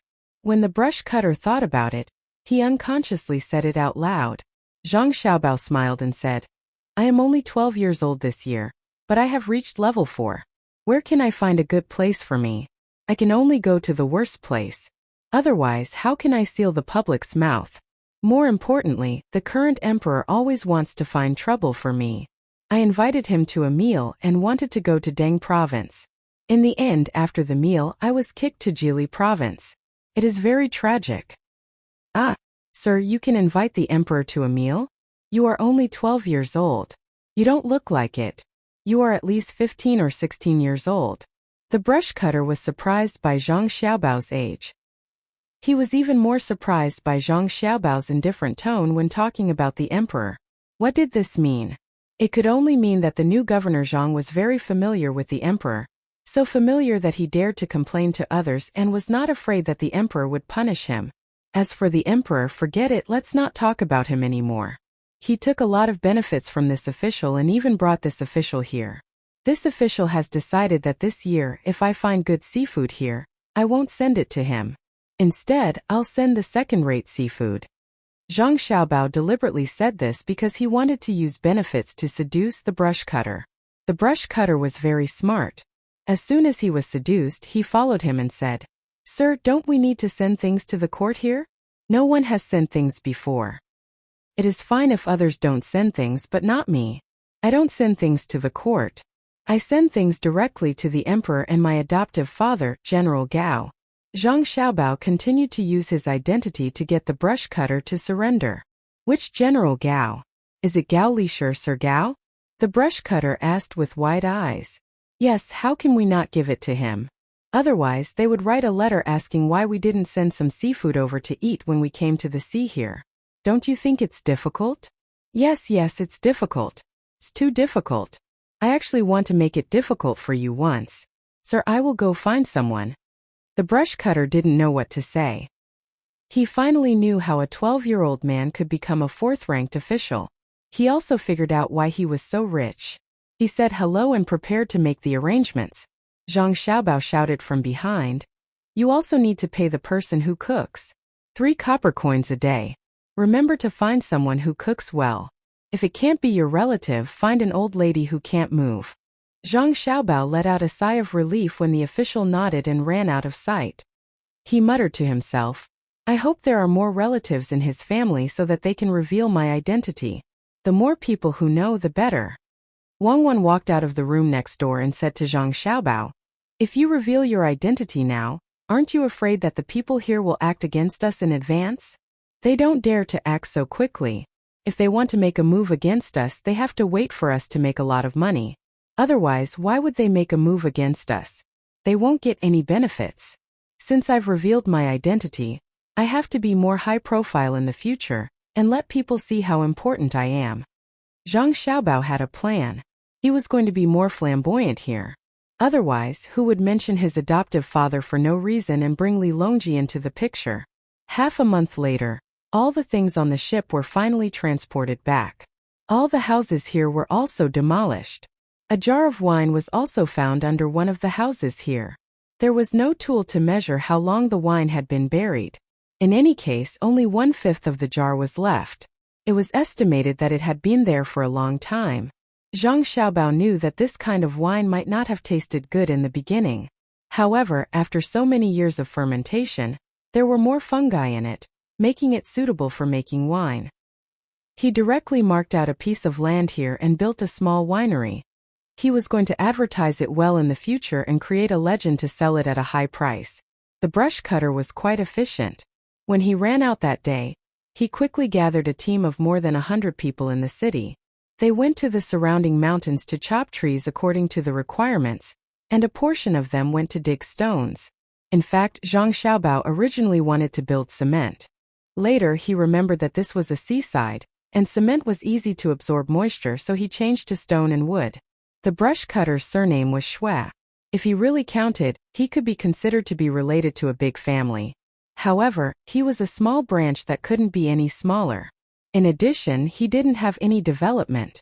The main family didn't recognize him, so he was even more embarrassed to look for him. His relatives here weren't few. In total, there were more than 50 people. Those who could work were arranged to work by him. With so much money in a day, it would be a waste if he didn't earn it. In half a month, the registrar also showed up a few times. Each time he didn't show up for long. He showed up to ask for leave. His family had a piece of land here. It was spring plowing, so he was busy with that matter. Zhang Xiaobao didn't say anything. He even allowed the 2 bailiffs to ask for leave. In any case, he didn't need them. His guards were temporarily acting as bailiffs, and the registrar's position was replaced by someone else. Even the other positions were filled. This time it wasn't a temporary position. After Zhang Xiaobao and Wang Wan arranged the positions of their family members, they wrote a letter to Li Longji. They went through the normal channels and asked Li Longji to arrange officials. At the same time, they changed the death contract and changed it to a free person with an official position. Otherwise, he couldn't be an official. On this matter, Li Longji compromised. He knew that if Zhang Xiaobao and Wang Wan's positions were changed in the future, he would need to bring along these people with official positions. Seeing that his mansion was being built, Zhang Xiaobao felt very satisfied. He said to Wang Wan, "Let's go. Take Xiaobei and the others to see how brush cutter Shui is doing." Under the protection of the guards, the group of people walked towards a hillside outside the city. On a hillside outside the city, there were more than 200 people cutting trees and digging stones. The work was in full swing. The men had already taken off their shirts and were topless. From time to time, someone would shout that a tree had fallen. Then there would be a loud crash. A tree fell on the hillside, and the people would clear the branches and carry it down. At this time, the trees were much bigger, denser, and sturdier. Usually 8 people would carry them. If 8 people couldn't carry them, 2 people would carry them. 6 people would carry them. If 6 people couldn't carry them, 4 people would carry them. If that still couldn't work, they could only let people drag them in front and not carry them. Brush cutter Shui didn't know that Zhang Xiaobao had come. He was watching the people work. This time he didn't take a single copper coin. Instead, he received a lot of benefits. At the very least, the people he hired to work would come to his house after calculating their wages. After receiving a few days' worth of wages, they would buy some things and send them to his house. His prestige among his relatives had also improved. In the past, he was just an ordinary person among them. His words didn't count because there were also older people. As a junior, how could he speak? Now they would come to him to discuss things, who asked him to be different from before. He cherished this opportunity very much. Father, Xiaofan is hungry." Just as brush cutter Shui was instructing people to cook, his 2 children ran over. The older one was a boy 5 years old this year. The younger one was a girl 2 years old this year. She could only speak a few words, but she couldn't speak clearly. Compared to Xiaobei and the others, she was far behind. They ate steamed buns for lunch today. There was only one kind of filling, which was the oil and pickled cabbage filling. The oil was left over after Zhang Xiaobao finished refining the oil. There were many people, so there was a lot of oil. Naturally, there was a lot of oil, so it was enough for a meal. The steamed buns couldn't be eaten, but the oil was edible. So brush cutter Shui's 2 children came for this. When brush cutter Shui heard his son say that his daughter was hungry, he directly slapped his son's head. "Xiaofan knows about this? You can eat whatever you want, but you have to drag your sister into it." Go over there and pick some for Xiaofan. Chew the ones to feed Xiaofan. If Xiaofan chokes, I'll beat you to death." The boy was about to cry after being slapped, but when he heard his father say that it was edible, he immediately closed his mouth and pulled his sister over. He stretched out his small hands to pick the stuffing that had just been cooked. The people who made the steamed buns didn't care. Perhaps they didn't wash their hands when they made the steamed buns. Everyone was the same. Brush Cutter Shui watched his son eat and felt very proud. At least he had some power. For example, he allowed his family to eat with him. It was 3 meals a day, not 2. It was also not just 1 meal for some people. Moreover, they ate well. Every day, Governor Zhang of the Yamen would send people to deliver the food for that day. There were 3 meals a day. At least 1 meal had meat, and at least 1 meal had white flour or rice. Otherwise, how could people work so hard? They just wanted to work harder and eat more. Otherwise, they wouldn't be able to eat. Shui Daobi felt that his idea was correct. The more he worked, the more energy he had. At this time, Zhang Xiaobao and the others also came to the bottom of the hill and saw the scene of work. "Xiaobao, it seems that the locals are quite obedient. They didn't oppose us?" Wang Wan felt that the people here could also be used. Zhang Xiaobao shook his head. "They work for the wages. If it was Baoxin County, the people would be willing to work for us even if they don't get paid. If you don't believe me, tell them that the Yamen will give them 20 days of work. See if they will do it or not. No one will pay attention to us. They are far worse than the people in other places." "That's not bad. I'm just afraid that they won't do it even if we give them money. We have to do it bit by bit. Xiaobei, it's up to you. Go and buy people's hearts." As Wang Wan spoke, she suddenly saw a few children at the construction site. The slightly older ones were helping to transport the stones, while the younger ones were running around. From time to time, they would run to the cooking area to grab something to eat. Pickled vegetables could also be eaten raw. This was Xiaobei's strength. If it were other people, they might be pretending. Xiaobei was good to others from the bottom of his heart. Xiaobei didn't care about what his sister said. When he saw the children playing, he really ran over. The other children and their bodyguards followed behind. The appearance of the group finally attracted the attention of the workers. They all stopped what they were doing and looked over. Brush Cutter Shui also saw Zhang Xiaobao and Wang Wan. He was very happy.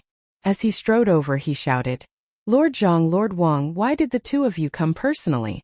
No wonder I feel that the weather is good." Xiaobei, who was running, stopped. He looked up at the cloudy sky. After thinking carefully, he said, "It's going to rain soon. It's good to rain. It's a good day." He then continued running. Zhang Xiaobao understood when he heard Brush Cutter Shui call him that. Usually, he would call him little or little, but today, he insisted on calling him little. He wanted to give him some face. So he said, "I was just walking around and happened to hear someone say that the work here is good. As expected of Brush Cutter Shui, you're much better than others." Brush Cutter Shui felt proud and stopped walking. He ran closer and bowed to Zhang Xiaobao and Wang Wan. He said, "Lord Zhang, Lord Wang, I don't dare to be negligent. This is a big matter for your families. I wonder if you two have eaten. If you haven't, how about I invite you two to the city to eat? If you haven't eaten, there's no need to enter the city. There's no good place in the city. Later I'll build a restaurant here. Let's eat here. I've already prepared a lot of salted vegetables and eggs. I'll have someone make soup in a while." Zhang Xiaobao was indeed preparing to eat here. He gestured, and someone came over to show Brush Cutter Shui a basket of eggs. "Lord, you can't do this. How can you two eat with them?" Brush Cutter Shui remembered that his son used his hands to grab things. He was afraid that Zhang Xiaobao and Wang Wan would blame him if they found out. Zhang Xiaobao and Wang Wan also knew what was going on. Wasn't it just a little dirty when cooking? They just had to steam it. Without any explanation, they decided to eat here and have fun with the people. Even if they had to pretend, they had to pretend. At this time, Xiaobei's restaurant had already opened. She took out food from her bag and gave it to others to eat. While others ate, she told them stories. She had gathered a group of local children together. In particular, Xiaobei's story was about eating. They ate and listened at the same time. Sure enough, it was very addictive. While chatting, Zhang Xiaobao was still looking around the construction site. The people working were also sizing up this new provincial governor. However, their expressions were cold. They didn't have the slightest trace of a smile when meeting a high-ranking official. Zhang Xiaobao didn't care. He knew that his identity wouldn't be easily accepted by the locals. Adults had more thoughts than children. On Xiaobei's side, there weren't any children who were cold to her. There was good food to eat and stories to listen to. This was a kind of happiness. After waiting for a while, it was finally time to eat. Bowls of egg soup were brought out. Drawers of big steamed buns were also delivered to everyone's hands. The people working didn't wash their hands. They rubbed their hands on their pants and grabbed the steamed buns to eat. Zhang Xiaobao thought for a while and also rubbed his hands on his pants symbolically. He also held a bowl in one hand and grabbed a steamed bun in the other. He squatted next to others and ate. After eating 2 mouthfuls, he said to the person who ignored him, "Hey, I just remembered that I brought salted vegetables. Quick, bring the salted vegetables over. Put them on my steamed bun." "Big brother, after all the trees on the mountain are cut down, can the land be cultivated?" Perhaps it was because the people around Zhang Xiaobao approved of his bold appearance, or perhaps it was because they knew who provided him with the food. In the end, this person didn't ignore Zhang Xiaobao. Instead, he waited for someone to put a cucumber and salted vegetables on his steamed bun. Then he said to Zhang Xiaobao, "It depends on what kind of mountain it is. It's the same as not planting anything in this stone mountain. At most you can dig out a seed. The mountain in the distance is not bad, but it takes a lot of effort to chop wood. Takes a lot of effort to clear out a piece of land. It's not worth it." "Oh, so that's the case. Then how about cutting down the wood on the mountain and burning it into charcoal? I can spend a lot of money to buy it. I'll buy as much as you can. When the time comes, the rest of the land will be yours." Zhang Xiaobao acted like he suddenly understood. Then he talked about collecting charcoal. Chapter 771. The house they were going to live in was still under construction. Zhang Xiaobao and Wang Wan's honey strategy worked a little. It was reflected in the Yamen's recruitment of bailiffs. Originally, there were not many bailiffs in the state, mainly because there was little money to be made and the monthly salary was not much. Unless they had no other choice, they would only come to the Yamen to work. In addition, the previous provincial governor was more stingy. His family was poor, but he still gave gifts to others. As a result, he was not willing to give any benefits to the people working in the Yamen. Otherwise, the registrar would not go back home to work for the spring plowing. If they wanted to eat, they had to work hard. Zhang Xiaobao and Wang Wan's honey strategy was a loss-making business. They took out their own money to subsidize the people in the Yamen, increasing their monthly salary by 5 times. "Get a few people, follow me out for a walk." The weather was good today. There were no clouds for thousands of miles. The breeze was not as cold as when they first arrived. After a few continuous rains, the weather gradually warmed up. The temperature in Dalian was relatively comfortable. Zhang Xiaobao decided to go out and have a look. He wanted to interact more with the local people. With a call, 20 bodyguards came over and followed Zhang Xiaobao out of the Yamen. The drum outside the Yamen was put up again. The door was fixed, but recently no one beat the drum. After asking the bailiffs, they found out that if there was something wrong, they would not come to the Yamen. Because if they wanted to complain, they would need to take out some money first. The previous provincial governor was very good at making money. There were no decent counties in the area, so there was no need for a county magistrate. The Yamen was in charge of everything in the state. If they wanted to complain, they had to bring a lawsuit, which was the complaint paper. There were few people in the area who could read, so they had to find someone in the Yamen who could write to write.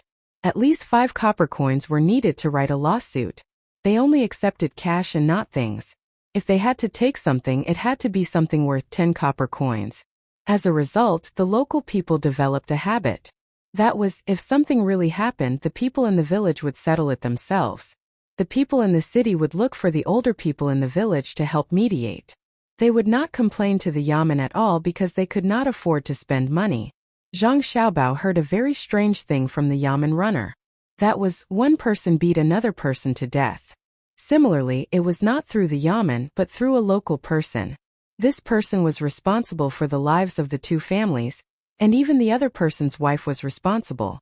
This could be considered an advantage because the bailiff said that the wife of the person who was beaten to death was prettier than the wife who beat him. Gently patting the drum twice, Zhang Xiaobao strolled forward with his hands clasped behind his back. From time to time, he could see women carrying children on their backs and hurrying along with things on their heads. Occasionally, he would meet a few men who were squatting there and playing chess. They seemed to be very relaxed. Zhang Xiaobao knew that this was determined by the characteristics of the people. Because of the war, the number of adult men had decreased, and all men were treasures. If someone had a little bit of property, they could take several wives. The women here could work, and they were the kind that worked without complaint. If a woman had a man at home to help her when she was working, the woman would feel very happy. Usually men rarely worked. They were only needed when there was a war. The reason why men were allowed to build houses, chop wood, and dig stones was because of Zhang Xiaobao and Wang Wan's request. They paid a lot of money, so the men were willing to come out. As he strolled, Zhang Xiaobao came to the side of a river.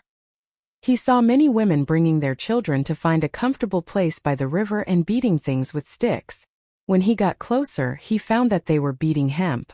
After rotting and beating, only fiber was left. When the time came, they could be made into sacks, ropes, fishing nets, or clothes. Zhang Xiaobao didn't have a purpose in coming out, so he just squatted at the side and watched. The woman who was working just glanced at Zhang Xiaobao and the others before continuing with her work. The children, on the other hand, were playing non-stop. Perhaps it was because there were strangers here. Some of the children became more obedient, while others were playing even more happily. Zhang Xiaobao did not make a sound. He squatted down and watched. He watched as the other things on the hemp were knocked away and washed away by the water. He watched as the hard-working woman waved the stick in her hand again and again. Xiaobao waited for a woman to take out a ball of hemp and put it aside to dry. Xiaobao then went over and pinched the hemp. The woman's child immediately became vigilant, afraid that an outsider would take the hemp away. He clenched his little fists, ready to fight for his life at any time. Zhang Xiaobao quickly retracted his hand, smiled at the child, and took out a small paper bag from his sleeve. He opened it and took out a small piece of rock candy. He said to the child, "Here's a piece of candy." The child was still as vigilant as before. He didn't move forward. His eyes were fixed on Zhang Xiaobao's hand, or more accurately, on the piece of candy. He didn't move. "Take it. It's sweet when you put it in your mouth." Zhang Xiaobao leaned over and took the child's bug-ridden hand. He put the candy on it and asked, "Where's your father?" The child stuck out his tongue and licked his lips. In the end, he couldn't resist the temptation of the candy. He put the rock candy in his mouth and immediately showed a happy smile. He wasn't as vigilant as before and replied, "Sleeping at home." At this time, the other children also found that there were benefits. They all came over and looked at Zhang Xiaobao, waiting for Zhang Xiaobao to give them some candy. Zhang Xiaobao very generously distributed all the candy. Then he stood up and looked at the hard-working people. He turned around and walked away. At this time, one of Zhang Xiaobao's bodyguards came over and said to Zhang Xiaobao, "Young master, they are like this. Men are rarely willing to work. As long as a man works, you can see that they are better off than others." "Yes, I know, but it's too difficult to change them. We can only use other methods. Let's go back. When we return to the yamen, we will post a notice." Zhang Xiaobao was a little angry. It was work, so why did it have to be done by women? Men still wanted status and wanted to be lazy. He had to organize them so that they couldn't be lazy. After they got used to it, things would be much better here. When he returned to the yamen, Zhang Xiaobao immediately wrote a few notices with the same content and had people post them. He also stood beside the notices and explained them to the people who came over. The content was very simple. It was to recruit workers and farm. The land here was the land, but Zhang Xiaobao had bought a lot of it. They were all mountains. When he bought them, they were cheap. Zhang Xiaobao didn't care if people accused him of using his position to make things easier for himself. After buying the mountains, he recruited local workers. First, he cut down the trees on the mountains and then made them into terraced fields. Next, he planted food. Although the best time for spring plowing had passed, Zhang Xiaobao still planned to have people plant rice. And most he could harvest it later. Besides, the climate in Dalian was good, and the rice grew quickly. At this time, Zhang Xiaobao sent a group of people to the north. He gave them weapons and salt and allowed them to take the initiative to attack when they were threatened. He wanted to explore the Mo first, and then continue to investigate the other side to see if it was possible to cross between the two continents. This matter couldn't be done immediately. It would take at least half a year, and they might not be able to reach the strait. Zhang Xiaobao and Wang Wan went to a remote place. The capital seemed to be less lively. Those who were usually thinking about Zhang Xiaobao and Wang Wan didn't mention it in the capital. After all, Jili province was too far away. It was also a remote place, so it wouldn't be valued. Compared to Buxin province, many people wanted to arrange for their own people to be officials, but no one expected to do so in Jili province. They didn't believe that Zhang Xiaobao and Wang Wan's ability was so great that they could turn a sparsely populated place into a bustling place. Moreover, there were many mountains there. Recently, those who were quick-witted had put their attention on the bank. The Great Tang Bank was getting bigger and bigger. Every day there were people coming to deposit money, and at the same time there were people coming to withdraw money. The deposit fee was much lower than that of other banks. Therefore, more people came to deposit money.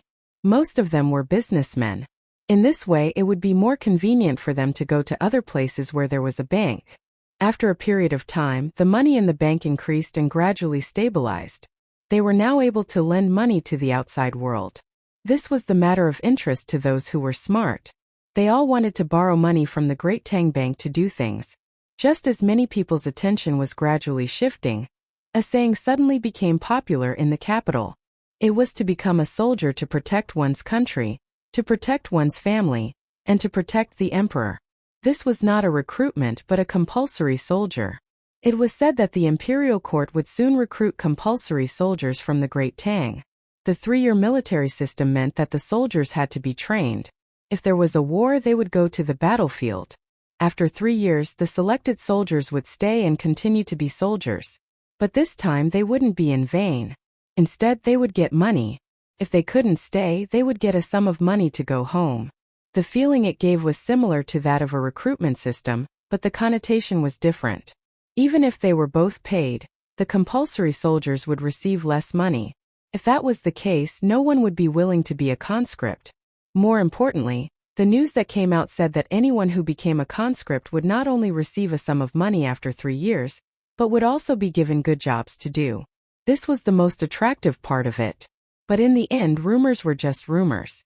The imperial court hadn't really said that they were going to do this, and there was no accurate information. This made many people wait and see. The rumors grew more and more intense, and finally, it reached the imperial court. The officials, Gao Lishur, and Li Longji naturally heard about it from the mouths of others. On this day, Li Longji summoned Gao Lishur, Zhang Shua, and a few other people he could speak with. He asked them where this matter had come from.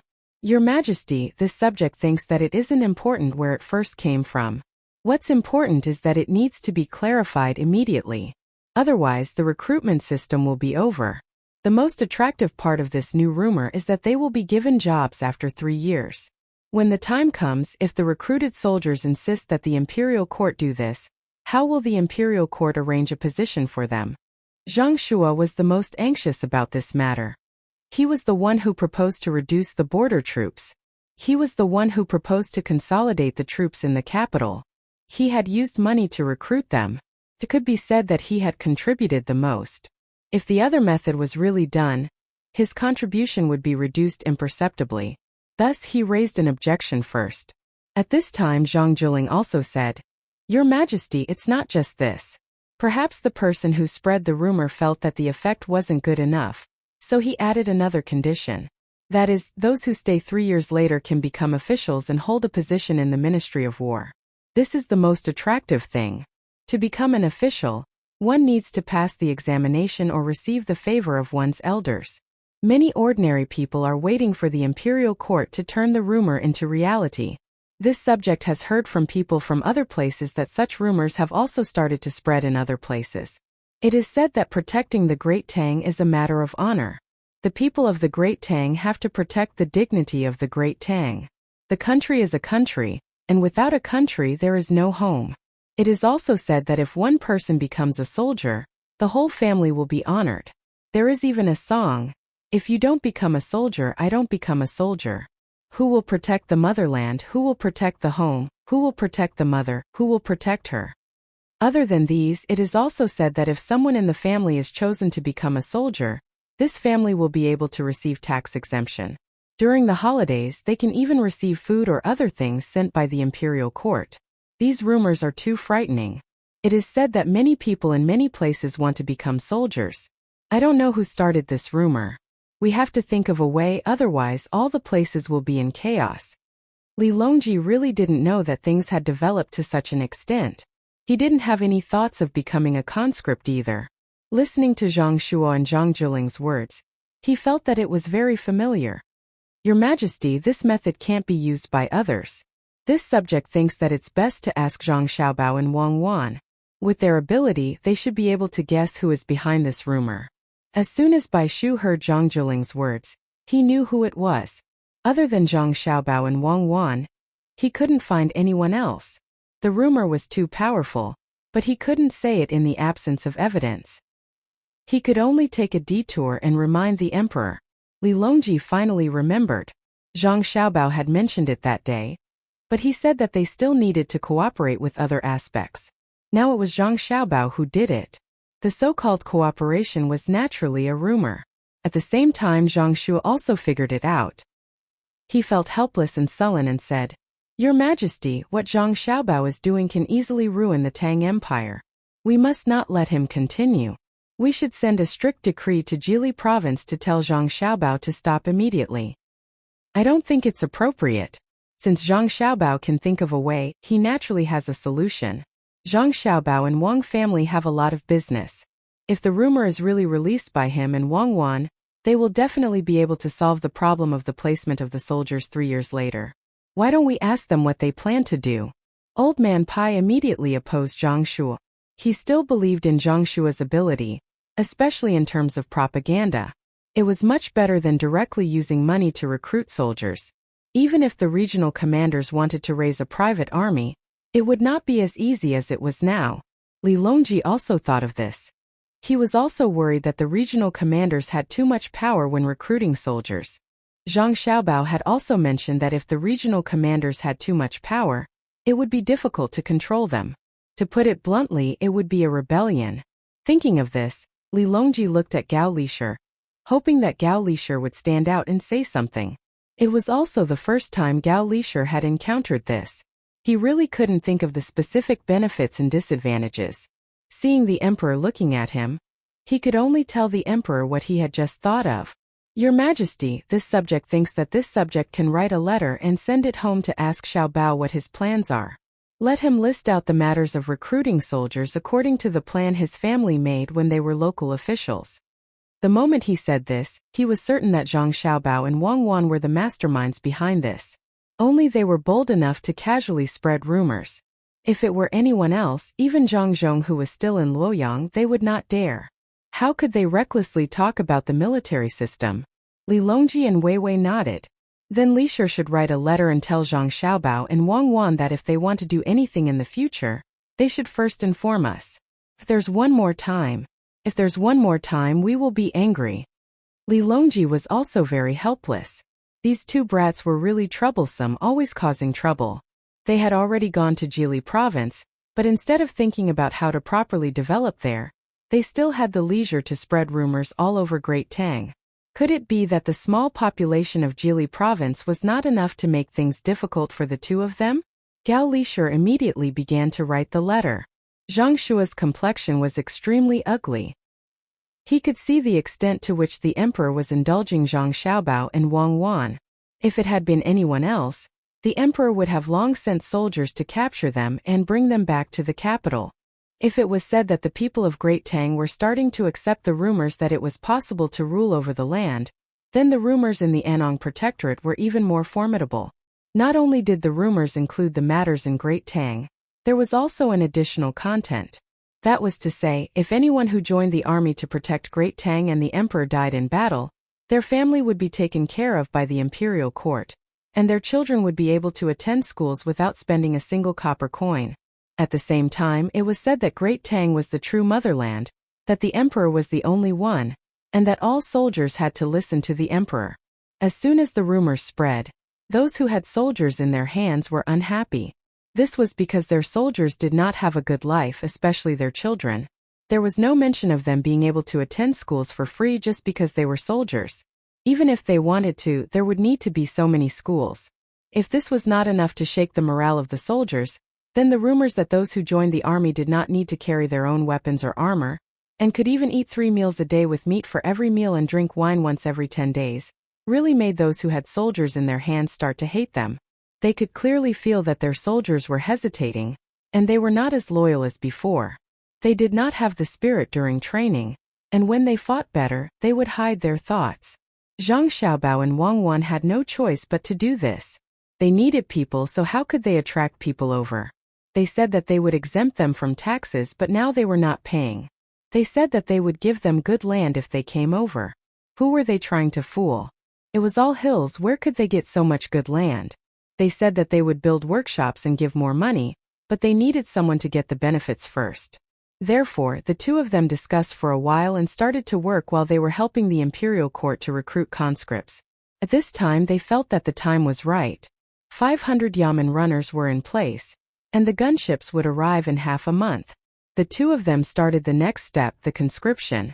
After finding Xue Daobao, Zhang Xiaobao said to him, "This time, I will give you a very important task. You must find a way to complete it. If you do well, I will immediately promote you, build a good house for your family, and give you more salary, at least twice as much as now." Hearing Zhang Xiaobao's words, Xue Daobao immediately became spirited. He patted his chest and promised, "Sir, don't worry. Even if it is a mountain of knives or a sea of flames, I dare to try. It's not that serious. You don't have to go through a mountain of knives or a sea of flames. Go to other states and spread the important news. That is, Jili state has started to recruit soldiers. Anyone who is willing to come over will have 3 meals a day with meat and 1 drink every 10 days. Their family members will also come. Even if their family members don't work, the Yamen of Jili state will provide for them. If their family members are sick, the Yamen will treat them for free. Their children will go to school in the state. After 3 years, if they are good enough to continue to be a soldier, they will be paid. If they don't want to be a soldier, they will get 30 strings of coins. During the war, if they are injured and can't work, the Yamen will take care of them. If they die in the war, their family members will be the Yamen's family members. Go spread the news. If it were someone else, I would be worried. You have to be careful too. Don't let the soldiers catch you. Take a few more people with you. If you are caught, send someone back to report. I will do everything I can to save you." Zhang Xiaobao began to assign tasks to Xue Daobao. He said one by one. Xue Daobao was surprised with each task. When Zhang Xiaobao finished, Xue Daobao's saliva had already wet the front of his clothes. Xue Daobao wiped his mouth with his sleeve and swallowed. He said with difficulty, "Sir, it's easy to spread the news. But if they really come, what do you have to make them soldiers? Do you really have a school? Do you really dare to provide for their family? Do you really give them meat and wine? If you can't provide them, they will destroy the Yamen. I'm a man of my word. Just do as I say. When the time comes, I'll send someone to the border to pick you up. Go." Zhang Xiaobao promised Xue Dao. Xue Daobao looked like he was going to risk it all. He nodded and said, "Sir, don't worry. I will do it for you." Saying this, Xue Daobi stood up and left. He looked like a warrior who was leaving and would not return. Looking at Xue Dao's departing figure, Zhang Xiaobao chuckled and muttered, "Who said I don't have a way to get people? Not only do I want to get people, I also want to start a war and solve this problem." Wang Wan walked in from the side door with a few pieces of paper in her hand. She said to Zhang Xiaobao, "This is going to cost a lot of money. I don't know when we will get our capital back. There's no other way. Who said that soldiers are only responsible for fighting? The military also needs soldiers. When the time comes, I will find a way to get our capital back. Don't worry." Zhang Xiaobao was not worried. As long as the problem of population was solved, this place could be developed. After all, he was going to stay in this place for a few more years. After the construction was done, it would be another foundation for his family. Since he had decided to recruit soldiers, Zhang Xiaobao could not hide it from Li Longji. Why would a lower province need so many soldiers? He had to inform Li Longji. He immediately wrote a letter. Before Gao Lisher's letter arrived, a pigeon arrived in the capital. Gao Lisher received the letter and read the contents. He did not know what to say. He could only come to find Li Longji. At this time, Li Longji was looking at the models. There were already 5 models in the palace. There were only 4 in Buxin County. The 4th one had just been built. Animals and plants from all over the country were being transported to the capital. The zoo was already open. One could visit it after paying a fee. Lisher, come and look at the terrain of Hunan province. I have been there many times, but I can't see everything. Li Longji saw Gao Lisher come and quickly asked him to look. Gao Lisher was not in the mood to do that. With the letter in his hand, he came to Li Longji and said, Your Majesty, Xiaobao has sent a letter. He wants to enlist soldiers in Jili province so that Wan, the recording officer, can have soldiers. Oh, I know. Li Longji did not think much of it. It was good to have soldiers.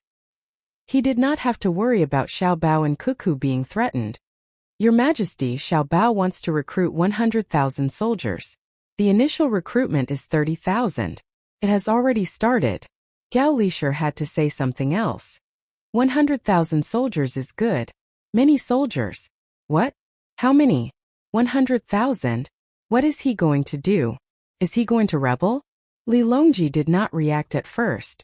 When he reacted, he knew that he was more or less shocked.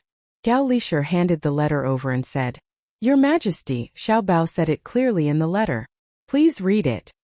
Li Longji had to read it carefully. The letter was quite thick. He did not know how much strength the pigeon used to fly over. Li Longji held the letter in his hand and read it from beginning to end. His eyes were out of focus and he was lost in thought. After a while, he shook his head hard and looked at Gao Lisher and asked, Lisher, do you think this plan is feasible? I don't think so. This plan is too big. Gao Lisher also shook his head.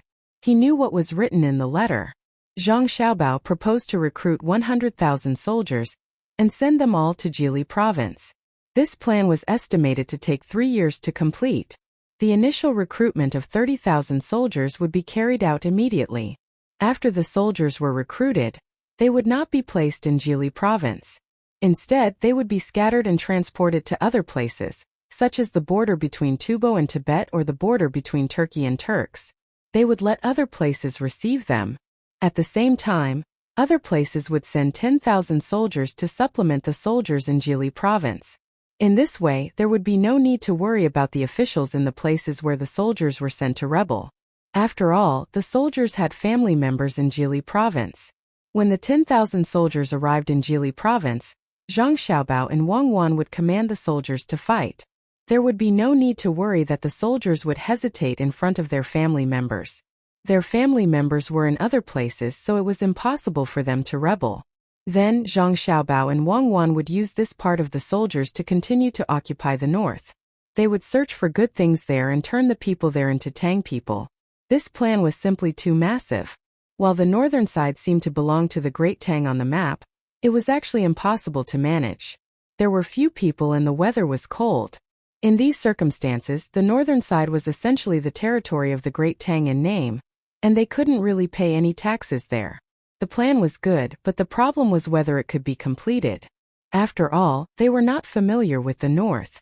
Moreover, the road was difficult to travel. It was easy for many people to go there and never come back. That was what Li Longji was thinking as well. It would be a lie to say that he did not intend to expand his territory. However, expanding his territory was not an easy task. He did not know what was in the north and whether he would encounter any powerful enemies.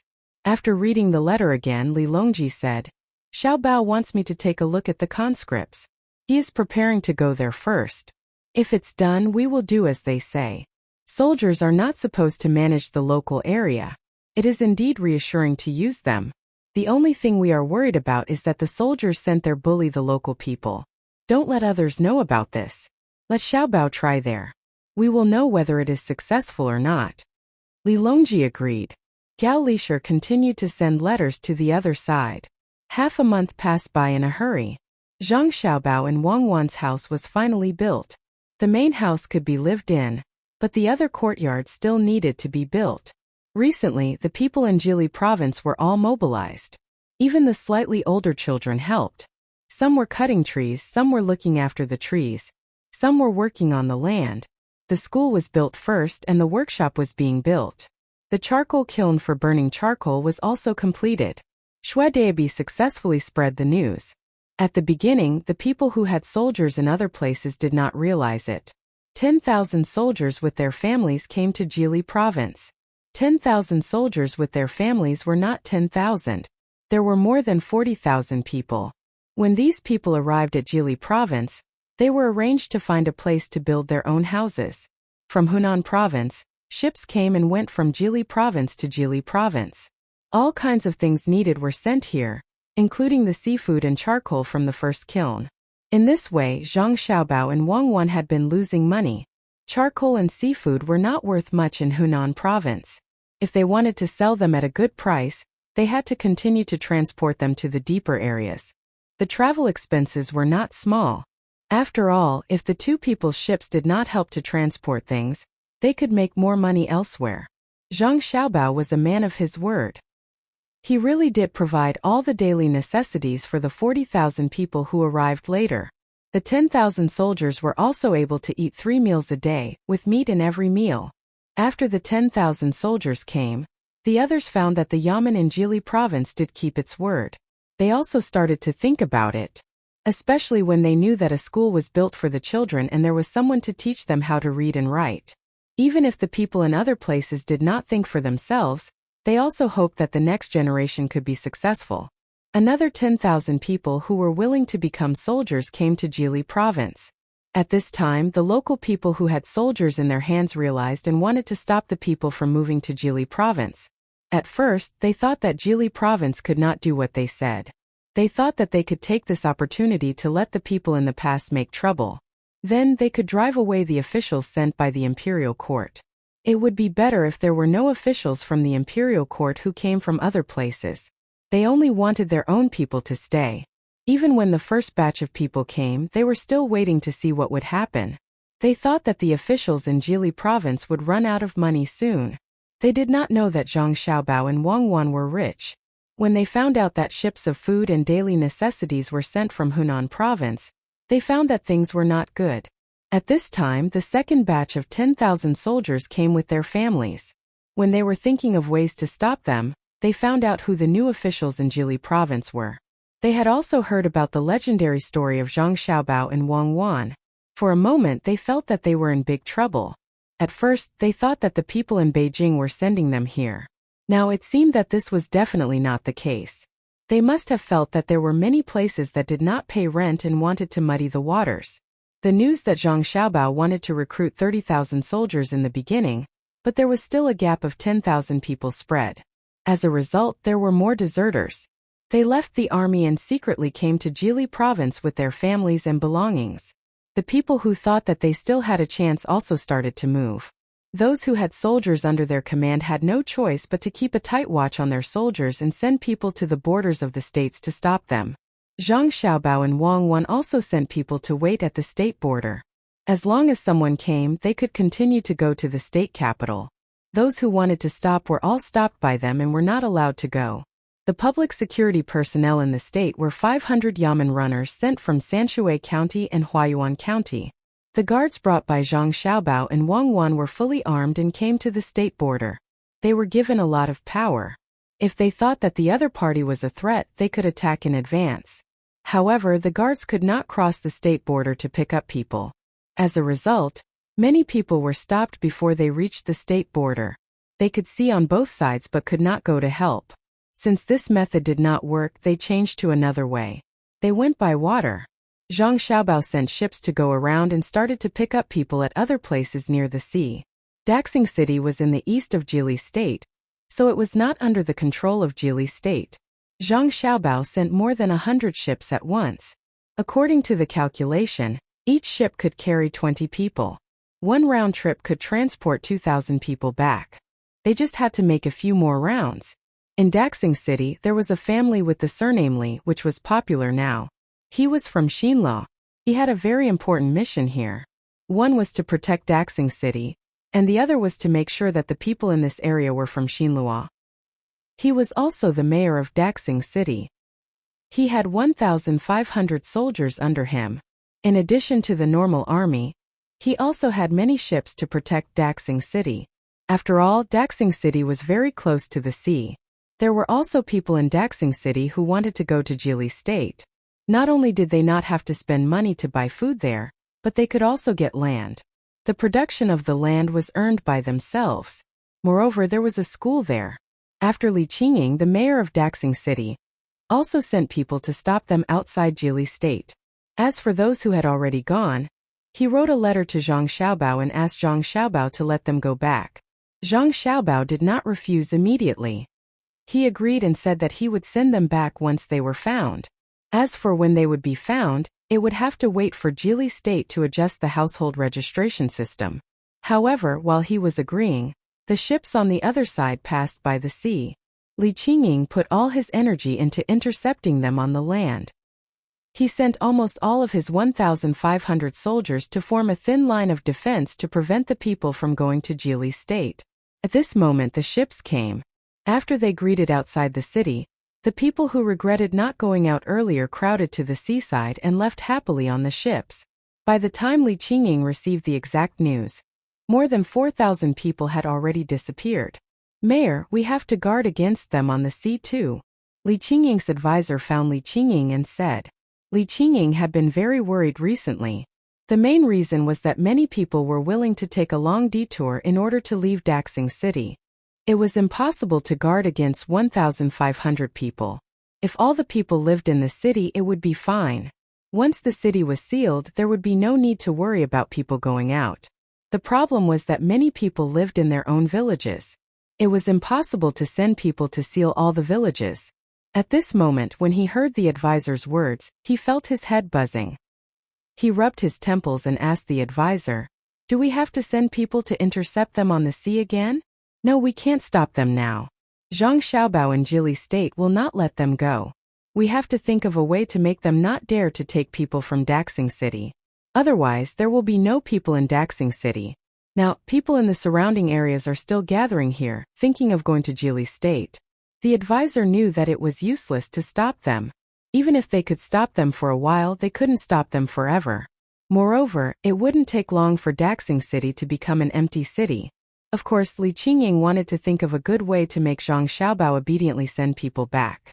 He thought for a while and said, "Should we send troops?" "Send troops?" "Yes, but not in the name of Daxing City. We can use the name of bandits on the sea. As long as we sink the next ship sent by Jili State and capture their people, we can use them to threaten Zhang Xiaobao." The advisor was smarter and came up with this idea. Li Qingying couldn't think of a better idea. He gritted his teeth and made up his mind. He said, "I will send people to pretend to be bandits.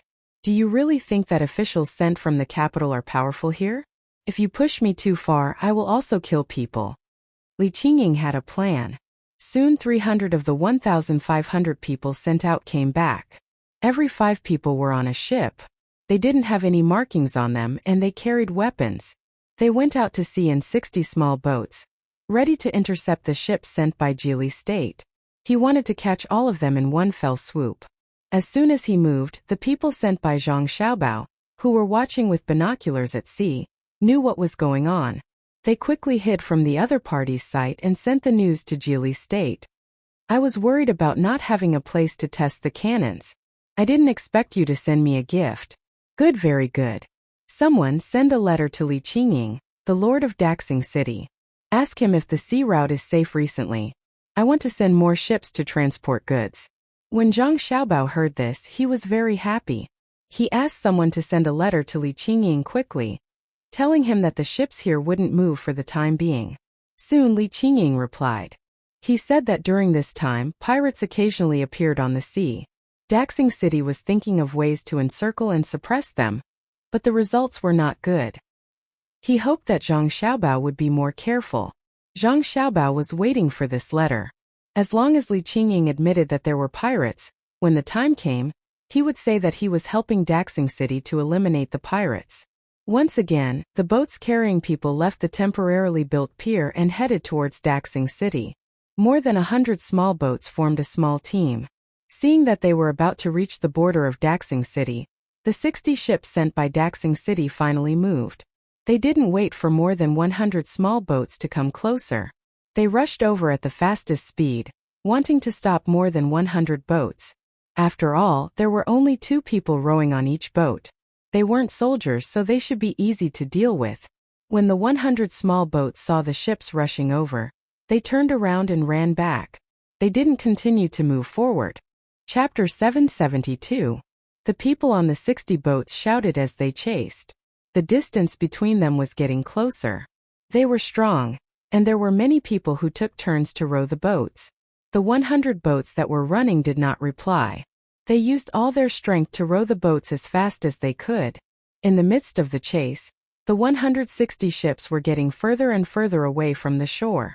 The group in front of them ran in a curve, closing the distance between the 2 sides. If they stopped and did not run, it would only take them a quarter of an hour to catch up. The pirates on the 60 boats did not care which direction the other party ran in. As long as they could catch up, they would let them know the price of running. They would be exhausted to death. After another hour of chasing, the distance was getting closer. They estimated that they would catch up in another quarter of an hour. The distance was about 4 miles.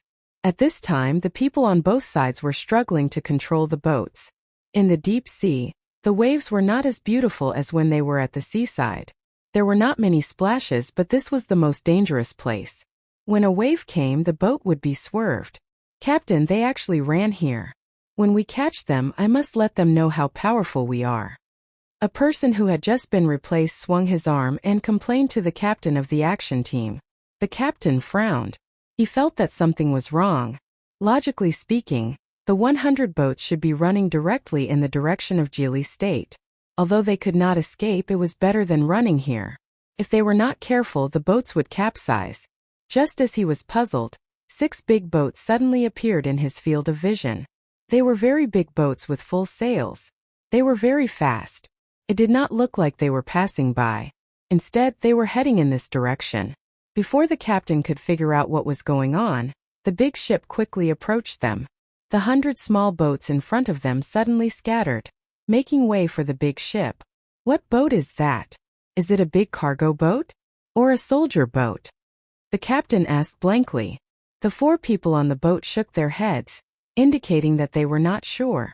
They stopped rowing and waited to see what was going on. They stopped moving, but the big boats started to turn their rudders. The sails also changed. The hull gradually turned horizontally and formed a line. Without waiting for the 60 ships to get a clear look, a rumbling sound came from the big ship. Then countless black dots suddenly appeared in the air and flew towards them. "What is this? Bird?" the captain muttered. Before he could finish, the black dot landed first.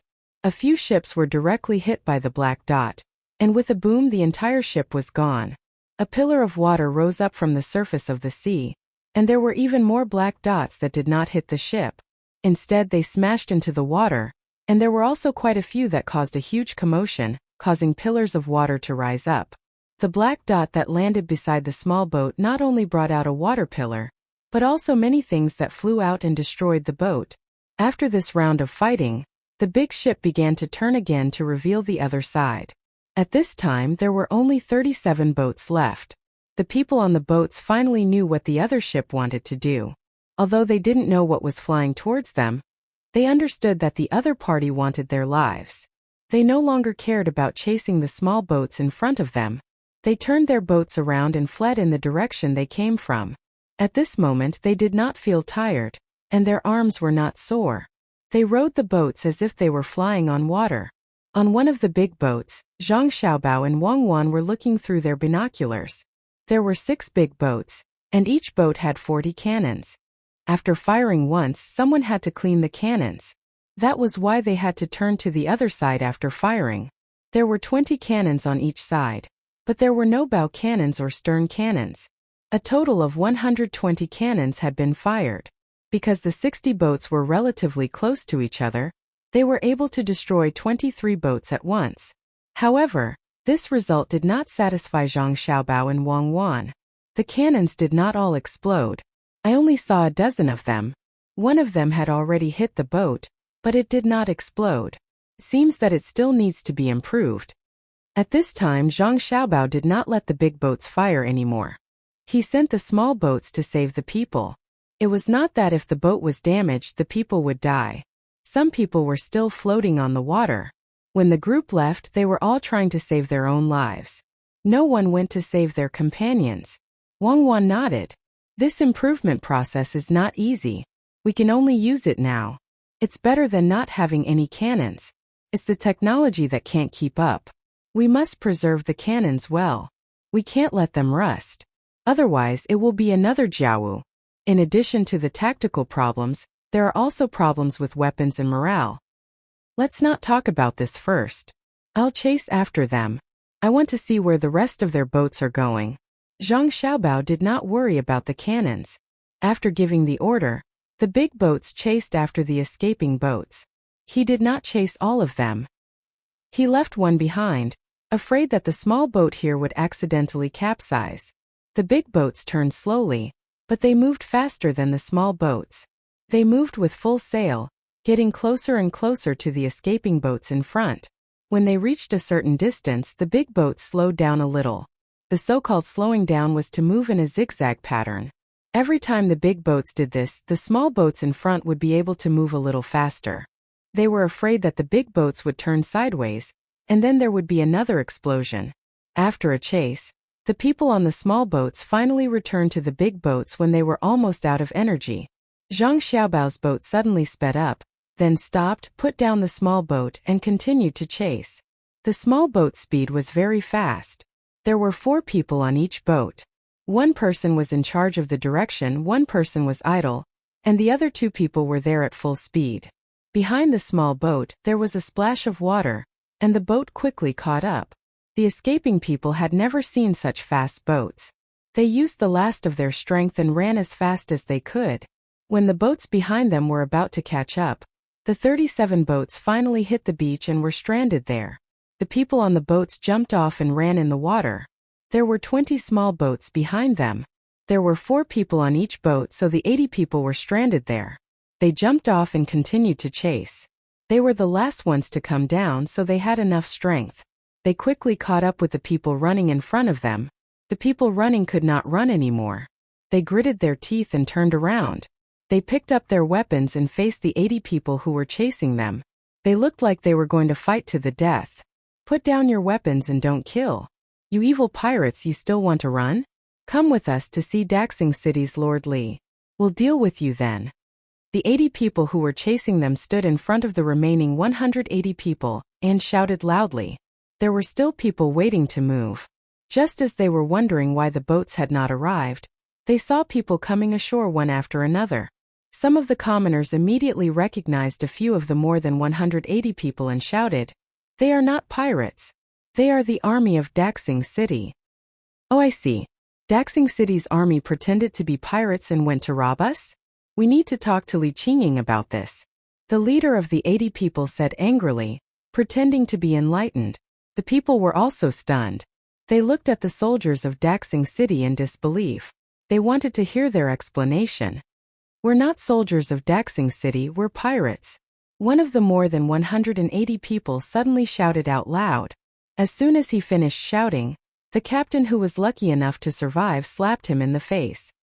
He turned around and pretended to be relaxed as he said, "You've got the wrong person. We're not pirates, we're soldiers of Daxing City. Who ordered you to chase us and slander us as pirates?"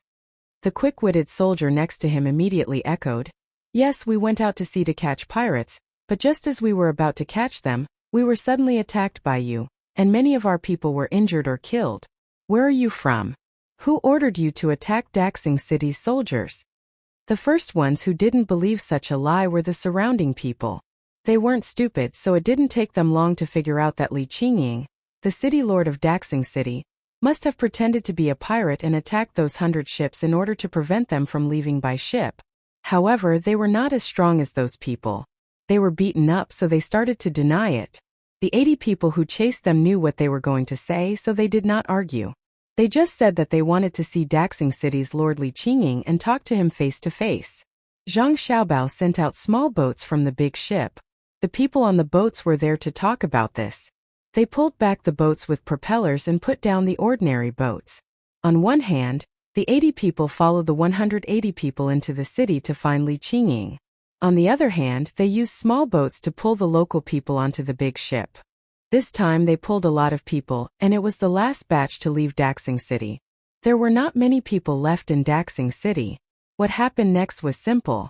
Daxing City and Jili Province argued back and forth, blaming each other for the mistake, while they stood on the side of justice. This went on for a few months, and then they sent letters to the capital city. Li Qingying even threatened to use force to retaliate.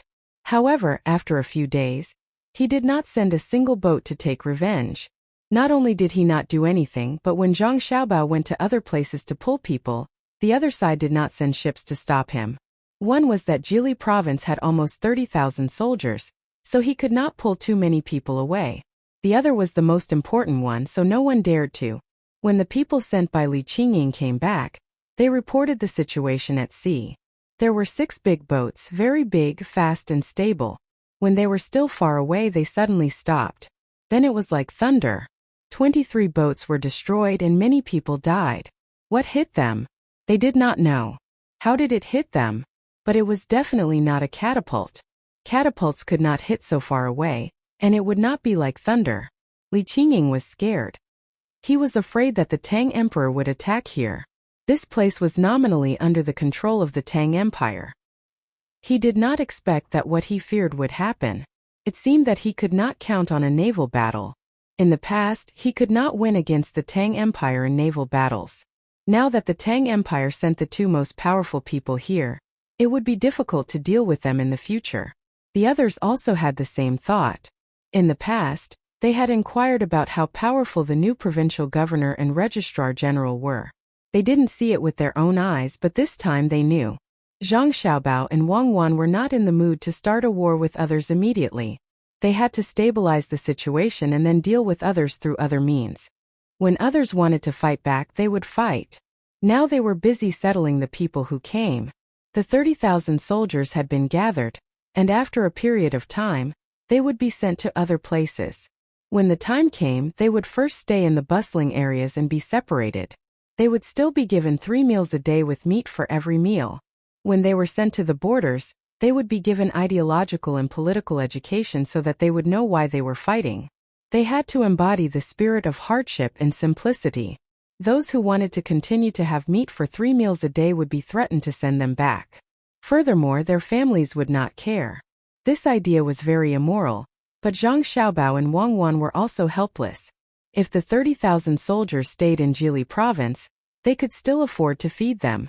The problem was that they were sent to other places. If they continued to feed them like this, what about the other soldiers? They could not afford to feed them. As for the families of the soldiers who came here, it was easy to deal with them. The soldiers were protecting the country at the front, so they would be provided with normal food and daily necessities, free education and free medical care. When Li Longji felt that it was about time and was ready to implement it throughout the country, they would ask Li Longji for money to make up for the losses in Jili Province. If it was not enough, they would fight for it. If it was not enough, they would need some policies. The families of the soldiers were now being settled. They were given land, but the land needed to be rented. They could also arrange shops for them. These shops also needed to be paid taxes. Xue Daobi was now promoted. He did well. He was promoted to sector general and managed the population. He did not need to manage the money. Sector General Xue was very happy. His salary really increased. His family built a good house. He was now a famous person in this area. He followed Zhang Xiaobao and was busy. He also asked about how they could use ships to release mines.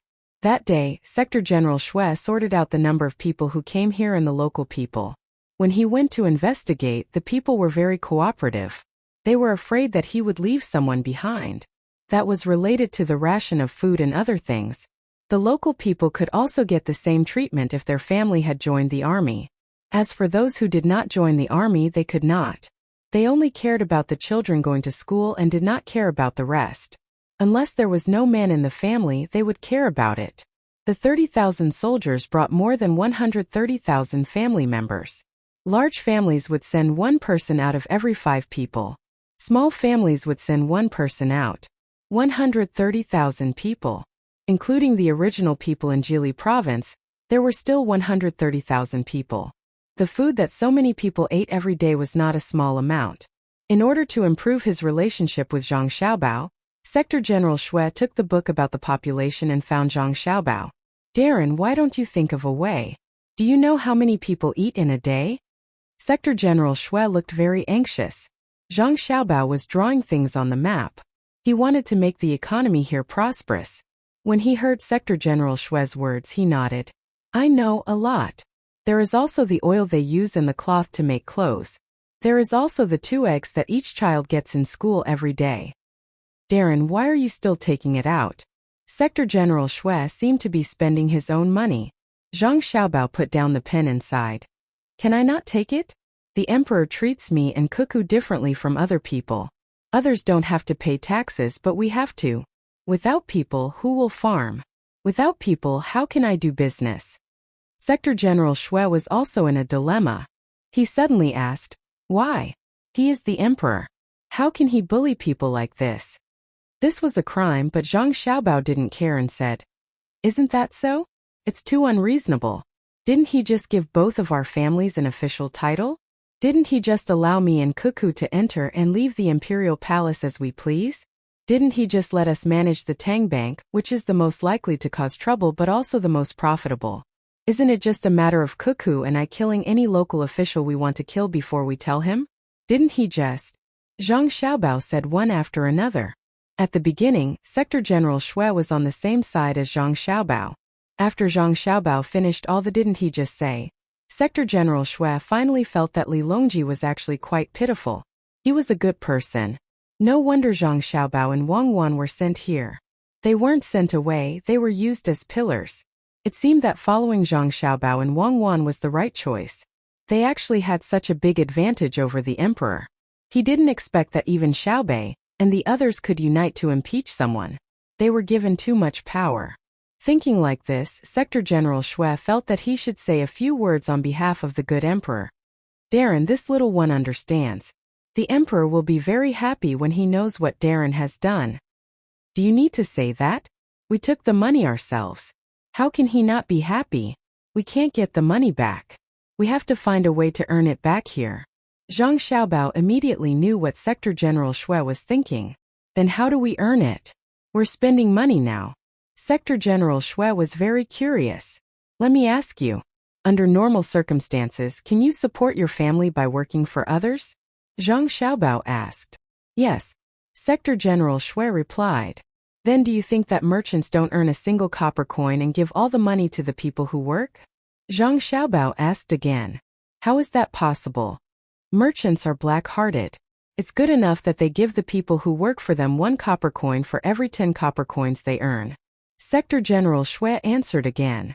In that case, all I'm doing is paying them double the wage. I'll get them to work for me, and I'll pay them double the wage. I'll still be the one who earns the most. It's better than having no one to work for. All the people here came with the army, and none of them are very rich. Therefore, I'll be the one to sell the things they make here. I'll ship the other things they need from other places and sell them at a higher price. Zhang Xiaobao's words were very clear. He was using the wage once to support the people. When the time came, the people would get an extra wage. Even if the double wage didn't affect the profits. Sector General Shui nodded in admiration. He really didn't think of this problem. Darren, what if merchants from other places also come to compete with you for business? Won't they? Sector General Shui made a beheading gesture as he spoke. Zhang Xiaobao was so angry that he laughed. What are you thinking? It's better if other merchants come. This place will definitely prosper. When the time comes, the provinces can pay more taxes. I'll lose money, but I'll gain political benefits. Alright, you do what you need to do. I'll write a letter to the emperor and complain about the money spent. Chapter 773. Zhang Xiaobao and Wang Wan were very satisfied with the 130,000 people in Jili province, although it was not worth mentioning compared to Dalian in the future. It was easier to do things with people. All the children were sent to the school. It was no longer a school but a big school. The students who had fallen behind from the capital were urgently transferred to the school. The young men took out a portion of the land to build the docks and docks. Pieces of mountainous land were divided up. Zhang Xiaobao and Wang Wan provided the tools for logging and farming.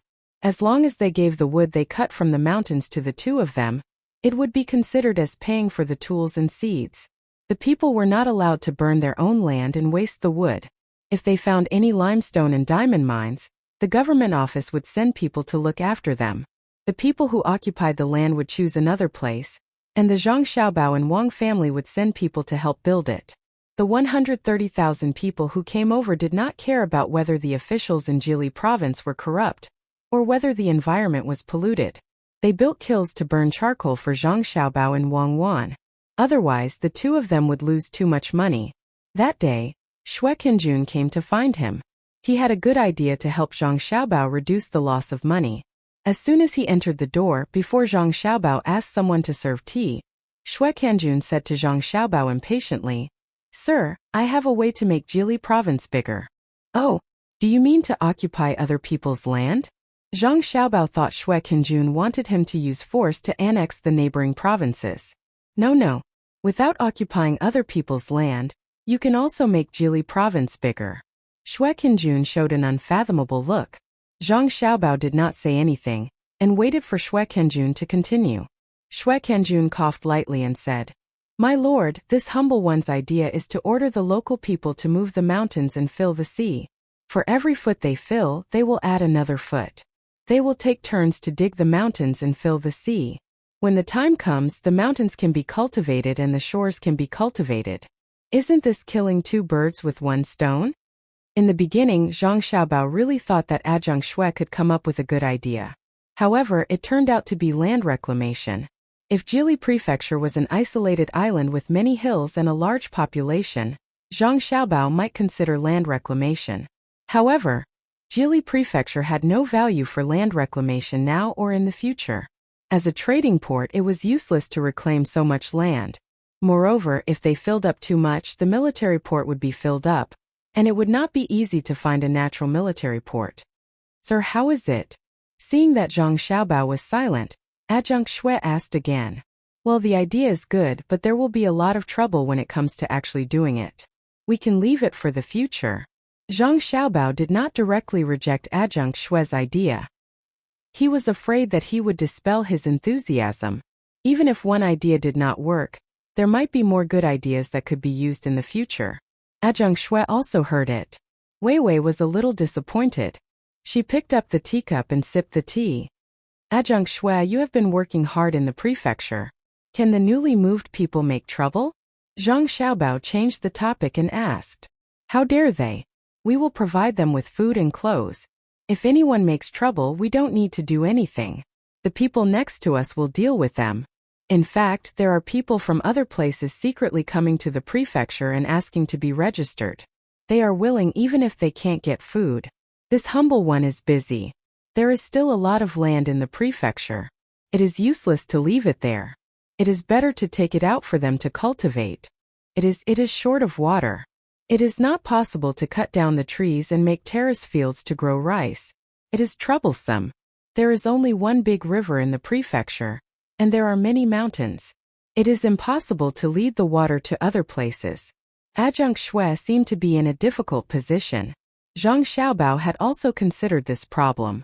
Although the prefecture was near the sea, it was also short of water. The seawater could not be used to water the crops. After thinking for a while, he said, "Then we will plant beans. It is okay if the yield is low. It is not enough to grow rice with just rainwater. It is possible to grow beans." This humble one thinks so too. How about we settle down the people who came later? They do not seem to have a complete set of farming tools. Adjunct Xue agreed with Zhang Xiaobao's idea. He was prepared to get some tools from Zhang Xiaobao. Go and get the tools from the yamen. Give them to the people who came later. Tell them that their children can also go to school for free. Since there are no major issues in the prefecture, Adjunct Xue will have to worry more about the people's livelihood. Zhang Xiaobao did not want to spend his energy on this. He was almost done with managing the inner courtyard. "Yes, it is my duty. "Sir, this humble one will leave first." Adjunct Shui had a lot of things to do. He always wanted to use his authority. No matter whether it was big or small, he was prepared to participate. Seeing that there was nothing else, he got up and left. Seeing Adjunct Shui leave, Zhang Xiaobao began to think of something. After telling stories to her younger siblings, Wang Wan came back from class. Zhang Xiaobao had not made dinner yet. He continued to think. For Zhang Xiaobao, under normal circumstances, there was no place that could not be developed. Every place had its value. The reason why Dalian is developing so fast is mainly because it exists as a window for foreign trade. As more and more trade occurs, people from various industries come to Dalian. They want to find gold here. How to turn this place into an important trade port is a problem. As soon as Wang Wan entered the room, she saw Zhang Xiaobao sitting there with his hands on his head, listening to her muttering. "Xiaobao, a trade port can't appear at will. It needs to appear with the development of the environment. We don't have that kind of environmental foundation now. Why don't we think of other ways?" In class just now, Xiaozhu said that it would be great if we could attract seawater to places where there is a lack of salt. For example, we can dry more sea salt here. When the time comes, we can sell sea salt.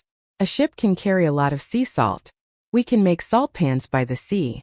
It's a profitable business with little capital. Wang Wan felt that Zhang Xiaobao was too stubborn, so she tried to persuade him. At this time, many places along the coast had learned to dry sea salt. Even if Lu Zhou tried his best to keep it a secret, it could not be kept. A large amount of salt was shipped to many places where there was a lack of salt as a commodity, allowing the officials in the coastal areas to take advantage of it. At this time, the trade of salt was not controlled by the imperial court. Jili province had not appeared yet. Wang Wan wanted to use it, although the sun here was not as good as the sun in Lingnan Circuit. Zhang Xiaobao nodded. "Think about it." "Let me think about it. Since we can't become a trade port, we have to think of a way to become a transit station for goods. We can become a trading company and use our own fleet to transport goods. It'll be great if we can occupy this place. Then take your time to think about it. I'm going to cook for Xiaobei and the others." Wang Wan saw that Zhang Xiaobao insisted, so she did not object. She turned around and was about to go to the kitchen. "Let's go together. Cooking won't delay our thinking. Today we'll make kelp for Xiaobei and the others. Kelp farming is actually a good idea, but I don't know how to do it. How does kelp grow? Seeds. Branching. Let Pomegranate study it. She's very proficient in cultivating now." Zhang Xiaobao followed Wang Wan. Of course, Pomegranate has planted ginseng in a flower pot, but it doesn't grow. She's worried about this. She transplanted dozens of them, but they all rotted. She's determined to grow ginseng. Wang Wan praised Pomegranate's spirit of research. While Zhang Xiaobao was worrying about the ratio of input to output, many people were shocked by him. Li Qingying and Zhang Xiaobao in Daxing City submitted petitions to the imperial court to attack each other. Both of them took the official route. Zhang Xiaobao did not use pigeons. Pigeons were very precious. They had to be transported to the capital. The difference was that when Zhang Xiaobao's petition passed by the Ministry of Appointments, the officials saw that it was Zhang Xiaobao and immediately sent it to the head of the secretariat. When the head of the secretariat saw Zhang Xiaobao's petition, he immediately went to find Gao Lishir. Then Gao Lishir sent it to Li Longji. Li Qingying's petition was sent to an assistant minister of the Ministry of Appointments. The assistant minister seriously wrote a reply and sent a letter back. He asked Li Qingying to send a witness to follow them to the capital. He also wrote a more detailed description of what happened. When Li Longji saw the letter, he knew that Zhang Xiaobao had completed the plan of conscripting 30,000 soldiers. He also increased the population of Jili province by 130,000. He raised the issue of conscripting soldiers in the imperial court. All the officials were dumbfounded. If these words didn't come out from the emperor's mouth, they would never believe that Zhang Xiaobao and Wang Wan would be sent to a place so poor that there wasn't even a single person there. Then they would never believe that Zhang Xiaobao and Wang Wan would be able to get a population of 130,000 through local operations. The officials looked at each other. They really did not know what to say. Could it be that people with ability could not be suppressed by the emperor? The person with the most complicated feelings was Zhang Shuo. At first, he wanted to burn the petition sent by Zhang Xiaobao and pretend that it did not happen. However, he knew that it was not his responsibility to burn the petition sent by the official route, but not the pigeons flying in the sky. Seeing that Zhang Xiaobao and Wang Wan had conscripted 30,000 conscripted soldiers in Jili province, this was a very strong impact on his conscripting system. If it was really feasible, his conscripting system would be finished. At this time, seeing that the emperor wanted to let the officials discuss, he could only say first, "Your Majesty, I think that Jili province's provincial governor Zhang Xiaobao and military registrar Wang Wan's plan is not feasible. First, the families of the 30,000 soldiers are all supported by the two of them. They can't learn elsewhere. Second, the 30,000 soldiers have 3 meals a day, and there is meat in every meal. If all the soldiers in Tang were to learn, there would not be enough meat and the cost would be even greater." Yuan Qianyao, who usually did not get along with Zhang Shua, also stood out and said, "Your Majesty, I think that Lord Zhang is right. The Jili province model is not feasible. We can only let Zhang Xiaobao and Wang Wan do it first. When the two of them find a better way, we can promote it to Tang." Yuan Qianyao objected. He was about to let the other places in Tang learn from Zhang Xiaobao and Wang Wan. However, he did not say that and let Zhang Xiaobao and Wang Wan think of a better way. Li Longji was just asking. Although Zhang Xiaobao's letter mainly mentioned the conscription and population problem, it was nominally saying that Li Qingying soldiers in Daxing City were pretending to be pirates. Li Longji did not think that Zhang Xiaobao and Wang Wan deliberately made up a fact to get some people. It must be that Li Qingying was anxious and sent out. However, this could not be pursued. He could only let the officials discuss it again. Naturally, there was no result. Li Longji sent a decree to Zhang Xiaobao and Li Qingying, ordering the two of them to work together to suppress the pirates and ensure peace. Chapter 774. Li Longji was very happy after dealing with the matters in Jili province. He talked about a few issues with the ministers before leaving with Gao Lishur, while discussing what to eat for lunch. The ministers who had not left looked at each other. The ministers led by Zhang Shua had a heavy heart, while the people led by Yuan Qianyao looked like they were watching a show. They also knew that Zhang Shua was in trouble. Once the recruitment of soldiers was ruined by Zhang Xiaobao and Wang Wan, not only would his credit be reduced, his power in the army would also be reduced. Although what Zhang Xiaobao and Wang Wan did in Jili province could not be imitated with their abilities, they would definitely find a better way. There was no doubt about that. With the method that they used now, the treatment of soldiers would probably be better in the future. Even if they died in battle, they would not have to worry about their families. It was much better than Zhang Shua using money to buy lives. Zhang Shua knew that in his heart, but he could not say anything. If he could, he really wanted to use some tricks to deal with Zhang Xiaobao and Wang Wan. However, this thought could only be in his heart and could not be turned into actual action. First, no matter how much Zhang Xiaobao and Wang Wan did, they were still children in terms of age. If he did anything to them, not to mention what the emperor would do, the world would not let him go. Of course, if it was only someone else who said it, he could hold it in. The most important thing was that if he did anything to Zhang Xiaobao and Wang Wan, it was very likely that he would be punished. In the past, he wasn't clear about their personalities. But now, if he still didn't know, how could he be the prime minister? They had fought twice and he had lost both times. With their vengeful personalities, if they really made a move, the most unbearable result would be a counterattack from them. "Lord Zhang, if there is nothing else, we will be leaving." Yuan Qianyao was happy and said to Zhang Shua with a smile on his face. Zhang Shua was in charge of the head of the secretariat. If there was anything, he could gather all the officials to discuss it. At this time, when he heard Yuan Qianyao's gloating words, he nodded twice with a gloomy face. He turned around and led the officials who followed him out. Yuan Qianyao did not care about Zhang Shua's attitude. Anyway, it was already like this. Zhang Jiazhen was removed from the prime minister position by Zhang Shua. How could Zhang Shua let others go? Didn't he want to be second only to one and above all?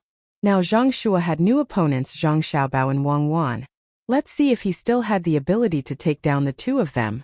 Will Zhang Shua use the mistakes of the Zhang and Wang families to attack them like he did to Prime Minister Zhang?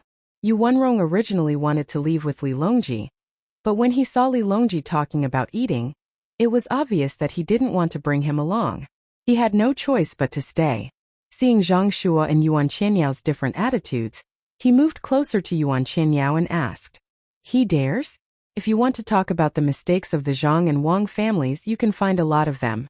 They used their power for personal gain, colluded with the imperial family, overstepped their authority to question the case. Anyway, there are a lot of them. Even the clothes worn by Xiaobei and the others can be counted. But how could the current emperor not know? The emperor didn't say, and he also didn't let others say. If Zhang Shu really dares to attack the Zhang and Wang families with these things, he is dead meat." Yuan Qianyao could casually mention the mistakes of the Zhang and Wang families, including Zhang Xiaobao and Wang Wan's conscription in Jili province. The two of them were not qualified to recruit 30,000 soldiers, let alone 100,000 soldiers in the future. To others it was a capital crime, but to the Zhang and Wang families it had nothing to do with them. Yuanrong was just asking. Hearing Yuan Qianyao's words, he felt comfortable in his heart. Zhang Xiaobao and Wang Wan could not be dealt with. Even if all the ministers in the imperial court worked together, it would still be useless. The emperor was waiting for Zhang Xiaobao to use economic means to attack others. Then Yuan Qianyao said a few more words, and the two separated and went back to their own families. After walking for a while, Zhang Shua suddenly stopped and said to the people behind him who had different thoughts, "Governor Zhang and Adjunct Wang are working in Jili province. You have to help more. That is for the sake of the Tang Empire. You have to know that there are Khitans and Xinlua there. The situation is not so optimistic. If you can help, don't back down." When everyone heard this, they understood. He was telling them that although Zhang Xiaobao and Wang Wan were doing well there, when they offended the interests of Xinlua and Khitans, the two places would deal with them together. He was telling them not to stand on the wrong side. This was also considered a threat. Some people were immediately frightened by Zhang Shua's words, while others began to oppose Zhang Shua from the bottom of their hearts. As for scaring people, if it was another official who went to Jili province to be an official, he might not be able to resist Khitans and Xinlua and act cautiously. However, the people who went there were Zhang Xiaobao and Wang Wan. Would the two of them care? The blood of the Tubo people had dried up, but the soil was still red. The Tubo people's spies had run away, and the Tubo people were still begging the Tang Empire to give them food. Would Zhang Xiaobao and Wang Wan be afraid of Khitans and Xinlua? One was in charge of martial arts, leading the army to fight thousands of miles away and kill countless people. The other was in charge of money, commanding from a distance, and taking lives silently. Who would dare to touch the two of them? Moreover, the new weapons had been shipped over. Although they had not seen the gunships before, if the two of them placed so much importance on it and transferred it over from Luzhou, it should not be bad. Those who had such thoughts began to think about how to break free from Zhang Shua's control. Zhang Shua did not know that his team was no longer as stable as before. He was still waiting for an opportunity, which was the ascension ceremony. At that time, his position would be even more stable. What the people in the capital thought was their own business. However, there were people in other places who stood firmly on Zhang Xiaobao and Wang Wan's side. Li Yu was one of them. When it was almost lunchtime, he held the letter from Jili province in his hand and read it from beginning to end. He said to Little Worm, who wanted to read it as well, "Zhang Xiaobao's revenge is here." Revenge? Revenge on who? Little Worm was puzzled. Revenge on the Millennium Chamber of Commerce. Li Yu waved the letter in his hand. Little Worm wanted to snatch the letter, but he knew he could not do that. He could only ask, "Hasn't the Millennium Chamber of Commerce already taken their revenge? They've invested so much money, and now they're earning more than what they lent out." That's not revenge, it's a passive counterattack. The Millennium Chamber of Commerce started the war first, and Zhang Xiaobao has been resisting. He didn't take the initiative to attack. Now Zhang Xiaobao is preparing to attack. Li Yu waved the letter in his hand again. Little Worm didn't make a sound this time. He stared at the letter without moving an inch. Little Worm, guess how Zhang Xiaobao is going to take his revenge? Li Yu asked Little Worm. "I can't guess. If I could, I'd be a god." Little Worm turned his head away. He was starting to get angry. "If you can't guess, then let me tell you. Zhang Xiaobao wants to attack the Millennium Chamber of Commerce with pottery. He wants to buy a lot of that wire pottery from them." Liu finally handed the letter to Little Worm. In truth, the letter did not state the exact steps. It only asked Liu to contact the Millennium Chamber of Commerce and ask if they were willing to cooperate with the Jili province. If the Millennium Chamber of Commerce was willing, then they would send someone to discuss the details. If they were not, then forget it. They could find someone else who was also a potter. Little Worm carefully read the letter twice, but he could not see any scheme in it. If they were buying pottery from the Millennium Chamber of Commerce, then the Millennium Chamber of Commerce should be happy. Of course, that was only if the two sides had not fought before. There were currently two types of merchants in Great Tang. The first type hoped that the Zhang clan and Wang clan would cooperate with them. This way they could make more money without worrying about losing money. The second type said that they would rather die than cooperate with the Zhang clan and Wang clan. This was because they had schemed against the Zhang clan and Wang clan before. They were afraid of being cheated and sold off. The Millennium Chamber of Commerce probably belonged to the latter type. Your Excellency, will the Millennium Chamber of Commerce agree? Little Worm asked uncertainly. What difference does it make whether they agree or not? The one who will make a move is none other than Zhang Xiaobao. Why would Zhang Xiaobao care if others are tricked or not? Once he makes a move, he will not leave any chance for others. Liu was very relieved. He did not think that there was anyone who could oppose Zhang Xiaobao in this aspect. Xiao Chong, who had fought with Zhang Xiaobao before, nodded and said, "Indeed. Once the young master of the Zhang clan makes a move, it's like a thunderbolt. There's no way to block it even if you want to, let alone resist. Whether you take the initiative to be tricked or passively accept it, the result is the same. Then help this official make a trip and find President Tian." Liu said to Little Worm and began to write a reply to Zhang Xiaobao. He wanted to ask if the two places could work together to develop. Little Worm sighed. He felt sorry for the Millennium Chamber of Commerce. They could have offended anyone, but they had to offend Zhang Xiaobao. Oh, to be more precise, they had offended Liu. Liu had an older brother who knew Zhang Xiaobao. Today Qianchi was really pitiful. Go quickly. Being kind to the enemy is being cruel to yourself. These are the words of Wang Wan. If the Millennium Chamber of Commerce cooperated properly, they would not have become like this. They came to my Chongning County and tried to trick me. After failing, they tried to use the loophole in the contract to harm my Chongning County. Then they were tricked by Zhang Xiaobao and did not know how to restrain themselves. They took out money to disrupt the local economy of the same industry. What is this? This is called not giving up on their evil intentions. If we don't teach them a lesson, who knows what they will come up with? Liu saw Little Worm's hesitation and guessed what he was thinking. Xiao Chong agreed. He steeled his heart and left the yamen, heading for the house that the Millennium Chamber of Commerce had bought. The house in this county had been bought at the right time. Now the price of the house had increased. Since the emperor had come here once, the houses on both sides of the street had doubled in size. At this time, Chairman Tian of the Millennium Chamber of Commerce was a little uneasy. It was not because of the weather but because they had thought of another idea. He did not agree but the others did. Therefore he was in a bad mood. Firstly, it was because his decision was not completely approved by the other 5 people. Secondly, it was because this plan would affect the economy of Chongning County. It seemed that every time they wanted to deal with Chongning County, it was not so easy. Chapter 775. At this time, President Tian was informed that someone was looking for him. When he heard that it was advisor Xiao Chong, he couldn't help but shiver. He thought, did they find out? Did they know that we were going to fight again? Filled with uncertainty, President Tian had someone invite Xiao Chong in. His eyes never left Xiao Chong the moment he came in. President Tian, how have you been?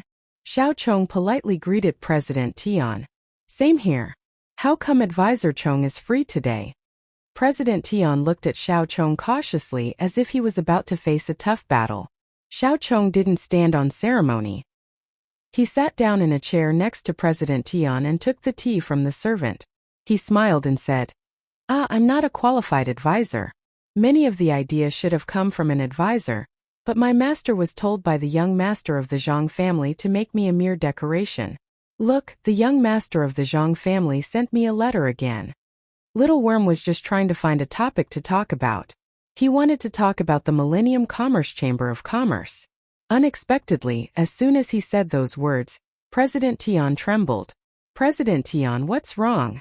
Did something happen in the association? Is it difficult? Xiao Chong became suspicious when he saw President Tian like this. Normally, the other party shouldn't be so scared. Could it be that the Qianshi Chamber of Commerce was going to do something again? Thus he asked again. President Tian already had a guilty conscience. When he heard Xiao Chong's question and thought about what he just said about Zhang Xiaobao, the first thing that came to his mind was that his plan had been found out by Zhang Xiaobao. At this time, President Tian wanted to die. Zhang Xiaobao was mysterious, but to be so mysterious, was he still human? Could it be that Zhang Xiaobao already knew beforehand that they were about to carry out the plan, and sent Little Worm over because he knew that they were about to carry it out? Chairman Tian's eyes were wide open. It was not until Xiao Chong asked him twice that he realized that his forehead was covered with sweat.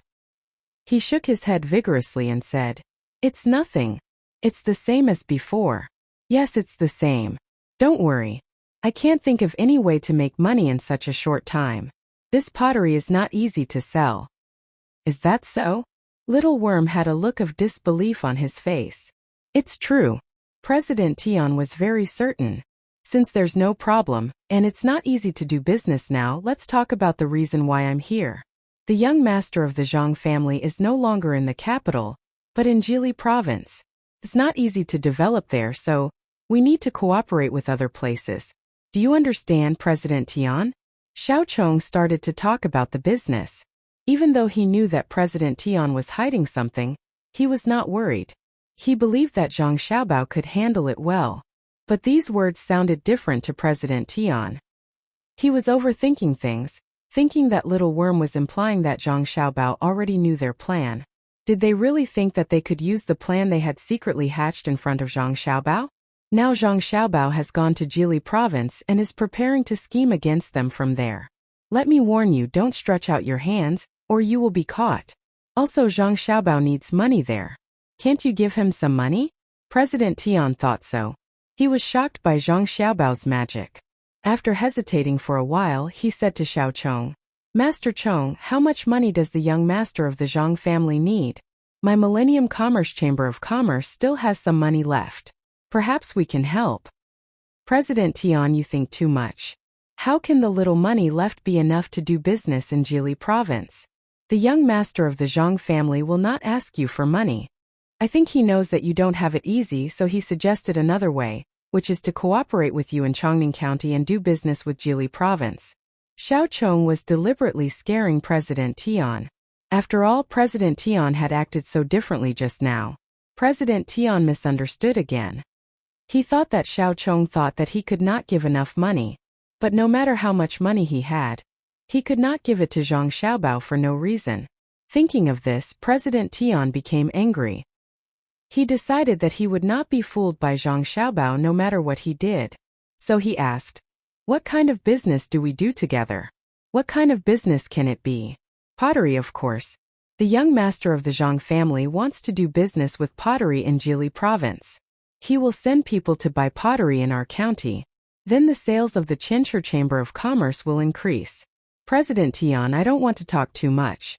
But based on our relationship, if I don't give you some advice, I won't feel good if you suffer losses. Don't you think so? Xiao Chong now had the upper hand, so he had a great advantage in front of President Tian. President Tian nodded and said, "Yes, Master Chong. Thank you for your advice. Do you have any good advice?" "I can't say good advice. I just want to say that what the Qianshi Chamber of Commerce said to my master is written in the contract. If we can't double the profit in 3 years, everything here will belong to Chongning County. President Tian, your money is used to buy goods. You can't withdraw it even if you want to. You have to hurry up." Yes, hurry up." President Tian regretted it now. He had invested all his money, but the business was not going as well as he had thought. If they couldn't double the profit in 3 years, the 150,000 strings of coins in the beginning would be gone. This was written in the contract. 150,000 strings of coins. According to this calculation, they would lose 50,000 strings of coins a year. In this world, except for the Zhang family and the Wang family, who dared to say that they could make 50,000 strings of coins a year? Who dared to say that it didn't matter even if they lost 50,000 strings of coins a year? 50,000 strings of coins, if converted into rice, was enough to feed 50,000 families for a year. Xiao Chong now admired Zhang Xiaobao so much that he prostrated himself before him. He asked President Tian, "President Tian, do you mean you agree to do business with Jili province?" President Tian was stunned and began to think about whether to do it or not. If he did it, it would look good, but who knew what Zhang Xiaobao was planning? If he didn't do it, would Zhang Xiaobao think that he didn't give him face? After thinking for a while, President Tian said slowly, "It's better to think at length. Why don't we ask the young master of the Zhang family to send someone here? We can ask him together and then give him a reply. What do you think?" Xiao Chong didn't know what Zhang Xiaobao was planning. Seeing that President Tian agreed, he nodded and said, "Okay, then I'll go back and write a letter to the young master of the Zhang family and ask him to send someone here. President Tian, the young master of the Zhang family values you very much. You have to do a good job." After that, Xiao Chong stopped drinking tea. He smiled at President Tian and turned to leave. After seeing Xiao Chong out of the gate of the courtyard, President Tian let out a sigh of relief as he watched Xiao Chong's figure gradually disappear. He ordered the people next to him to find the other masters. Not long after, a group of people from the Millennium Chamber of Commerce, who felt that their plan was about to be carried out, gathered. They nodded at President Tian one by one and sat on the chairs next to him. President Tian clearly felt that these 5 people were no longer under his control. He sighed softly and said to the 5 people who were still fantasizing about their plan, "Xiao Chong came here to find Xiao Chong. Just now, Little Bug came here on behalf of Marquis Li, as well as Zhang Xiaobao. Zhang Xiaobao already knows about our plan, so he came to ask, 'President, how is that possible? If you don't say it, then we won't say it. Is Zhang Xiaobao a god? Can he guess our plan just because we thought of it?'" President Tian's words clearly couldn't convince the other 5 people. The one with the white hair directly began to doubt. He even wanted to ask President Tian to spread the news. How could President Tian not understand? His face was gloomy as he said to the 5 people, "If you think the plan is good, why don't you stay here? I'll go back to the Four Seas Academy first and see if there are any new classes in the academy."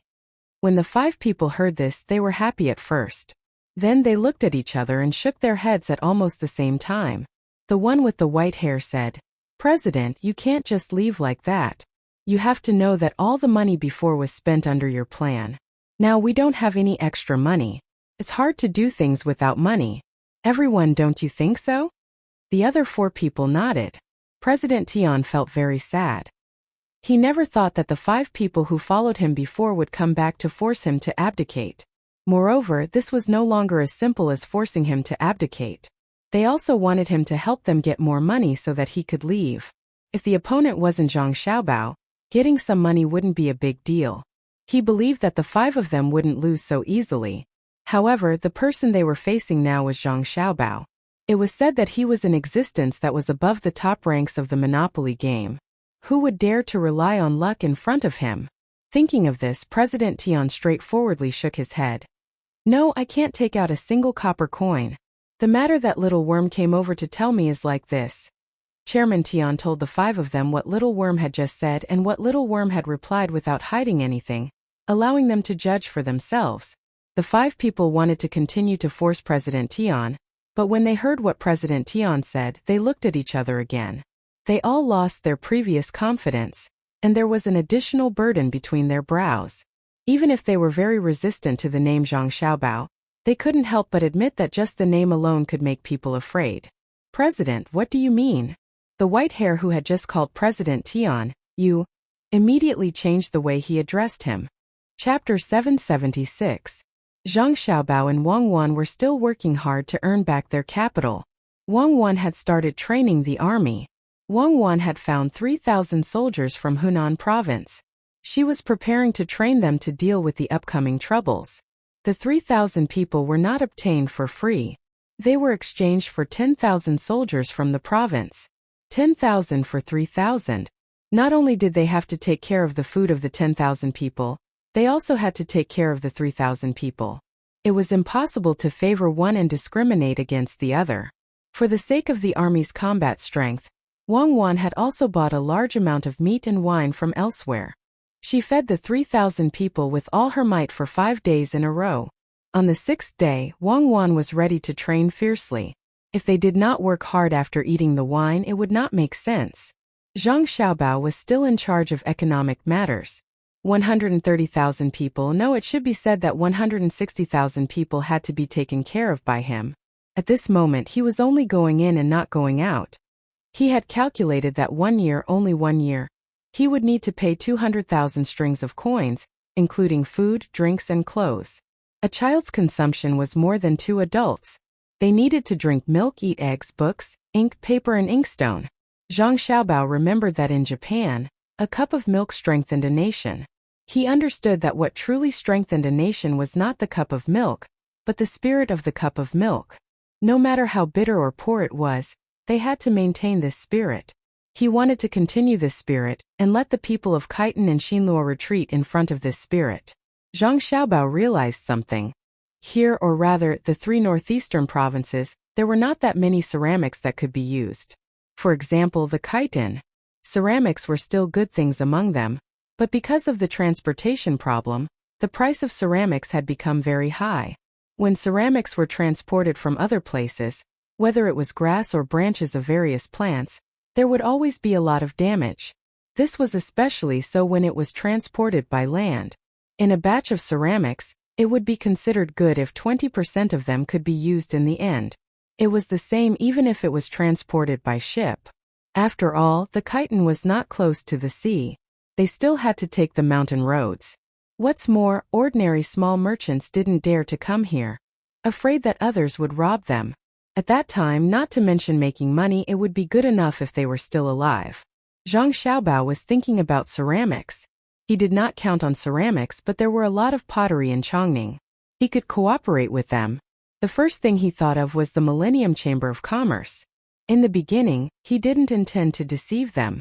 He wanted to do business properly, but he was unwilling to give up. He had to take revenge. That was why he came up with the idea of cooperating with the Millennium Trade Consortium. Of course, he didn't know that his name could suppress others to the point of suffocation. He was only thinking about whether the Millennium Commerce would cooperate or not. Whether they cooperate or not, we can weaken them. With this in mind, Zhang Xiaobao sent 2 people from the inner yard to Chongning County to negotiate. After the 2 people left, Zhang Xiaobao leisurely walked to the seaside. He happened to see Wang Wan teaching 3,000 people to swim. Wang Wan had a bow in her hand with an arrow nocked. She was aiming back and forth. She asked the 3,000 people who could swim to swim, and those who couldn't swim to stay in the water. If anyone exposed their chest for more than 2 breaths, she was ready to shoot an arrow. The effect was very good. None of the 3,000 people dared to do it. They were all hiding there. Those who could swim tried their best to swim back and forth in the water. Those who couldn't swim also squatted in the water. When Zhang Xiaobao saw the 3,000 people, he knew that they would be very obedient. It was not because Wang Wan's bow was very sharp, but because Wang Wan was too famous. The army was a place where strength spoke. Of course, there was also the issue of seniority. Not to mention Wang Wan's strength, her command was impeccable. The 3,000 people who could come were all veterans. They wanted to get more benefits, and they also wanted to be soldiers under Wang Wan. That way, they would be able to face others in the future. Seeing that the people who couldn't swim deliberately looked wronged, Zhang Xiaobao said to Wang Wan, "Cuckoo, aren't you being too cruel?" Wang Wan loosened her hand and an arrow flew out.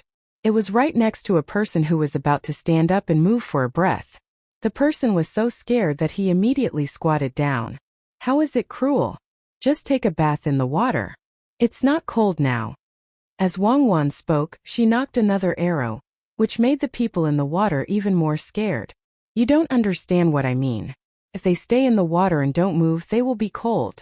It's better to let them catch some small crabs or something and go back to fry them for xiaobei and the others as snacks. If they catch a lot, they can also send them to school as a reward for the hard-working children. Zhang Xiaobao said loudly to Wang Wan, as if he was concerned about the soldiers in the water. The people in the water who were close by almost fainted when they heard this. They all looked at Zhang Xiaobao as if they were looking at a demon. Wang Wan suddenly understood and nodded. That's right. Why didn't I think of that? It's too cruel to just let them soak in the water. Now listen to my orders. Catch crabs. Everyone catch at least 10. If they catch 10, they can eat dinner tonight. If they don't, they will be hungry for the whole night. If they catch more than 20, they can drink wine. If they catch more than 30, they can eat canned food. Do your best. Following Wang Wan's orders, the people in the water began to catch crabs like crazy. It wasn't because they missed out on a meal, but because if they caught more than 30 crabs, they could eat canned food. They had only eaten canned food once since they came here, and it tasted better than anything they had eaten before. Zhang Xiaobao and Wang Wan didn't think much of canned food.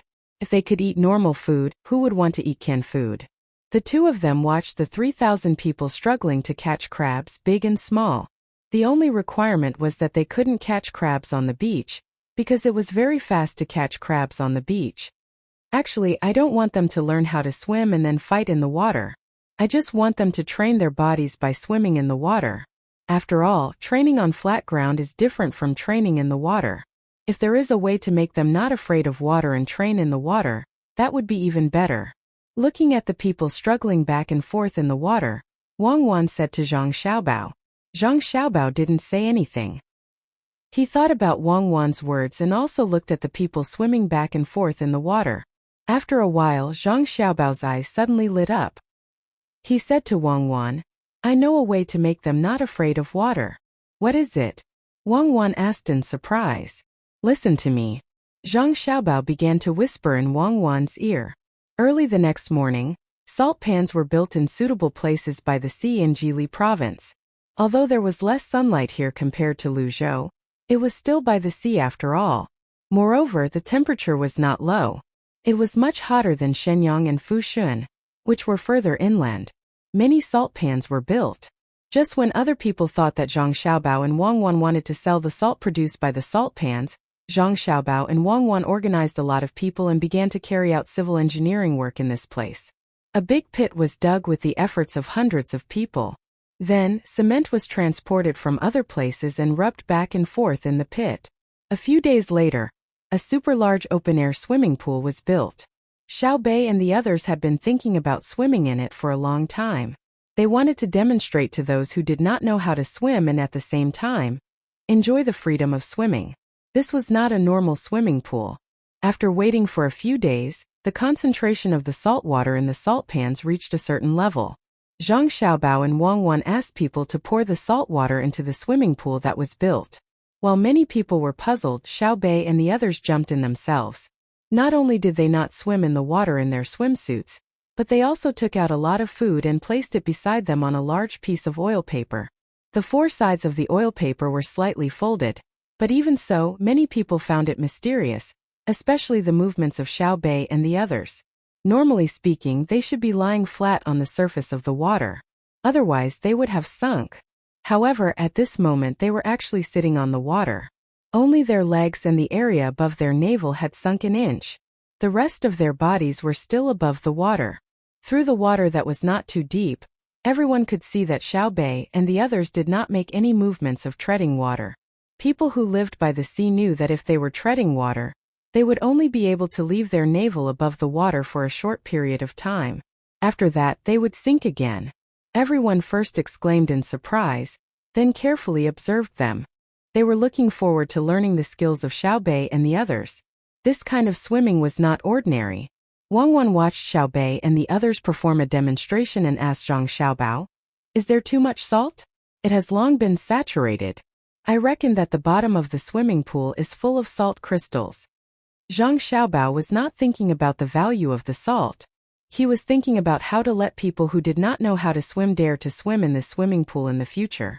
This was the artificial Dead Sea, using the density of the salt to lift people up. In fact, normal people who did not know how to swim would not be able to reach the level of Xiao Bei and the others. Xiao Bei and the others did not move their legs, but they were constantly adjusting their breathing. They tried their best to let their breaths go into their stomachs so that they could float on the surface. Hearing Wang Wan's words, Zhang Xiaobao nodded. "Let's not worry about the salt first. Let's think about training the soldiers here first. I think that if we don't have to sell salt, we can make a profitable business." "What business?" "The Dead Sea. There aren't that many rich people who are willing to come here. Wang Wan immediately thought of Zhang Xiaobao's idea, but she did not agree with it. Who said that we have to do it here? Chongning County is a good place. We can use boats to transport the salt there. When the time comes, we can build a bigger swimming pool there. This can increase the county's tax revenue and attract more people to go there. It's not far from the capital, so we can get a tour group to specially design a route. Zhang Xiaobao's thoughts were not on the local area, but on Chongning County. Then what do you think is more important, the price of the salt or letting others eat it? Wang Wan asked again. Chapter 777. With the arrival of summer, the 30,000 soldiers in Jili province were sent out. Wang Wan, the secretary, finally had 10,000 soldiers to command. The 10,000 men were divided into 10 battalions by Wang Wan, and the reinforcement battalions took turns. There were always 2 battalions that were training while the other 8 battalions were training. What was inconceivable was that the 8 battalions that were training did not use weapons.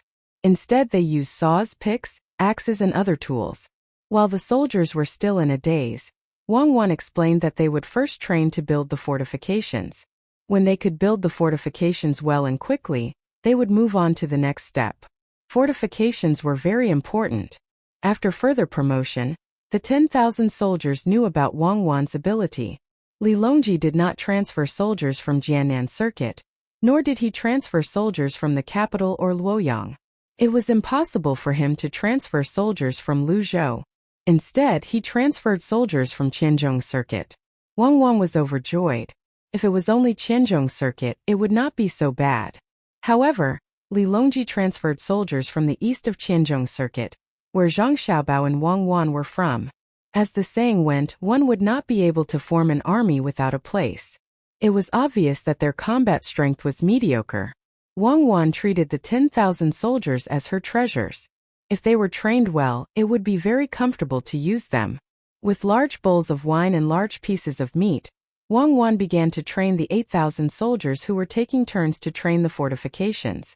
First, she did not let them receive any military training. Instead, she separated the battalions and began to build fortifications in Jili province. However, this construction was neither a trench nor a city. Instead, they ran to a mountain where there were many trees. Then they would cut down the trees and build barracks. Then they would level the ground and move on to the next mountain after they had finished with one mountain. After training for half a month, the people from Qianzhong Road finally realized that something was wrong. This was because when they rotated every half a month, they saw that there were no soldiers living in the barracks that they had built previously. Instead, there were many civilians living in them. The civilians had smiles on their faces. They seemed to be very happy to have a ready-made house. Moreover, the land was leveled. They could plant some things depending on the weather, even vegetables. The soldiers were dumbfounded. Was this the importance of fortifications? It was no wonder that the building had to be sturdy during the construction of the fortifications. They also had to dig a drainage ditch that could be used for a long time. The place that was supposed to be used to raise captured warhorses actually had a lot of piglets squealing. If it weren't for the fact that they had been eating lavishly during this period of time, the soldiers would have mutinied. The place that they had worked so hard to build had actually become the home of the common people. What was this called? Battalion commander, I quit. This is too much of a bully. No matter how powerful Wang Wan is, isn't it all because of other people's words? Why don't I believe that she has that kind of ability? You tricked us into coming to this godforsaken place just to build houses for the local people? The 2nd Battalion was just in time for the rotational training. When the 1,000 soldiers saw that the place they had built was occupied, a soldier angrily complained to the commander of the 2nd Battalion.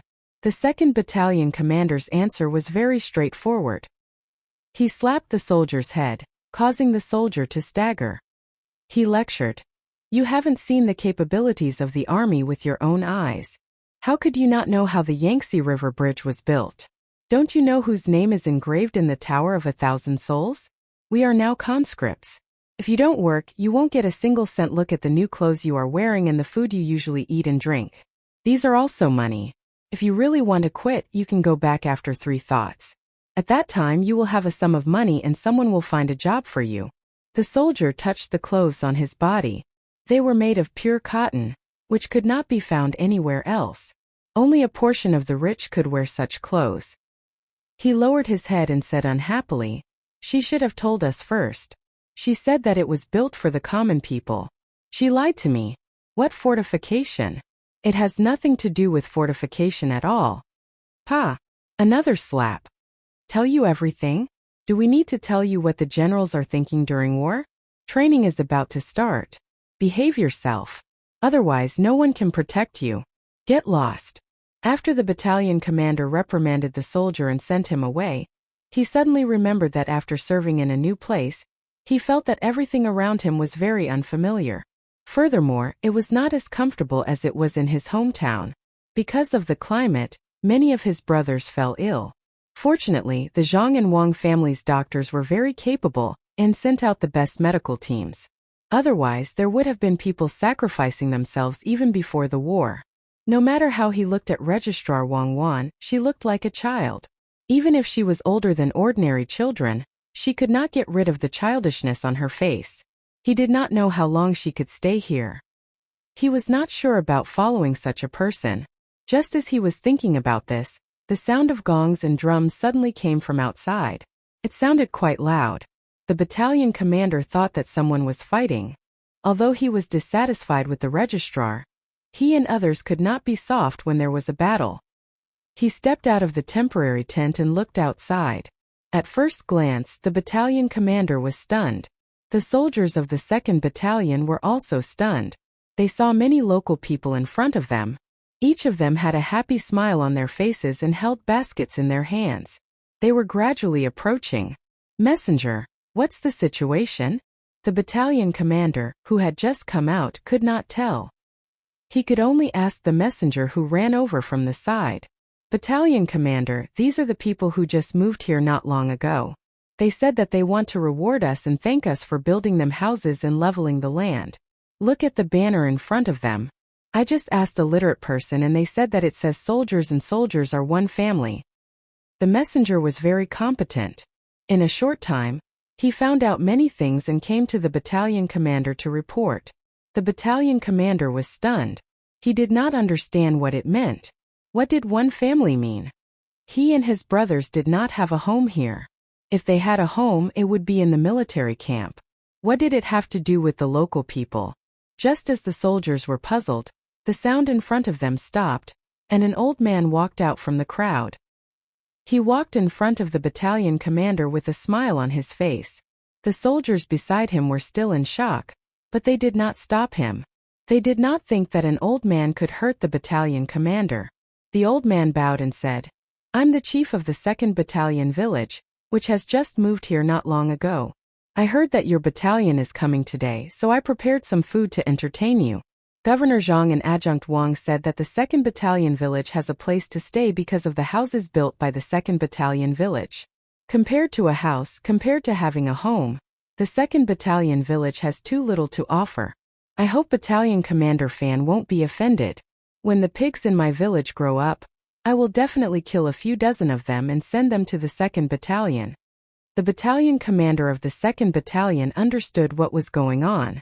The houses he and his brothers built were indeed given to the local people, but Wang Wan did not take the credit.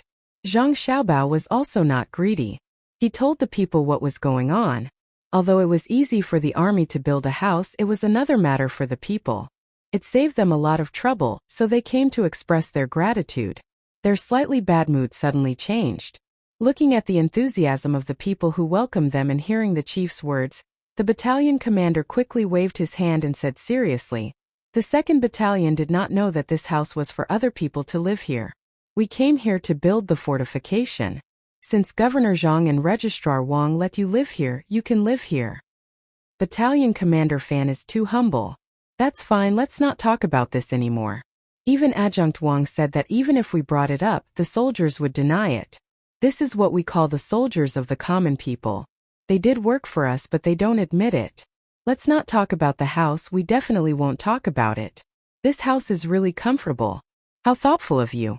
Just tell us about how you protected us in Jili province." Battalion Commander Fan, "The village has prepared food for you. Don't let them wait too long. Follow me, follow me." the village chief of the 2nd Battalion village said as he pulled the battalion commander forward. The soldiers nearby also heard the village chief's words. They were still complaining at first, but after hearing the chief's words, they suddenly felt that what they did was not bad. Whether it was building the fortification or building houses for the people, at least the people did not forget them. They even used the name of the village. What about the other villages?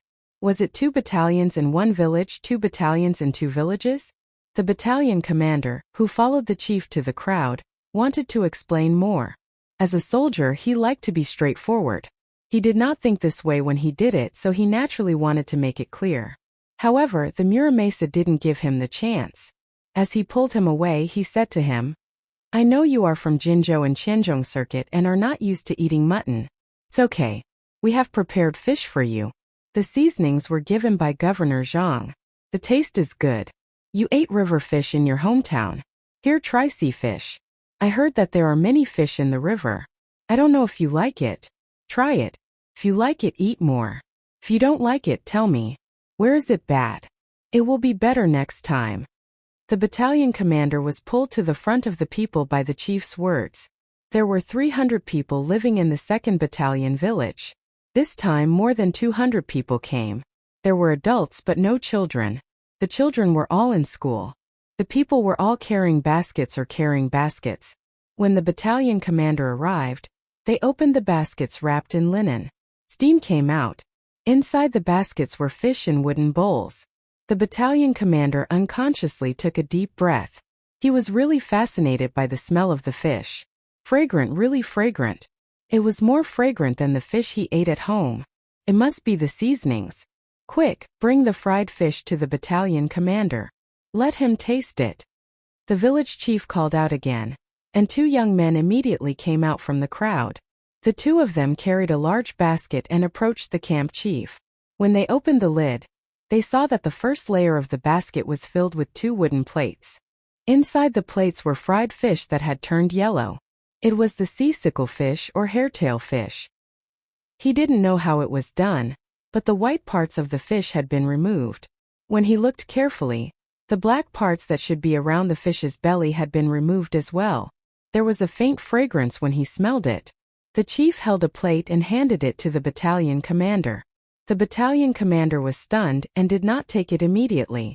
The chief immediately took a piece of fish from the plate and put it in his mouth. "Battalion commander Fan, don't worry. No matter how bad we are, we won't poison our soldiers. Wouldn't that be repaying kindness with enmity? Try it. It's all fried." I told the person who made the fish that this time it was for the people of the 2nd Battalion. They used all the vegetable oil they left at home, afraid that it wouldn't be fried. The chief's words were like a needle that stabbed into the battalion commander's heart. The battalion commander, who was stunned just now, directly reached out and took a piece of fish from the plate. He ate it with all his might. He didn't even spit out the fish bones. He chewed and swallowed it. Although the people from Qianzhongdao and Jili province were unfamiliar with each other, this kindness closed the distance between the 2 places. "Battalion Commander Fan, can it be eaten? I don't know what the taste of the people from your side is like," the chief asked carefully. The other people were also waiting for the battalion commander's answer. The battalion commander actually didn't know what the fish in his mouth tasted like. Looking at the people in front of him and thinking about the matter of Shuzhou across the river, he finally understood many things. No wonder the people of Shuzhou worshipped Wang Wan and Zhang Xiaobao. No wonder after crossing the bridge, no one was allowed to say anything bad about Zhang Xiaobao and Wang family. No wonder the soldiers of Shuzhou were so close to the people outside. This was all the ability of Zhang Xiaobao and Wang Wan, or the ability of Zhang Xiaobao and Wang family. Anyway, it was the same. The children they raised were like adults. After eating the fish today, the soldiers wouldn't be disgusted if they did things for the people here in the future. Although they knew it was Zhang Xiaobao and Wang Wan's method, they couldn't refuse this very comfortable feeling. After all, the people didn't have so many thoughts. While the battalion commander was thinking about things, the people led by the chief were still waiting for the evaluation. After a while, the battalion commander finally knew what he should do. He picked up a piece of hairtail fish and put it in his mouth. While chewing hard, he kept nodding and saying, "Delicious, really delicious." You used a lot of seasoning and oil, right? I heard that Zhang Xiaobao and Wang family's seasoning is the best.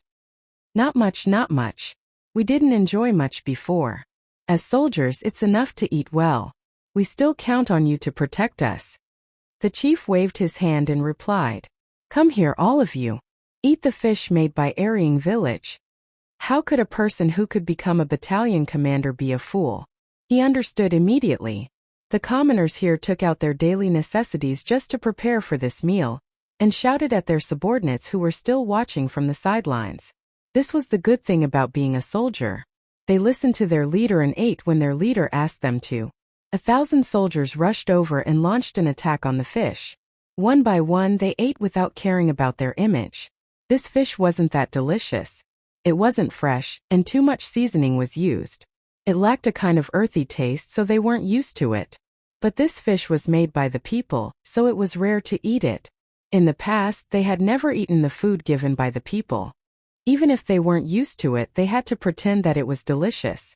Among the people of Arying village, except for the chief, who deliberately arranged this matter under the instructions of Zhang Xiaobao and Wang Wan, the others didn't know the situation inside. They all followed the chief's instructions. Seeing a group of young men eating there, they felt that the fish they made was okay and were very happy. Chapter 778.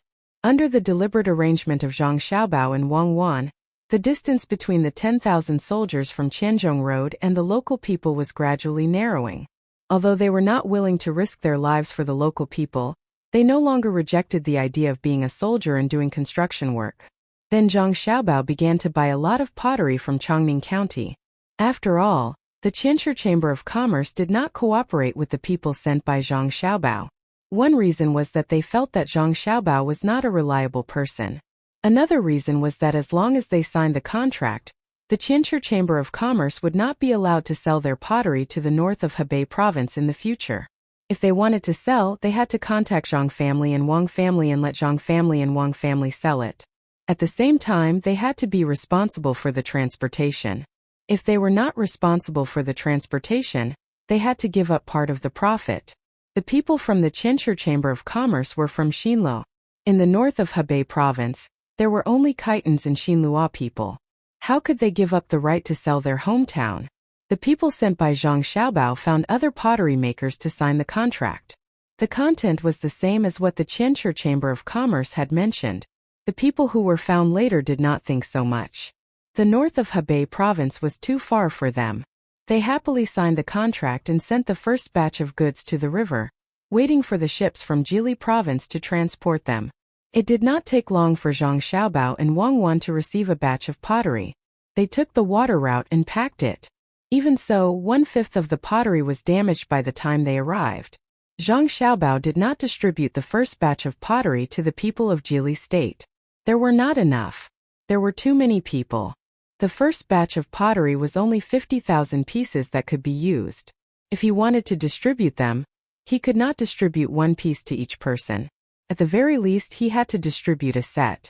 Zhang Xiaobao gave the 50,000 pieces of pottery to the powerful people around and further north as gifts.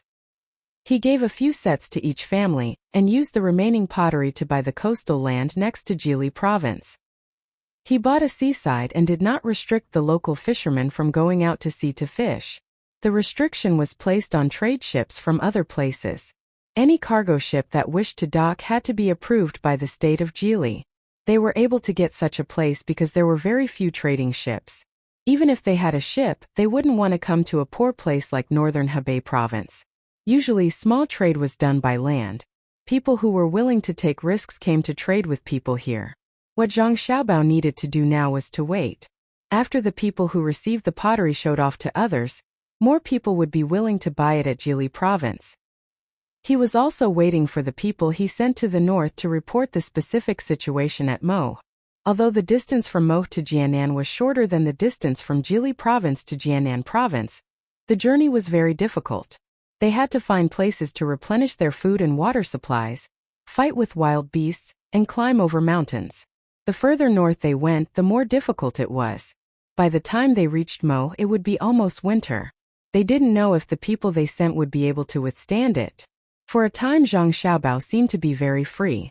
Other than exercising himself, he spent more energy on teaching his younger brothers and sisters. He let Wang Wan take care of all the military matters. Wang Wan really asked people to build a big swimming pool at the seaside. She also filled it with saturated seawater from the salt field. She let the 2 battalions who took turns to train learn how to swim. In fact, many people knew how to swim, but it was not standard practice. Wang Wan's purpose was to let people exercise through swimming. Different swimming postures could train different muscles and improve lung capacity. More importantly, they would have to travel from here to North America in the future. She and Zhang Xiaobao discussed it and found that it was too difficult to travel from land to North America. Not only was Russia cold, but the road was also difficult to travel. It was better to walk along the coast and go around Xinluo. If they encountered ice, they would let Zhang Hu train more dogs and use them to pull the plow. Dogs had to be found in cold places. The hotter the place, the more difficult it was to use the dogs. Who knew how much effort it would take to make the dogs work in the snow? Thus, the swimming training program was decided. Not only would they have to swim now, they would have to swim in the future, even in winter.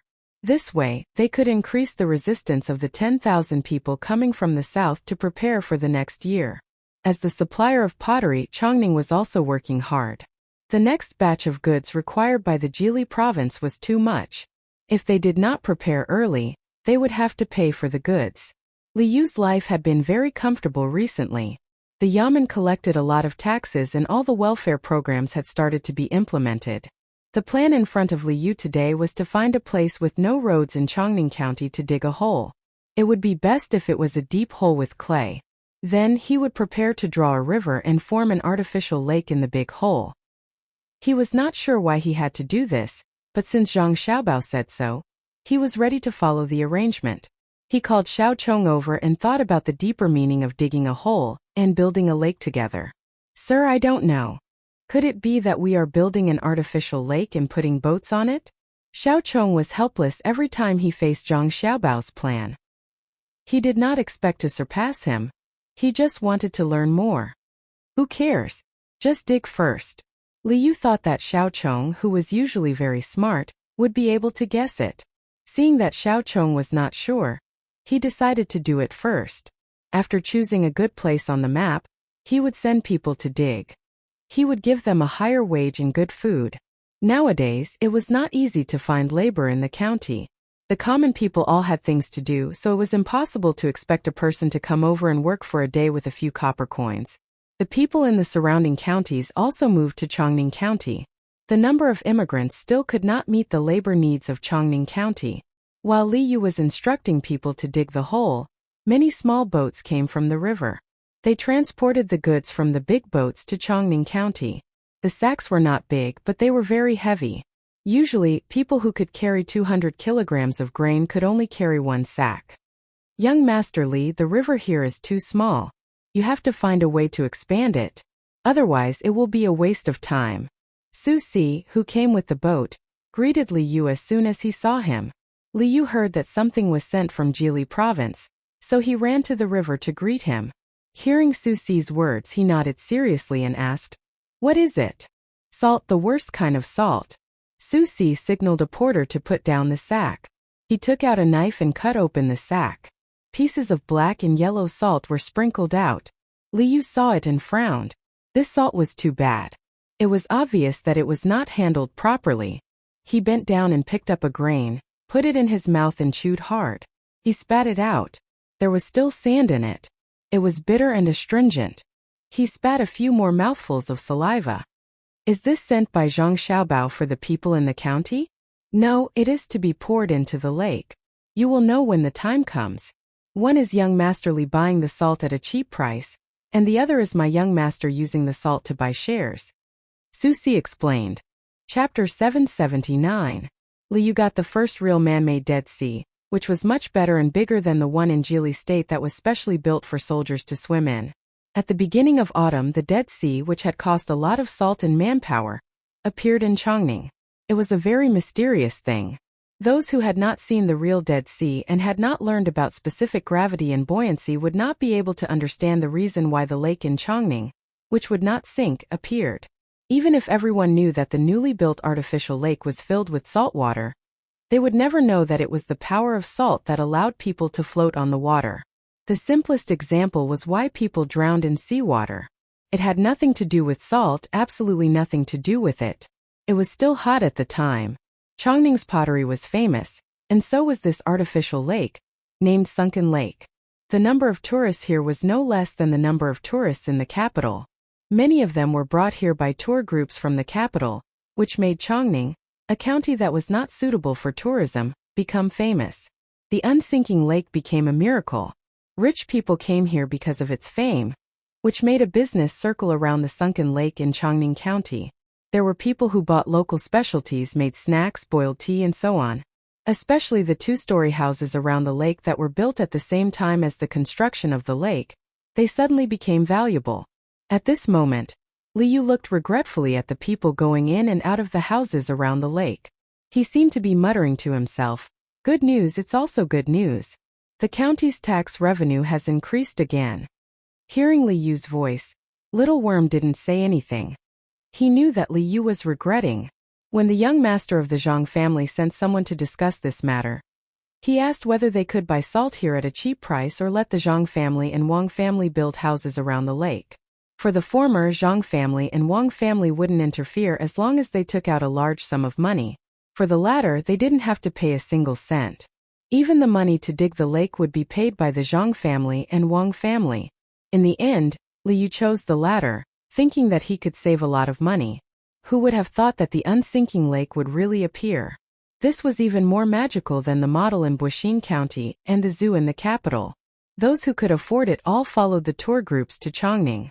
Renting out a house could earn them a lot of money. It was the first time he had seen a place where even river water could be sold for money. A fence was built around the outside of the house, leaving only a few key entrances and exits. It would cost money to swim here, and it would cost money to eat here. When one came out of the water and found that they were covered in salt, it would also cost money to wash them with fresh water. Others were not allowed to deliver water. If they wanted to bring their own water, they would be charged a portion of the fee and arranged to a separate location in the lake. In the beginning, there were still people who brought them along. Later on, they realized that people in their positions would be looked down upon by people in other positions. The gazes of others were clearly saying, "If you don't have money, don't come. You can't even afford to pay for water?" There were also people who wanted to take advantage of the difference in water prices to come and sell water. In the end, they found that after paying a portion of the entrance fee and deducting the tax, they were basically doing it for nothing. "Milord, shall we go down and take a bath?" Xiao Chong exclaimed in admiration of the young master of the Zhang family, and suggested to the gloomy Liu. Liu shook his head. "No, I have to wash with water when I come up. It's nothing special. It's just not heavy. It's more convenient to practice swimming." How is the negotiation between the people of the Thousandage Chamber of Commerce and the people of the Xiao Bao? Not yet. The people of the Thousandage Chamber of Commerce want to rent a two-story building beside the lake. They want to display their beautiful pottery and sell it. However, they are not willing to pay the rent. They say that it depends on the number of goods sold and that they will get a 50-50 share. This price is too low. The young master of the Zhang family sent people here to say that the rent cannot be reduced. Moreover, they can only sign a contract every year. They can't sign a contract for 10 or 8 years. In the future, the rent will fluctuate according to the market price. The original contract was only signed for priority under the same conditions. Moreover, the price of the pottery of the Thousandage Chamber of Commerce is fixed. After selling the goods, they have to give the young master of the Zhang family 30% of the profit after tax. The price is too high. I think the Thousandage Chamber of Commerce is regretting it. Xiao Chong explained the situation that Liu wanted to know. Liu agreed. Yes, the Thousandage Chamber of Commerce is still not convinced. They have lost a part of the pottery market in the northern part of Hebei province. They have lost their monopoly on our market. The pressure of competition is also great. They still want to compete with Xiao Bao. Let's see how they will compensate me if they can't reach the sales result that we agreed on in 2 years. Your Excellency is right. The Thousandage Chamber of Commerce has overestimated themselves. The young master of the Zhang family is busy with other things in Jili province. They can't deal with him easily. When the young master of the Zhang family finishes his business in Jili province and has time to deal with them, it will be a disaster for the Thousandage Chamber of Commerce. Xiao Chong, who had always regarded Zhang Xiaobao as a legend, said with certainty. News of the miraculous nature of the sunken lake spread at an extremely fast speed. People who were a little further away were moved to come over and take a look after sighing at the wonders of this place. Only a small number of people didn't admit that the floating lake in Chongning was a place that God sent to them. Li Longji was one of them. Hearing all kinds of rumors, he took out the map of Chongning and looked at it several times. He said to Gao Lishur, "How about going there again?" "Your Majesty, you can't. We've already been there once this year. Going there again will be a waste of manpower and money." Gao Lishur had never seen a lake that didn't sink. He was curious, but he didn't agree with the emperor's decision. What if we still let Xiaobao and Cuckoo pay for it?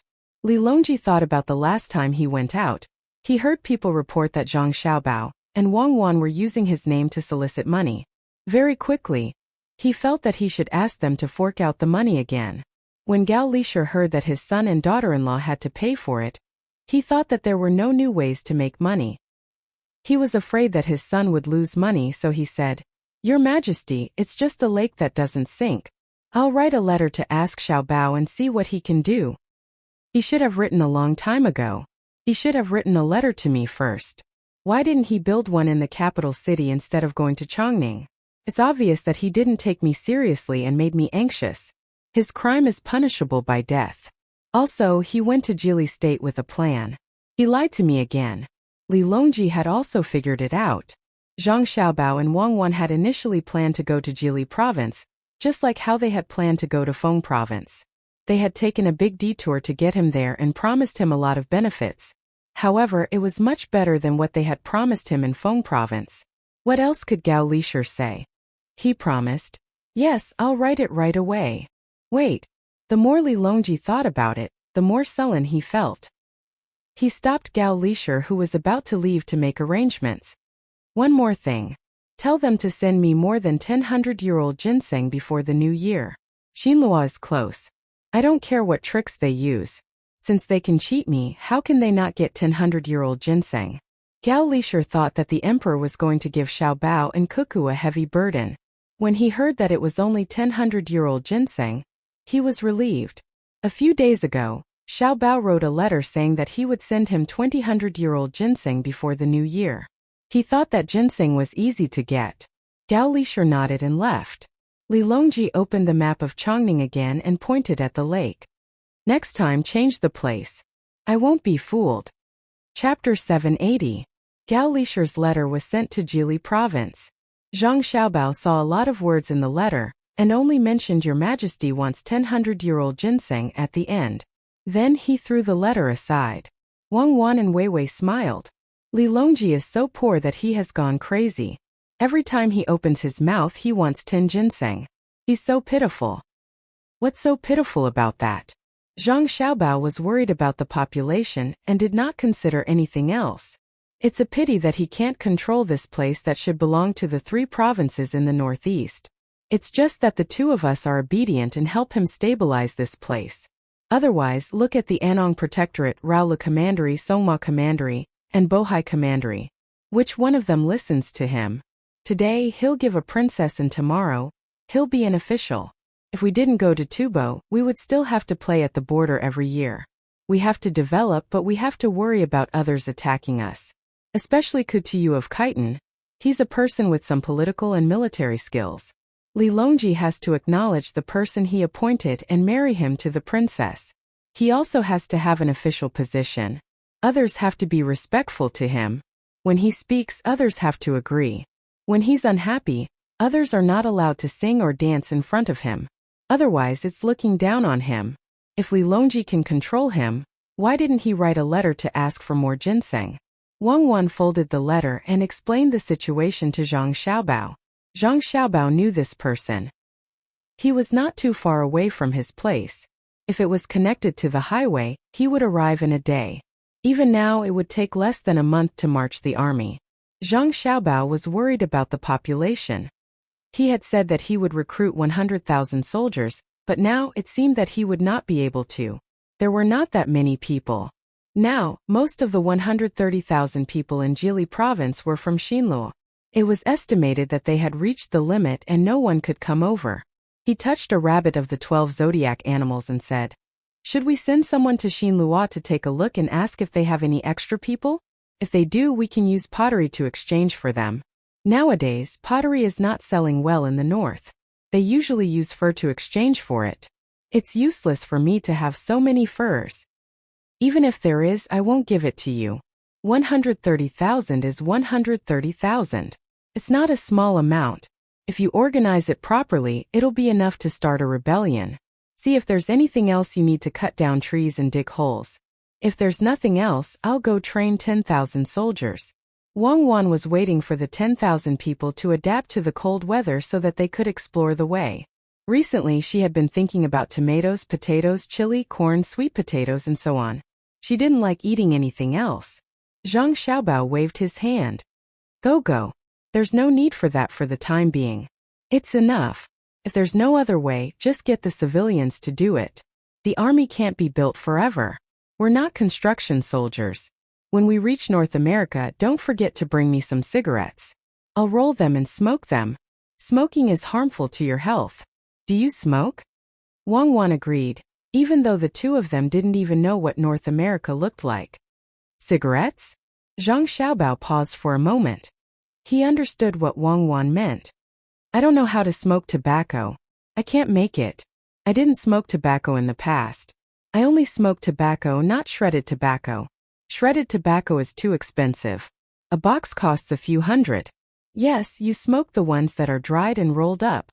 A few $100s each. Don't be idle. Do some planning. This year we have to pay taxes. Li Longji, that bully, is really not a good person. Wang Wan said this and walked out of the door to find her army training.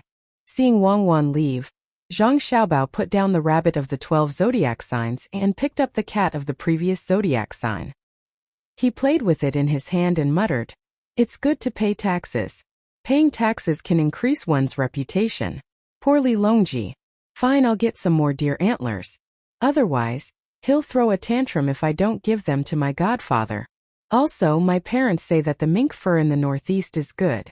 Make some clothes to avoid the cold in winter.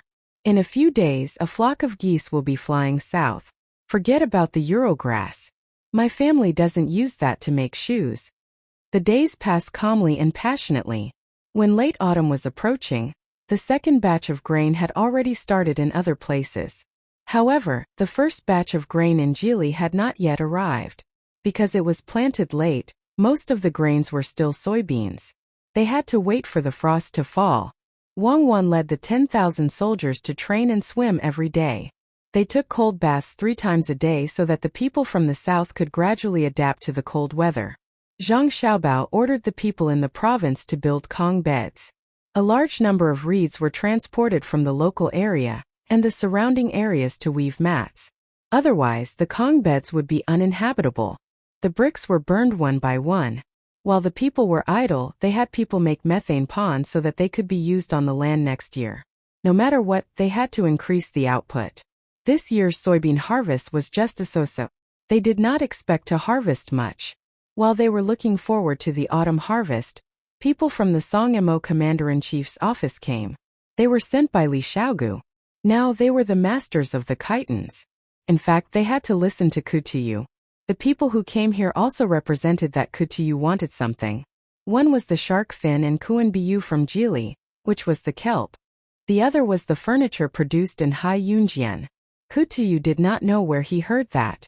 Gao Lisher's house had a whole set of good furniture. All the wooden furniture was made of agarwood. In addition to the furniture, there was also a big fish tank in the shape of mountains and rivers. When reflected in the sun, it was colorful. Therefore, Kutuyu also wanted a set. If he asked for it, Zhang Xiaobao considered the current international situation and gave it to him. The problem was that the people who came did not say, "Give us something. We don't have it. It's good to look at and admire." What he said was, "My lord has taken care of Jili. The governor of Jili should offer something to my lord like you have already offered pottery." With Zhang Xiaobao's character, he would not fall for this. He politely offered pottery, but in the end he was seen as weak. Just as he was about to politely refuse, Wang Wan, who got the news, hurried back and said to the people from the Song-Mo Commander-in-Chief's office, "Jili doesn't need your care. If you want something, fine. If you don't give it to me, you can only give me a broken bowl and half a bowl of spoiled rice. If you are a man, fight me." The people who came were angry and left unhappily. As a result, just after leaving Jili, Wang Wan, who was still angry, thought for a while and led the troops to chase after them. With only 100 people, they killed more than 100 people from the Song-Mo Commander-in-Chief's office, leaving only one leader. Only then did she calm down and come back. Zhang Xiaobao, who did not stop Wang Wan, waited for Wang Wan to come back happily and said to her, "You are like a child. As the saying goes, when two countries are at war, they don't kill the envoys. Why did you bully them?" "I am a child. How can they be considered a country? I didn't admit that they dared to threaten us. We are not scared. Write a letter to Kutuyu immediately and ask him if he wants me to kill him. If he wants to die, just say it and I will help him." Wang Wan said indifferently and said, "This time I didn't bully them. It was a one-on-one fight. The Xiang army is the Xiang army.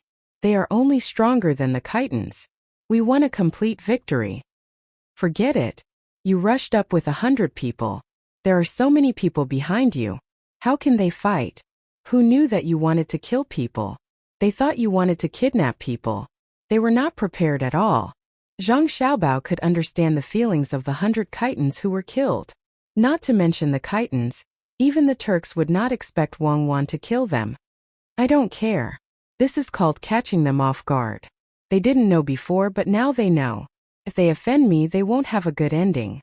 Didn't you see? When the leader left, he stared at me. His eyes were full of disdain." Wang Wan was still full of righteousness. Zhang Xiaobao agreed as he ground the ink. "Okay, kill them. We have to kill them sooner or later. If we don't kill them, it will be Liao in the end. I will write a letter and ask him to give us an acceptable explanation. If not, he won't have a good ending." "Yes, he won't have a good ending." Wang Wan spread out the paper and took the ink from Zhang Xiaobao and ground it. It didn't take long for 2 letters to be written. One was sent to the capital and the other to the Song-Mo Commander-in-Chief's office. The letter to the capital was sent with a pigeon, but it was sent by the Ministry of Rights. Gao Lishir was in charge of the pigeon. Usually, as long as it wasn't from important people like Zhang Xiaobao, he could let his subordinates handle it. When it was not important, even if someone was willing to spend more money to send a letter, he would take care of it. When he heard that Xiaobao had sent a letter, he hurried over. In the end, he saw that it was sent to the Ministry of Rights. Thus, Gao Lishir could not open the letter directly. Instead, he found the minister of the Ministry of Rights, Su'er. Su'er's days were not very good. Although the position of minister was something that many people could not obtain in their lifetime, compared to his previous position, it was far worse. When Gao Lishir found him, he was busy behind his desk with the pilgrimage of Mount Tai. The original date was in November, but it was changed. It was changed to October. Now there were less than 2 months left before they had to leave. The Turks had negotiated with the surrounding small countries. They would not come to cause trouble, and would even send people to observe the ceremony. When Gao Lishir threw the letter in front of him, he opened it and read it. He felt that his entire back was wet. Lord Gao, this is a critical moment. What do Zhang Xiaobao and Wang Wan want to do? His Majesty is about to go for the pilgrimage.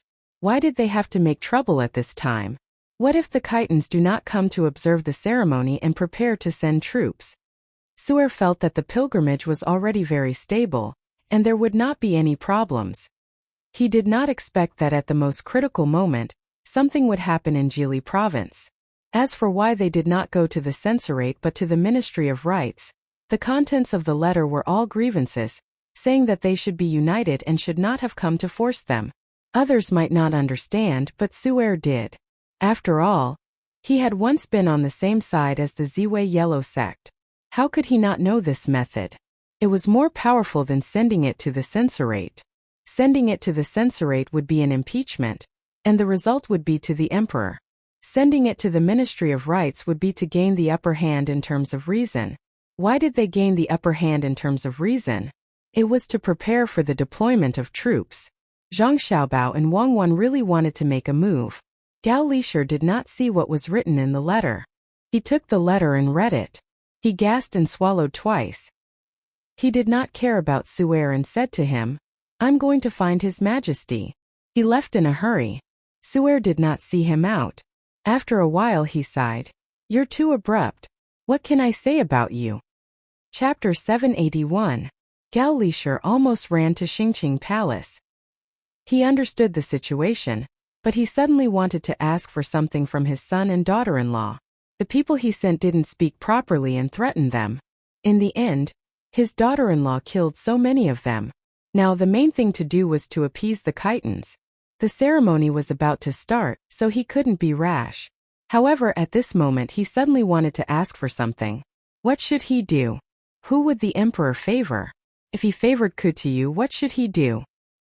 He couldn't just watch his son and daughter-in-law suffer.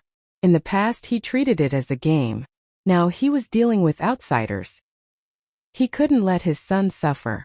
"Lisher, do you have something urgent?" Li Longji already knew what was going on with the sunken lake in Chongning.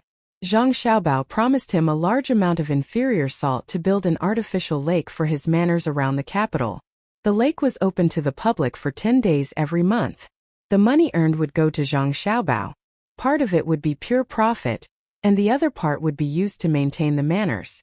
After Li Longji learned a little about the theory, he thought that the masters of the Zhang family and Wang family were indeed ordinary people.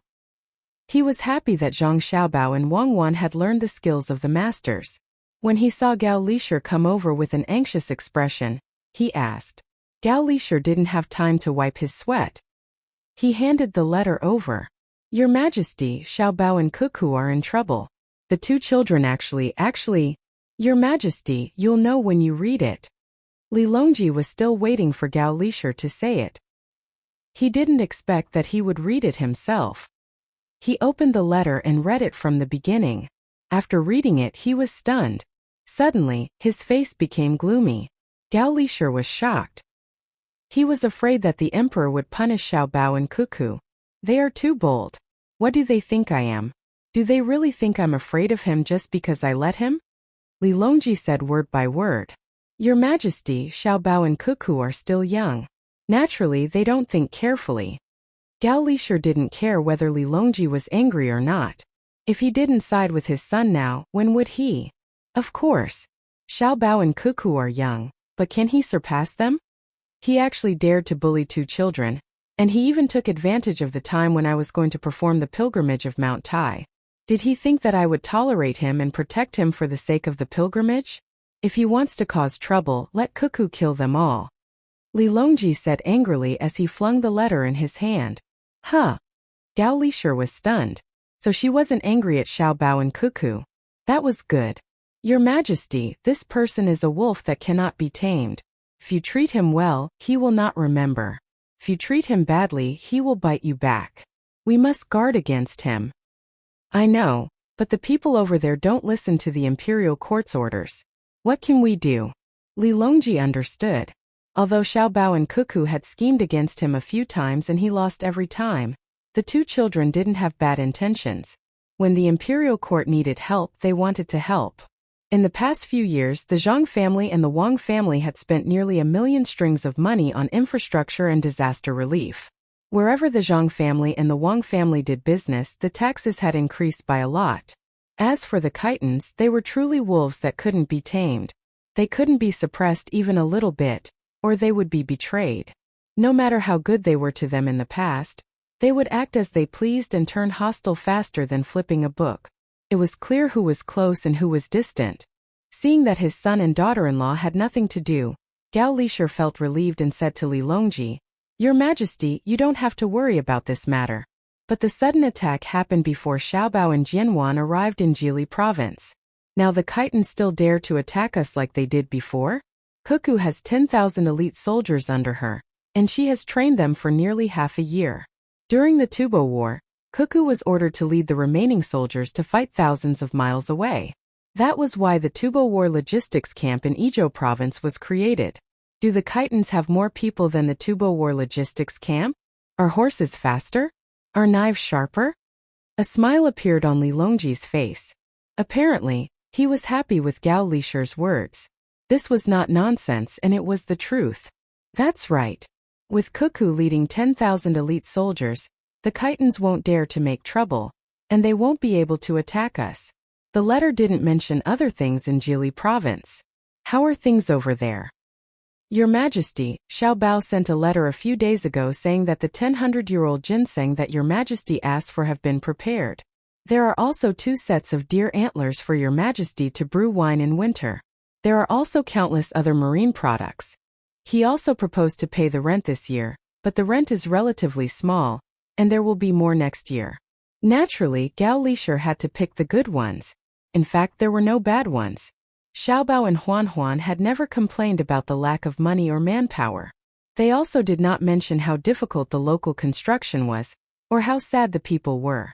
Allowing them to be exempted from taxes did not feel like they were children. They were like the stabilizing force of the sea as described in the novel. They were reassuring no matter where they were. Adhering to the style of the masters of the Zhang family, they never complained, could overcome all difficulties, and became stronger when facing strong opponents. Li Longji and Wei Wei nodded. They blinked their slightly red eyes and said, I know that even if many officials don't say it, they think that I'm partial to Xiao Bao and Cuckoo. But if you ask me, who else should I be partial to if not them? Who has the ability like them? Who can do better than them? They are all adults but they still want to compete with children. They can't compare to the 2 children. I won't say that I want them to do better than Xiao Bao and Cuckoo. In Jili province, as long as they can do half of the 2 children, I'll be partial to them. But who can do it? Your Majesty, you can't spoil Xiao Bao and Cuckoo. When the 2 of them are tired of staying there, let them come back. This is to prevent them from being difficult to control in the future. Gao Lisher began to object to Li Longji's words again, but after listening carefully, one could find the contradiction. It was true that it was to prevent them from being difficult to control, but what did he mean when he said that they were tired of staying there? Once they were tired of staying there, it would probably be difficult to control them. Li Longji didn't care about the meaning behind Gao Lisher's words. He didn't believe that Gao Lisher didn't care at all when he finally had a son. Some of the officials had said that he had countless furniture and good things in his house. Where did they come from? Ordinary people had no way to bribe him. It was all given by Xiao Bao and Cuckoo. It was said that for the new year, the fireworks shipped were different from the ones sold. They were bigger and had better packaging, so the inside shouldn't be bad either. There was also the salt sent from Jili province. A portion of it was sent to Luoyang, a portion was sent to him, and a portion was sent to Gao Lisher's house. The color of the salt wasn't snow white, but rather a bit of green. It was said that it had been processed through more than a dozen processes.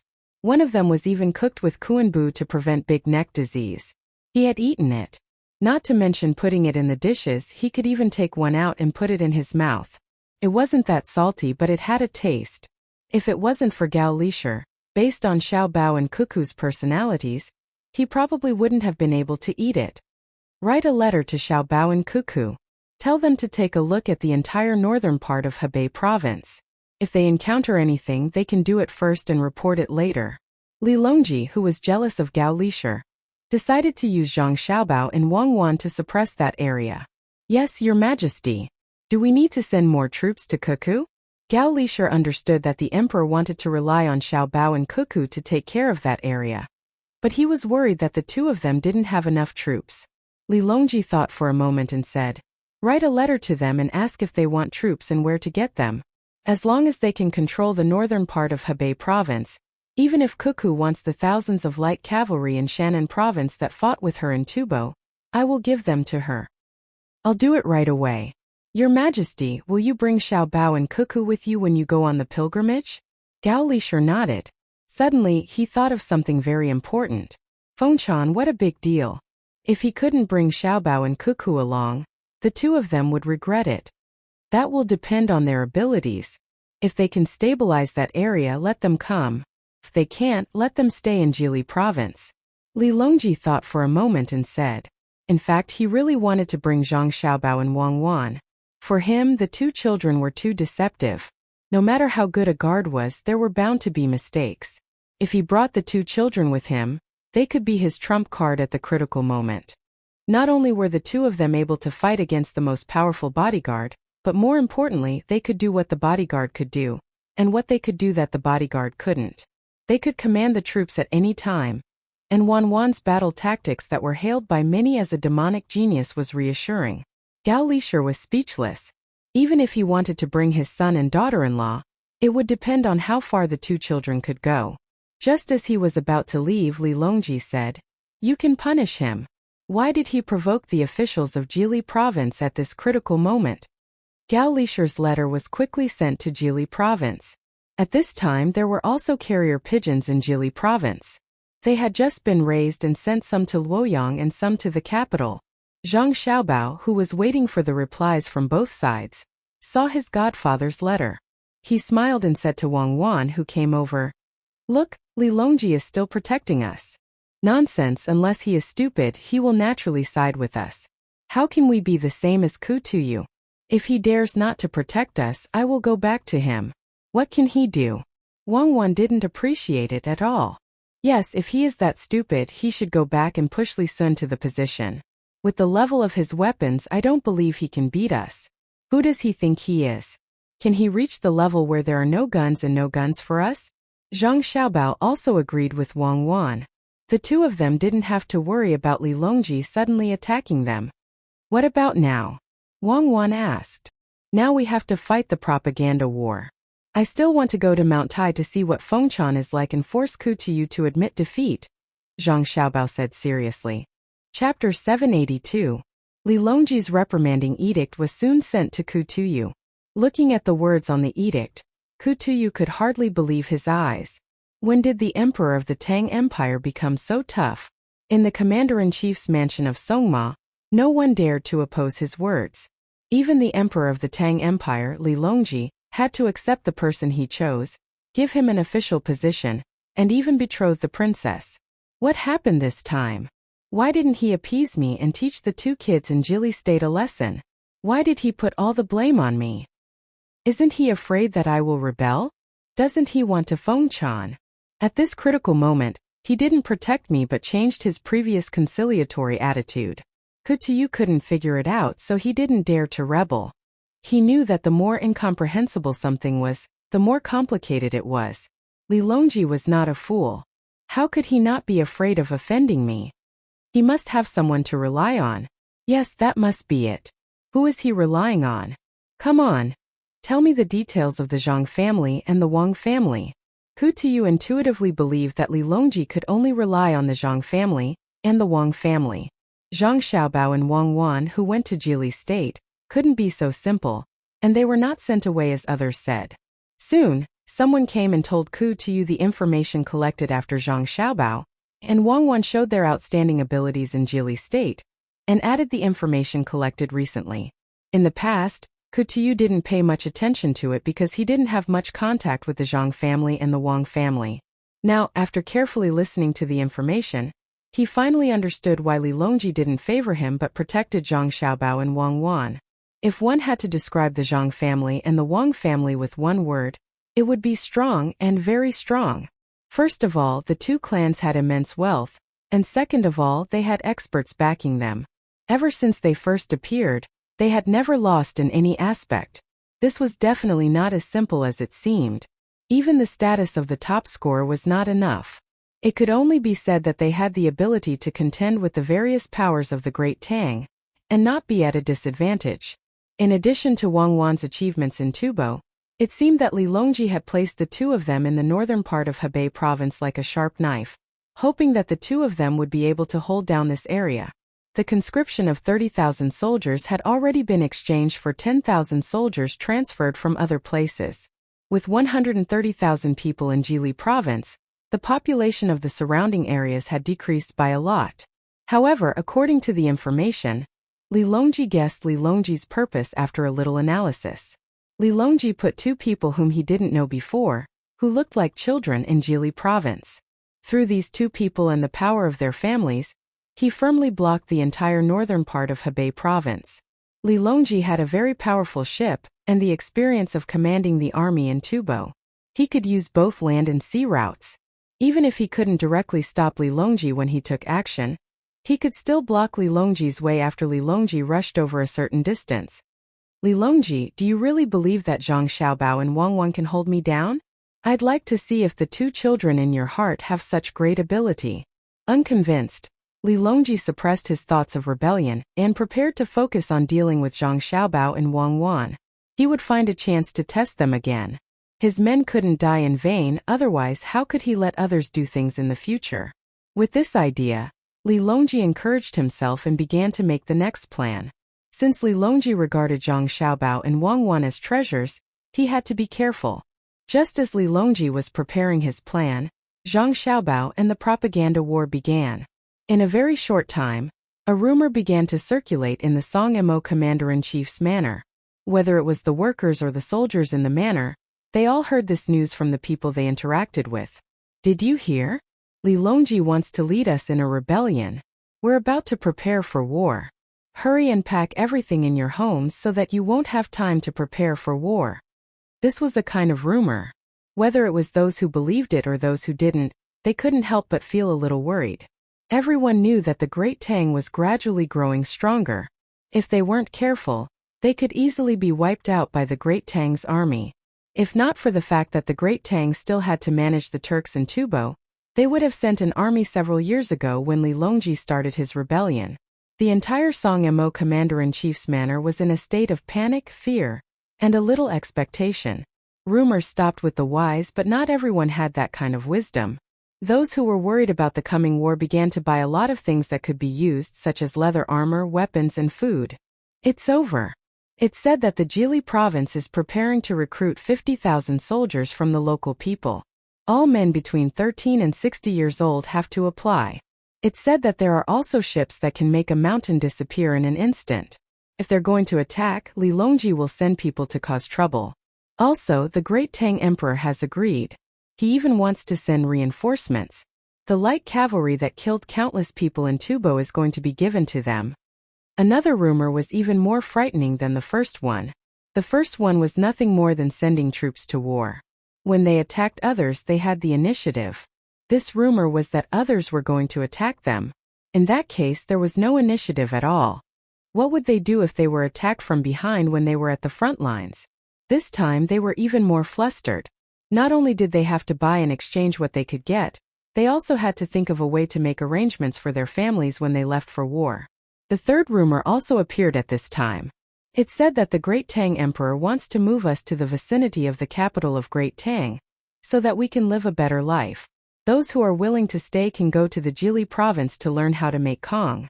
It will be warmer in winter and we can use more pottery. However, Li Longji is afraid that he will lose his power and refuse the Great Tang Emperor's kindness. In order to prevent us from leaving, he started a war to force the Great Tang Emperor to change his mind. The third rumor was more unbearable than the first two. The first two were going to war no matter what, and the people under their command would be prepared for war. However, the third rumor was that his ruling position would be shaken, which was absolutely unacceptable. Just when Kuyu suddenly heard of the rumor and wanted to suppress it, a piece of news came. A caravan set off from Jili province with a lot of pottery on it. They were going to send it to the manor and give it to everyone who needed it free of charge. However, this caravan was attacked by the people sent by Li Longji province. Otherwise, not only would the people in the Jili province kill all the people who were sent out, but they also sent the goods back. This news was said very firmly. Why did Kuyu send people to stop them? It was because he didn't want good things to be used by just anyone. Only the leader could use them. Otherwise, why would Kuyu and the others all have complete sets of pottery? They are all talking nonsense. There is no such thing. They are too despicable and insidious. Li Longji cursed loudly after smashing a lot of pottery. It was not that he didn't understand this strategy. Since ancient times, many people had used it, usually on the enemy's generals. However, when he encountered it again today, he found that it was still so difficult to resist. The people of Khitan were not as smart as the generals. Some strategies did not work on smart generals. Li Longji could clearly feel the instability of the people's hearts. The way to deal with propaganda was naturally to use the same propaganda. Li Longji held back the anger in his heart and began to ask people to explain to the Khitan people under his rule to calm down the hidden turmoil. The anti-propaganda war was effective. After all, Li Longji was the real leader of the Khitan people. First he said that there would be no war. Then, he said that the Jili province did not send troops. Li Longji had already discussed it with Governor Zhang and Adjunct Wang. As for why the pottery was sent back, it could not be said that they did not send them back. Instead, it was said that the road was not easy to travel, so they prepared to take measures to transport them back. No matter what kind of propaganda war it was, it fell on the Khitan people in the end, making them unable to distinguish the truth from the lies. They could only hold back the anxiety in their hearts and wait. Li Longji was slightly relieved. He threw away the plan to deal with Zhang Xiaobao and Wang Wan. He originally wanted to launch a sneak attack on the pottery transported from Chongning to Jili province to let Zhang Xiaobao and Wang Wan know that he was not to be trifled with. Now he could not launch a sneak attack. If he launched a sneak attack again, wouldn't it be a real war? What he said in the past was a lie. Not only could he not launch a sneak attack, but he also had to reconcile with Zhang Xiaobao and Wang Wan. The pottery had to be transported to Khitan. If Li Yu and Zhang Xiaobao and Chongning were not close to each other, he could personally send people to Chongning to buy the pottery. Li Longji was very depressed. He wrote a letter to Zhang Xiaobao and Wang Wan. First, he said that everything in the past was a misunderstanding. The people he sent did not explain clearly.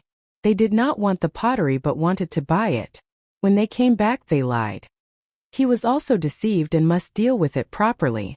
Then he said that he hoped that Zhang Xiaobao and Wang Wan could sell some of his pottery to him at a low price. He also sent people to transport the pottery to Songma Commander-in-Chief's office, saying that it was a gift from Jili province. He also hoped that Zhang Xiaobao could buy some Khitan goods at a low price and say that it was a gift from Khitan.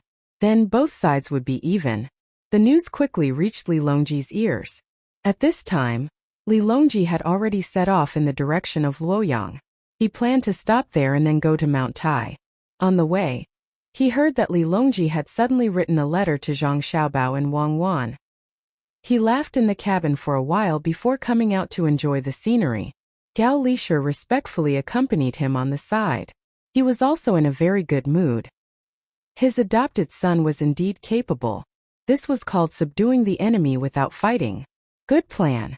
So insidious. Oh, it's a wonderful plan. Only Xiaobao can use it casually. Did the two of them set off from Jili province? Li Longji was overjoyed. It seemed that sending Xiaobao and Wan over was the right decision. Only the two of them could suppress the dishonest people, because the two of them were unscrupulous when it came to fighting. Gao Lisher knew that the emperor was very happy. He replied, "Your Majesty, they have already come out." Before coming out, they led the troops to the northwest of Jili province to do a drill. Look, Xiaobao has already explained it in his letter to me. As he spoke, Gao Lisher took out the letter. For him, many of the letters that Zhang Xiaobao wrote to him were official letters because many of the things that were involved in the letters were very important. Li Longji opened the letter and read it. It was written very smoothly without any wording. It was indeed a letter from home. The main point was that the two of them had already set off from Jili province without the 10,000 soldiers. The 10,000 soldiers were still working hard on the drill. The gunboats were also not here. They were waiting to engage in battle at any time along the coast. It also said that the deal with Kutuyu was agreed. After the ceremony, they would transport pottery. It also wrote back to Kutuyu and asked him to arrange for people to take care of Jili province at any time. Now that there was a provincial governor and a registrar in the army, it could be said that there was no leader there. The rest of the letter was all about greeting Gao Lisher, asking him what he liked to eat and whether he wanted to eat some venison. A batch of venison had been braised. If he really wanted to eat it, he should prepare more ingredients on the way. After all, there were many people eating it. Some people were addicted to it and used their status to pressure others. They only knew how to eat it for free. Haha, Lisher, your Xiaobao is guilty. How dare he say that I am a freeloader? Li Longji stared at Gao Lisher and said, Your Majesty, Xiaobao is not talking about you. He is talking about someone else. Bai Go, Yao Chong, and Xiaobao must be talking about them. Gao Lisher was not anxious for his son at all. He knew that the emperor would not be angry. As expected, Li Longji did not continue to talk about this matter. Instead he praised, "Good plan. This letter is good. Tell Kutuyu that when Jili province is empty, he is still training the soldiers. When Kutuyu is under great pressure, he is not afraid that the people of Jili province will guard against his attack, but he is afraid that the 10,000 soldiers will attack him." Xiao Bao said that he is empty, but in fact, he is telling Kutuyu that he should be careful of the Khitans. They can go there at any time. He and Cuckoo may have left deliberately to numb others. Xiao Bao may not have thought so much. It was just a blind cat running into a dead mouse. Gao Lishur said modestly for his godson. Then he said, however, after returning, Xiao Bao still has to spend money to buy things from the Khitans. If the two of them don't participate in the ceremony, they don't have to spend money. Kutuyu can only pay for it himself. This is what makes people feel at ease about Xiao Bao and Cuckoo. They know when to give up and when to retreat. They are not ready to fight with Kutuyu, so they need to be stable first.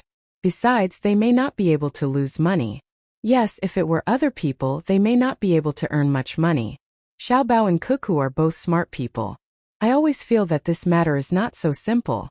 This can be considered as Xiao Bao and Cuckoo using a scheme against Kutuyu, right? Li Longji did not believe that Zhang Xiaobao and Wang Wan would let Kutuyu go so easily. It should be a scheme, Gao Lishur replied. Since it is a scheme, how can it only have these 2 rings? When the 2 of them were scheming against me, they did not show any mercy. No wonder they want to go to Jili province. There is no one to fight with them for the coast there. It is impossible to change to another place. Dengzhou has the navy of Dengzhou occupying a good place. Look at them, they have the docks and docks. How could I be fooled? Wait for the 2 of them to arrive and ask me properly. This time I want them to be closely linked, at least 5 rings. Otherwise I will punish them. No matter what, they have to be more careful when dealing with outsiders than when dealing with me. Li Longji did not forget that he was tricked and made a request to Gao Lishur. Gao Lishur wanted to laugh, but he held back and said, I will definitely make Xiao Bao reveal the plan. Your Majesty, rest assured. When dealing with outsiders, Xiao Bao's schemes have always been sharp and ruthless. For example, the current Tubo is no longer able to compete with the Tang Empire. It will be the same next year. Their locusts have not been completely exterminated. Chapter 783. After Li Longji's team arrived in Luoyang, Zhang Xiaobao and Wang Wan's teams also arrived a day later. Gao Lishur deliberately looked for Zhang Xiaobao. Xiaobao, do you have a plan to deal with Kutuyu? Upon hearing his godfather's blunt question, Zhang Xiaobao did not wish to hide anything. He nodded and said, yes. He came to find trouble with us first. I can't just force him away. Tell foster father what to do next. Gao Lishur was really afraid that Zhang Xiaobao would say no. That would make it difficult to explain to the emperor. Zhang Xiaobao began shaking his head again. Foster father, it's not that I don't want to say it, but if I say it, it will be easy for others to find out. When we return from the pilgrimage, everything will become clear. We definitely cannot let Kutuyu off lightly. I don't dare to say anything else, but it's possible to make the Khitans unable to fight within 5 years. Wei Wei was stunned for a moment. Seeing that her godson was not saying anything, she could only advise. Xiao Bao, if you want to fight, then fight. If you can avoid fighting, then don't. War is a waste of manpower and resources. I will remember foster father's words. If I can avoid fighting, then I will. Martial strength is only a deterrent. There is no need to fight with weapons. Zhang Xiaobao agreed. As for whether they would fight or not, that would depend on the development of the situation. Gao Lishur, who did not have much time to accompany Zhang Xiaobao, hurriedly left to inform Li Longji. Zhang Xiaobao and Wang Wan were left behind, looking at each other in a daze. They did not expect Gao Lishur to rush over just to ask this question. Xiao Bao, I still don't know what your follow-up plan is. Wang Wan had not heard Zhang Xiaobao mention it before, so she thought that it was just to restrict Kutuyu. True invasion is not military force but culture. It's enough to attack the Khitan's cultural system. Zhang Xiaobao's reply could be considered an answer. Only after the pilgrimage was over would they know what he wanted to do.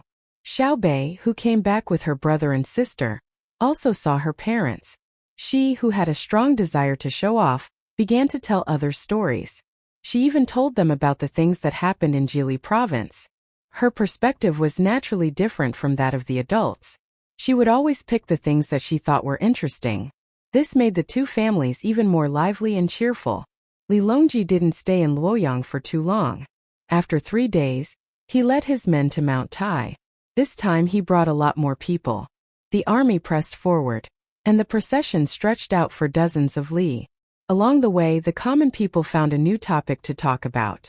They all talked about whether the emperor would be able to invite a deity to Mount Tai. The pilgrimage this time could be said to have cost a lot. Fortunately, Li Longji didn't let Zhang Xiaobao and Wang Wan fork out the money. It wasn't that he was kind, but that he was afraid that Zhang Xiaobao would make use of the pilgrimage to earn money. The pilgrimage was a very serious matter. Zhang Xiaobao and Wang Wan followed Li Longji ever since he set off again. They were in charge of protecting him. At the same time, it showed that Li Longji took care of the two of them. The two of them didn't think that Li Longji shouldn't have spent so much money to go to Mount Tai. The two of them felt that the money spent was worth it. It could show the surrounding countries the national strength, just like a military parade. Although the money was spent, the results were very good. Wang Wan had been comparing this operation with the history in her memory, and realized that there were indeed many differences. First of all, the place where Li Longji rested and ate was different. In the past, it would have been at a temporary post or at a government office along the way. But now, it was at the nearby restaurant between the clouds and the water every time they stopped. Zhang Xiaobao didn't intend to follow Wang Wan's history and cook simple dishes. Just the money spent on the group's meals was not a small amount. There was no need to scrimp on Li Longji's meals. After all, the money didn't come from his own pocket. Every bit of money he could earn was still a little bit. The group finally arrived at the foot of Mount Tai at the end of October. According to the date, Li Longji had arrived a few days earlier than in history. "I don't think it's going to rain," Wang Wan said to Zhang Xiaobao as she looked at the sky. Rain. Zhang Xiaobao didn't understand the deeper meaning behind Wang Wan's words. It's when Li Longji ascended Mount Tai. Just as the ceremony was about to start, it rained the night before. It was very worrying. But miraculously it was sunny the next day. Looking at the weather, it won't rain again. Wang Wan explained. "Oh, so that's how it is. Don't think about history. There's no record of the two of us, nor between the clouds and the water. It's possible that Li Longji was assassinated. Be careful, he can't die now." Zhang Xiaobao didn't want to think about history anymore. It was mainly because he didn't study it well. Wang Wan heard Zhang Xiaobao's words and became nervous. She said, "Lower your voice. If someone hears us, they'll suspect our thoughts." This time, Zhang Shua still arranged his people to be part of the group. It's just that there are a few extra people. I was just wondering if he would be affected by an actor this time around. If it wasn't for the actor, would Li Longji have planted a thought in his heart? If it wasn't for those things, Zhang Shua might not have stepped down from the stage. What's the point of thinking so much? Some things are just fuses. As long as Zhang Shua is really that selfish this time, there's no way he'll run away. What's going to happen will happen. Even if it happens once or twice, it's time for him to step down. Are they really willing to let him stay in the position of Prime Minister forever? Even the Prime Minister and the Chairman have to change positions, let alone the Prime Minister.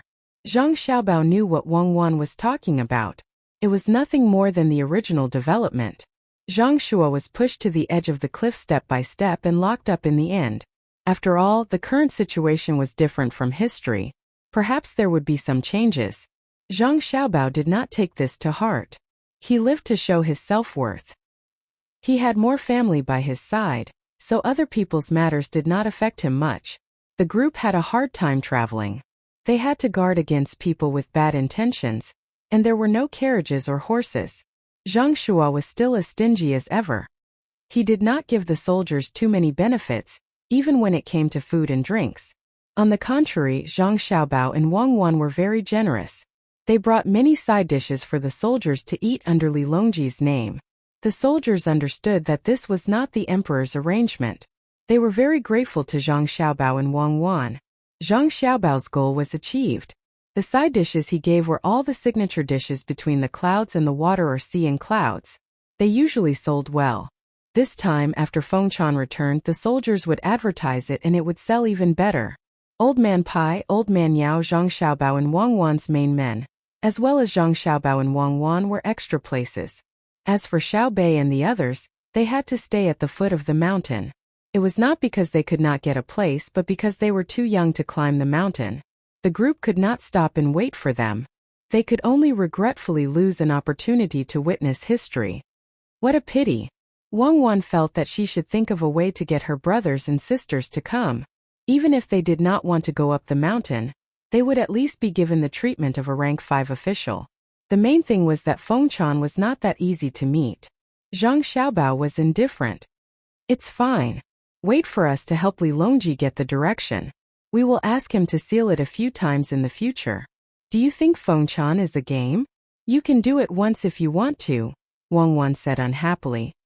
More or less. In the future, we can ask Li Longji to go to Mount Huangshan and bring Xiao Bei and the others along. Zhang Xiaobao never felt that there was anything serious that could not be repeated. The group of people started to climb the mountain for fun. They were afraid that when they were a third of the way to Fengchan, the group would stop to rest. The main reason was that Li Longji wanted to see the scenery. He was not tired yet. Seeing that the team had stopped, Wang Wan's mind started to work again. She quietly sent people down the mountain to pick up Xiao Bei and the others. Anyway, they were not walking very fast. At most, she would get someone to carry them. They would not fall down the mountain with such precautions. Zhang Shua was very unhappy when he heard the news. He hesitated for a while but did not refuse. He was afraid that Zhang Xiaobao and Wang Wan would find trouble with him. When the group set off again, Xiao Bei and the others had already caught up. Unfortunately, they could not see their brother and sister. To them, the pilgrimage was not as important as the scenery on Mount Tai. It would be even better if they could be more lenient and play hide and seek. Of course, even if they could come up here, it was impossible for them to be promoted to a 5th rank official when they returned. It was already good enough that no one gave them trouble. Until Li Longji started the ceremony, Zhang Xiaobao and Wang Wan did not see a single assassin. It seemed that the surrounding area had been checked over and over again by the guards. No one could hide. This time, the Fengchan of Mount Tai did not bring the women of the palace. The main reason was because of Wu Zetian. Wu Zetian had benefited a lot from the previous Fengchan. She had to take precautions. Because of this, Wu Huifei was left in the capital. She regretted that she could not participate in the Fengchan and suddenly thought of Empress Wang. Empress Wang was pregnant, which put a lot of pressure on Wu Huifei. She was afraid that Empress Wang would give birth to a child. If that happened, her position would be unstable. Her dream of becoming an empress had always existed in her heart. She felt that there was no one important in the capital. She thought that she could think of something, so she began to arrange for people to go to Huayuan County to check. She also wanted to find an opportunity to make Empress Wang unable to give birth to a child. In the end, when Li Longji was almost at Mount Tai, her wish was not fulfilled. The people she sent did not even know where Empress Wang was, let alone poison her or use any violent methods. Wu Huifei, who knew that she could not do anything to Empress Wang, began to think of the business between the Zhang family and the Wang family. She also wanted to use the bank, but she did not know where to start. She was not familiar with how a bank worked. She thought that the people from the Zhang family and the Wang family were too busy, so she began to use her identity to arrange for people to think of a way to cause losses to the business between the Zhang family and the Wang family. The simplest way was to cultivate competitors and affect the business between the Zhang family and the Wang family. The restaurant between the clouds and the water and the supermarket were the places that were directly targeted. Maybe Wu Huifei's reputation played a role, or maybe she was lucky. When she just sent people to contact other businessmen who did not have a business relationship with the Zhang family and the Wang family, she found people. Coincidentally, the people she sent out met a group of businessmen from the Jiangnan East Road in the East Market of the capital. Wu Huifei's people heard that the people from the Jiangnan East Road had been wandering around the capital for a few years. From time to time they would choose a business and take out money to do it. In the past 2 years they had made more money, so more businessmen came to the capital. It was very easy to find them, although a new batch of businessmen would come to the capital every few months.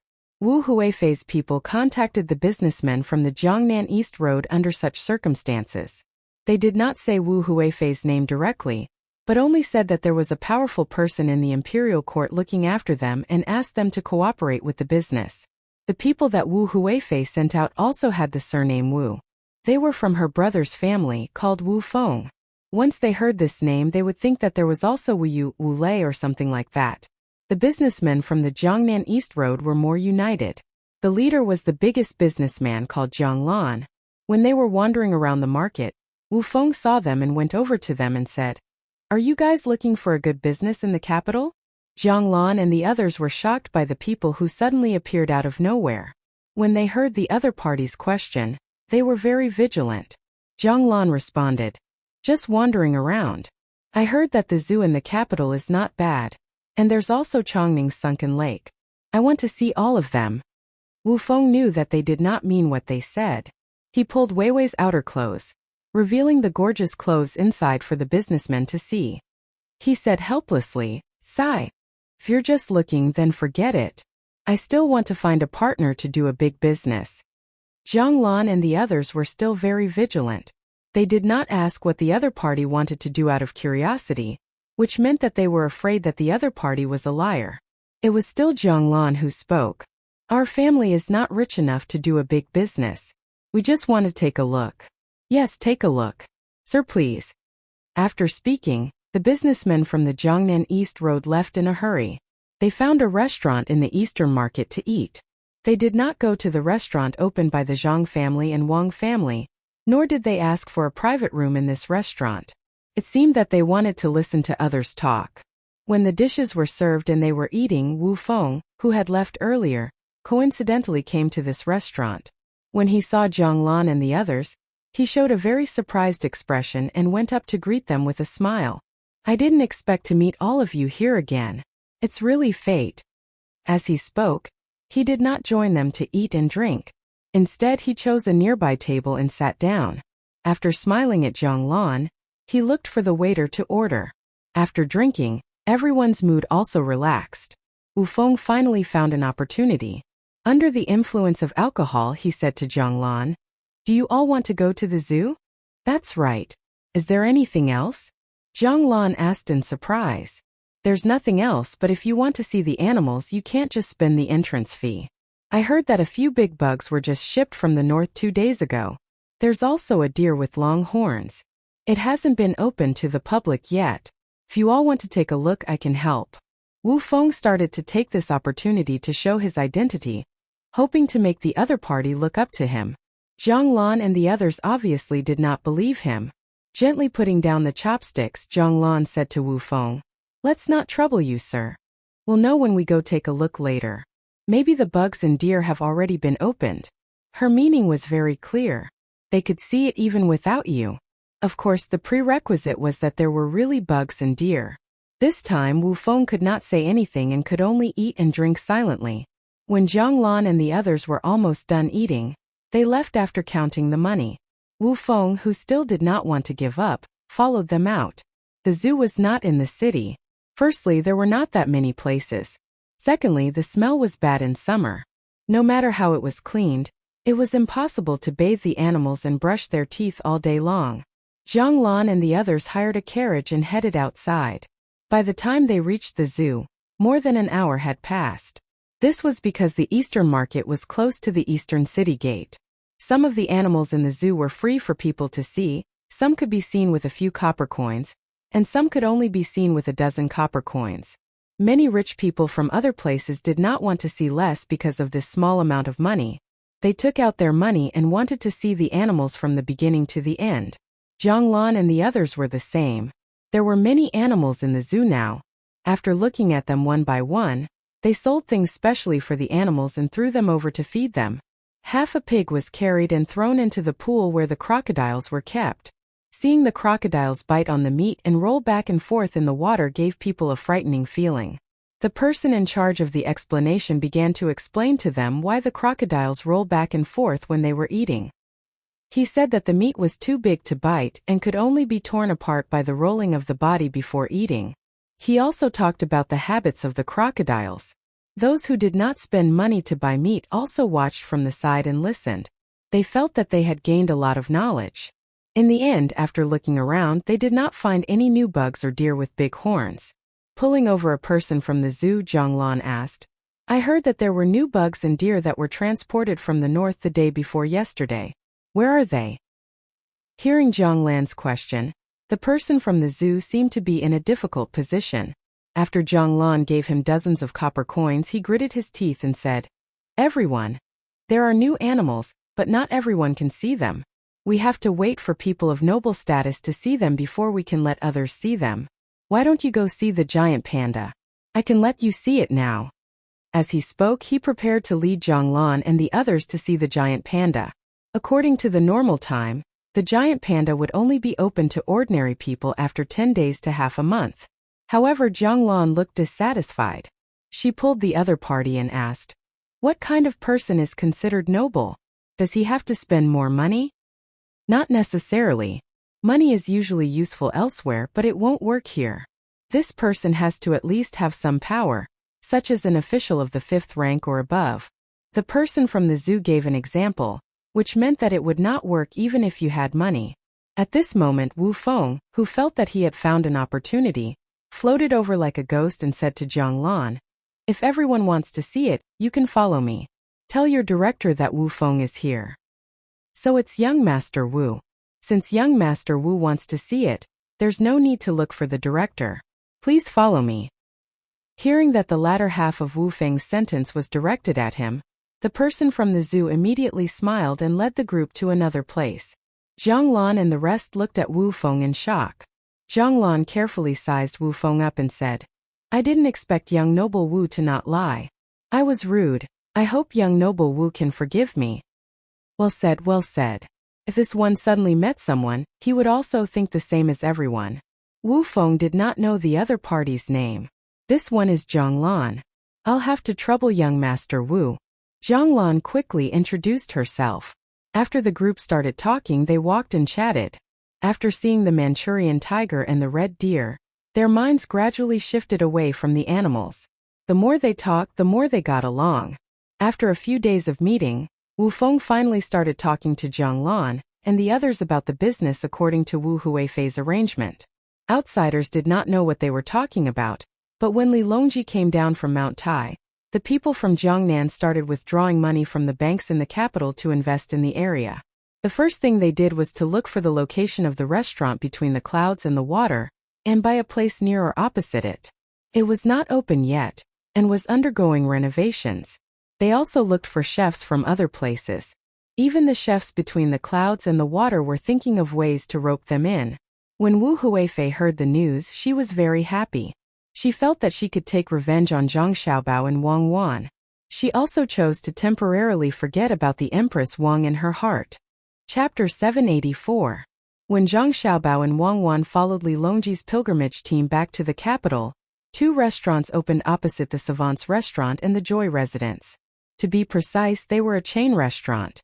The name of the chain restaurant didn't have words like gu, lu, or residence. These 4 words made people feel puzzled at first. It was unknown where the merchants of Jiangnan East Road found a good painter.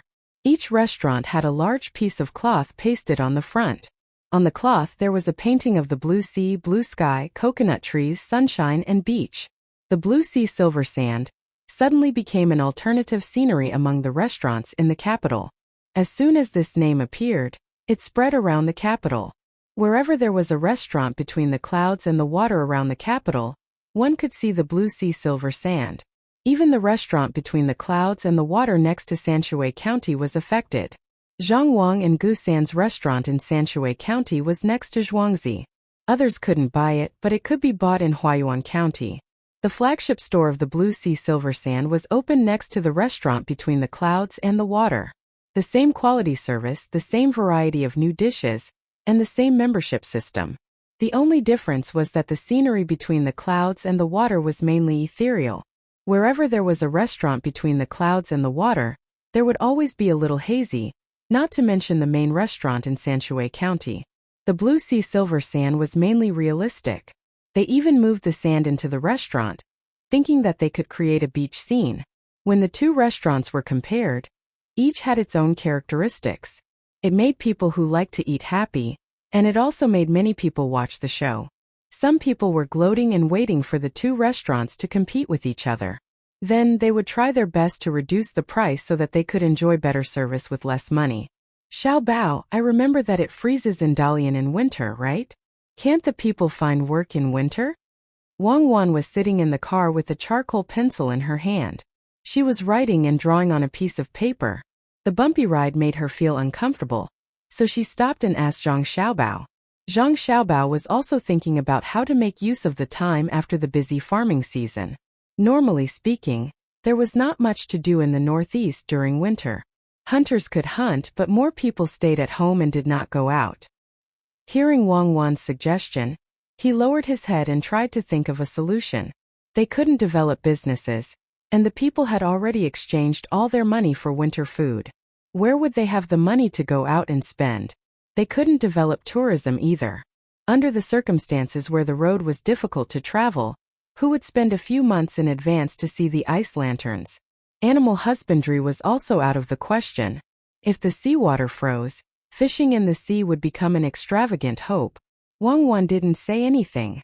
She waited by the side, hoping that Zhang Xiaobao could come up with a good idea. One was to increase the income of the local people, and the other was to reduce the loss of her family. Now it was free of charge. If the person sitting next to her wasn't Zhang Xiaobao, but someone in this era, Wang Wan wouldn't expect him to come up with a solution at all. But if it was Zhang Xiaobao, it was a different story. She believed that in terms of economy, as long as Zhang Xiaobao was willing, there must be a good way to make use of the seemingly impossible resources. There would always be a small number of people, and their will was the result. After waiting for half an hour, Zhang Xiaobao raised his head and said, "Develop handicrafts. If you don't want to go out to consume heat in cold weather, you can always stay at home. Let the people in Jili province paste paper boxes and print at home to prepare for this year and next year." Wang Wan frowned slightly. What's the use of the paper boxes?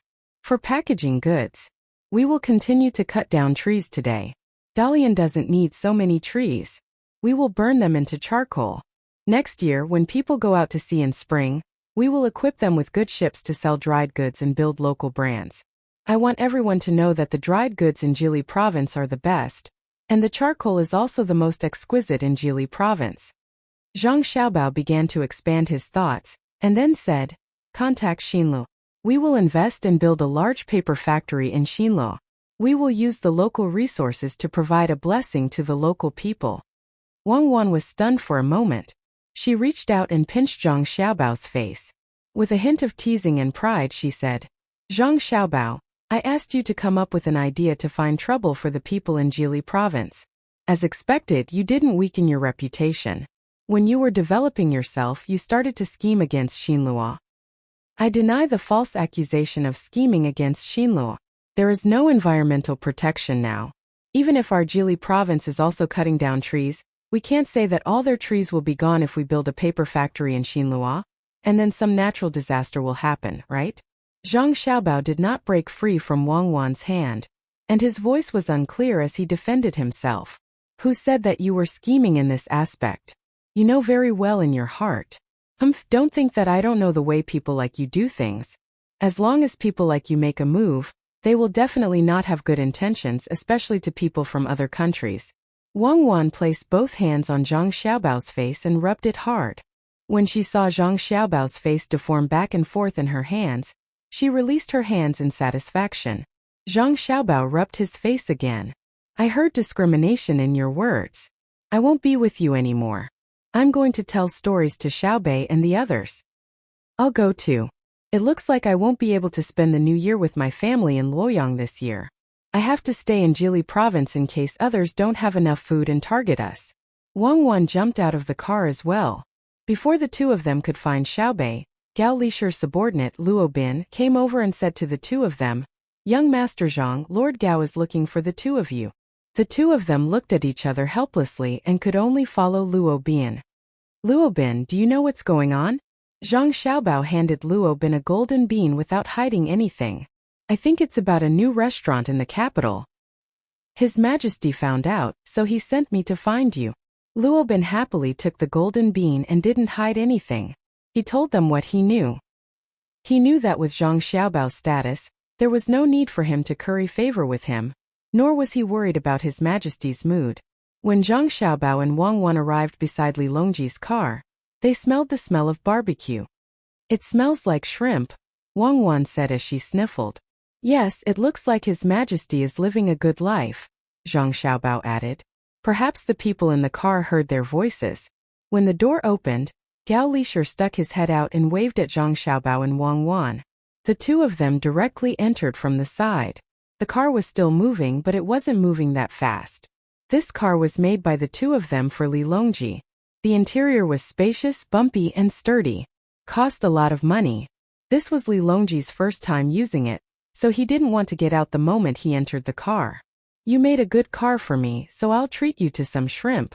Li Longji was very happy to see Zhang Xiaobao and Wang Wan. He gestured for the two of them to sit down and put the grilled shrimp on the plates in front of Zhang Xiaobao and Wang Wan. If it were any other minister, they would be so grateful that Li Longji had personally grilled something for them. However, Zhang Xiaobao and Wang Wan did not even have the slightest bit of gratitude. Grilled prawns were enough to pay for the carriage. "Diamond prawns? Thank you, Your Majesty. This minister is so grateful," Zhang Xiaobao said.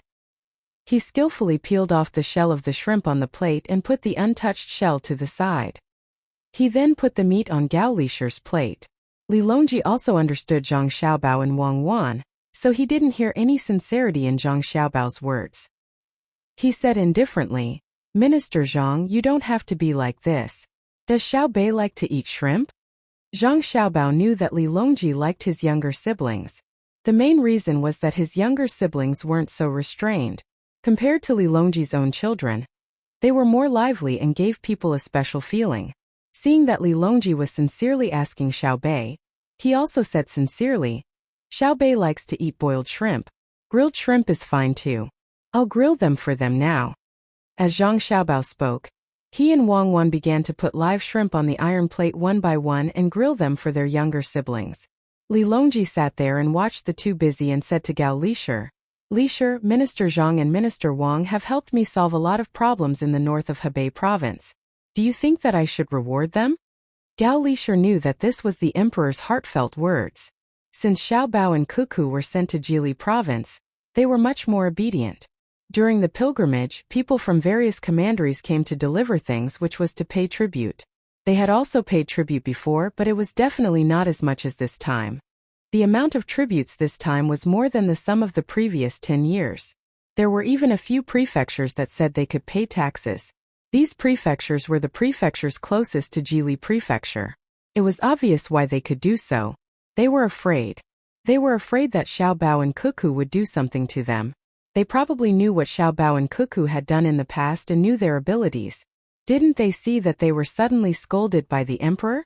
The emperor was naturally happy that one of his worries had been solved. However, he couldn't ask for any reward for his son, so he had to say, "Your Majesty, what Governor Zhang and Minister Wang did was what officials should do. We can't reward them." "Lord Gao is right. The two of us are just doing our duty. How can we reward them?" Zhang Xiaobao said as he placed the grilled prawns on a plate beside him. It was awkward to say this, but it could only be said this way. It was official business. The people on the side, who were waiting to serve them at any time, also understood that this was a family having nothing better to do. Li Longji nodded slightly and said, "Then I'll reward you with some prawns." "Xiaobao, speaking of this roasted prawn, I heard that the blue sea silver sand makes it even better. Have you tried it?" Zhang Xiaobao stopped what he was doing and looked up at Li Longji. He thought, "You asked me now. You know that I can't try it." "Oh, so that's why." "Your Majesty, I haven't tried it. I'll go and see it when I get back to the capital. The blue sea silver sand needs sand from the seaside. We can see if we can cooperate with them and sell them the fine sea sand from Jili province." Huh? Li Longji was slightly stunned. He felt that Zhang Xiaobao should feel the pressure. After all, the blue sea silver sand was against between the clouds and the water. Why was Zhang Xiaobao so calm and still thinking about doing business? It seemed that he already knew about the blue sea silver sand. Was he not afraid of being robbed? Moreover, the sand used by the blue sea silver sand had already been bought. It was the dengzhou that the two of them said when they lied to him. So he said, Xiaobao, the blue sea silver sand, has already cooperated with Dingzhou. You can't cooperate with Jili province, right? Why not? I can sell it to them at a cheaper price. People who do business won't reject cheap goods. I'll pick the best sand to sell, and ship after ship will come over. I don't expect to make a lot of money, as long as there is profit every time. Only with competition can there be development. Zhang Xiaobao emphasized the words. There is only development when there is competition. As for the meaning behind it, only Wang Wan understood. When Li Longji heard these words, he felt like he understood why Xiaobao and Wang Wan didn't have to worry about the competition in the restaurant. However, he didn't know why, but he didn't seem to have a deep enough understanding of these words. What went wrong? After thinking for a while, he asked, what about the price of the sand in Dengzhou? That depends on your means. Under the condition of ensuring profit, whoever does better can sell the goods. If you can't compete with price, you can compete with quality. Details determine success or failure. Zhang Xiaobao explained. When Li Longji heard Zhang Xiaobao mention means, he thought that he wanted to use force to suppress others. But he found that was not the case. He asked again, is it the same for the restaurant? Of course. Between the clouds and the water has been the leader for a long time. It is easy to be overtaken by the second leader because the second leader has a target to catch up with, but the first leader doesn't. With pressure there is motivation. It's better to have a chain restaurant, so that it can become a tripartite balance of forces. Zhang Xiaobao nodded and admitted it. Li Longji thought that Zhang Xiaobao would not do things so simply, but he couldn't figure out why he had such a feeling. If he had to describe it, it would be that everything was under Zhang Xiaobao's control. What was the reason why he didn't care about the new blue sea silver sand? Unable to understand, Li Longji decided not to think about it anymore. He would slowly observe in the future, and eventually be able to figure it out. Changing the topic, he said, Xiaobao Huanhuan, this time you have provoked Kuyu. You must be very careful in the future. Your Majesty, please rest assured. There is no problem in dealing with him. This year we will make him pay the rent voluntarily. What is the Commander-in-Chief's mansion in Songmo? Next year, starting from the Commander-in-Chief's mansion in Bohai from the east to the west, no one in the north of North Vanhe province can refuse to pay the rent. Wang Wan said proudly as she handed a plate full of prawns to Luo Bin, and asked him to give it to Xiaobei and the others. If it was someone else who said this, Li Longji wouldn't believe it. He would think that there was a problem with the other party's ability. But when it came from Wang Wan's mouth, it was a different matter. Can it be so? How should we do it? Li Longji's eyes brightened. If he could completely solve the matter in the north of North Vanhe province, it would save him a lot of trouble and he could concentrate on other things. The current Tubo was already much less troublesome. Over there they didn't dare to fight, and they were at a disadvantage when it came to exchanging food. It was all because of Xiaobao and Cuckoo. They wouldn't be able to recover by next year. Your Majesty will know in a moment. Speaking of which, there are too many things involved. This year, let the Commander-in-Chief's mansion in Songmo pay the rent. At that time your Majesty will naturally understand. Chapter 785. Adhering to the principle of looking down on the enemy strategically and valuing the enemy tactically, Wang Wan didn't put Kutuyu in her eyes. Even if Kutuyu was a small legend in Khitan, he was still considered a small legend. After watching Zhang Xiaobao and Wang Wan leave the carriage, Li Longji picked up the glass full of wine and raised it to his mouth. He asked Gao Lisher, I always feel that Xiaobao and Cuckoo are hiding something from me. What do you think? Think so too. Gao Lisher echoed. If they want to hide it, then so be it. As long as they guard the northern part of Hebei province and prevent me from being distracted, it will be a great merit. If it weren't for the fact that the two of them are still young and Xiaobao hasn't taken the imperial examination, I really want to put the two of them in the imperial court. Li Longji felt that he should have such a mind. At the same time, he looked forward to Wang Wan's words becoming reality and making the Bohai Commander-in-Chief's office pay all the rent. He didn't care how much they had to pay. Paying less and not paying at all were two different things. That was acknowledging the status of the imperial court. Gao Lisher looked at the emperor from the side. After thinking for a while, he took out a heavy paper bag from his bosom. He had someone remove the grill and gently put it on the small table. What is this? Li Longji asked doubtfully. A handgun that can fire 12 bullets. Xiao Bao gave it to this official for self-defense. Your Majesty, please take a look. Gao Lisher opened the paper bag, revealing the gray gun inside. He also took out 2 magazines and showed them to Li Longji. Li Longji didn't know what this gun was. Of course, he wasn't stupid enough to think that it was the same as the gun used in the army. If it was given to Gao Lisher for self-defense, then it should be better than a sleeve arrow. He reached out and took the magazines. While touching the cold shell, he watched Gao Lisher use a cloth to wipe the oil off the odd-shaped weapon. Your Majesty, the magazine in your hand can only be used when combined with the handgun. Like this. As Gao Lisher spoke, he picked up the other magazine and attached it to the pistol before passing it to Li Longji.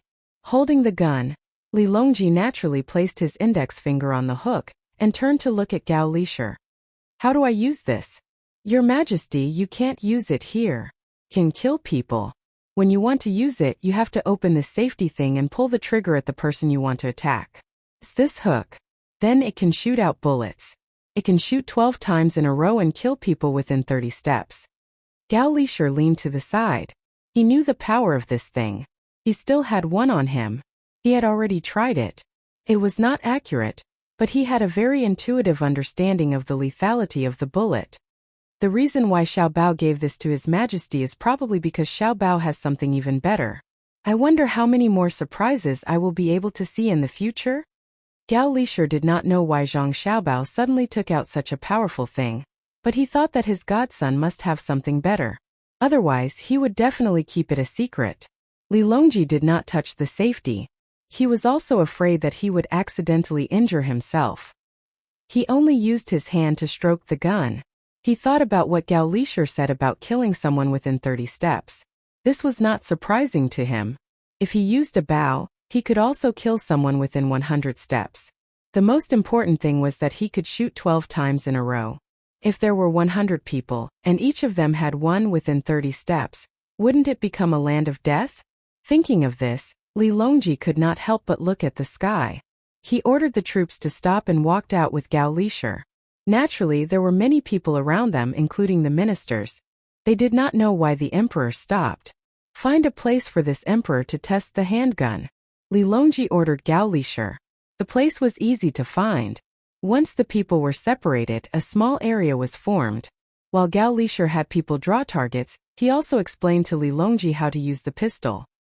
He especially mentioned the recoil, otherwise, it wouldn't do if the emperor's wrist was shaken. After the targets were done, Li Longji raised the gun and aimed at them according to Gao Lisher's instructions. He glanced at Gao Lisher and said, "Lisher, shoot first." Gao Lisher did not take the gun from the emperor. He put his hands together and took out the gun from his sleeve. People behind the target move away. With a whoosh, the people behind him moved away as fast as they could. They knew that this thing was called a target. Although they did not see a bow, they knew that it must be very dangerous. The target was not placed 30 meters away, only 10 meters away. Even so, Gao Lisher raised his hand seriously and aimed at it again and again. Only then did he shoot a bullet. There was a hole on the wooden target. There was also a mark on the thick wood behind the target. The bullet should have gone in. So this is what you call a hit? Li Longji walked forward to take a look and asked, "Your Majesty, this subject just got the handgun not long ago, so I couldn't hit the target accurately. I only got 6 points. I might be able to hit the body if I aim at it, but I can't hit the head." Gao Lisher was very embarrassed. His godson said that he must hit at least 9 points on the 10-meter target if he did not move. Li Longji nodded and returned to his original position. He raised the gun and said, "This emperor will also try." He opened the safety and aimed with one eye. He made a 3-point line. He looked at the target again. It was better than Gao Lisher. He got 7 points. He continued until all 12 bullets in the gun were fired. The best result was 8 points. The worst result. Looking at the 11 holes on the target, it was clear that this was definitely not a case of 2 bullets hitting 1 hole. "Is anyone hurt? Look at the people around you." Gao Lisher asked nervously. Everyone looked and shook their heads. No one made a sound. Fortunately, it seemed that no one was hurt. It should have flown past the target and hit the wood behind it. Li Longji shook his wrist that was numb and sore from the impact. He looked at the people around him and said, "Li Shi, does this require frequent practice? Are the bullets expensive?" "Should be so. This subject does not know if the bullets are expensive or not." Xiao Bao and Cuckoo gave this subject 500 bullets. "When your majesty is done, let them send more. Your majesty, the Khitans, Tubo, and Turkic people are also watching." Gao Lisha replied and reminded him again. "This emperor wants them to see. They don't have this kind of weapon. I want to see if they are afraid." The reason why Li Longji came out to test the gun was to show others his strength. As expected, his method was effective. The people around him moved closer to the wood to look. The bullets were embedded in it. Someone used a chisel to cut open the empty space. When they saw the depth of the bullets, they all secretly gasped. This was much more powerful than ordinary bows and arrows. Most importantly, the speed of the bullets was very fast. If any army was equipped with this kind of weapon, who would be able to fight against it? Zhang Shua used his hands to dig out the bullets that were still warm. They looked like metal lumps. He approached Li Longji and asked, "Your Majesty, what is this? Was it made by the Ministry of War and the Ministry of Works?" What he meant was why he did not know that there was a weapon that could be used continuously. If the metal lumps in his hands were to hit someone's body, what good would that person do? "This is called a pistol." Xiao Bao and Cuckoo gave this emperor something to play with. Someone called Zhang Xiaobao and Wang Wan over. Li Longji removed the magazine and replaced it with another one. He was very satisfied. Zhang Shua had actually guessed that it was made by Zhang Xiaobao and Wang Wan. He was angry that he did not know. He was the prime minister, but he had not even heard of a new weapon. Zhang Xiaobao and Wang Wan were too unreasonable. Zhang Xiaobao and Wang Wan were playing their roles in a children's play for Xiaobei, and the others when they were called away by Luo Bin. Xiaobei and the others curiously followed to watch. "Xiaobao, Cuckoo, over here." When Gao Lisher saw the two, he hurriedly waved his hand. "Foster father, I wonder if this child is here?" Zhang Xiaobao walked over in confusion. When he saw the target in front of him, he understood. "Test the gun." Li Longji passed the gun over. "Shoot a dozen and see." "Your Majesty, this subject has brought it with him. I have always brought it with me." Zhang Xiaobao did not take it. He reached for his waist and a gun appeared in his hand. Wang Wan did the same. The two of them immediately squatted and stood, waiting for Li Longji to say begin. Li Longji did not question why Zhang Xiaobao and Wang Wan had brought weapons to see him. After all, the two of them had been in charge of protecting him on the way here. He nodded and said, "That's enough." As soon as he finished speaking, he heard the continuous popping sounds. When the popping sounds stopped, he looked at the target again. Only the middle part of the target, which represented the 10th ring, had a hole. The surrounding 9 rings were all undamaged. Li Longji was stunned for a moment. Only then did he go around the target to look at the wood behind it. He saw that there were 2 large holes not far from the top and bottom of the wood. It was a mess. He did not need to think too much to know that it was not Zhang Xiaobao and Wang Wan who had made the bullets miss, but that they had all passed through the 10th ring. Because Zhang Xiaobao was squatting and Wang Wan was standing, the trajectory of the bullets was slightly off. Li Xiaogu, the nominal master of the Khitans, looked at the marks on the wood, then looked at Zhang Xiaobao and Wang Wan. He finally knew what kind of ability his neighbors had.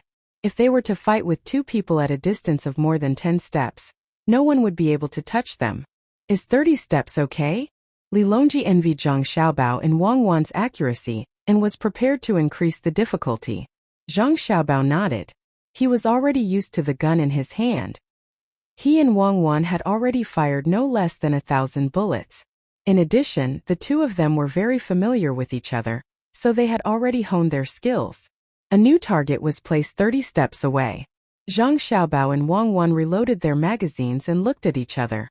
Zhang Xiaobao fired first, and as soon as the first sound rang out, Wang Wan also fired. The rhythm of the two of them was very stable, and their shooting speed was also very fast. In just a few blinks of the eye, there was a burst of movement. When they looked at the target again, this time it was not at the 10th ring that was hit. Instead, it was at the next ring on the side. It was pulled horizontally from one end to the other. The entire target swayed twice and suddenly fell down. If people at the time of Zhang Xiaobao and Wang Wan saw this, they would definitely be frightened. The two of them used 2 pistols to shoot the effect of automatic rifles. 24 bullets were pulled from one end to the other. It was like the box cannons placed horizontally many years ago. When 2 box cannons were used well, they could shoot the effect of sweeping fire. Although the others didn't know what the effect of the strafing shot was, they understood that it wasn't that Zhang Xiaobao and Wang Wan didn't aim accurately and didn't hit the 10 points. It was that they did it on purpose. Shooting horizontally one after another, it wasn't worse than hitting the 10 points. Good, reward them. Li Longji was overjoyed. Looking at the frightened and shocked eyes of the people sent by other countries, he knew that they would be more obedient. If anyone was not obedient, he would send such troops. The person who was most afraid was actually Li Xiaogu. His chiton was too close to Jili province. Who knew how many pistols Zhang Xiaobao and Wang Wan would equip the troops there with? Even though the shooting distance was not very far in a real battle, unless one ran away immediately after hitting, who would be able to withstand the sudden appearance of a group of people armed with pistols when they were still 20 steps away from the other side and started attacking them? Wouldn't one be invincible in a close battle? He was right. When fighting with a bayonet, it was much safer to have a pistol in hand. Your Majesty, there is no need to reward us. It is just a small skill. We can master it with more practice, Zhang Xiaobao said modestly. Governor Zhang is right. The two of us are indeed good at practicing. When we go back, we will form a 1,000-man pistol battalion to protect our country and expand our territory. Wang Wan was also modest. The most important thing was the 1,000-man pistol battalion. When Li Xiaogu heard this, he trembled. What did Wang Wan want to do? 1,000 people to expand the territory? In which direction? Did his chiton count as having finished expanding? Li Longji knew that it was impossible for Wang Wan to form a 1,000-man pistol battalion. With one look, he could tell that the pistols were exquisitely made. Each pistol cost a few hundred strings of coins. If 1,000 people were equipped, it would cost hundreds of thousands of strings of coins. They were not stupid. She said this just to scare them. It seemed that they were frightened. We agree to this. Give me 10,000 more pistols for my use. Li Longji cooperated and gave the impression that Zhang Xiaobao and Wang Wan could take out a lot of pistols at any time for free. Other people had never even touched a pistol before, so how would they know the cost of a pistol? Felt like a kitchen knife. They could get it whenever they wanted. Uncle Emperor This subject is also very accurate. The most lively Xiaobei jumped out and also took out a pistol. It looked even more beautiful than the one in Li Longji's hand. Li Longji was shocked. He was afraid that Xiaobei's pistol would suddenly hurt someone. After thinking carefully, he realized that something was wrong. It was impossible for Xiaobei to hold this subject's pistol so easily. Minister Zhang is also here? Let us see the pistol in your hand. Li Longji did not know why he liked Xiaobei. Whenever he saw Xiaobei, he would feel happy. And here, this subject will bring bullets for Uncle Emperor. This subject has brought a lot of bullets. Xiaobei passed the pistol over and took out a small handful of round wooden bullets from his pocket. Zhang Xiaobao and Wang Wan did not dare to use the ball bearings on them. The power of a BB gun was not small. It could also blind people if it hit their eyes. Usually Xiaobei and the others would have to wear helmets when they fought. Li Longji knew that the pistol was made of wood. It was rosewood, which was relatively sturdy. He symbolically hit it twice and found that the bullets were not very close. He nodded and patted Xiaobei's head. He said to Zhang Xiaobao and Wang Wan, "Follow us back." The group dispersed and the troops continued to move forward. However, there was a different feeling in everyone's heart. The people of Great Tang were proud, but the people of Khitan, Tubo, Turkic, Xinluan, Neon, and other countries were worried. Compared to Li Xiaogu's fear, the people of Tubo were also not relaxed. At this moment, the people of Tubo knew why their country could not recover. It was all because of Zhang Xiaobao and Wang Wan. Wang Wan had beaten their country until they lost their morale. Zhang Xiaobao was even more ruthless. Now they had seen the power of another kind of war. It seemed that they had to send people back as soon as possible to tell the people in the country to be more well-behaved, especially the east side of Jinchuan. Otherwise, if Wang Wan was happy, she would bring people to kill them. Who would be able to withstand that? They were already very powerful when they did not have pistols. Hand over 100 pistols, we will use them as guards. Li Longji brought Zhang Xiaobao and the others back to the carriage and impatiently asked Zhang Xiaobao and Wang Wan. Xiaobei and the others obediently stayed at the side. Luckily, the carriage was big enough, or else it would not be able to fit them all. Since Zhang Xiaobao took it out, he would naturally prepare it for Li Longji.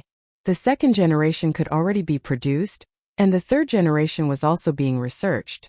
There was no need to continue to keep the first generation a secret. Otherwise, if it was kept a secret for too long and Li Longji found out, the game might not be able to continue. Wouldn't life be too boring? He agreed. When we return to the capital, I will send over 150 pistols and 30,000 bullets. Your Majesty, this is not a small amount of money. A bullet costs more than 50 copper coins and there are also guns. Li Longji played along and ignored Zhang Xiaobao's words. Instead, he hugged Xiaobei and asked, Xiaobei, tell Uncle Emperor. What is the first line of Guanju in the Book of Songs? Guanju Jiu in the land of rivers. A fair and virtuous woman, a gentleman's good mate. Xiaobei answered very straightforwardly. He did not know the specific meaning, but he had memorized it. If he did not memorize it, there would be trouble listening to the story. Correct, I confer upon you the title of Tong Ji Lang. Xiaohai, come here. I ask you, the length of the rope is 10 qi. Wrap around the tree 4 qi after 2 rounds, 1 qi after 3 rounds. Ask the tree the length of the circumference. Li Longji asked Xiaohai. Xiaohai did not want to answer. It was too simple, but he had to say 3 qi. Good, I also confer upon you the title of Tong Ji Lang. Xiao Yuan, what does it mean by learning and practicing happily? Li Longji continued to ask. It means that when learning, I often. Xiao Yuan answered very straightforwardly. Xiaozhu, let me ask you. After a series of questions and answers, the group of little fellows were all promoted. Their official titles were the same. Tong Ji Lang went from being a rank 7 official to a rank 6 official. Your Majesty, I suddenly thought that if you want people to shoot more accurately, you will need a large amount of bullets. I am prepared to take out 90,000 bullets for your Majesty's bodyguards to practice. I will also add 50 more handguns. Each of them will be equipped with 2 guns. After training hard, they can become like me and Cuckoo. They can shoot continuously with 2 guns. Zhang Xiaobao looked like he had just realized something.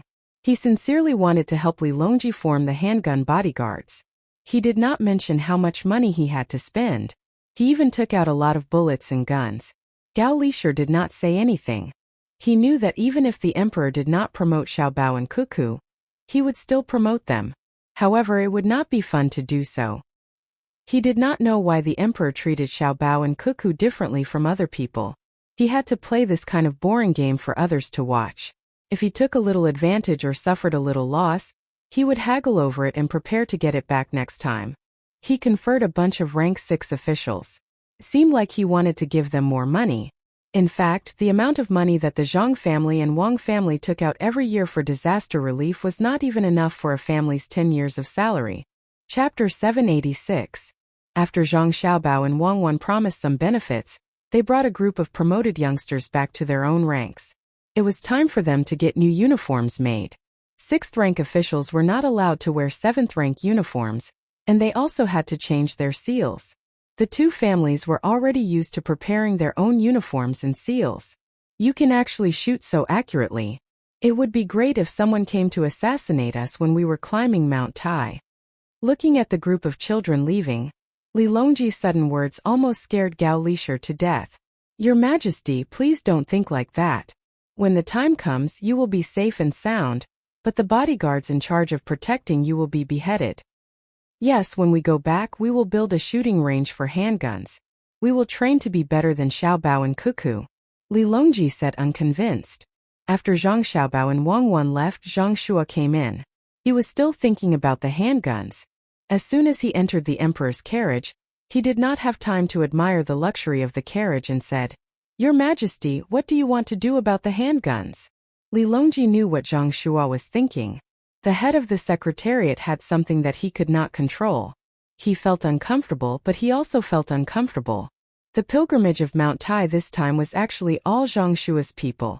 When he was drafting the list, he knew that Zhang Shua and Xiao Bao had a conflict with Cuckoo. He did not expect that Zhang Shua would dare to disregard others and force his own people to join. When he thought about how Xiao Bao and Cuckoo had drafted the list, it was obviously for the sake of balance. It was not their own people, but Zhang Shua did not see through it. It was too unreasonable. The more he thought about it, the more uncomfortable Li Longji felt. When he saw Zhang Shua mention the handguns, he asked, "Official Zhang, what do you suggest?" "Your Majesty, handguns are sharp weapons. They can kill people almost invisibly. Compared to arrows, they have a shorter range. However, they have a fast firing speed and are easy to carry. They are lighter than bows and bullets are lighter than arrows. They are invincible when attacking cities. If this weapon falls into the hands of others, it will be a threat to the imperial court. Your Majesty should personally watch over them." Zhang Shua made the handgun sound very powerful to make the emperor feel threatened. "Watch over them personally? Am I the one who stares at the pistol workshop all day? Then who is in charge of the court?" Li Longji asked. "Naturally, there is no need for your Majesty to watch over him all day long. You can send a loyal person to do it." Zhang Shua realized that the emperor seemed to have some opinions about him today. Xiao Bao was unfaithful to Cuckoo? Someone from the Zhang family and the Wang family was disloyal? In the end, someone else had to take care of it. So what if it was placed in the hands of Xiao Bao and Cuckoo? Could it be that he was going to be placed in the head of the secretariat? Can Zhang Qing lead someone to make a better pistol? Li Longji asked one question after another. With each question, his tone became more and more severe. At this time, Gao Lishur spoke. He was not talking about Zhang Xiaobao and Wang Wan. He was talking about himself. "Your Majesty, this subject is guilty. This subject's adopted son is not at ease. This subject did not teach him well. Why don't you remove their official positions and transfer them back from Jili Prefecture? This subject will carefully teach them and be loyal." Hearing Gao Lishur's words, Zhang Shua regretted it. Just now, he had rushed over impulsively. The emperor kept calling them Xiao Bao and Cuckoo. It was very clear that these two children had a place in the emperor's heart. And it's what An Lishur said. Transfer Xiao Bao and Cuckoo back from Jili Prefecture to teach them. Also, put the pistol manufacturing under the palace secretariat. Zhang Qing will recommend the two to Jili Prefecture. Li Longji spoke while Zhang Shua was thinking about how to eliminate the consequences of rushing over in a hurry. Zhang Shua suddenly felt a chill on his back. His clothes were immediately wet and his scalp was numb. He was not afraid that the pistol manufacturing would be under the palace secretariat. Even if the emperor was slightly dissatisfied, as long as he found a good craftsman and studied it carefully, he believed that the pistol would be better. What he was afraid of was Gao Lishur's resentment. He did not know how fierce the emperor's revenge would be in the future. What he was more afraid of was that Zhang Xiaobao and Wang Wan would be transferred back from Jili Prefecture. Even if he was unwilling to admit it, he had to think about what would happen to Jili Prefecture without Zhang Xiaobao and Wang Wan. Except for the two of them, it seemed that no one could guard that place well. If he let the people he recommended, who could nail that place firmly like a nail and suppress the entire northern Hebei province so that no one dared to make a move? Who would be willing to take out so much money to send daily necessities to 130,000 people? If it were two people who went over, and it was him who recommended them, but suddenly saw an opportunity and started a war, would the people he arranged be able to lead the soldiers of Jili Prefecture to victory? Seeing that Zhang Shua was speechless, Li Longji also did not make a sound. How could he not know the role of Zhang Xiaobao and Wang Wan? Looking at the two of them through Tufan Buxin County, and now Jili Prefecture, wherever the two of them were, it was very stable. The two of them, one in the military and one in the government, cooperated very well. The most important thing was that the two of them, as well as Zhang Xiaobao and Wang Wan, did not seem to have any ambition.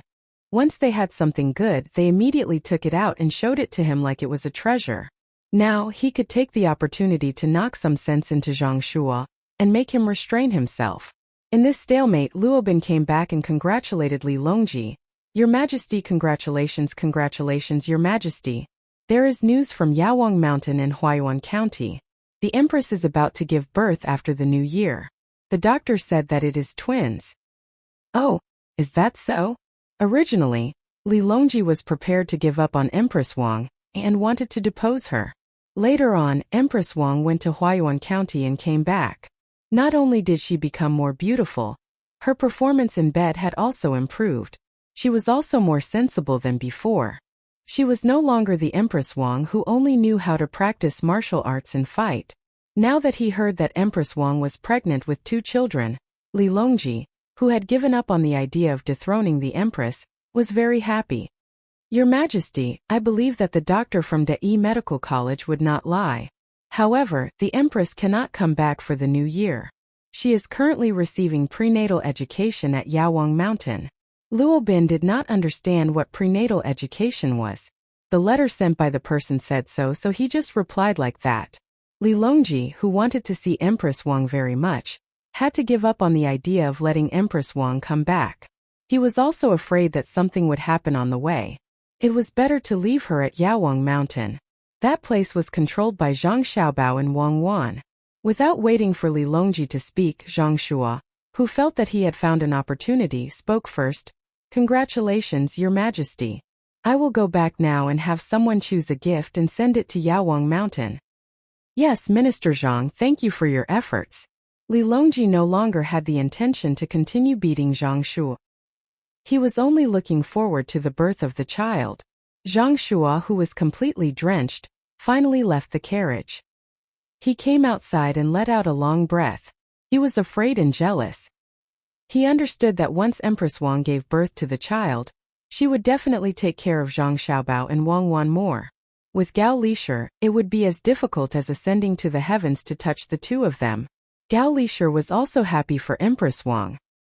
He was not in favor of dethroning the Empress. In the past, Empress Wang did not have any other abilities, but she managed the harem very well. According to Xiaobao's words, this was called charisma. Now that she had a child, there was no reason to dethrone her. Your Majesty, this is a happy occasion from the heavens. Are you going to reward the 3 armies? In the future, Xiaobei will have more playmates. The Empress will be safe at Yawang Mountain. Reward, of course, there must be a reward. Li Longji happily agreed. At the same time, he was also considering whether to teach his 2 children to Xiaobao and Cuckoo. It could be seen from Xiaobei and the others that under Xiaobao and Cuckoo's guidance, they were smarter and cuter than ordinary children. The most important thing was that the Zhang family and Wang family seemed to have a set of things that were specially used to teach their children. Just look at the nutrition that Xiaobei and the others ate every day. Until now, none of their children had died. In addition, they had the best doctors to watch over them and the most stringent protection. There was no need to worry that the 2 children would die early like Li Yi. This subject will go and arrange it. Gao Lishir, who was also happy, left behind a sentence and went out of the carriage to arrange the reward for the 3 armies. When Luo Bin saw that he had not received a reward yet, he had no choice but to continue talking about things that would make the emperor happy. Your Majesty, when we were on our way back, Provincial Governor Zhang and Adjunct Officer Wang met me. They said that they have prepared many things for the babies, and have already sent them to Yawang Mountain in Huayuan County. They have also sent medical personnel from Luzhou to rush over as soon as possible. Your Majesty, don't worry. When Li Longji heard this, he remembered that there was still a person who was announcing the good news. He glanced at the other palace maids and eunuchs before he said, "Reward the people in the carriage today with 100,000 coins and 20 bolts of silk. Reward Provincial Governor Zhang. If you don't reward the 2 of them, reward Xiaobei and the others with money. If you don't give them money, I'll make Xiaobei and the others with the title of Imperial Grandee." After rewarding the people in the carriage, Li Longji remembered Zhang Xiaobao, Wang Wan, and the others. He wanted to reward the 2 of them, but he found that there was nothing to reward. In the end, he could only give them to Xiaobei and the others. Xiaobei and the others, who had just been promoted to a rank 6 official, had not even finished making their clothes when they lost their rank 6 official rank and became a rank 5 official. Luo Bin acknowledged the order and hastily ran out to report the good news to Zhang Xiaobao and Wang Wan. At this moment, Xiaobei and the others were choosing cloth. Originally, they were wearing light green clothes, rank 7 official rank. Now they were choosing dark green clothes. They were considering whether they should use Sichuan brocade or Suzhou brocade. They should wear silk, muslin, or satin. When Luo Bin came, He was rewarded with a pair of beautiful glass apples and a large ingot of gold. I'll wear light red clothes and get a silver fish pouch. Xiao Bei, who had been promoted again, already knew what color the clothes should be. He tossed the dark green cloth aside and did not want it anymore. Xiao Bao, it seems that we have to strengthen the defenses at Yaowang Mountain. No problems are allowed to happen there, Wang Wan said to Zhang Xiaobao as she looked at her happy younger siblings. Zhang Xiaobao nodded. Seal the mountain. From now on until Empress Wang gives birth, no one is allowed to go up the mountain. Explain to the outside world that it is undergoing renovation. Put some projects that can be moved down under Yaowang Mountain. Send 20 members of Team Zero to guard it. Also, all the restaurants between the clouds and the water and the sea and clouds are located in various places. Don't bring the money back in the near future. Just put it in their area, the most remote and farthest Tang Bank. Send the money over and have people build good relations with the local wealthy families. Carry out other business cooperation first. What? Are you worried that something will happen? It's not that I'm worried, but that something will happen soon. It will probably happen after the Spring Festival. Write a letter back and ask the Tang Bank to increase the reserve ratio. Prepare to open the deposit account with interest at any time. Ask Li Sun and the businessmen we first cooperated with not to make big investments recently and to keep the money in hand. The deposits of the banks in the capital this year have increased abnormally in the past month. Zhang Xiaobao nodded and continued to make arrangements. Run on the bank? Wang Wan asked. Yes, they're using a single point to expose the truth. That's what they're trying to do. Once they're able to hold on, they'll be safe in the future. Tomorrow or the day after, tell Li Longji that we're going to issue 3-year government bonds. Jili Province should have already started the plan for Songsha Commandery. Is there anything else to add? Write a letter as soon as possible. Not at the moment. Let the people between the clouds and the water gather supplies as quickly as possible. I think Li Longji will do something at the last minute. It must be fast no matter how much it costs. Li Longji's reward made the soldiers happy, and they all did their work more seriously. When they found out that the Empress was going to have a child, many people sent their blessings. The news spread as quickly as possible, and then a large amount of supplies were sent to Huayuan County. This was done for the Emperor and Empress Wang to see.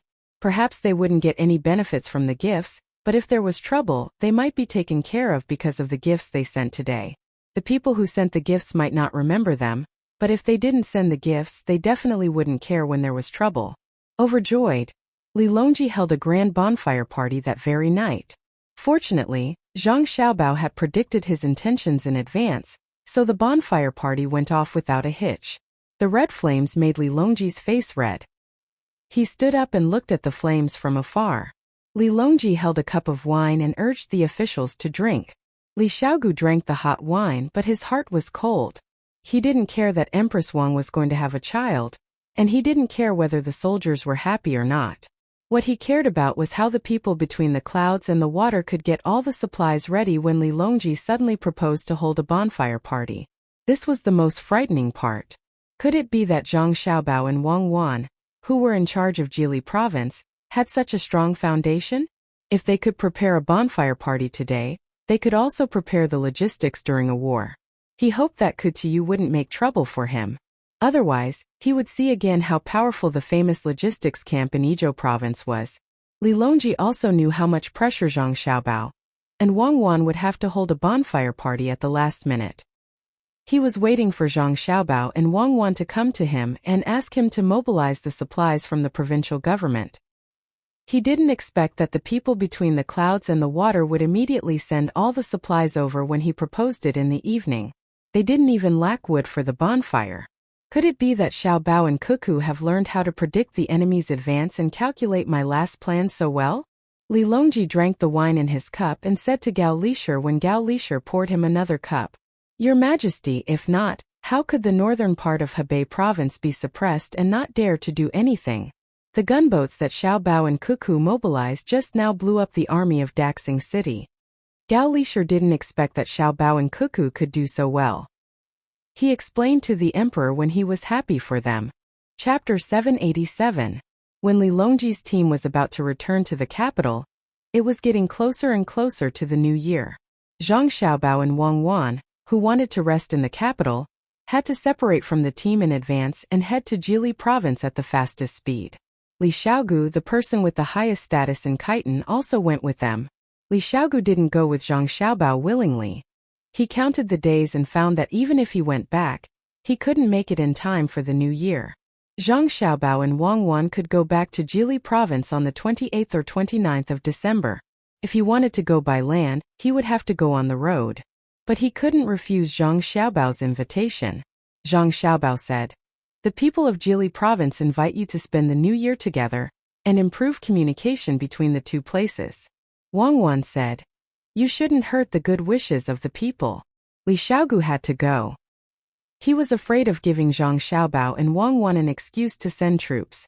He had seen the power of pistols before. Once the Song-Mo commander-in-chief's office fought with Jili province, unless they didn't fight at close quarters, his people would fall like wheat being cut down. Not fighting at close quarters was in line with Wang Wan's fighting style. Light cavalry came and went like the wind. Even though Tu Yu had repeatedly said that Wang Wan's method of battle was wrong, that she was always relying on luck to win by surprise, that this method of using troops would not last long, who would dare to use this kind of reason to prove that they could force Wang Wan to clash head-on with you? Li Xiaogu also wanted to see the development of Jili province. Everyone said that Zhang Xiaobao and Wang Wan were amazing and built the place very well. Seeing was believing. The fleet moved quickly with the sails. Xiaobei and the others' days were as fulfilling as usual. They played games, studied, listened to stories, slept and ate. Xiaobei, who had been promoted to a 5th rank official, had to walk around every day. She wanted people to see her beautiful clothes to prove that she was a genuine 5th rank official.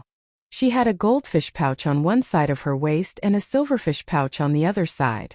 The goldfish pouch was allowed by Li Longji, so she could wear it even if her rank wasn't high enough. When it was time for them to reach the sea, Zhang Gang, who rarely came to Zhang Xiaobao and Wang Wan, came over. He was Chang Hu's son. Zhang Feng followed behind him. Zhang Feng looked very shy and a little scared. "You two didn't sleep?" Wang Wan, who was discussing with Zhang Xiaobao how to organize activities in Jili province during the spring festival, stood them up and went to make arrangements first. When she saw the two kids, she pulled them into her arms and asked. Zhang Feng didn't say anything. She buried her head in Wang Wan's arms. Zhang Gang mustered up his courage and said, "Sister Cuckoo, I want to ask, is it true that powerful weapons make people powerful?" Hearing Zhang Gang's question, Wang Wan was stunned. She turned to look at Zhang Xiaobao. Zhang Xiaobao came over, touched the little girl's head and said, "It depends on the weapon. As long as it can't exterminate a whole family in one go, it may not be powerful. Even if it can break through a 1,000-man pistol team, your sister Wang Wan can still beat him without a pistol. Weapons are dead, people are alive. Don't always think about fighting. Those who are good at fighting have no outstanding achievements. The best generals are those who can subdue others without fighting." Is it like Sister Cuckoo now? Even if you don't beat people, people are still afraid. Is brother powerful or Sister Cuckoo powerful? Zhang Gang was much more sensible now. He began to think about what he would do when he took over as the patriarch in the future. This was the result that Xiaobei always instilled in him. Zhang Xiaobao didn't say anything this time. He didn't want the little girl to be exposed to the darkness of human nature too early. Wang Wan said, "There is no one who is the most powerful. It only depends on who is more suitable. Now your brother Xiaobao is the most suitable. Can you recite the Tao Te Ching? Your brother Xiaobao can fight now. He is very good at fighting. War doesn't have to use force. Force is only a guarantee and a deterrent." Now the little girl couldn't understand. Wasn't war about killing people? How did it become about fighting without fighting? In order to make her understand as much as possible, Zhang Xiaobao asked, "Who is the most powerful when you are together?" "Xiaobei." The two little guys replied at the same time. "Why?" Zhang Xiaobao asked again. "She can make others stand with her. If anyone provokes her, she will not let others play with him." Xiao Gang had a deep understanding. "Did she beat you?" "No. This is what the art of war says. Attack one region together and get one person. Go back and think about how to deal with this situation." "Okay, brother Xiaobao, don't tell Xiaobei. Otherwise she will know in advance. She is very powerful." Yes, pinky promise. Promise me for 100 years and you won't chain. Seeing the two little guys leave one after the other, Wang Wan shook her head helplessly. Xiao Bao, do you think we taught them too much? I don't know if it is good or bad. Who said that childhood can only be about not knowing anything? It's fine as long as they're happy. Protecting the peace of kind people requires someone to choose to scheme. There has to be someone who is evil. How they choose depends on their own development. And we can use the method of subduing the enemy without fighting this new year. Zhang Xiaobao looked in the direction of Li Xiaogu's cabin as he spoke. Li Xiaogu had no idea that someone was thinking about him. And in truth, he didn't need to know. He was currently very restless. As he traveled with the ship, he wanted to understand as much as possible about Zhang Xiaobao and Wang Wan. In the end, he realized that the more he knew, the more he would not be able to understand. He had seen Little Hai teach arithmetic to his younger siblings. Even he found it difficult to understand what he was talking about, but Little Hai seemed very relaxed when he was talking about it. When he asked Little Hai if he knew a lot, Little Hai's answer shocked him. At the time, Xiao Hai had told him, "The more you know, the more you discover your ignorance. When you can calculate the ends of the sea, there is still the starry sky." Li Xiaogu was frightened by these thoughts, and also by their age. If they knew so much at such a young age, wouldn't there be many more Zhang Xiaobao and Wang Wan when they got older? Was it not enough for the great Tang to have a pair? The Khitans could not find such children. Come in. When Li Xiaogu was taking a nap, he was frightened by his dream and broke out in a cold sweat. He didn't have time to wipe it and shouted to the outside of the cabin. The person in charge of protecting him opened the door and came in, saying respectfully, "Master, I'm here. Have you contacted the Commander-in-Chief's mansion?" Li Xiaogu dreamed that one day countless troops of the Great Tang slaughtered the Khitans one by one with cannons like the Jili State's gunboats and pistols he saw on the road. After waking up from the shock, he remembered the situation in the Commander-in-Chief's mansion. "Yes, I'm about to tell you that they are doing well. Jili State has sent a lot of things including oil, salt, silk, and even taught the local people how to build Kong beds. All of these are free of charge. There is also a large amount of food, which is sold to the Commander-in-Chief's mansion at a very low price." The guard told Li Xiaogu what he had just learned. Li Xiaogu picked up a cup of water and gulped it down. Only then did he feel that his throat was not so dry. He wiped his sweat and asked, "Did Jili State make any request?" "No." "Well, you can leave now." Li Xiaogu rubbed his head and watched the door close. He said to himself, "What do Zhang Xiaobao and Wang Wan want to do? Are they really kind and want to help the Commander-in-Chief's mansion? Be careful, you must be careful. Kutiyu, you are too strong. The Emperor of the Great Tang can't stand it anymore. Now he sent Zhang Xiaobao and Wang Wan here. I hope you can still deal with them." In the Commander-in-Chief's mansion of Songmo, Kutuyu was also puzzled. Jili State had sent a lot of things recently. Except for the food that was sold at a very low price, the other things were free of charge. There were medicines for curing diseases, dry goods from the sea, and silk for making clothes. Although the silk looked a little worse and was damaged, it could be used to make things and could be used as money. Could it be that Zhang Xiaobao and Wang Wan were afraid of him? Seemed impossible. There were 130,000 people and 10,000 soldiers in Jili State. It was better to expect the sun to rise from the west than to say that they were afraid of him. The price of food was too cheap. It was so cheap that a good fur could be exchanged for half a month's worth of food. It was so cheap that the labor required to grow the food here was not as good as hunting. He had to be careful not to let them drag the people in the Commander-in-Chief's mansion to Jili State. Thinking of this, Kutuyu suddenly shouted to the outside, "Someone tell the people who know that all the things were sent here from Jili State not to spread it out." After the people outside answered, he looked at the bow hanging on the wall and shouted again, "Tell the people in charge that they don't have to rush to farm after the new year. Let them practice martial arts diligently. Let them go hunting and exchange more things with their prey." After the people outside answered again, Kutuyu suddenly opened his mouth and murmured, "Zhang Xiaobao and Wang Wan, no matter what you two plan to do, and no matter how powerful others say you are, you will not get any benefits from me when you meet me." Humph! When Zhang Xiaobao and Wang Wan's fleet arrived at the port of Jili State on the night of the 27th of December, the news of the Commander-in-Chief's mansion of Songmo had spread to the capital. At the same time, the letters written by Zhang Xiaobao and Wang Wan had also arrived. When Li Longji saw that the people in the palace were handling the New Year's affairs, he first learned about the situation of the commander-in-chief's mansion of Songmo, and called Gao Lishir to his side. "Lishir, do you know what Xiaobao and Cuckoo plan to do?" Gao Lishir had just received the letter sent by the pigeon and had just read it. He quickly replied to Li Longji, "Your Majesty, the letters from Xiaobao and Cuckoo have arrived. They talked about this matter." "Tell me." Li Longji really couldn't understand how providing so many things to the commander-in-chief's mansion of Songmo would benefit Zhang Xiaobao and Wang Wan. Wasn't this using his own money to raise thieves? "Your Majesty," Xiaobao mentioned in the letter that after the New Year's mansion of Songmo will be renting a large amount of land to be used to grow whitecaps. When the time comes, the local people will be in charge. After the harvest, 1 gene of whitecaps can be exchanged for 10 gene of rice or wheat flour in Jili state. As long as the people who grow whitecaps hunt, they can also exchange for a lot of vegetable oil and salt. Gao Lishir replied. Without waiting for Li Longji to ask, he continued to speak. "Your Majesty, before the new year, sending good things to the commander-in-chief's mansion of Songmo is the third ring in the chain plan. This is to let the people of the commander-in-chief's mansion get used to using good things and getting used to living on warm Kong beds. They will know that the things in Jili state are better than those in their own commander-in-chief's mansion. After the new year is the fourth ring. When the rice is cheap, no one will plant it. When the oil is cheap, no one will plant beans.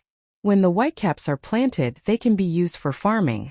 Every month, they will be given food and leather to train the people, making them wild. When the whitecaps are harvested in the winter and are not exchanged, the people will be angry and warlike. They will be forced to fight. If they fight, Jili State's army will be formed. They will use chitin to train the soldiers as an excuse to attack. If they don't fight, they will lose the people's hearts. The people will be unstable and there will be no food. They will exhaust their bodies and weaken their will. Then we will start the fifth ring and recruit the people into Jili State." Li Longji listened quietly. Although he had good willpower, he was still frightened by Zhang Xiaobao and Wang Wan's plan. Cold sweat seeped out of his forehead. When Gao Lishir finished, he said, "So, Xiaobao and Cuckoo want to use their own food to dispel the people of the commander-in-chief's mansion of Songmo's mansion from farming. They want to waste their land and make them fight more with the wild beasts to make the people brave. When the whitecaps come out, they will cut off the food and force them to fight. Jili State has 10,000 soldiers and good weapons. However, if they want to fight, they can't take them down. If they don't want to fight, they can't stabilize their position unless they use the army to suppress them. This plan must be from Xiaobao. I can see that Xiaobao is more ruthless than Cuckoo. Cuckoo is a general and a commander-in-chief. She only knows how to use troops. Xiaobao is a master who kills without spilling blood. Sigh. Fortunately, Zhang Xiaobao and Wang family are people of Great Tang. If they were in another country, how could Great Tang have peace? This matter must not be spread. I will wait for Xiaobao and Cuckoo to help me sort out the northern part of Hebei province. When the time comes, I will reward them handsomely." "Your subject understands, Your Majesty." Just now, your subject heard that someone impeached Xiaobao and Cuckoo, saying that the two of them produced salt but did not use it for civil purposes. They used it to build a lake. I will wait for a memorial from the censorate after the new year. Gao Lishir nodded and then said something else. Chapter 788. Before the firecrackers sounded in Jili State, there was a heavy snowfall. Near the sea, the snowflakes fell and melted, melting and falling again. Finally, the surrounding seawater became cold and frozen. For the people in Jili State, this was the new year they looked forward to the most. Compared to the past, their lives were much better this year. The only thing they were worried about was their relatives who were soldiers outside. Zhang Xiaobao and Wang Wan could not help them send letters to their relatives, nor did they have phones to call. Perhaps it was because the roads were difficult, so the people restrained themselves. They were not as anxious as the two of them when their relatives were not home for the new year. Every family was given things for the new year and wore new clothes. The 10,000 soldiers also finished their training. On the 30th, they were divided into several groups to protect the officials in the Yamen as they went to various places to pay their New Year greetings. In fact, it was Zhang Xiaobao and Wang Wan strolling around the inner courtyard of their home. They were firmly on the path of being close to the people. The people who stayed up all night fell asleep on the morning of the first day of the new year. The air was still filled with the smell of sulfur and saltpeter left by the firecrackers. Finally done. This year's new year is really tiring. Wang Wan, who also returned home, lay on the Kong and felt the warmth of the Kong. She said to Zhang Xiaobao, who had closed his eyes, "There is no way. We have to cultivate credibility. Even if we have to pretend once every year. Let's do it this year. When the local government is fully organized next year, let the local people work. From the 5th day of the new year, let them continue to paste paper boxes. We can't let the production and construction fall behind. We can't let the 15th day of the new year come." Zhang Xiaobao was exhausted. Even though he did not go too far to visit and only walked around the prefecture, it was difficult to walk. It was already dark at night and it was snowing. After walking for a few miles, he ran more than 10 kilometers and ate a lot of dumplings. On the way he even found a chance to vomit twice.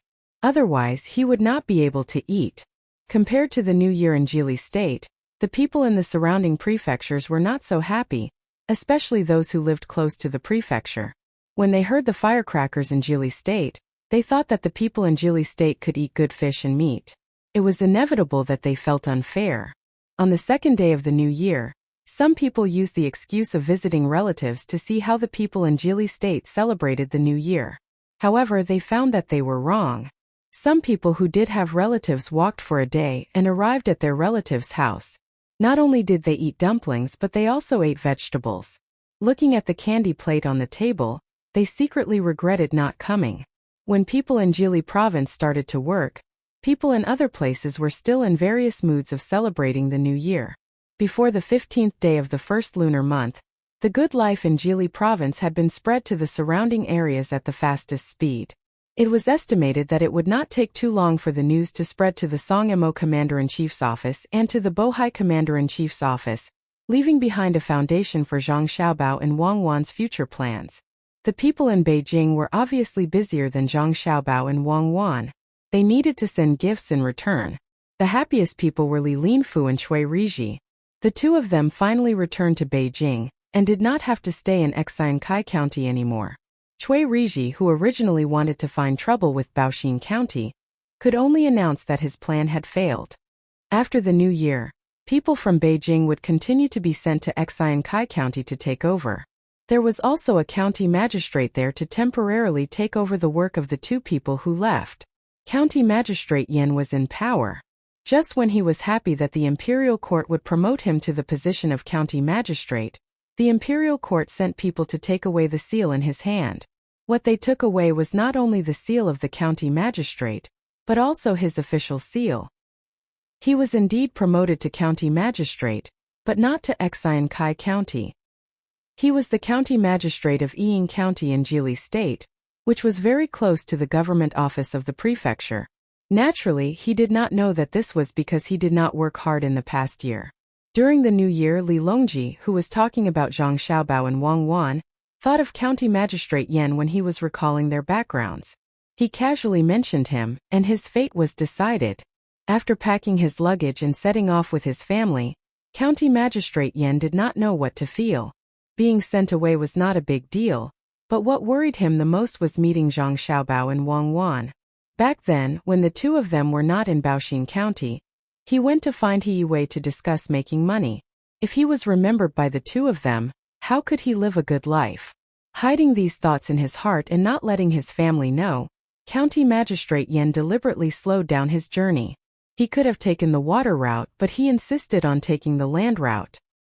He wanted to get through the time of his appointment and asked the imperial court to change his position.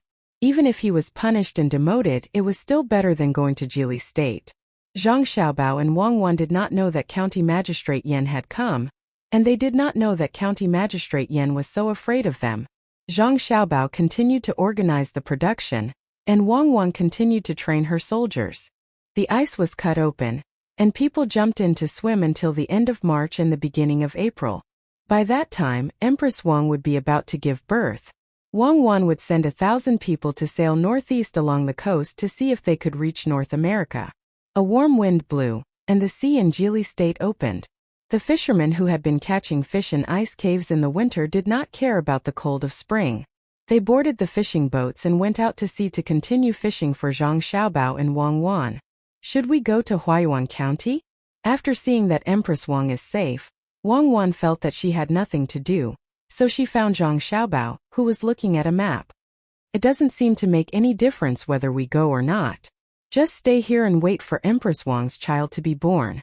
Let people keep her for 2 more months. I heard from my godfather that Li Longji wants to throw Empress Wang's child to our family. We have to be prepared in advance, especially in the prevention of diseases. If his child dies here, no matter how magnanimous he is, it is impossible for him to not bear grudges. History is no longer the original history. We have created the future.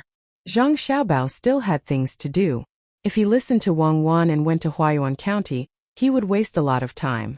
If he did not go, he would be separated from Wang Wan. Now there was no good communication tool. If he thought of something, there was no one to help him plan. Wang Wan listened to Zhang Xiaobao and nodded. Then I won't go either. I will accompany you to work on the spring plowing. We still have to build a beautiful house here. It will be more lively when the 2 little guys come. Disinfect the places that should be disinfected, and isolate the places that should be isolated. We will wait for them to come. Time passed quickly. Some people were looking forward to it while some people were cursing. Finally, the cry of a baby came from Yawang Mountain in Huayuan County. Chapter 789. The Empress had given birth to a son. This was a big deal. It was much more important than the calf in Xiao Wuzi's house. The officials were silent. The news from the eunuch was that Empress Wang had given birth to a boy and a girl. After a while, a boy was born.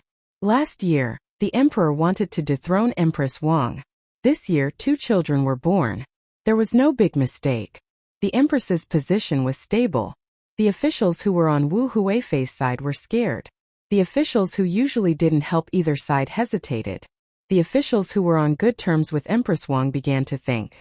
The emperor's eldest son was Prince Qing Li Tan. The crown prince was Li Ying.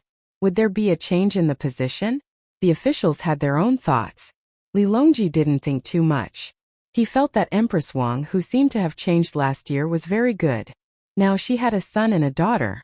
Li Longji was so happy that he didn't know how to express it.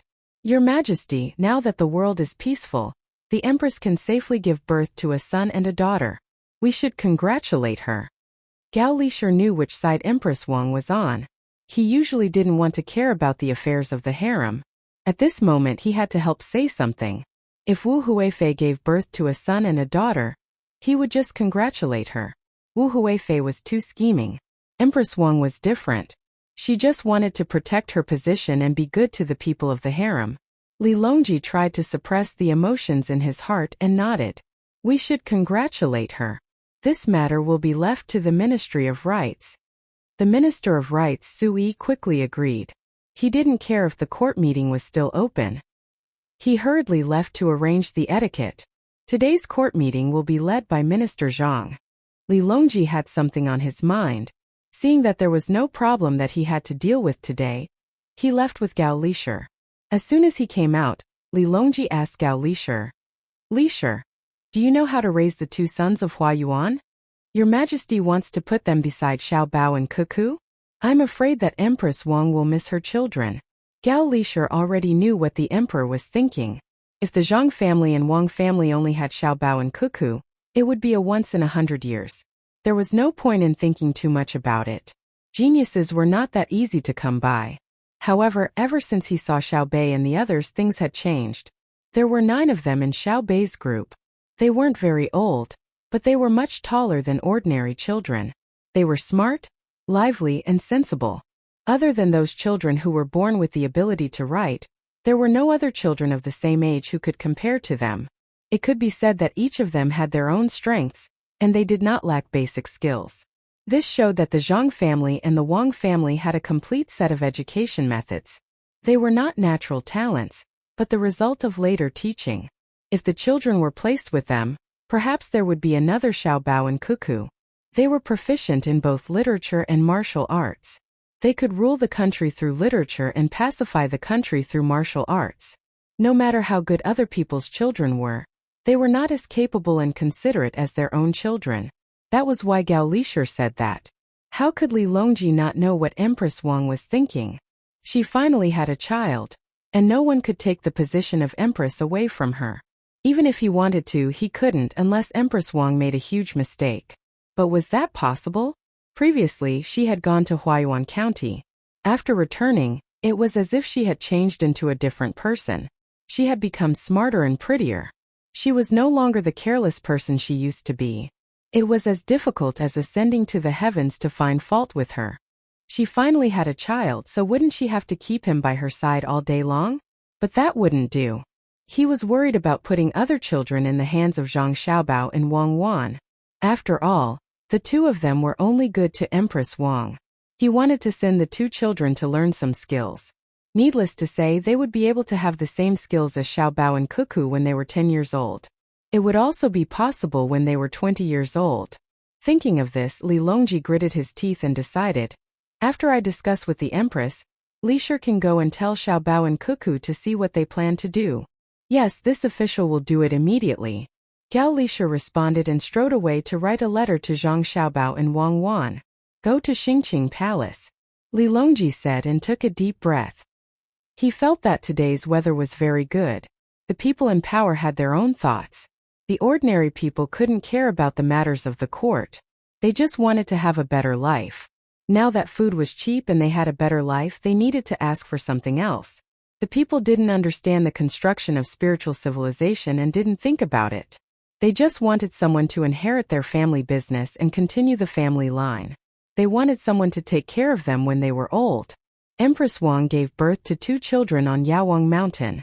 After some people spread the news that Zhang family and Wang family also had 3 twins spread like wildfire. Even if the boys weren't Zhang family and Wang family's children, the people still thought that they were related to Zhang family and Wang family. Now that Empress Wang also gave birth to 2 children, no one believed that it had nothing to do with Zhang family and Wang family. Therefore, Yawang Mountain and Day Hospital, which were originally popular, became places that even more people yearned for. The first thing that spread in Jiangxi province was that Zhang family and Wang family had the treasured land of Yawang Mountain, which was why they could give birth to 4 children at the same time. Yawang Mountain was a good place to have children. People who had a little property all went to Yawang Mountain to look for it, regardless of whether it was still warm or cold.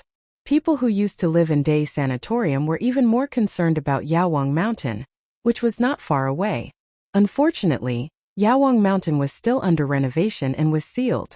Ordinary people weren't allowed to take half a step in.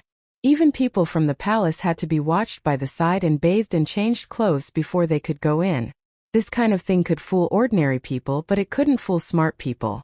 The sealing of the mountain turned out to be in preparation for Empress Wang's pregnancy and confinement. Everyone was so anxious that they scratched their heads, but there was nothing they could do. They could only wait for Empress Wang to finish her confinement quickly.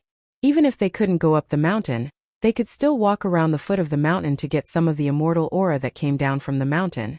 For a while, the inns at the foot of Yawang Mountain were full. Even the people nearby rented out their houses to people who wanted to have healthy children. They made a lot of money. The tour groups in the capital didn't need Zhang Xiaobao and Wang Wan's instructions. They had already raised the price. Those who followed the tour group had to pay twice as much money as before. They could go to the place where Empress Wang stayed when she was pregnant. Those who didn't follow the tour group didn't have this treatment. Although people were cursing in their hearts, they still obediently sent the money up. Zhang Xiaobao and Wang Wan, who had nothing to do in Jili province, also received the news that Empress Wang had given birth to twins. While they were happy for Empress Wang, they also received a letter from Gao Lishur. Xiaobao, Li Longji has decided to send the 2 children here. When are you going to pick them up? If you leave now, by the time you reach Yawang Mountain, Empress Wang's confinement will have been over. I don't know if Empress Wang is willing to do so. Wang Wan knew that Zhang Xiaobao liked children. No matter how many there were, as long as he could afford to raise them, he was willing to raise them. After reading Gao Lishur's letter, she asked. Zhang Xiaobao was still immersed in happiness. He had another child with a good relationship with him. The 2 little guys must be wrinkly, just like his younger brothers and sisters when they were young. After hearing Wang Wan say it twice, he finally reacted. He smiled happily and said, "Let's go now and bring them back. We'll raise them. Xiao Bei has a new younger brother and sister. Aren't we already prepared? At most, we'll let Empress Wang see her a few times a year. I don't dare to leave the two little guys in the palace. They'll be easily killed." "Then let's go. I'll go with you. We'll take Xiao Bei and the others. Just treat it as a trip." Wang Wan agreed with Zhang Xiaobao's proposal and turned to find someone to make the arrangements.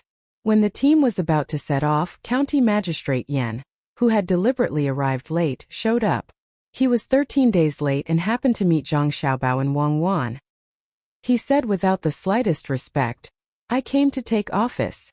The road is difficult, so I'm late. Governor Zhang and Adjunct Wang can write a petition to impeach me." He deliberately used such an attitude to talk to Zhang Xiaobao and Wang Wan. He wanted to make them angry and impeach him. Then he would be demoted and transferred to another place. Zhang Xiaobao and Wang Wan looked at each other. They knew that this person was sent by Li Longji to find them too easy. How could they let him go, even if Jili province didn't need him? Zhang Xiaobao suddenly smiled and said to County Magistrate Yan in a very friendly manner, "It doesn't matter, it doesn't matter. The road this time is difficult and we know it very well. Don't worry about it later.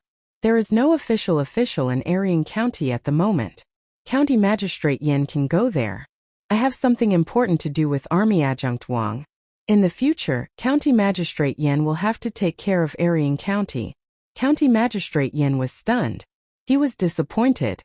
He didn't expect that they wouldn't be angry when he arrived late. What should he do? While he was thinking, Zhang Xiaobao and Wang Wan had already set off with their younger brothers and sisters. "Sir, are you going to take office?" An advisor of County Magistrate Yan's family came over and asked. This advisor didn't have other skills, but he was full of evil ideas. "Take office? Help me think of a way to make some trouble for them. This is not a safe place." County Magistrate Yan reluctantly accepted the result, but he was not reconciled. Chapter 790.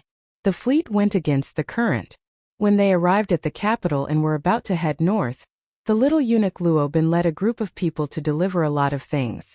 He found Zhang Xiaobao and Wang Wan and whispered to them, "When I came, His Majesty said that you two must ensure the safety of the little prince and the little princess. His Majesty will not send anyone to get close to them for any reason, unless he uses pigeons to send a letter to you two. Therefore, anyone who tries to get close to them for any other reason is to be killed, right?" Zhang Xiaobao finished Luo Bin's words. "Yes, it is for the two of you to consider." "Yes, consider." Luo Bin nodded vigorously. He didn't feel any murderous intent from Zhang Xiaobao and Wang Wan, but he knew that the two of them would never be soft-hearted when they killed people. Seeing the people on the fleet change from the big boats to the small boats, he thought about it and said to Zhang Xiaobao, "Little Gongzi, the price of the blue sea silver sand has been decreasing recently. Between the clouds and the water is under a lot of pressure. If it weren't for the different reputations of Savant's Restaurant and Success House, it would probably be affected as well." "Thank you." Zhang Xiaobao took out a pearl and stuffed it into Luo Bin's hands. He said to him, "Go back and tell adoptive father that there is no need to worry about this. Everything is under control." "Yes," little Gongzi said that everything will be under control. "Then I will take my leave." After the exchange of things, Luo Bin stood on the shore and watched the small boats leave. He let out a sigh of relief and ordered, "Come back with me. For 3 days you are not allowed to contact anyone else." The small boats headed toward Huayuan on the newly cleared river. The cold wind whistled along the river. Xiao Bei and the others who wanted to see the scenery had no choice but to run into the cabin to hide after they were blown to tears. They complained to each other about who suggested the idea of seeing the scenery. Wu Huifei finally couldn't help but make a move. "Let's see how many people want to deal with us. They all show up together so that we can deal with them." Wang Wan climbed up to a special lookout stand on the boat. She used her binoculars to look at the surrounding terrain. She found that there was no ambush for the time being, so she climbed down and said to Zhang Xiaobao. Zhang Xiaobao rubbed his face that was numb from the wind and nodded. "Yes, it will come eventually. If we can't avoid it, we will face it head-on." Without competition, there will be no motivation. Let's see how Zhonglan can develop the blue sea silver sand without losing money. Let's see how Song Jinggong will deal with it. Xiaobao Zhonglan won't leak the secret, right? What do you think Wu Huifei will do next? I don't think it's possible for her to just use the blue sea silver sand to deal with between the clouds and the water. Originally, she was going to use the sea between the clouds and the water to go against them, but in the end, the secret was exposed, and that plan was ruined.